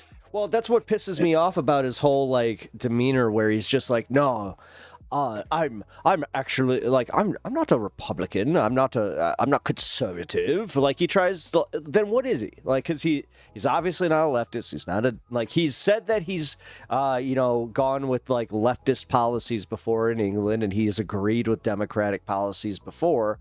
I'm still confused about like how he can even try to feign that when he glazes Trump's nuts so hard. And it's all because he was on The fucking Apprentice. Right. And even just like with that same sentiment, it's like you are in the conversation until you feel that you're not getting the response that you want. Then you can correct me if I'm wrong. I'm only British, I mean, he does use that British smugness pretty well, let's be honest. Yeah. Like, it's like his automatic get out of jail free card. And it's like so like pedantic, because it's not even the way that he's using it. He's just like, I just want to move on. You can correct me if I'm wrong. Yeah. Well, no, that's why he also does that thing where he's like, hold on. Like, he'll this is what, like, it's not even a Gish Gallop tactic. He tries to throw whoever the fuck is talking off of their point, even because he knows it's a good point, and that's where he'll try to like interject with his bullshit. But like, what really pisses me off is like how he'll let any of his right winger like guests just panel. Yeah, he'll let them just go literally uninterrupted. But then the second that there is, a little bit of too good of a pushback, he'll interject, and then he'll do the pivot too. Like, you notice that he did that with Dollemore in that one, where Dollemore, he had 2 points that he almost completely shut down the entire debate, where he was just like, you're being like, do you actually care about this now, or what are we doing here? And then when it went to Julian, like, he kind of was starting to be like, he was just shy of what I was saying to do, where it's like, you were on The Biggest Loser. You weren't even into politics even 2 weeks ago. You grifting piece of shit. Weird. It's weird to see her with such a big, and don't get me wrong, I think anyone with the proper drive can become energized. Yeah. But then, like, to be just so like her entire thing. Oh, and like he's never killed a Jew. Like, yeah, that was I wild. Looked at my phone. I looked at my phone. You're like, what? You're like, hold the fuck on. Like, you're like, that wait a minute. What was that Jeffrey guy's last name? Like, is that the new measure? Well, no, but for real, think about it, because everybody's got their Jeffrey Epstein fucking like conspiracies. Fuck it, let's play into it. He died under Trump's watch. This motherfucker, like, it's so convenient that the top girl just got into a car accident today, and and then she says some dumb shit like that, and it just kind of reminds us. It's just like, yeah. Like, I just looked at the phone. I was like, there's got to be a malfunction. There's Siri, Alexa, somebody is. Don't you love that, where you're just like, I just got deep faked by somebody? Like, what the fuck was that? No, I unfortunately had that moment, but like, I had that moment when I first saw her, where I was just like, wait, why is she on Piers Morgan? Like, I remember like And then I found out that she had a fucking podcast that she discusses politics on. Wait, who? Jillian Michaels, like the Biggest Loser girl, like who I do apologize for my language. I shouldn't have called her a whore, but like I don't know if that's her thing, which I shouldn't shame anyway. I don't care. Yeah, no kink shame. No, it's no, for real, no kink shame. But like, it's okay. That plays into like my fuck thing where it's just like it's just fuck is such a like it's the classic stand-up bit where it's just such a perfect word where it's like no whore. Can we just use that for guys too? Just you fucking dirty whore. Like that is just it feels good to say and like you feel like like there's a catharsis after you get it out. Yeah, because sometimes you just can't get the sentiment out without that word. Exactly. Now, as I said, I have given up another few words where it's like, okay. Now that like the F, I gotta say the F word, that one. As someone who didn't understand that, like, it actually offended gay people, I was one of those idiots. I really was, because when I was in church, like, I just didn't get it. Like, I barely knew any gay people, so I was just like, oh. And then I remember the first time I said it in front of somebody, I was in a locker room during a hockey game, and I didn't know the guy was gay. And, like, I had made a joke about it, and it was actually kind of a cool moment where, like, the whole locker room kind of looked at me like, not cool, bro. Yeah. And I was like, what? They're like, and then I had to explain to me, and that's where I was like, oh, I just learned a lesson. And see, here's the thing, like, some people will say that this is just one of those things. A lot of people in the black community, historically, at least at some point in time, don't use it in that manner. But today, it is that way. Yeah. So, like, but, like, there was a point in time when people would say it, and it wasn't supposed to be about any kind of sexuality thing. It was like saying, Bill and Ted's probably my biggest like example for that, where they fall down the stairs and they give each other the hug and they're just like, yeah, you know, like it was like that. But then again, you look back at that scene, you're like, but it was because it's also toxic masculinity bullshit, because it's like, you should be able to hug your friend. What the fuck? Right. You know? Yeah, 100%. That's one of the things about being a child of the, like, you know, 80s. Or, well, I was technically born 80s, child of the 90s. But, like, so much shit that I had to relearn, but it wasn't hard. That's why I get pissed off at people that are, like, so forceful against, or, like, they have so much pushback against, like, I can't say this. That's why I like the thing with, like, what do you mean I can't joke anymore? It's like, well, no, you can joke, but what you're doing is you just want to be cruel. Like, you're kind of a piece of shit. Like, you want to just punch down, which Duke of Bread said it in chat earlier, where it's like, yeah, punching down's not fucking cool. No. You know, like I have learned that, which I'm wrestling with that though, where I feel like I'm punching down on Republicans every once in a while because they are R words. So sorry. That's funny. Fuck. And for the Republicans, I don't mean in that way. Like, yeah, I didn't mean Republican. Hey. The new R word. Wait, retarded? No, Republican. Wait a minute. What the fuck, dude? Yeah. Ever persecuted. I mean, dude, they are the professional victims. I mean, okay, so how much of that is like Republicans and how much of that is like their religious like fundamentalism?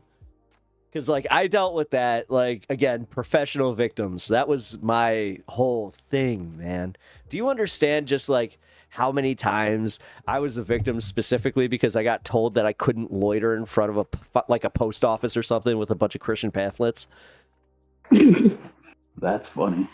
I'm not kidding. We would take that back as, like, our ammo on Sunday, and then we would, we had these, like, it wasn't our confessional or whatever, but we had, like, we would stand up as a group that went out and did this because, like, it was our mission, and I chose to do local mission. So I would just stand up. I'd be like, I was at Hobby Lobby, and this guy told me to get F-worded. Wow. And they'll be like, well, we'll pray for him. Oh, dude, it was so... In front of Hobby Lobby. I'm not kidding. I did that once. The irony. I mean... It's not lost on me. Yeah. No, the thing is, I went there because I thought it was actually, like, I thought it was a safe place to go. Yeah. Yeah. I totally saw that one. And it's like, no. There's some hateful dicks that go there with their wives, you know, that don't want to be there. You definitely don't want to go there on a Sunday where football's on. Right. It definitely time to shave your head, bro, and grow a Viking beard. The Jesus look ain't working anymore. Oh, I like it. Well, thanks for the info. Yeah, that's I appreciate it. What do you think? Like, should I go like full, like, you know? Oh, you're saying like shave my head, and are you like saying I'm balding? Like, go fuck yourself. Yeah, are you saying he's balding like me? Jeez. It's like Jesus, dude. No, it's so funny when people are like, you got thinning hair. It's like, dude, I'm 38 years old. I'm lucky I even have any. Like, what are you talking about? Oh, you know, I was gonna ask you. You said about using the F word. Have you ever watched The Wire? Yeah. Okay. You remember the famous scene with Bunk and McNulty about in the kitchen? Wait. What season was that? Was that like season 2 or 3? That is season 1. Is it? Okay. Then. Right. No, I'm not remembering the exact scene. Like, here, explain it a little. Yeah. So Jimmy answers or I don't remember whether he answered the phone or what happened, and Bunky gives him a hard time because he caught a case and it was a cold case, and he's like, "See, there you go, giving a fuck when it wasn't your turn." And he's like, "Come on, Bunk, I got a stone cold whodunit. Come with me. I need your help. Give me some of that Bunk love, that Bunk magic." And so he's like, he goes out to this cold case murder scene with him, and then they start looking around the scene and piecing together what they believe happened. And it was like watching the end of Scooby-Doo, but with no words. And they're just like, huh?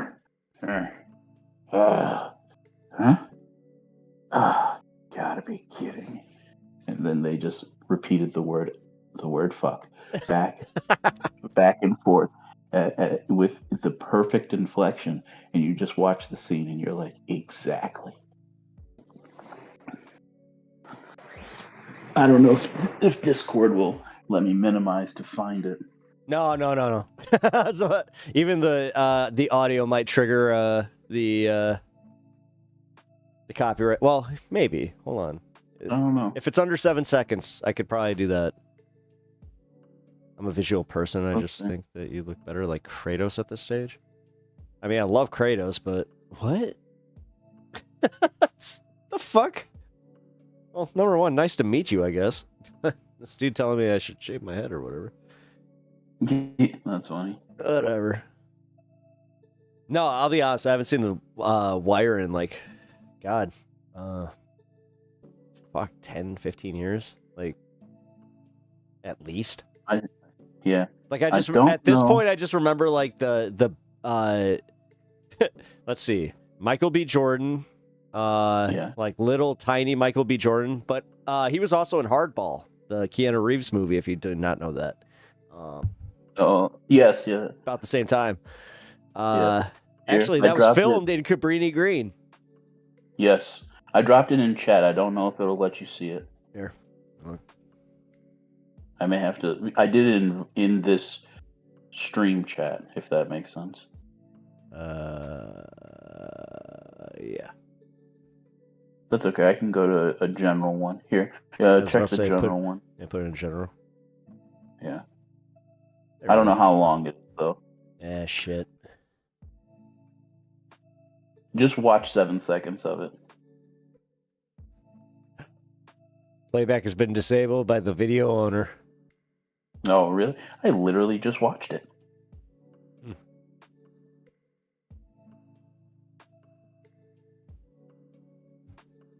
Oh, wow. That's crazy. You're 100% right. I clicked on it again and it was gone. Yep. I'm glad that I didn't fuck with it then, because that could have gotten me booted. Yeah, no, dude. That kind of shit, That's the only part that sucks. Like if I was just on Twitch, I could do that no problem. No problem at all. Okay. That was what I was going to ask you, was for you to explain that to me, because I didn't know that was a Twitch thing. And I didn't think so. For some reason, I don't even know what the technicalities are, but like, they're so much better about not like coming after you for copywritten content, specifically, anything from HBO or Warner Brothers is a big one. Anime, but like, yeah, YouTube. Dude, I'm not even kidding. I played 4 seconds of Superman. They ended my stream. Get out of here. Yeah, it was the trailer. I was trying to do a react to the trailer, and they fucking ended my stream. While you were streaming on YouTube. You, like, that's so crazy. Yeah, they like, blacked it out and everything. It was fucked. I was so mad. Dude, because the thing is, I was in the middle of doing the trailer. I was like, "This is awesome!" And then they were like, "Your stream just ended." I was like, "No!" Yeah, that is crazy. Yeah, that fucking sucked.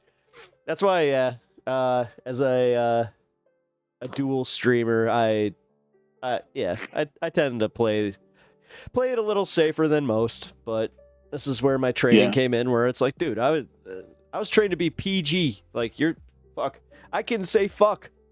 That's awesome. Yeah. I just can't say it like 20 times before it gets flagged, so. Yeah.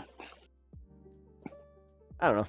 You know, there's something that I do want to ask you, and it's not as cavalier as what we were just talking about, unfortunately. I don't even remember where I read it this morning.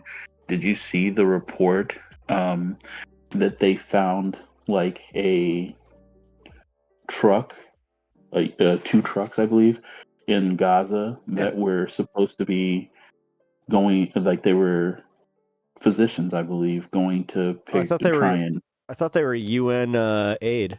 Yeah. No, I saw that. That's what it was, UN aid. Yeah. And one truck was marked as UN, and then they buried it. Mm-hmm. And I haven't seen it anywhere else except the little blurb that I found. Yeah. And I was just like, how was that not plastered everywhere? Yeah, that was one of those stories where it was the same thing. Like I read it, and then it was just like nowhere. Yeah. Yeah. Here, actually, let's look at ground news real quick. It's too bad Discord doesn't just let you stream. Yo, fucking ground news is trying to do cookies with you. Uh-oh. Oh no, I'm not okay with that. Wait, what? Ground news just tried to have me do a cookies thing, and I was like, oh no. No, you've never asked me to do that before. No. Wait, Windows' infamous blue screen of death is changing? Microsoft is testing a revamped blue screen of death on new Windows 11 preview. Thanks? Maybe it'll be less traumatic or more traumatic. I don't know. Because once I see the new one, I'm going to panic even more. Yeah. It'll probably be like some strobe effect. Yeah. With a warning embedded in it. May cause seizures. Oh, shit. Actually, weirdly enough, here, I got a question for you.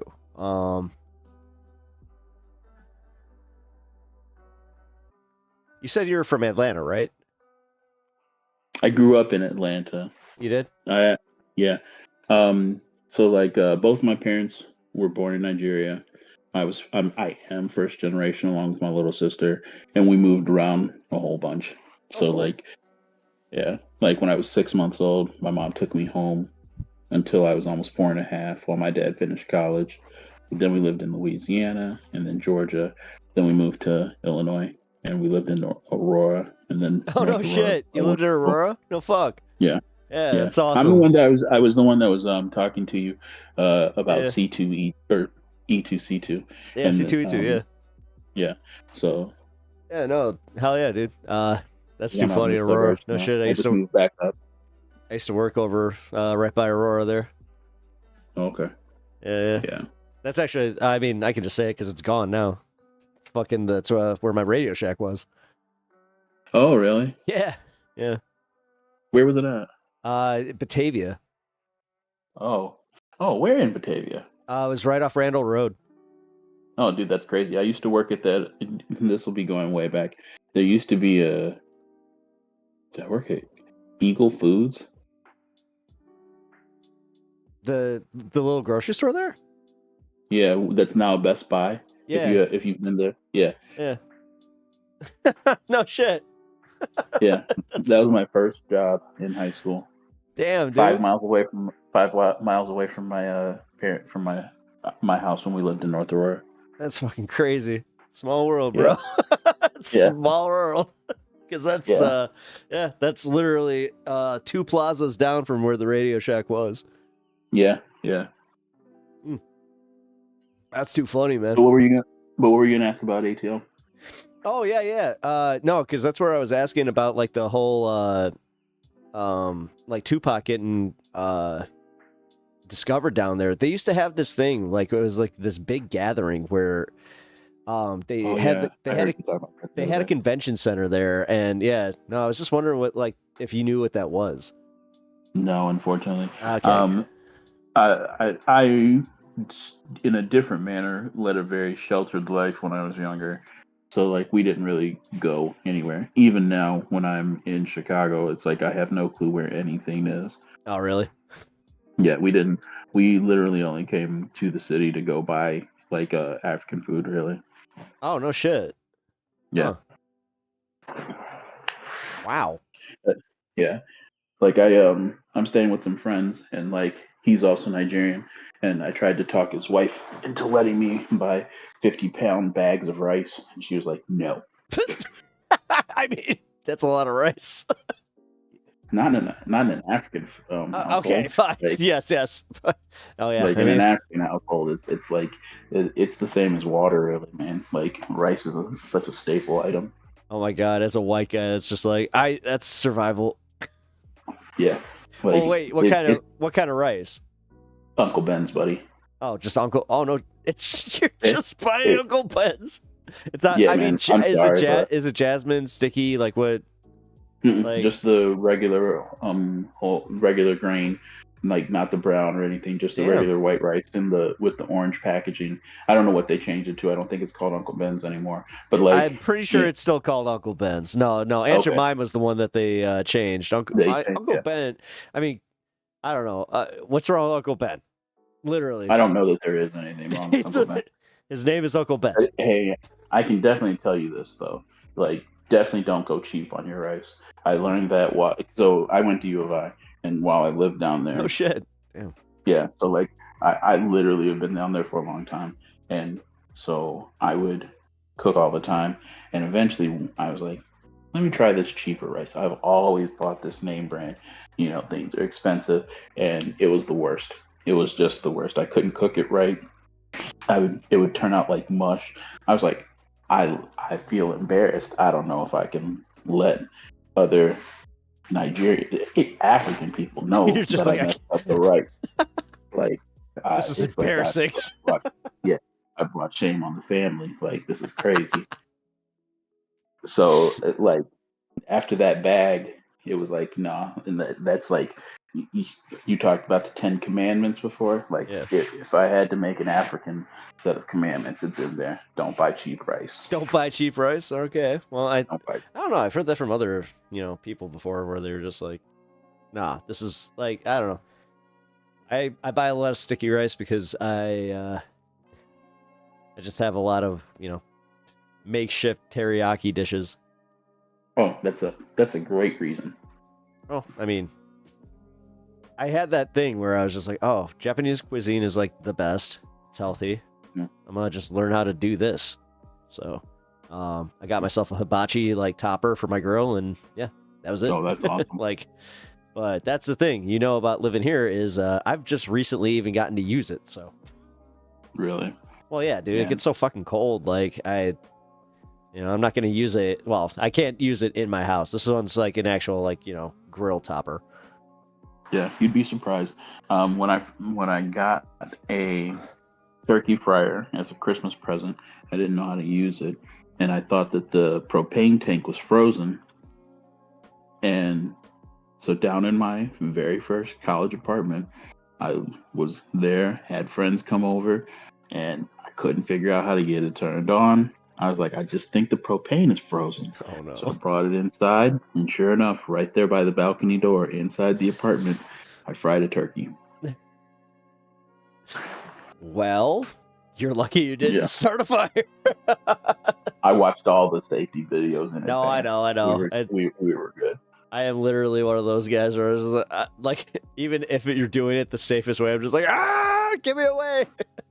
Like, let's put it this way. When I'm putting air in my tire, I stand at a very certain angle where if it were to explode, I'd be okay.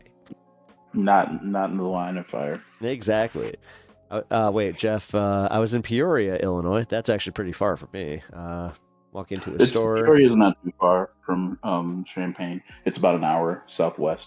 Yeah, from Champaign, I was about to say. Yeah. No, I'm talking me. Me, it's... that's another 200 miles? About? Mm-hmm. Yeah, that's about 200 miles. Bust or me 120 or so. Yeah. I said... 120. You know, bust me a Philly. I said I would if I knew what that meant. What? Bust me a Philly? What? You mean fitty?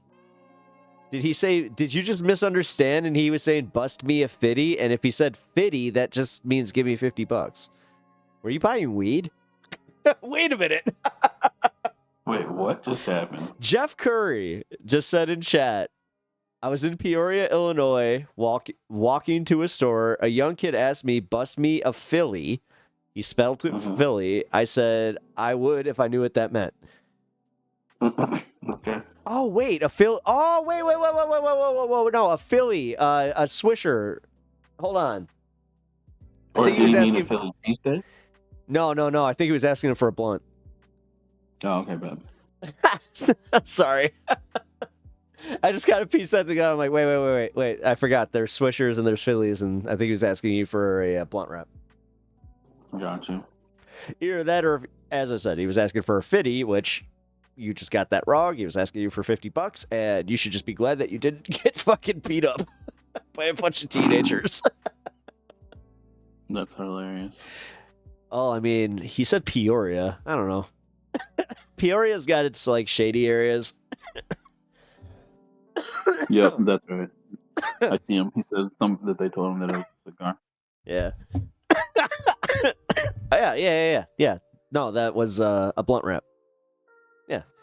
That's what, if you're looking for like a longer lasting joint, it's essentially, you cut the wrap and then you put your stuff in there and then you just re-roll it. Did you guys not know this? I won't lie to you. I don't smoke, but I do know that. Oh. Well. Also, interesting. No, it always interests me who doesn't smoke in the audience, or I'm just like, hey, cool. I get that all the time. I mean, I'm just trying to be more like, I don't know. I'm glad that this community is not just like smoker exclusives. Because somebody had kind of like insinuated that could happen, where they're like, you could be alienating yourself because you're turning people away that, don't smoke. I'm like, am I? I don't know. Yeah. Try not to listen to too much of that, outside influence. I got some people that I really respect, shout out Angry Ginger. That guy has given me some good advice. Your YouTube chat is popping. Oh, thank you. I appreciate that. No, I love you guys. Like, yeah. Seriously, I'm gonna speak to all y'all. You guys rule. Like, I do have like the best YouTube chat and Twitch chat. Most streamers would say that just because they're like trying to, suck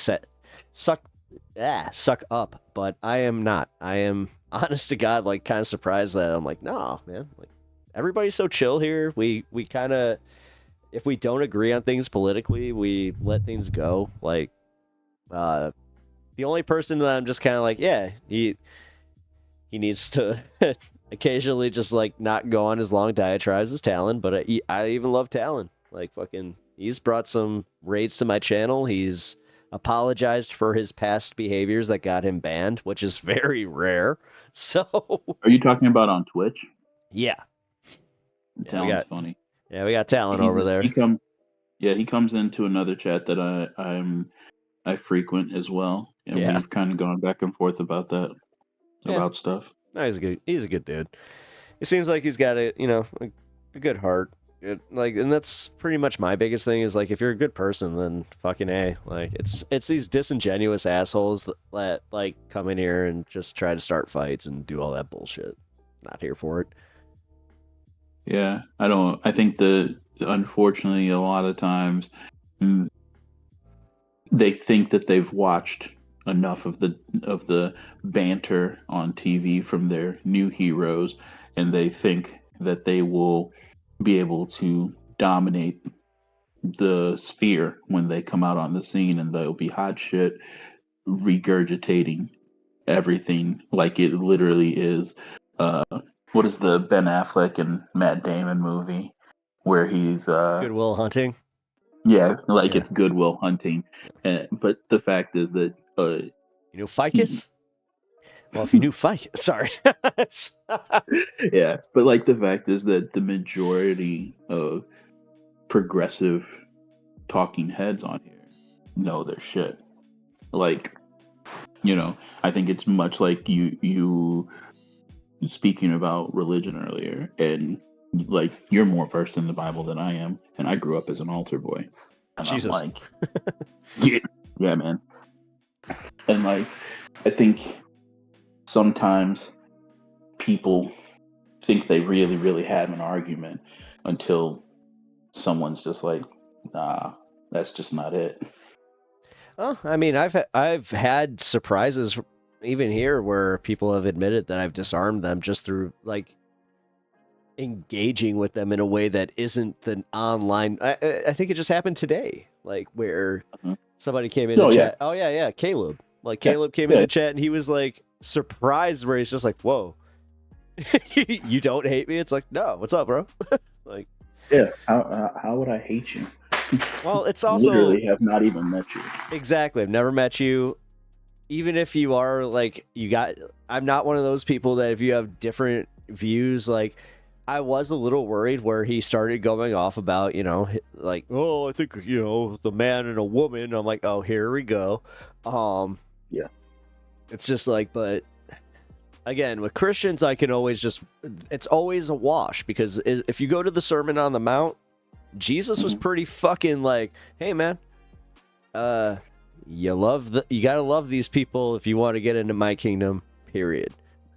Yeah. Like, he made it so cut and dry. Yeah. That's why I mean, honestly, man, that's why I always resonated like with the New Testament, like, because you read the Old Testament, it's like derived from the Torah, so like the fact that you start with you're essentially starting on hard mode first, because you get to the New Testament and for some reason it's so much easier to read. Yeah.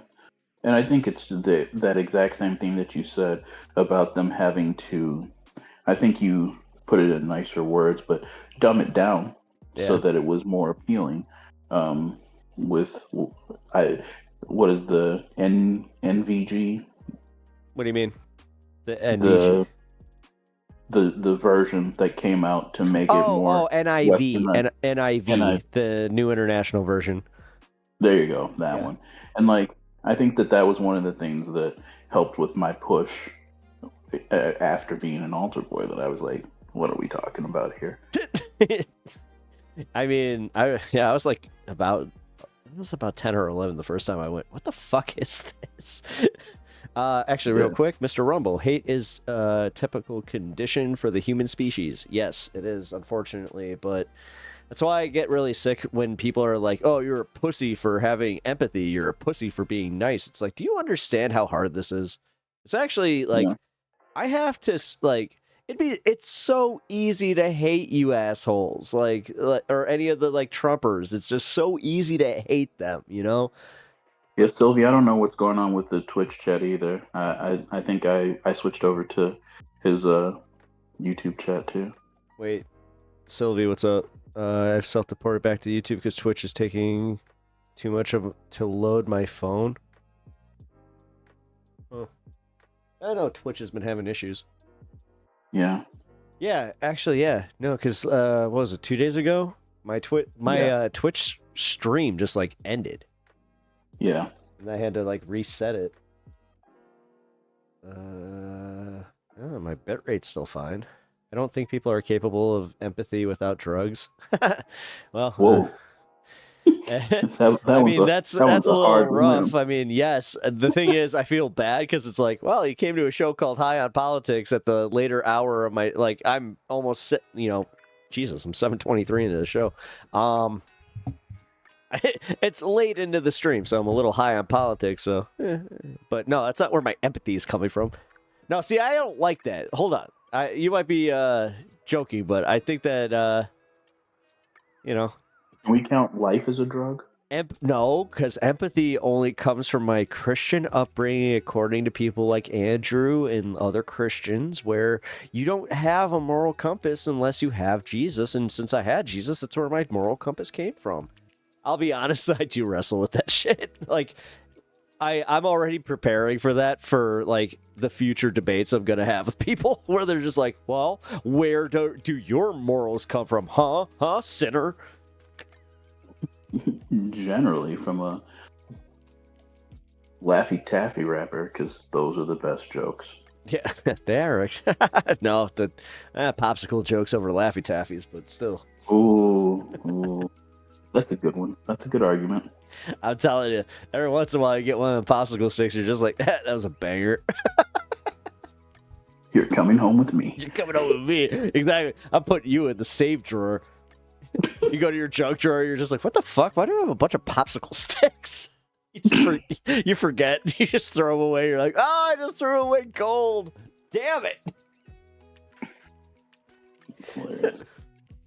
Oh, man. But yeah, man. Anything else you want? No, not really. I appreciate you letting me come chat. Sometimes it's hard to just throw it out there. No, dude. I appreciate it. Yeah, this doesn't... I mean, I know that Duke of Bread wants to debate here soon, so I'm looking forward to that. We got Anna who pops on.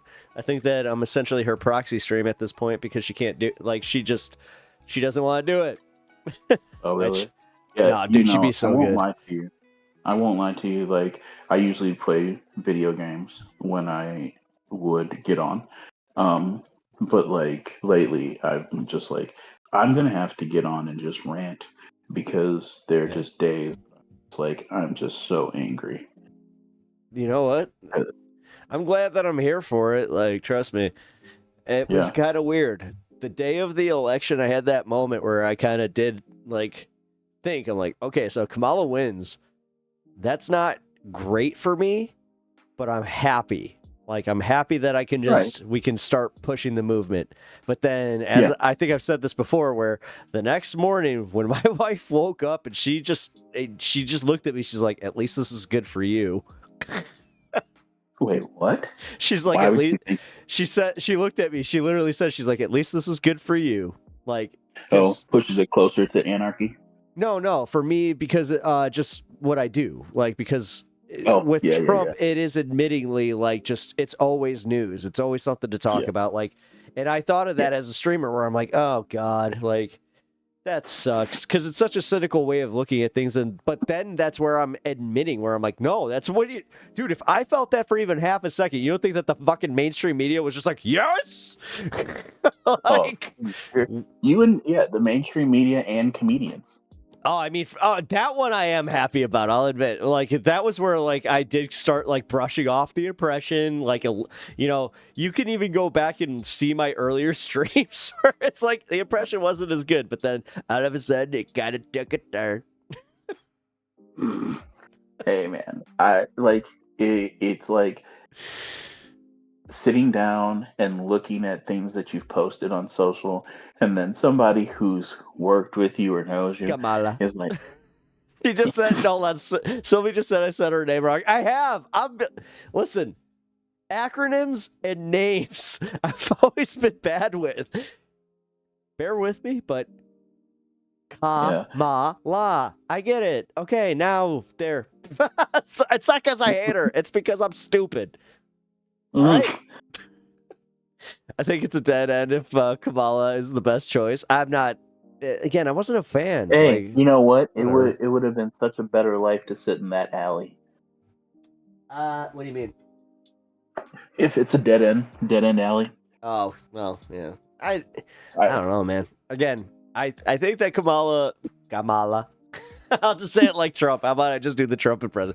Kamala. I just got a Kamala. I'm just kidding, guys.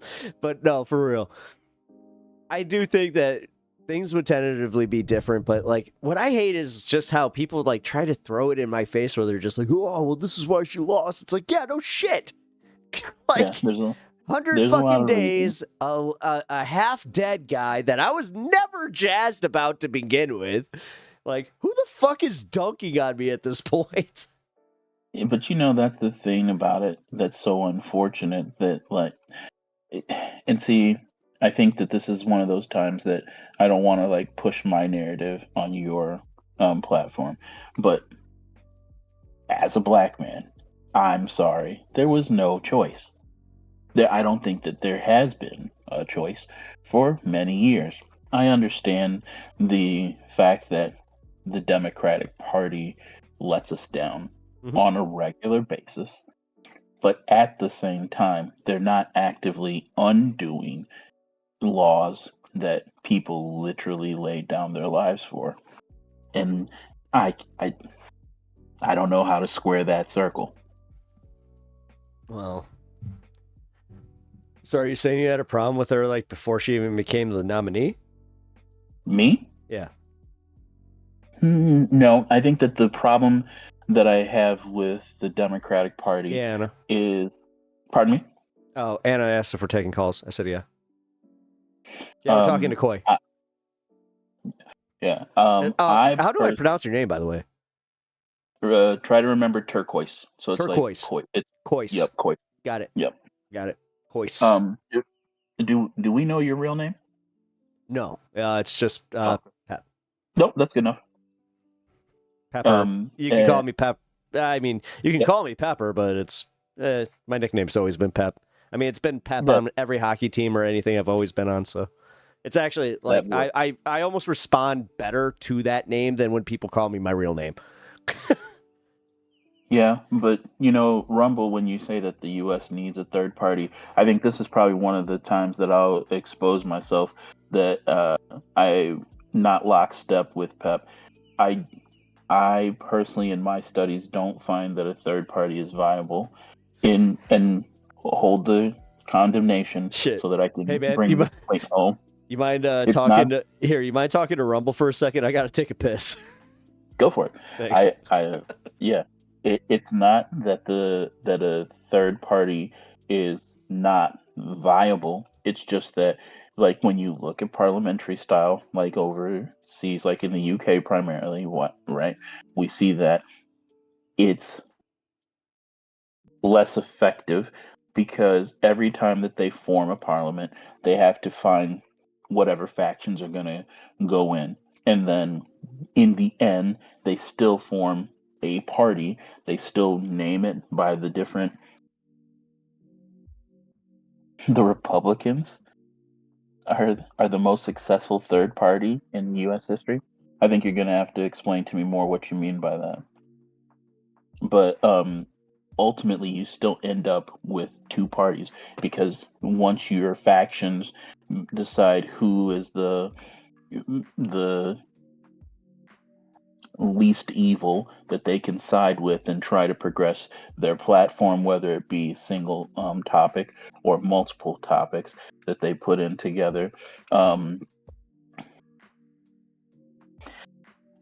that's still a transition. Like one part that's the same idea that we have right now. If you really want to say that, it's literally saying the same thing. I don't think that calling today's Republican Party Republican is the same. Like, you might as well call them the Tea Party. or MAGA at this point. It's not Republican, it's just MAGA. There have been two oustings of that party, and the transformation in the end is that you end up with the left and the right. And there may be a spectrum, true, but you end up on one side or the other when you have the third party, or fourth party or fifth party as they come about. Like, it just steals votes in our system that we have here.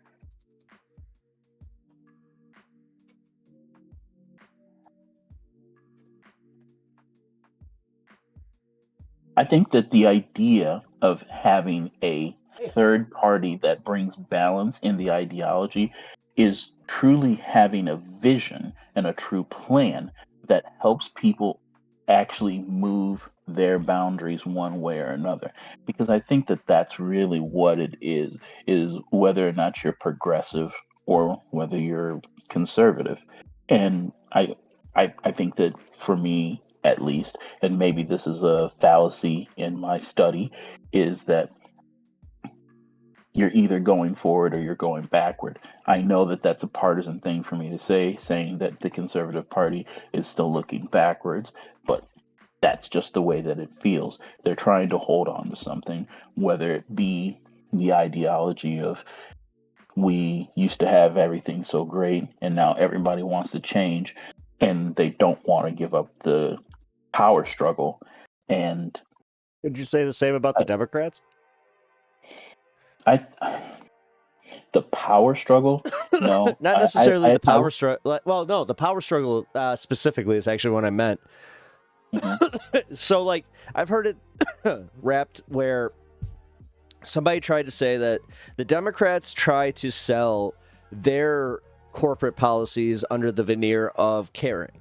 Like, so, you know, it's always been the black community. Like, they're always saying, like, yeah, they pretend to care about the black community, but then you actually ask and they're like, no, they don't give a fuck. Yeah. And you know, here's an interesting thing about that, because there are plenty of people that will hold Obama's feet to the fire. But I think that with the exception of a few detractors, the majority of people within the community are going to say that they feel that the Obama administration was a resounding success. It was the proof of concept, which is a begrudging thing for us to say, because I think that feeds into it's not a narrative, but I don't have any other way to say this, but it's the same idea that the right wing has, that DEI is racist policies, that elevates people who didn't earn it. And you see it in every facet of our lives. Isn't that just more of a failure in counter messaging? Maybe. Like, okay, I think that yes is the answer to that. But, like, while I can say yes to that, like, I'm still wondering, what is the message that the black community is supposed to take from that? Because we've messaged every way possible. Like, and I'm not saying that the two conversations are the same, but I think that they're in a really weird way a microcosm of one another. Because if the only message that people got out of DEI was DEI bad, DEI steals this, that, and the other, why is it that the message doesn't come out when people say, listen, I know you're being told that we commit all the crimes, but we don't. I don't think it's about. Hold on, Kois. I don't think it's about crimes though.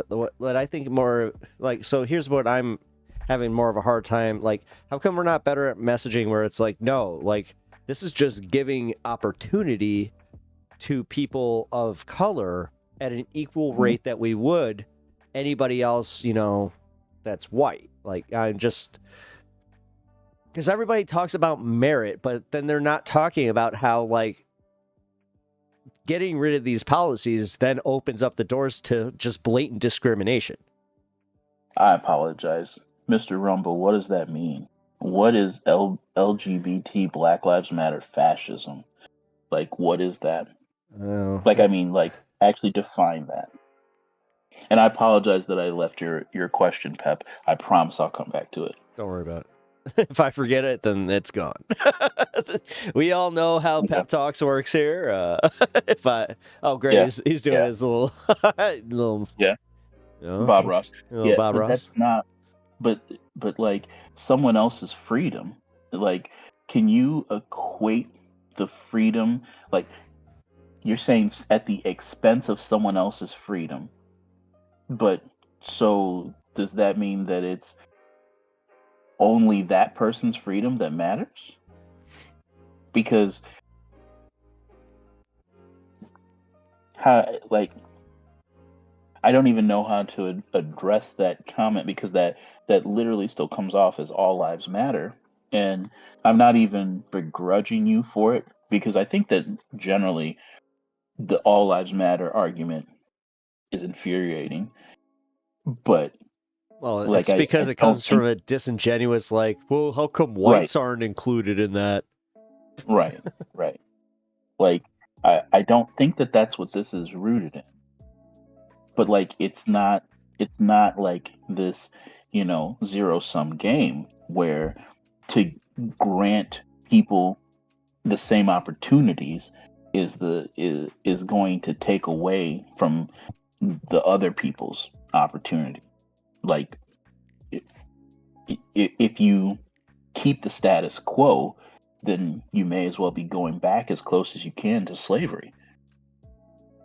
Because eventually, if you just keep taking from the pile and keep taking from the pile, and I can only get less, and now your pile can only keep growing, eventually I'm going to be back in that same situation. And unfortunately, this generation isn't going for that. Well, no, but at the same time, I think that it's not necessarily as racially segregated as you're saying. Like, as far as trying to keep, like, the community down in any way. Like, I think that it's mostly class at this point, where they're just like, nah, anybody making less than this, you know what, they can fuck themselves. Don't care about their fucking blacks. Black, Mexican, white. Don't give a fuck. If they're making less than this, then fuck them. Yeah. And there is definitely that structure, and that's a I don't even want to say it's a moot point. Wait, what the fuck is he talking about? I have no fucking clue. Like, what were we then? I like how I go for a piss and all of a sudden it's just like, who the fuck is this? Yeah, like, what were we then? Like, and like, especially, I have a very special perspective on this. As a descendant of West Africans, like, the majority of people. Okay. When you're wait, Mr. Rumble, then like that's bullshit, because you Absolutely. No matter what, you perceive yourself as a victim in some way. Like I'm not even the victim. The people who were brought here, they're definitely the victim. And the fact is that my perspective is special, because the chances are that they are more closely related to me potentially down the line than a lot of other people. And having seen the African side and then the African American side firsthand on both sides, it's an interesting perspective, because there's no victimhood in me. Like, there's nothing about that I'm saying I'm a victim, but the fact is that there is a system. Yeah. Whether you see it or not, it's not. Fuck. No, the ones who don't see it are the ones who are willfully ignorant at this point. Like him using the Black Lives Matter as a fucking, like, shield. Yeah, shield. Yeah, exactly. To, like, the thing is, they always bring these things up like, oh, well, we're being victimized by these communities. It's like, no, you're victimizing these communities. You're doing these things where they cannot get, like, equal rights, but then you're going like, oh, I can't think comfortably because I'm not comfortable. Yeah. Like, here's the thing. Like, there's no chance that I go out in the street and I won't say that I'm a feminist. And the fact is that I determined that a long time ago. Couldn't tell you when it clicked to me. Wait, the fact that this is a system that was invented by leftist populists? What? Our system? No, not at all. Like the switch between Whigs to Republican and the party platform switch tells us that that's not a fact at all. Yeah. That the parties used to have opposite names and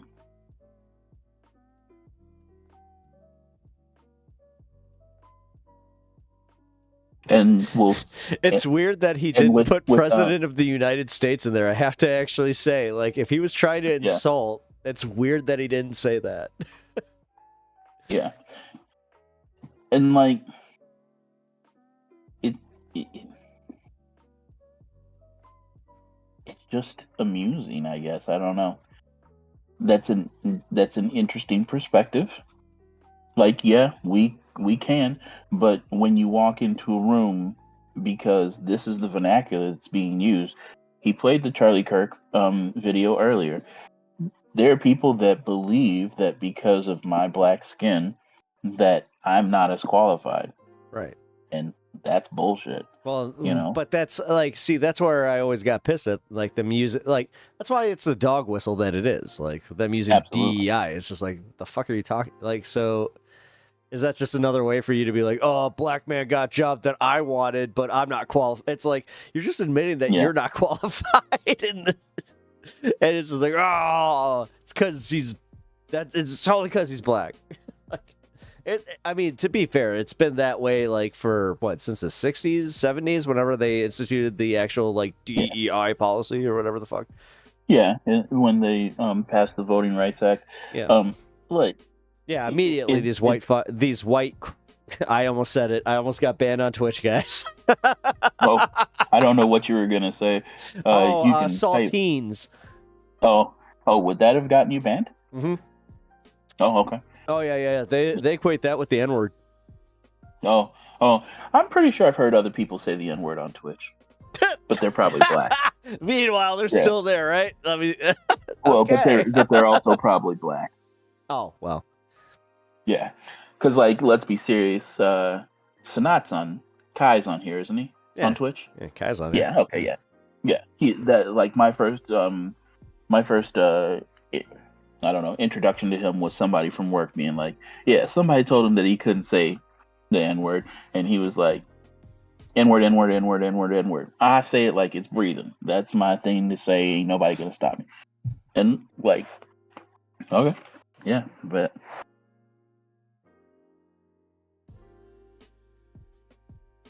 sorry. Okay, that's cool and all that you can admit that.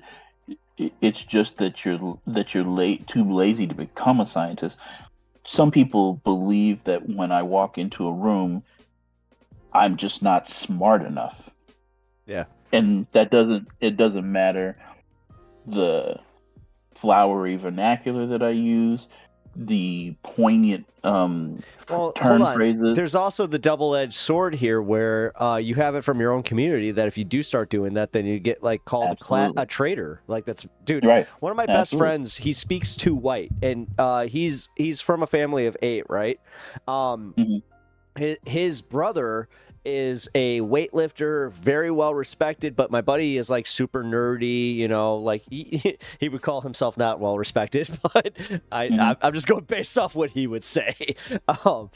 It's just because he is, God, I envy him because he doesn't give a fuck. You want to talk about not giving a fuck? This motherfucker, he does not give a fuck. Like, but to a degree that I envy, you know, like, he gets he goes to work, he gets maybe the like 1 or 2 things that he wants, he eats what he wants, and then it's literally live in his apartment, go, and that's it. But just that's an aside. But he was talking to me about Wait, hold on. I didn't make that statement, Rumble. You said it. Oh shit. I read your words. I'm definitely not too lazy to become a scientist. I am a scientist. Like, I'm a political scientist and a biology major. Oh Jesus. I work in a medical field. I'm gonna go to medical school. Like, I'm apathetic at times. But I must smoke my weed and feel lazy. Okay. Yeah. Yeah. Like, I don't give a fuck at times. Hey, Like, Rumble, sometimes call the white guy lazy. yeah, Like, like what's going on here? I'm lazy at home, but that's about it. You know, I like when I get home, I might as well look like a pile of clothes in my apartment. But when I walk into any building, please, please believe I will command attention. Thank you very much. I appreciate that. It's just rough, yeah. Yeah, like, but the thought that I like the Chris Rock skit where he talks about the people who live in his neighborhood is always been true. It's always is. To be a black man or woman and be recognized, you generally have to work at least 2, if not 5 times as hard as your peers. Yeah. And that is exactly the dog whistle that Kirk and the other right side talking heads You mean will Charlie put off. Kirk, not Kirk. Like, not our Kirk. Yeah. Yeah. Oh, I didn't know that there was. No, a Kirk. we got our Kirk. We don't want to conflate that. Yeah. I know that. Like, it's like Beetlejuice. He'll show up. He'll be like, "What?" No, like, well, yeah. Or I mean, it could just be that the people that are in the Democratic Party, at least not the ones with the majority of power, actually do believe that meritocracy is a real thing and that you can ignore people's skin color and just let them go ahead and present themselves as they are and let that be their presentation rather than the physical that you see. Like, there's always that too. right. Like, I'm not really sure if you have anything besides the catchphrases to throw out here. Like, wait, who? Rumble. Yeah, I was about to say, I'm like, hey. I like No, how I'm like I said- I'm literally chatting with you when I just did the chat thing where I was just like, wait, who are you talking to? No way. You've been exceptional. Like, Thank you. yeah. I'm like, no, I don't want to disappoint. Damn it. Yeah, no, Again. never. No. You're fantastic. And like, even let me bogart in on your opportunity here for you've like given me the floor. Like, Yeah, no, dude, I'm overtime. Like, after 6 hours, I was like, yeah, you know, at this point, I'm just having fun. So, no Mario Kart tonight. Oh shit, I should probably change that. Yeah, no, I'd rather have a conversation. And no, I also like different perspectives. The fact that, like, dude, like, this is my favorite part about this shit. Like, and then you took over while I was pissing, and then all of a sudden I came back and I had 2 messages from Mr. Rumble, and now there's a full-on discourse happening. So just gonna go out on a limb and say you guys might have created something here. See, this is why I was saying, Anna, get a podcast. Is it Sylvie? Who's that? In the YouTube chat? Yeah, Sylvie's in YouTube. Yeah. The Lies My Teacher Told Me. I've heard of that book and I've been wanting to actually read that one, but I just haven't yet. I recommend a book. Lies My That Teacher she Told was Me. recommending it for Rumble. Yeah, because That just reminds me of all I ever needed to know I learned in kindergarten. Yeah. You know, that's what it really is, though, because in all honesty, I'm literally judging that book by its cover, which is exactly what I'm preaching not to do. Like, that's really what it is. Like, you nailed it on the head when you said, "Isn't this a messaging issue?" I think Rumble's about to get banned. Oh. He just said some anti-trans shit. Anna, play with your food. What? I mean, am I reading this wrong? The very existence and the expression of their thoughts is in opposition to me? Well, no, that right there is enough for me to be like... But, toy, play. Oppressing. It's funny how people throw out words like oppressing, Whatever. oppression. Like Jasmine put it right. You don't understand the words that you use. Oh, it's good pull. But no, for real, like they no, you misunderstood me. Elaborate for it. Yeah. Yeah, I was about Please to say. elaborate. Yeah, you better elaborate, bro. And that's not in any kind of a condescending manner. I really mean, please elaborate. No, who, me? No, I No, mean I was about to Rumble. say, Like we're both reading the same thing right now. Yeah. I'm like, no. I Yeah. hope that we're reading the same thing in real time because that would be embarrassing. MF hates freedom. I was about to say, chat. I'm not used to this. I'm not used to having somebody that's like, hey, I'm reading chat with you, and this guy sucks. Like, this is a new experience for me. Because, I mean, Mr. Rumble, you're not exactly doing yourself any favors. And in as I said, I'm a pretty chill. Like, this is a chill community. Like, what the fuck? Why do people do in this? Defense, though, typing on a cell phone can be cumbersome, and sometimes you can't get it all out as quickly as you would. That's true. And that that's was true. exactly why I was like, hey, do you mind if I chatted with you? Because I feel like sometimes I'm always behind on the message, and then you'll say something so poignant, and I'm like, oh, should I add that in now, or should I start a new paragraph? I appreciate that. No, I mean, that's why, I'm actually, that's why I'm glad that even Anna asked, like, no, I'm doing more calls. Like, we're doing this more. As I said, new era of pep talks. I'm getting more comfortable just with experimenting with all this stuff. I'm going to be doing some art streams coming up here. Those are members only, though, just so you guys know. Dope. So- Rumble, can you please tell us how someone's ideology can embed itself and monopolize the rights, though? Like, their rights. Like, Wait, can't you argue the same thing about just white culture? Yeah. You do realize, like, I've always had this theory that, like, that's where all white, like, anger comes from, is the fact that we all know we're lame. What? I'm just saying, the white American, it's like, dude, this is why every white dude you meet is just like, I'm Irish, I'm Italian. It's just like, no, dude, you're just a white dude and you're lame. Like, this is why. Just saying. And this comes from a European white guy that does the same shit. This is why I have to identify with my, my Czech and my, what's it even called? Danish Viking roots. It's a good blend, my friend. I like it. I'm all right with it. It's just weird because, like, I got a cousin that's way too into it. Like, the second that he found out that we had, like, Norwegian roots, he was just like, I'm going to get a Thor tattooed on me. I'm like, okay. He builds a forge and starts making swords. I'm not kidding, though. He has Thor's hammer as a necklace that he wears every day. He has the world tree on one arm. I'm not kidding, man. He went full Norse mythology. Like, that's funny. God of War, like, Valhalla was his shit. Yeah, that's hilarious. White people learn fractions and percentages real quick. They get into eugenics.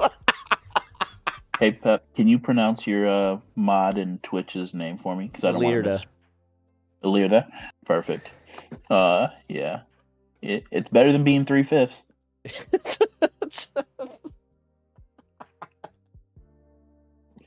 And at the rate the Republican Party's going, I think that this is my favorite part about you guys is that you're actually funny. Like, you guys make me laugh. I got some people I want you to tell that to. It's like, damn, dude. Y'all, no, like, again, you knew where to cut.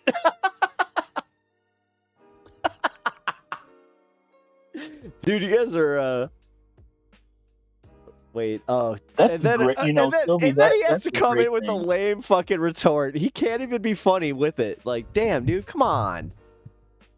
Sylvie and YouTube actually made a really good point. Being trans is not an ideology. No. Like, what? In all honesty, wait, who said that? Did I say that by accident? I'm sorry. No, you didn't. It was one of the things that Rumble was saying, And Sylvie was like, yeah, being trans is not an ideology. No. What?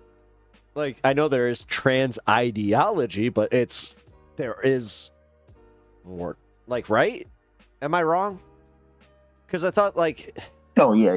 Just like there's black ideology. I was about to say, there's like, everybody Yeah. has like an ideology that you can explain. Yeah. Like, it's just, as I said, except for white guys. White Americans specifically. I'm gonna hold to it. Like, we really are. Never mind. We're uncultured as fuck. Yeah. Well, I mean, not me. I'm not one of those, because I actually have left my country. Here's what I was gonna say before we got into that conversation, though, because I think that you make a poignant statement there in the messaging, because the fact is that the Republican Party has been on point with messaging, and they've been doing it for a long time before either you or I were even born. Mhm. Because you'll have to go on a little ride with me, like I'm Miss Frazzle. But Dude, my favorite teacher. All right. absolutely. But it all started with the Daughters of the Confederacy. And that is the reason why there's even a debate today, is because the books have been being rewritten right under our noses, and not by the victors in this case, because they generally say that the one who wins is the one who tells the story. But in this case, the segment that was left in the South has been rewriting the books, telling people that some slaves even enjoyed or felt that they were better off during slavery. And Right. Can I just say this real quick, though? The Daughters of the Confederacy, they picked a hell of a time to not be sexist. and you know, that's a crazy thing. Like, can you imagine that that's the inception of this propaganda? I know. I was partially joking, but I'm like, it's kind of fucked up, right? Like, that's the like these like, wait a women, minute. most likely when they started on this plan, The most couldn't have historical land. pick-me's ever. Yeah, they couldn't have a bank account, couldn't own land on their own. Dude. They were Yeah. being forced into the same subjugation. Yeah. Because when was the Daughters actually founded? It was like I looked 10 recently, years? too. Yeah, I think it was After like 10. 10 years after the Confederacy, yeah. That sounds right. But like, they were on it. They were on it. Like, and that's crazy that like that for all this time. Yeah, it says 1894 is when Okay, the yeah. lost cause. Like, think about that. Was that 26 years? Yeah. No, 1894. No, I'm saying it's 26 years before women's rights or women's right to vote, right? Yeah. Yeah. Like, are you kidding? You did, and like, this is one of my favorite history lessons, and I know I'm already digressing from the point that I said I wanted to make. But like, are you familiar with how women became classified as minorities? No. Okay. So I had a teacher in Aurora, history teacher, used to be real tough, and she taught us about what was called the War of the Roses.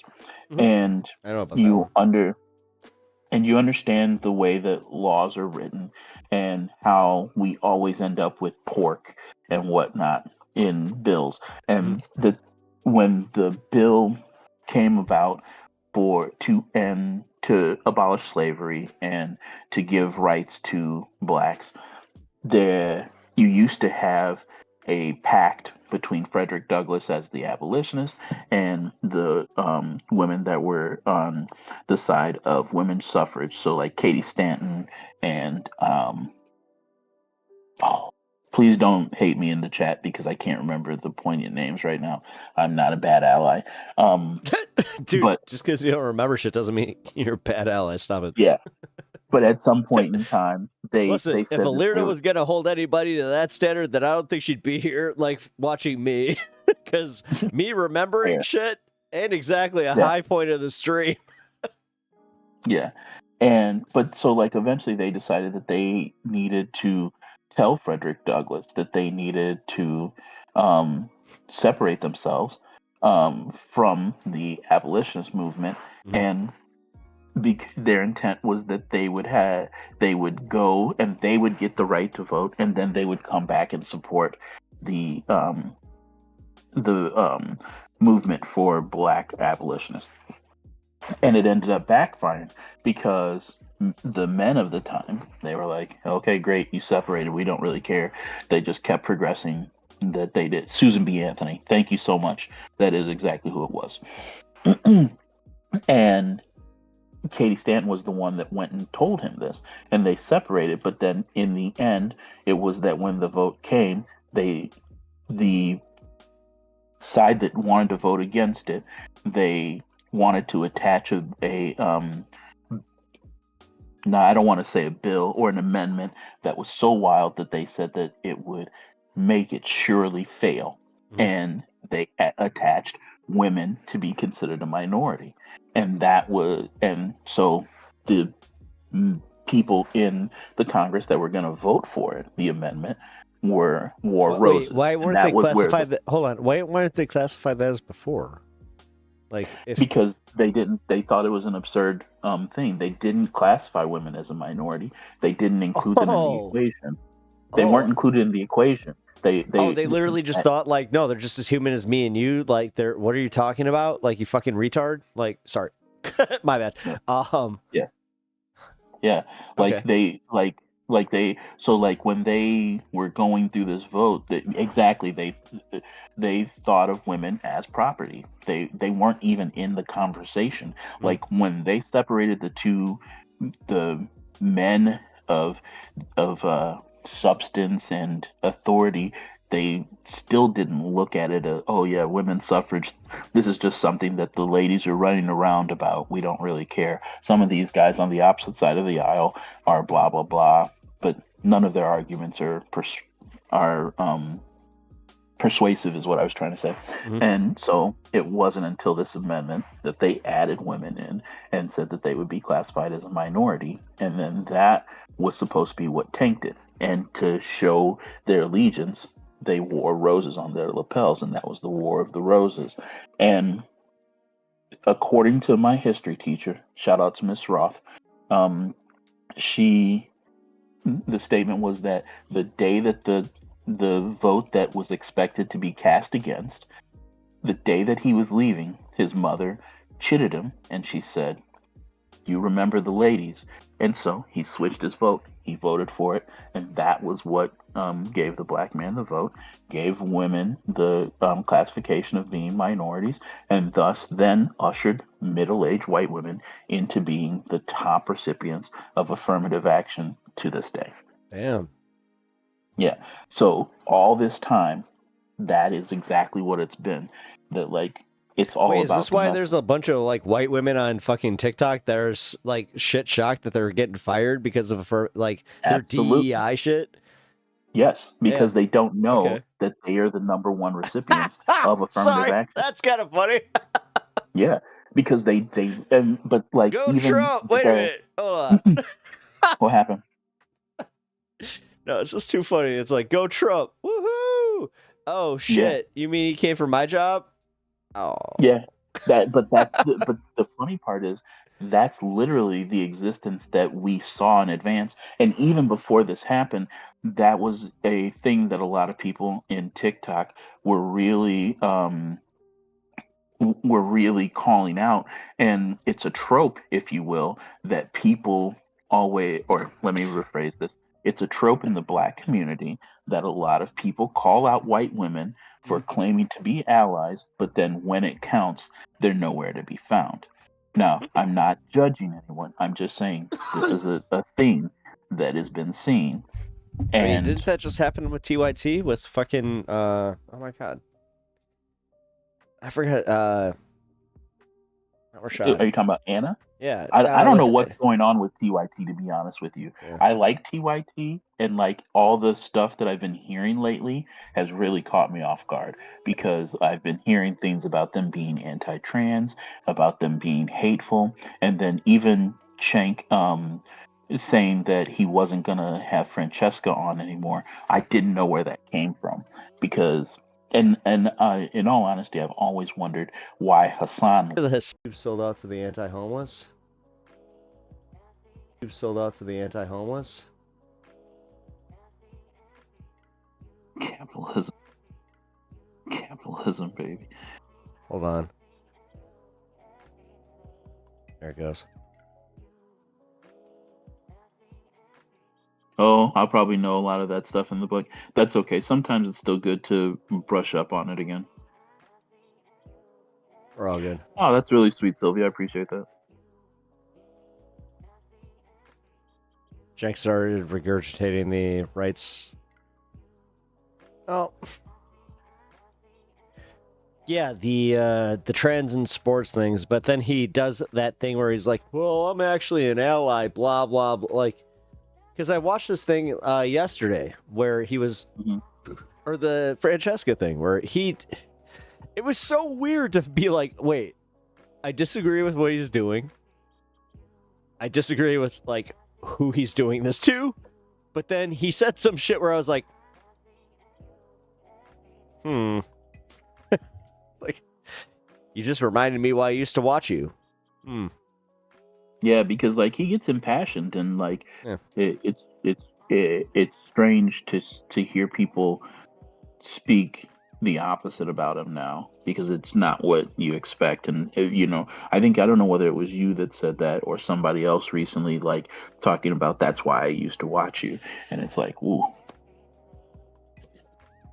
Yeah. Sorry, I just typed it out. Having internet issues. Okay. Just in case anything gets cut off here.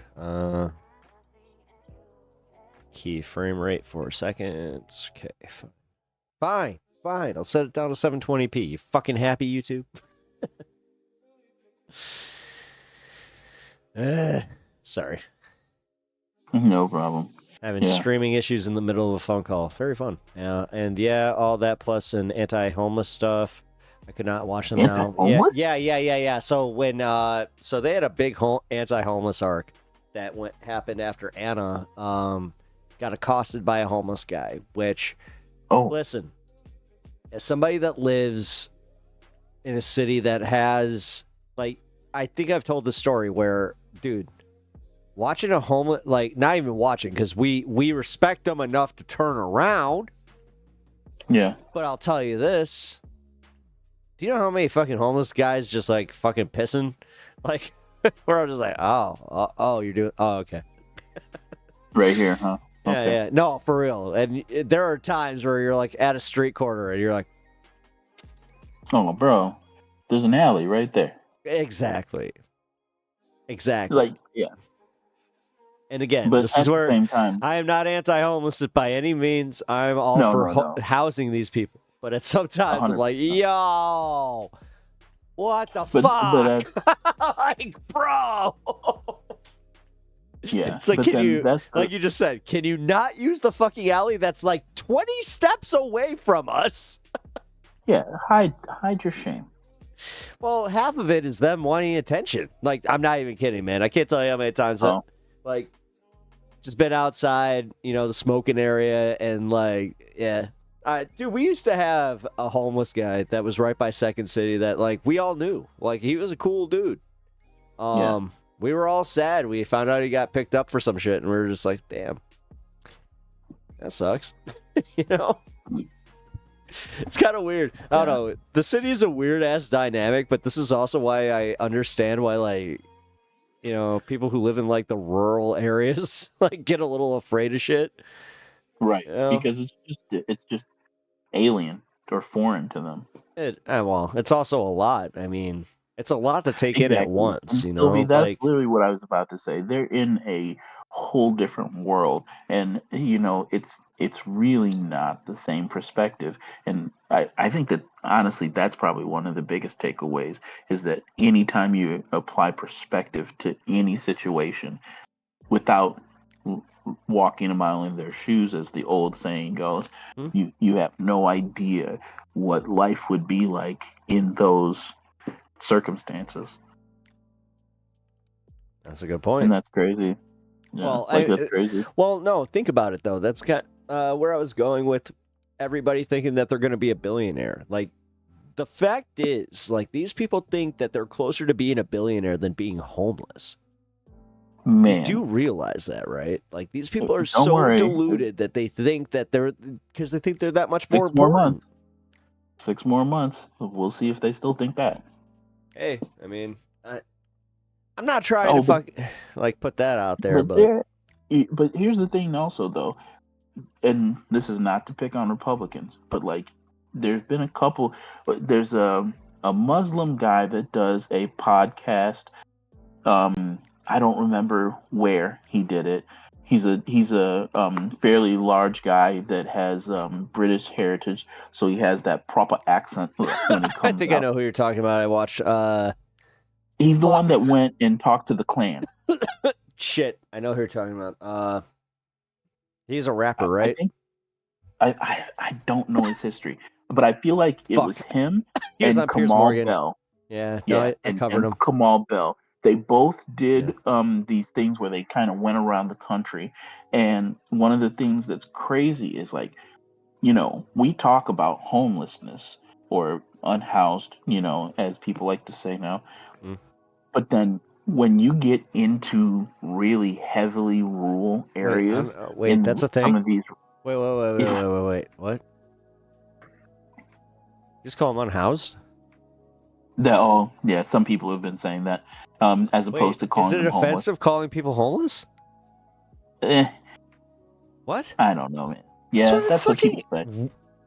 It is the most PC term that people are using. I think that's what politicians are generally going to say about the unhoused population. I don't know. Because we got too comfortable with saying the other one, so now we need to no. I'm just going to bring up the fact that actually that does the opposite, because homeless is supposed to be uncomfortable. It's supposed to make your tum-tum feel a little bit uncomfortable, because that means that somebody is homeless. That means that you are more privileged than them. Like, dude, do you not understand, like, even as a Christian and, like, as a non-Christian, how, like, to this day, I still, like, am able to look at my life and be like, I'm so privileged. I have this, I have so many different, like, but then everybody else exists on the opposite spectrum of that, where they're just like, I don't have enough. I need, what XQC or fucking Kai Cenat or whatever dumb rich streamer I'm watching. Like, man, sorry. Duke says if he's homeless, he's pissing on your porch. Well, I'll make sure that you get yourself a nice little gutter just for yourself, because I know that you need it. I'll make sure that your piss is being I'll make sure that the electrolytes are going into the stones. Human piss does kill grass, by the way. I found that out the hard way. Wait, human? Yeah. I thought it was canine. No, it's not just canine. Human piss. It also doesn't. I had a little backyard spot. I'm just saying, when you have a nice little private area and you're mowing your lawn, you gotta go inside. No, yeah, you gotta have a spot, and then you're gonna learn that human piss kills grass. All right. I should not, but I will definitely give this up. One of the most freeing things in the world is going outside. Fuck yeah! Oh my god, are you kidding? So it really is. Hey, I'm telling you, like, I was in a fraternity at U of I, and it was just a Greek house. It wasn't one of the Divine Nine or anything, not a black house, but like big fraternity house, and I could literally come Wait, from what year? I was originally in 03. I really wish I could say a name. Fuck. What's that? I wish you said, and you were at U of I? Yeah. I was there for a long time. Like, I was originally in 03. I went back in 14. No, but I was don't still know. living There's a in good town. chance you might know somebody I know. Oh, there's definitely a chance. Yeah. Anyway, go on. Yeah. You're welcome to type names in the in private message if you Yeah, really I think I'm want. gonna private message you this one if you know. Yeah, sure. I'll take a peek and see. Here we go. I apologize, Duke. I think that my black jeans would kick in and I wouldn't get too close to the cliff.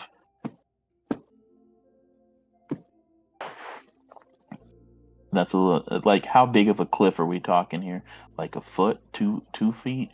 Like, how big of a cliff?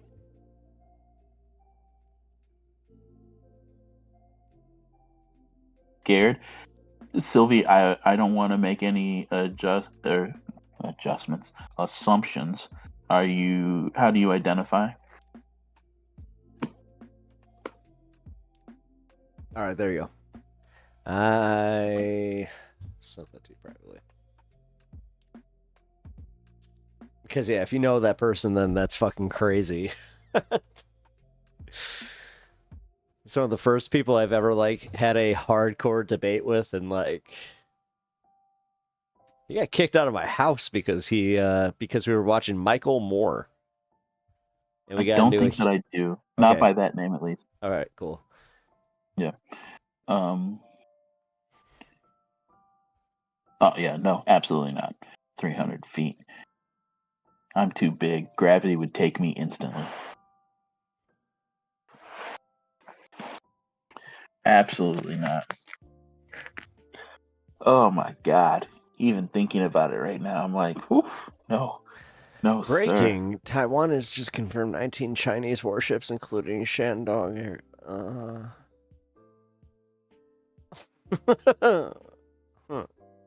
That may be why Sylvie is as a female. It's a little bit more. You're more vulnerable. You know what I mean? Like for a guy, we're like, I'm good. Like it's freedom. We let it out, and we're chilling.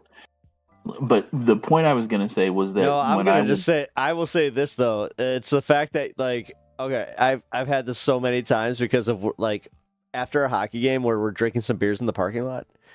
Yeah. It's the ability to just go to the other side of the car and just be like, yo, and like I will apologize to everybody that has to do the extra, like go and do the extra bits where it's just like, nah. Yeah.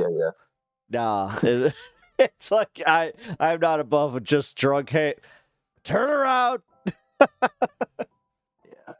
So like I could come from the top floor. Although to be fair, I've had ladies do that too. So just gonna say that. Yeah. There have been a few. Yeah. Dude, and then you know dumpsters. Oh yeah, definitely. Or side of the road. Yeah, I was about to say after a concert, open the back door. How many times we're passing a dumpster like, hold on, and that's their version of like, wait, I just found the perfect place. They're like, no. Women need a piss funnel. Yeah, they have one though. It really does exist. For real? It looks like almost like a banana hammock, so that it can be pressed all the way up against the skin, and then the funnel goes out in so that they could theoretically, I guess, not even really theoretically, but effectively use a urinal.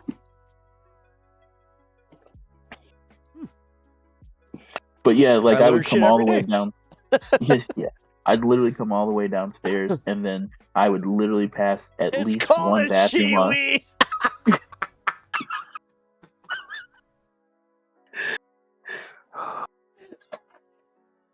No, it's not.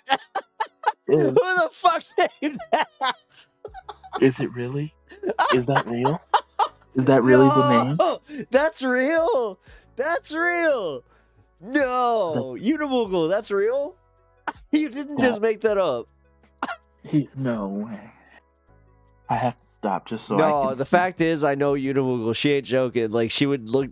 She already looked this up and she knows about it because we were gonna go to a concert. And she was probably just like, "Hold on, I need to look this up."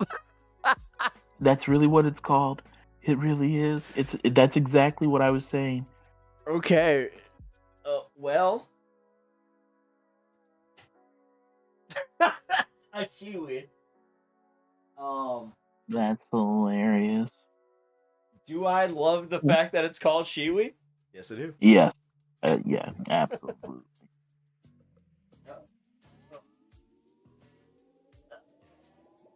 I'm like 90%. No, I think we just got 100%. No, it 100% is. I looked at it. That it's hilarious.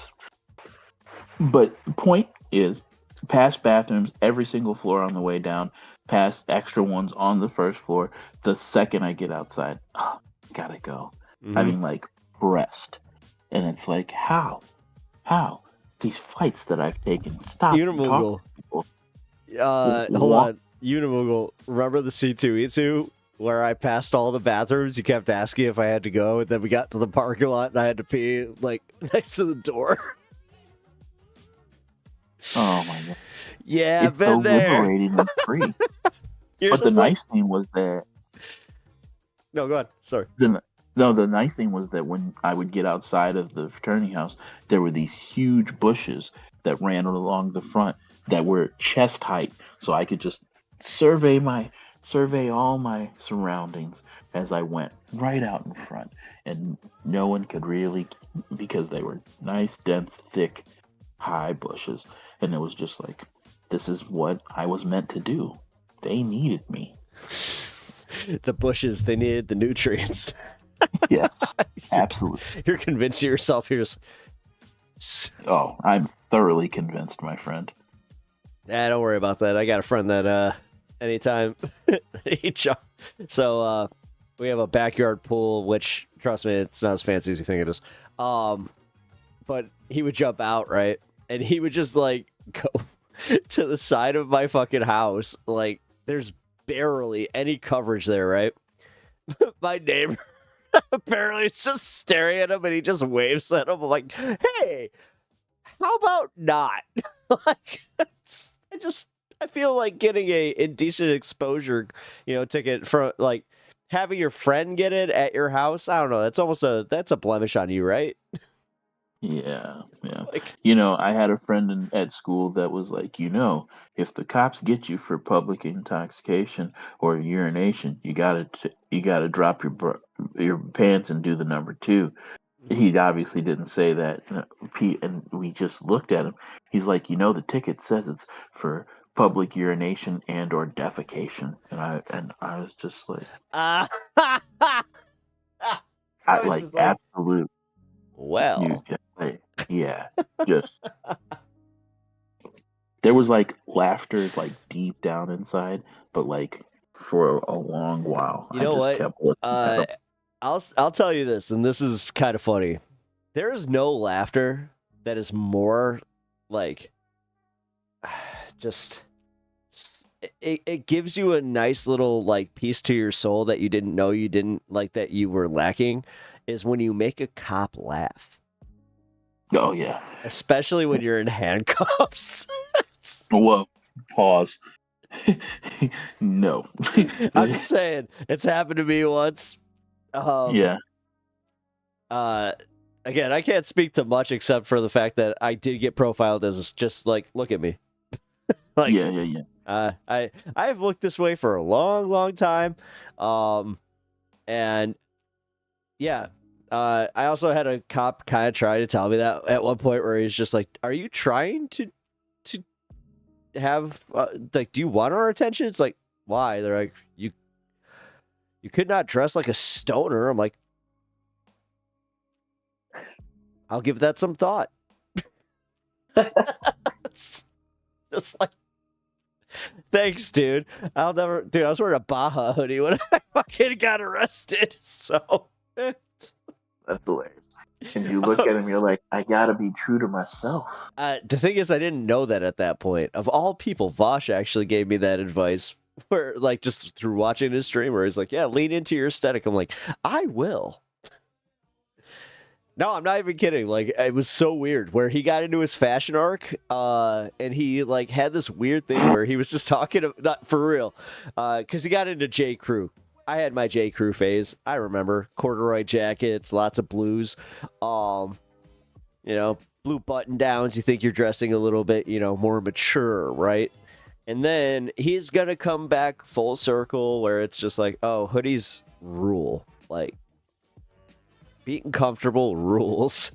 Now, as I said on the stream, where I don't do the sweatpants specifically because I know that I'm going to lose something if I just wear sweatpants and stream. Like, which is funny because, like, even Brian Tyler Cohen, I'm pretty sure wears sweatpants and, like, a suit top.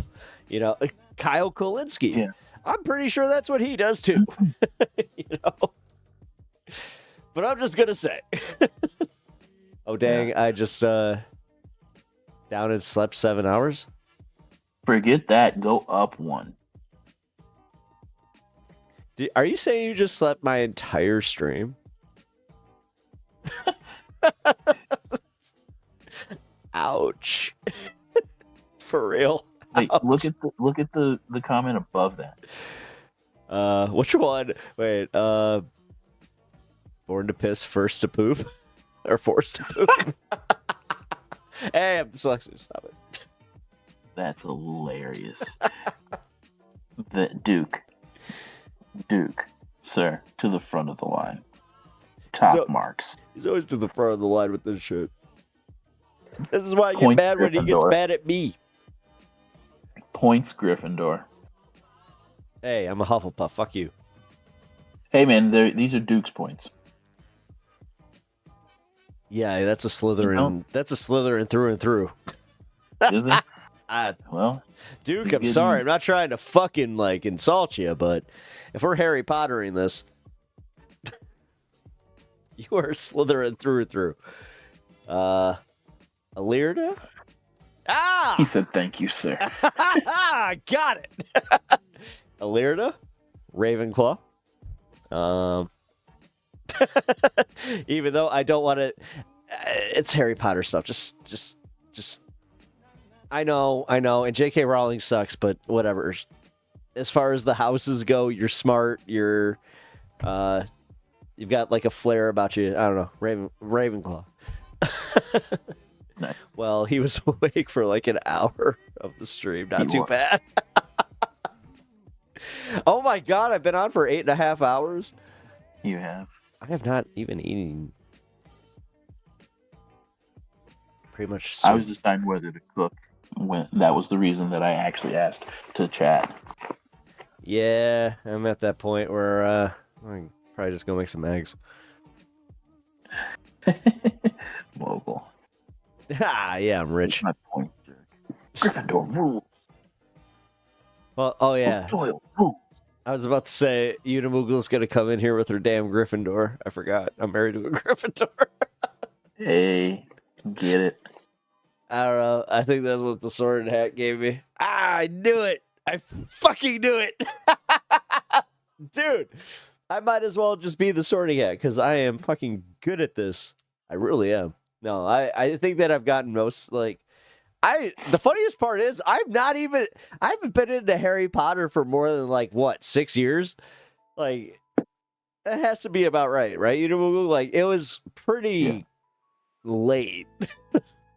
Not late enough for, like, her to do her anti-trans bullshit, because, like, I remember I got into it, and then, like, so fucking quick, I was like, what the fuck?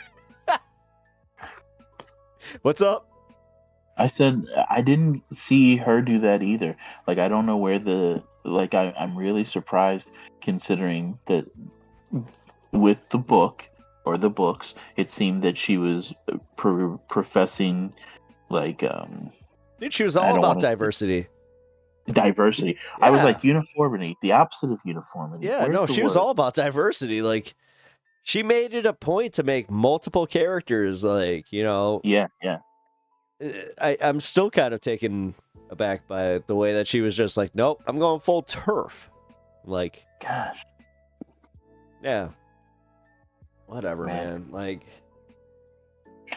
don't ever meet your heroes.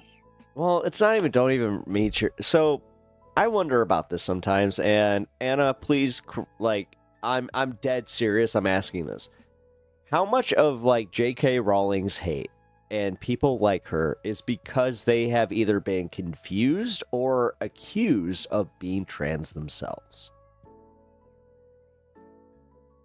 Just gonna put that one out there, because... Whoa. I apologize. Mogul, what's this about Carolina Reaper cheese? And Alirda, eggs. J.K. Rowling. I was asking how much of her hate for trans people is because she might have actually been accused of being trans herself.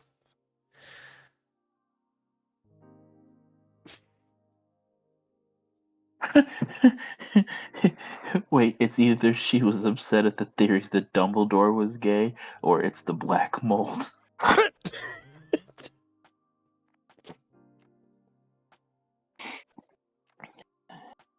Top marks. Iconic characters like the one named Shacklebolt, who was black. I mean, Points Ravenclaw. Shit. Her books are liberal, not leftist, so it's shallow. Her books are sort of messed up, like Goblins being hilarious and also sort of anti-Semitic. Yeah, I mean, the Goblins were a little, I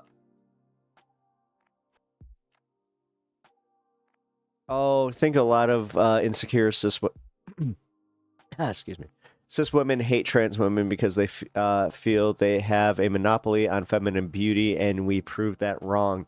Yep. Thank you. Okay. No, that's it. Perfect answer. Perfect answer. Like, okay, that's exactly what I thought. Because that explains a lot, because the way that she explains beauty in her books. Okay. Oh, really? Oh, yeah. Yeah, because she has like the way that she describes Hermione as like this ugly duckling with a unibrow. Like, it's almost like she's just like she's making this character that it's a caricature of someone that she hated. You know? Oh, wow. Interesting. Because when I hear you say the words, I actually think of Viola Swamp. I don't know if you've ever read those books. Viola Swamp. No. Viola Swamp. It was like a book where this teacher, whenever her students, because she was the nicest teacher, whenever her students were getting too unruly, she would take a sick day and she would send in a sub. But she was the sub, and she would come as a persona named Viola Swamp. And I think she had a thick black unibrow and was the meanest teacher ever. Sounds like Matilda. No. But in the same, like, same vein? Yeah. Oh, wow. There you go. There's a picture. I'm just going to send you this entire... J.K. Rowling is a beautiful woman, but she's clearly insecure about her looks. That's what I meant, though. Like, that's where I was going, like, a little bit with it, is because, like, I don't know. She mentioned her hate for, was it her ex-husband? I remember that was, like, a big thing before, like, her turf stuff. But will YouTube not let me post that enormous link? No. You need to post it through Discord. Oh, I posted it in your Twitch chat. I apologize. Yeah, that won't work either. Oh, yeah. It says that it's, like, too many characters. Yeah. Didn't they make, like, a show or a movie out of that? I might be wrong, but I remember there was some sort of visual media for it. Harry Potter? Yes. It's like, yes, yeah. Wait, did you somehow, like, miss all of Harry Potter? Even I didn't do that, and I was way late. Which I actually kind of, I don't know. There's parts of it I love, there's parts of it I hate. I'll just be honest. Like, most of it that I hate is outside the realm of everything that she created. Like, I think, honestly, everything else is pretty cool. Like, she created a cool universe, man. There we go.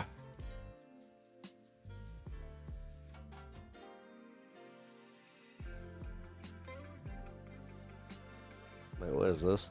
Miss Nelson. And so that was the teacher's actual name, was Miss Nelson. Wait a minute. I remember when this the kids book. were bad. Yeah, when wait the a kids minute. were bad, What he is would this? dress up as Viola Swamp. Yeah. What book was this from? I think it was Miss Nelson is back or something like Miss that. Nelson is what they say. missing. Yeah, Yeah. and Miss Nelson is back, I think. No, I remember seeing this book when I was a kid. I remember the stiff drawing. Yeah. Yeah. Huh. But that, for whatever reason, when you gave that description, that was what I thought of. But I will say, I first did think of Emma Watson, but that may be attributed to me loving redheads. Wait, Emma Watson? Isn't that who played Hermione? She's not redheaded, is she? No, that's the Weasley girl. No. I think in real life, doesn't Emma Watson have red hair? I don't know. To be completely honest, I really don't know. I know that Kieran. No, I guess she's just a brunette. I was about to say, like redhead, the famous like Scottish British redheads I think of is specifically Karen Gillian. She played Nebula, and she was also the companion with Rory in Doctor Who. Okay. Yeah, wait, what was her name? Wait, I remember Rory. Why don't I remember her companion's name? Oh no, that's sexist. I did not know that that was who played Nebula. Yeah. God, what was her name? Pond. Amy Pond. Amy Pond. Ha, gotcha. Got it before you guys. Her hair is like mine. It's like shining brown. Like, aw. That's pretty. Emma Watson is more brunette. Emma Stone is more who you're thinking of. Maybe. Unimuggle's just like, you're getting your Emmas mixed up. Listen, before I expose myself here, I'm just gonna go ahead and Oh my god, did you just see Duke's comment? No. All white women look the same to this guy. That is a lie, my friend. That is a lie. Duke, rude. What the All fuck? white women look the same to this guy. He Not totally even right. close. What the fuck, Duke? See, she was red for a while. There was a point. Maybe that's just the version of her I held on to. Hey, there you go. And come on, let's be serious here. A redhead versus a black guy's skin, like we're not forgetting this. Come on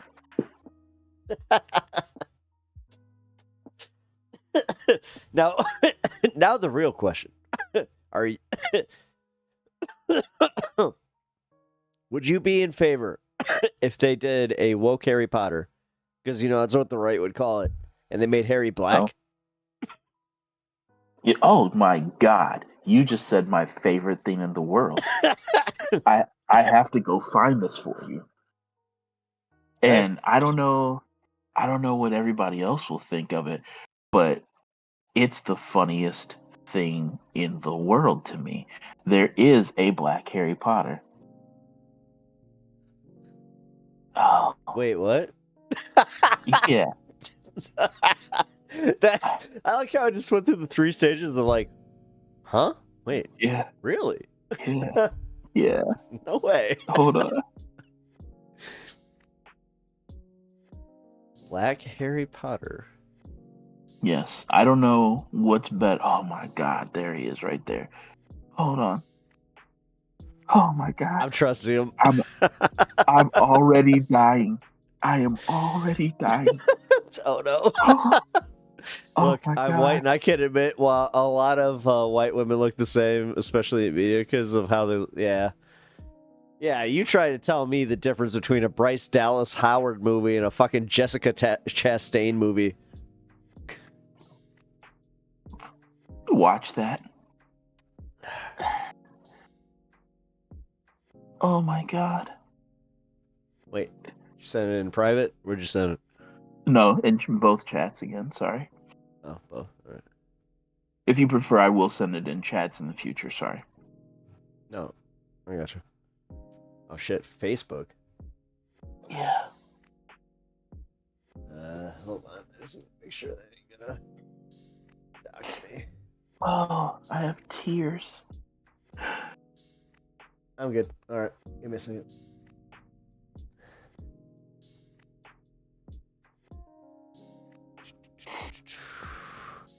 I'll replay it. Give me one. Yep. No, you're fine. Oh, I am already in tears. The fuck? Oh. Oh my god. Wait. He's from St. Louis. He's hilarious. On this broom and make it float like when Guardian Levio.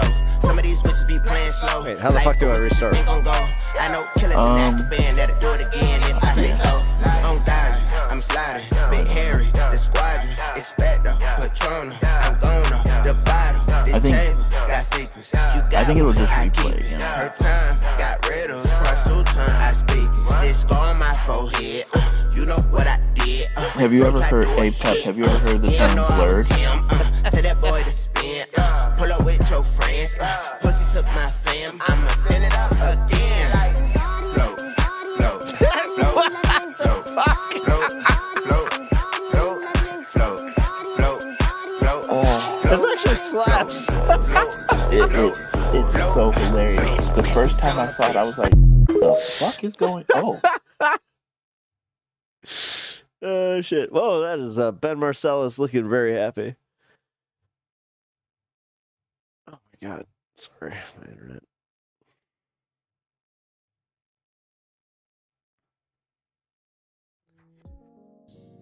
Yeah. Have you ever heard the term blurred? No. So it's black nerds. Oh, yeah. No, I know that. Right. Yeah. Yeah. All right. So, he. Hey, Mitesh. Hey, yeah. What up, Mitesh? He basically did that, and then they actually went out into the community. He was like, I don't know if you've ever seen the skits where people in the hood are like checking other people in the hood, talking about you got your piece on you. Mm-hmm. And he did the same thing, except he went checking to see if they had their wands. So he went through the community finding his people. Then they all went out as a...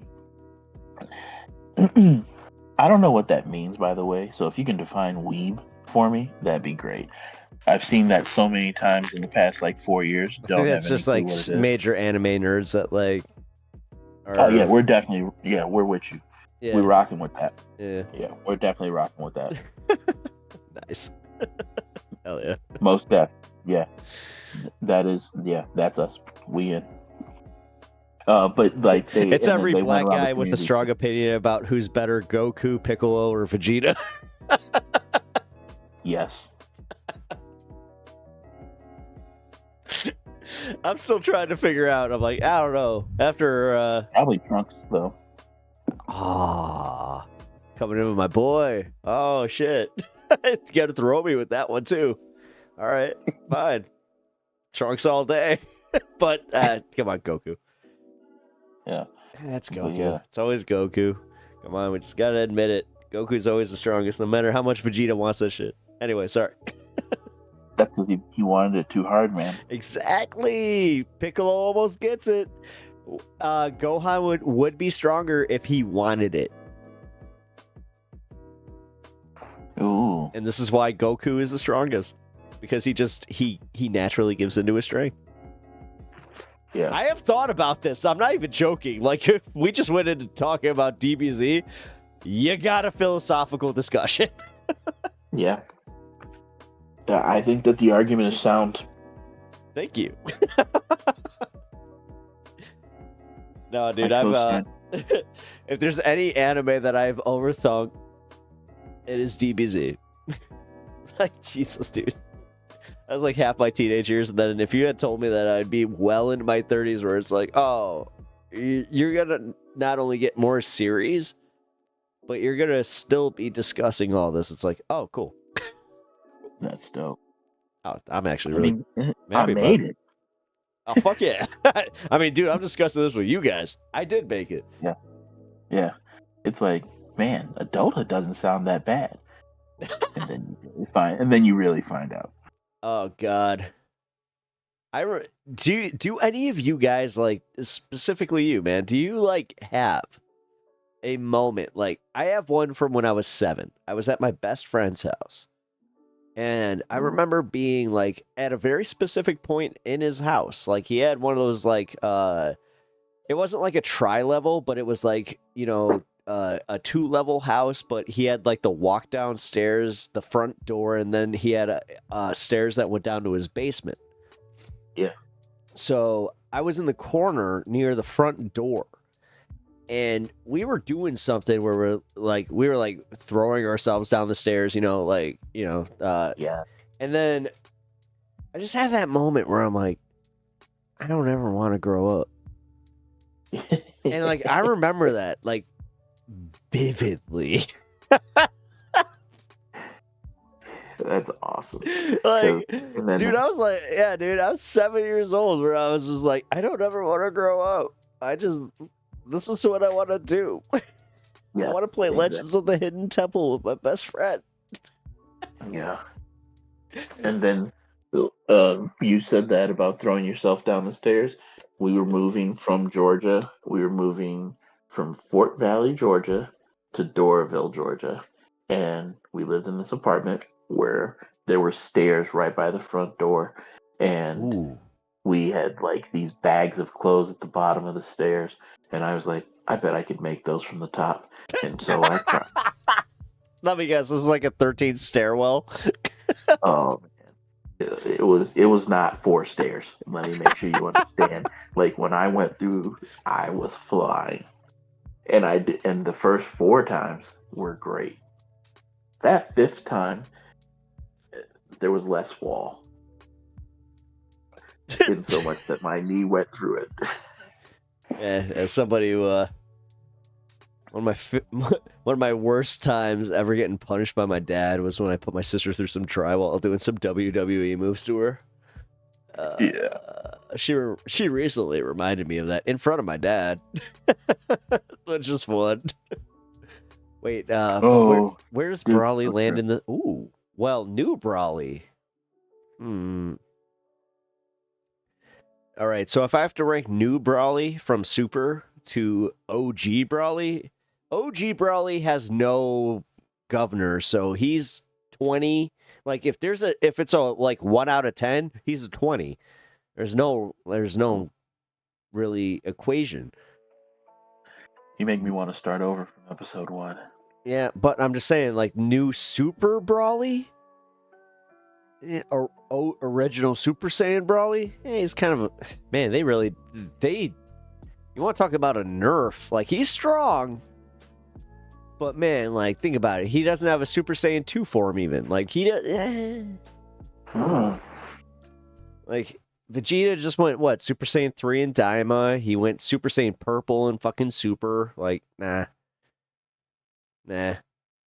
Our boys have gone so above and beyond that, like, yes, I get it. We're supposed to believe that Brawly's Super Saiyan form is that powerful where Super Saiyan Blue Goku could barely, like, hold a candle to it. Fuck that. Sorry, I'm just saying. If there's one thing I have a strong opinion on, it's Dragon Ball. I got scolded for not letting my mom slap me when she got angry at me. Yeah. My first, rest in peace, Mom. But my first closed hand punch was by my own mother. So. Damn. Yeah.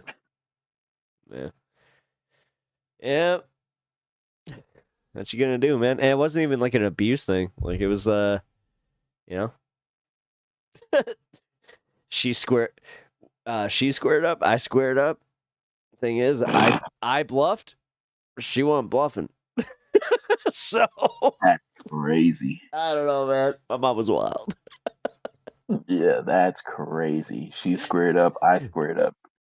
That's crazy. Dude, and the worst part is I think I've heard somebody else say it before.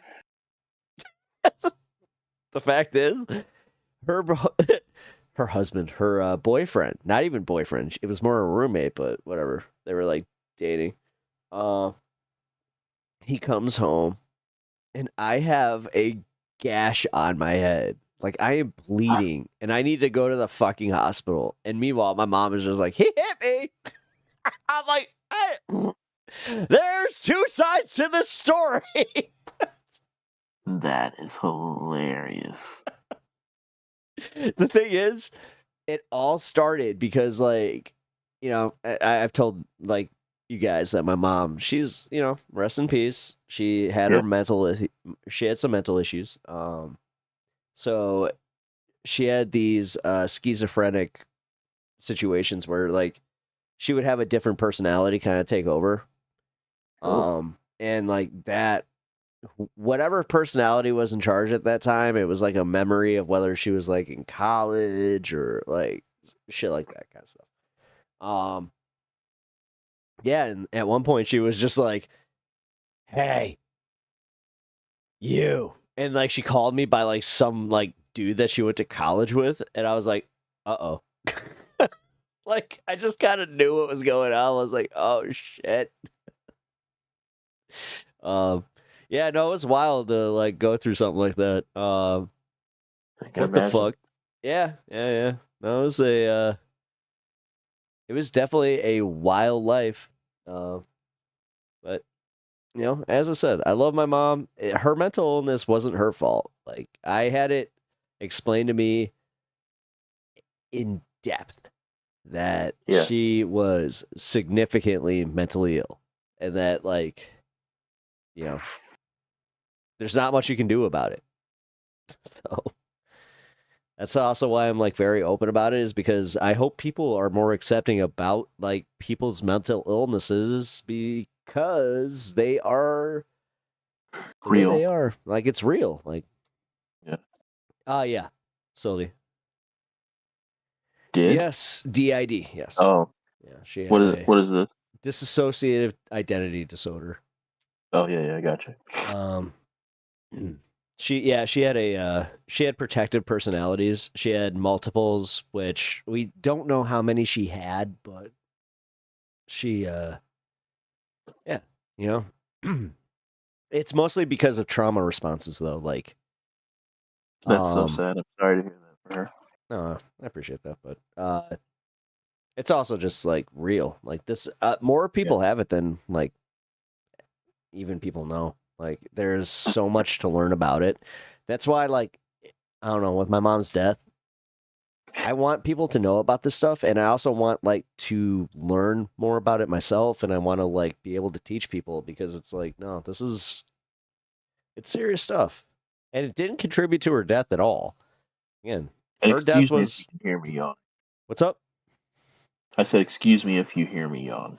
Oh, don't worry about it. I don't think that I'm boring you, dude. It's literally fucking late. Yeah. Well, it's not disrespectful. I appreciate the no, but also just don't mean to open up too much, but yeah.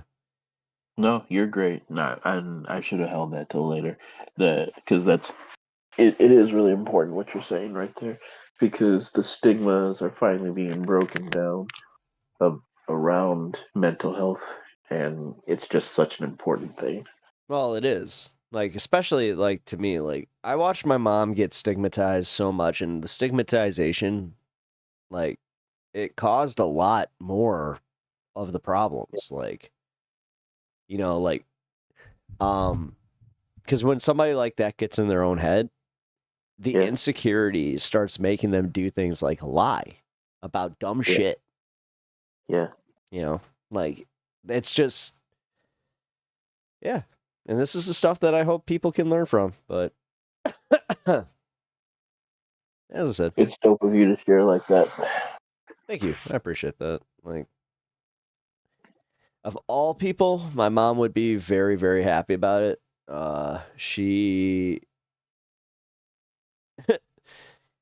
like, my mom, she said something that was really cool to me, but like, I felt kind of bad, because she was just like, I kind of wish I could be doing something like you're doing, but you know, it's not like this, not like streaming or anything, but she wanted like an audience. And that's why, like, I've always said, my mom was in Second City. She was actually like good at it too. Like she was main stage. She worked with very famous people. She worked with Stephen Colbert. She worked with Steve Carell. Like she has a pretty extensive, entertainment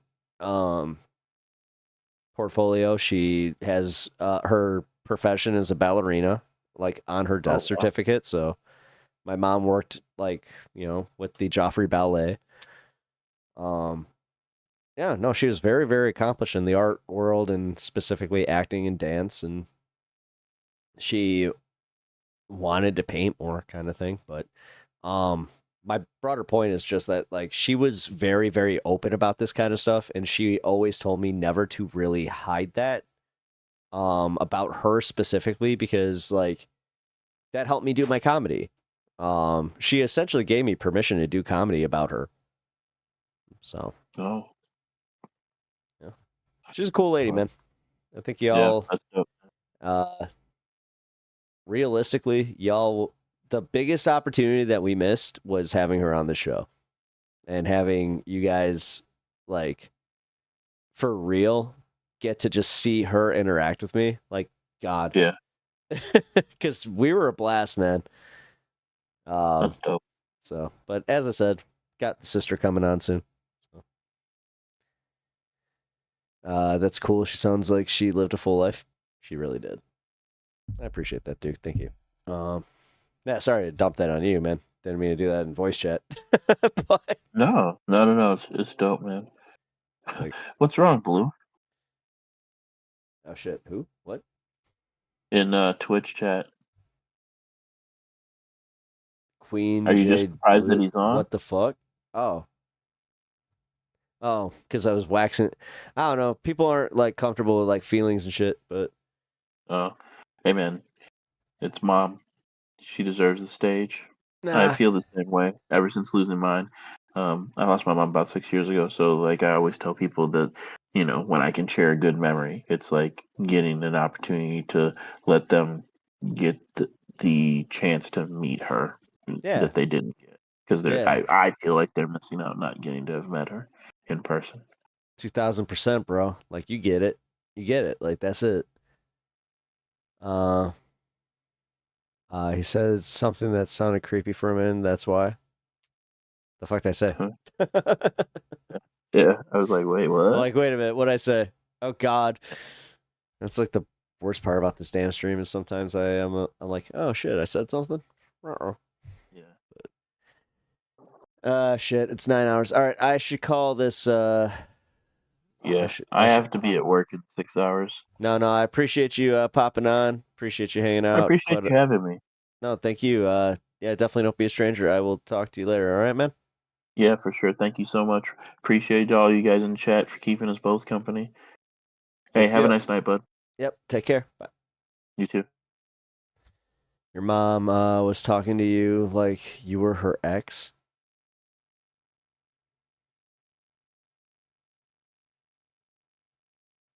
Oh, yeah. Yeah. No, my mom had yeah.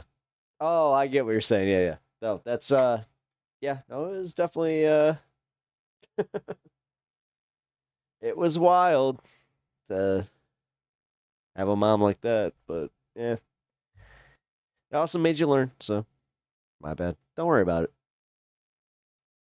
Honestly, don't worry about it. Like it's one of those things where it's like, yeah, how could you know?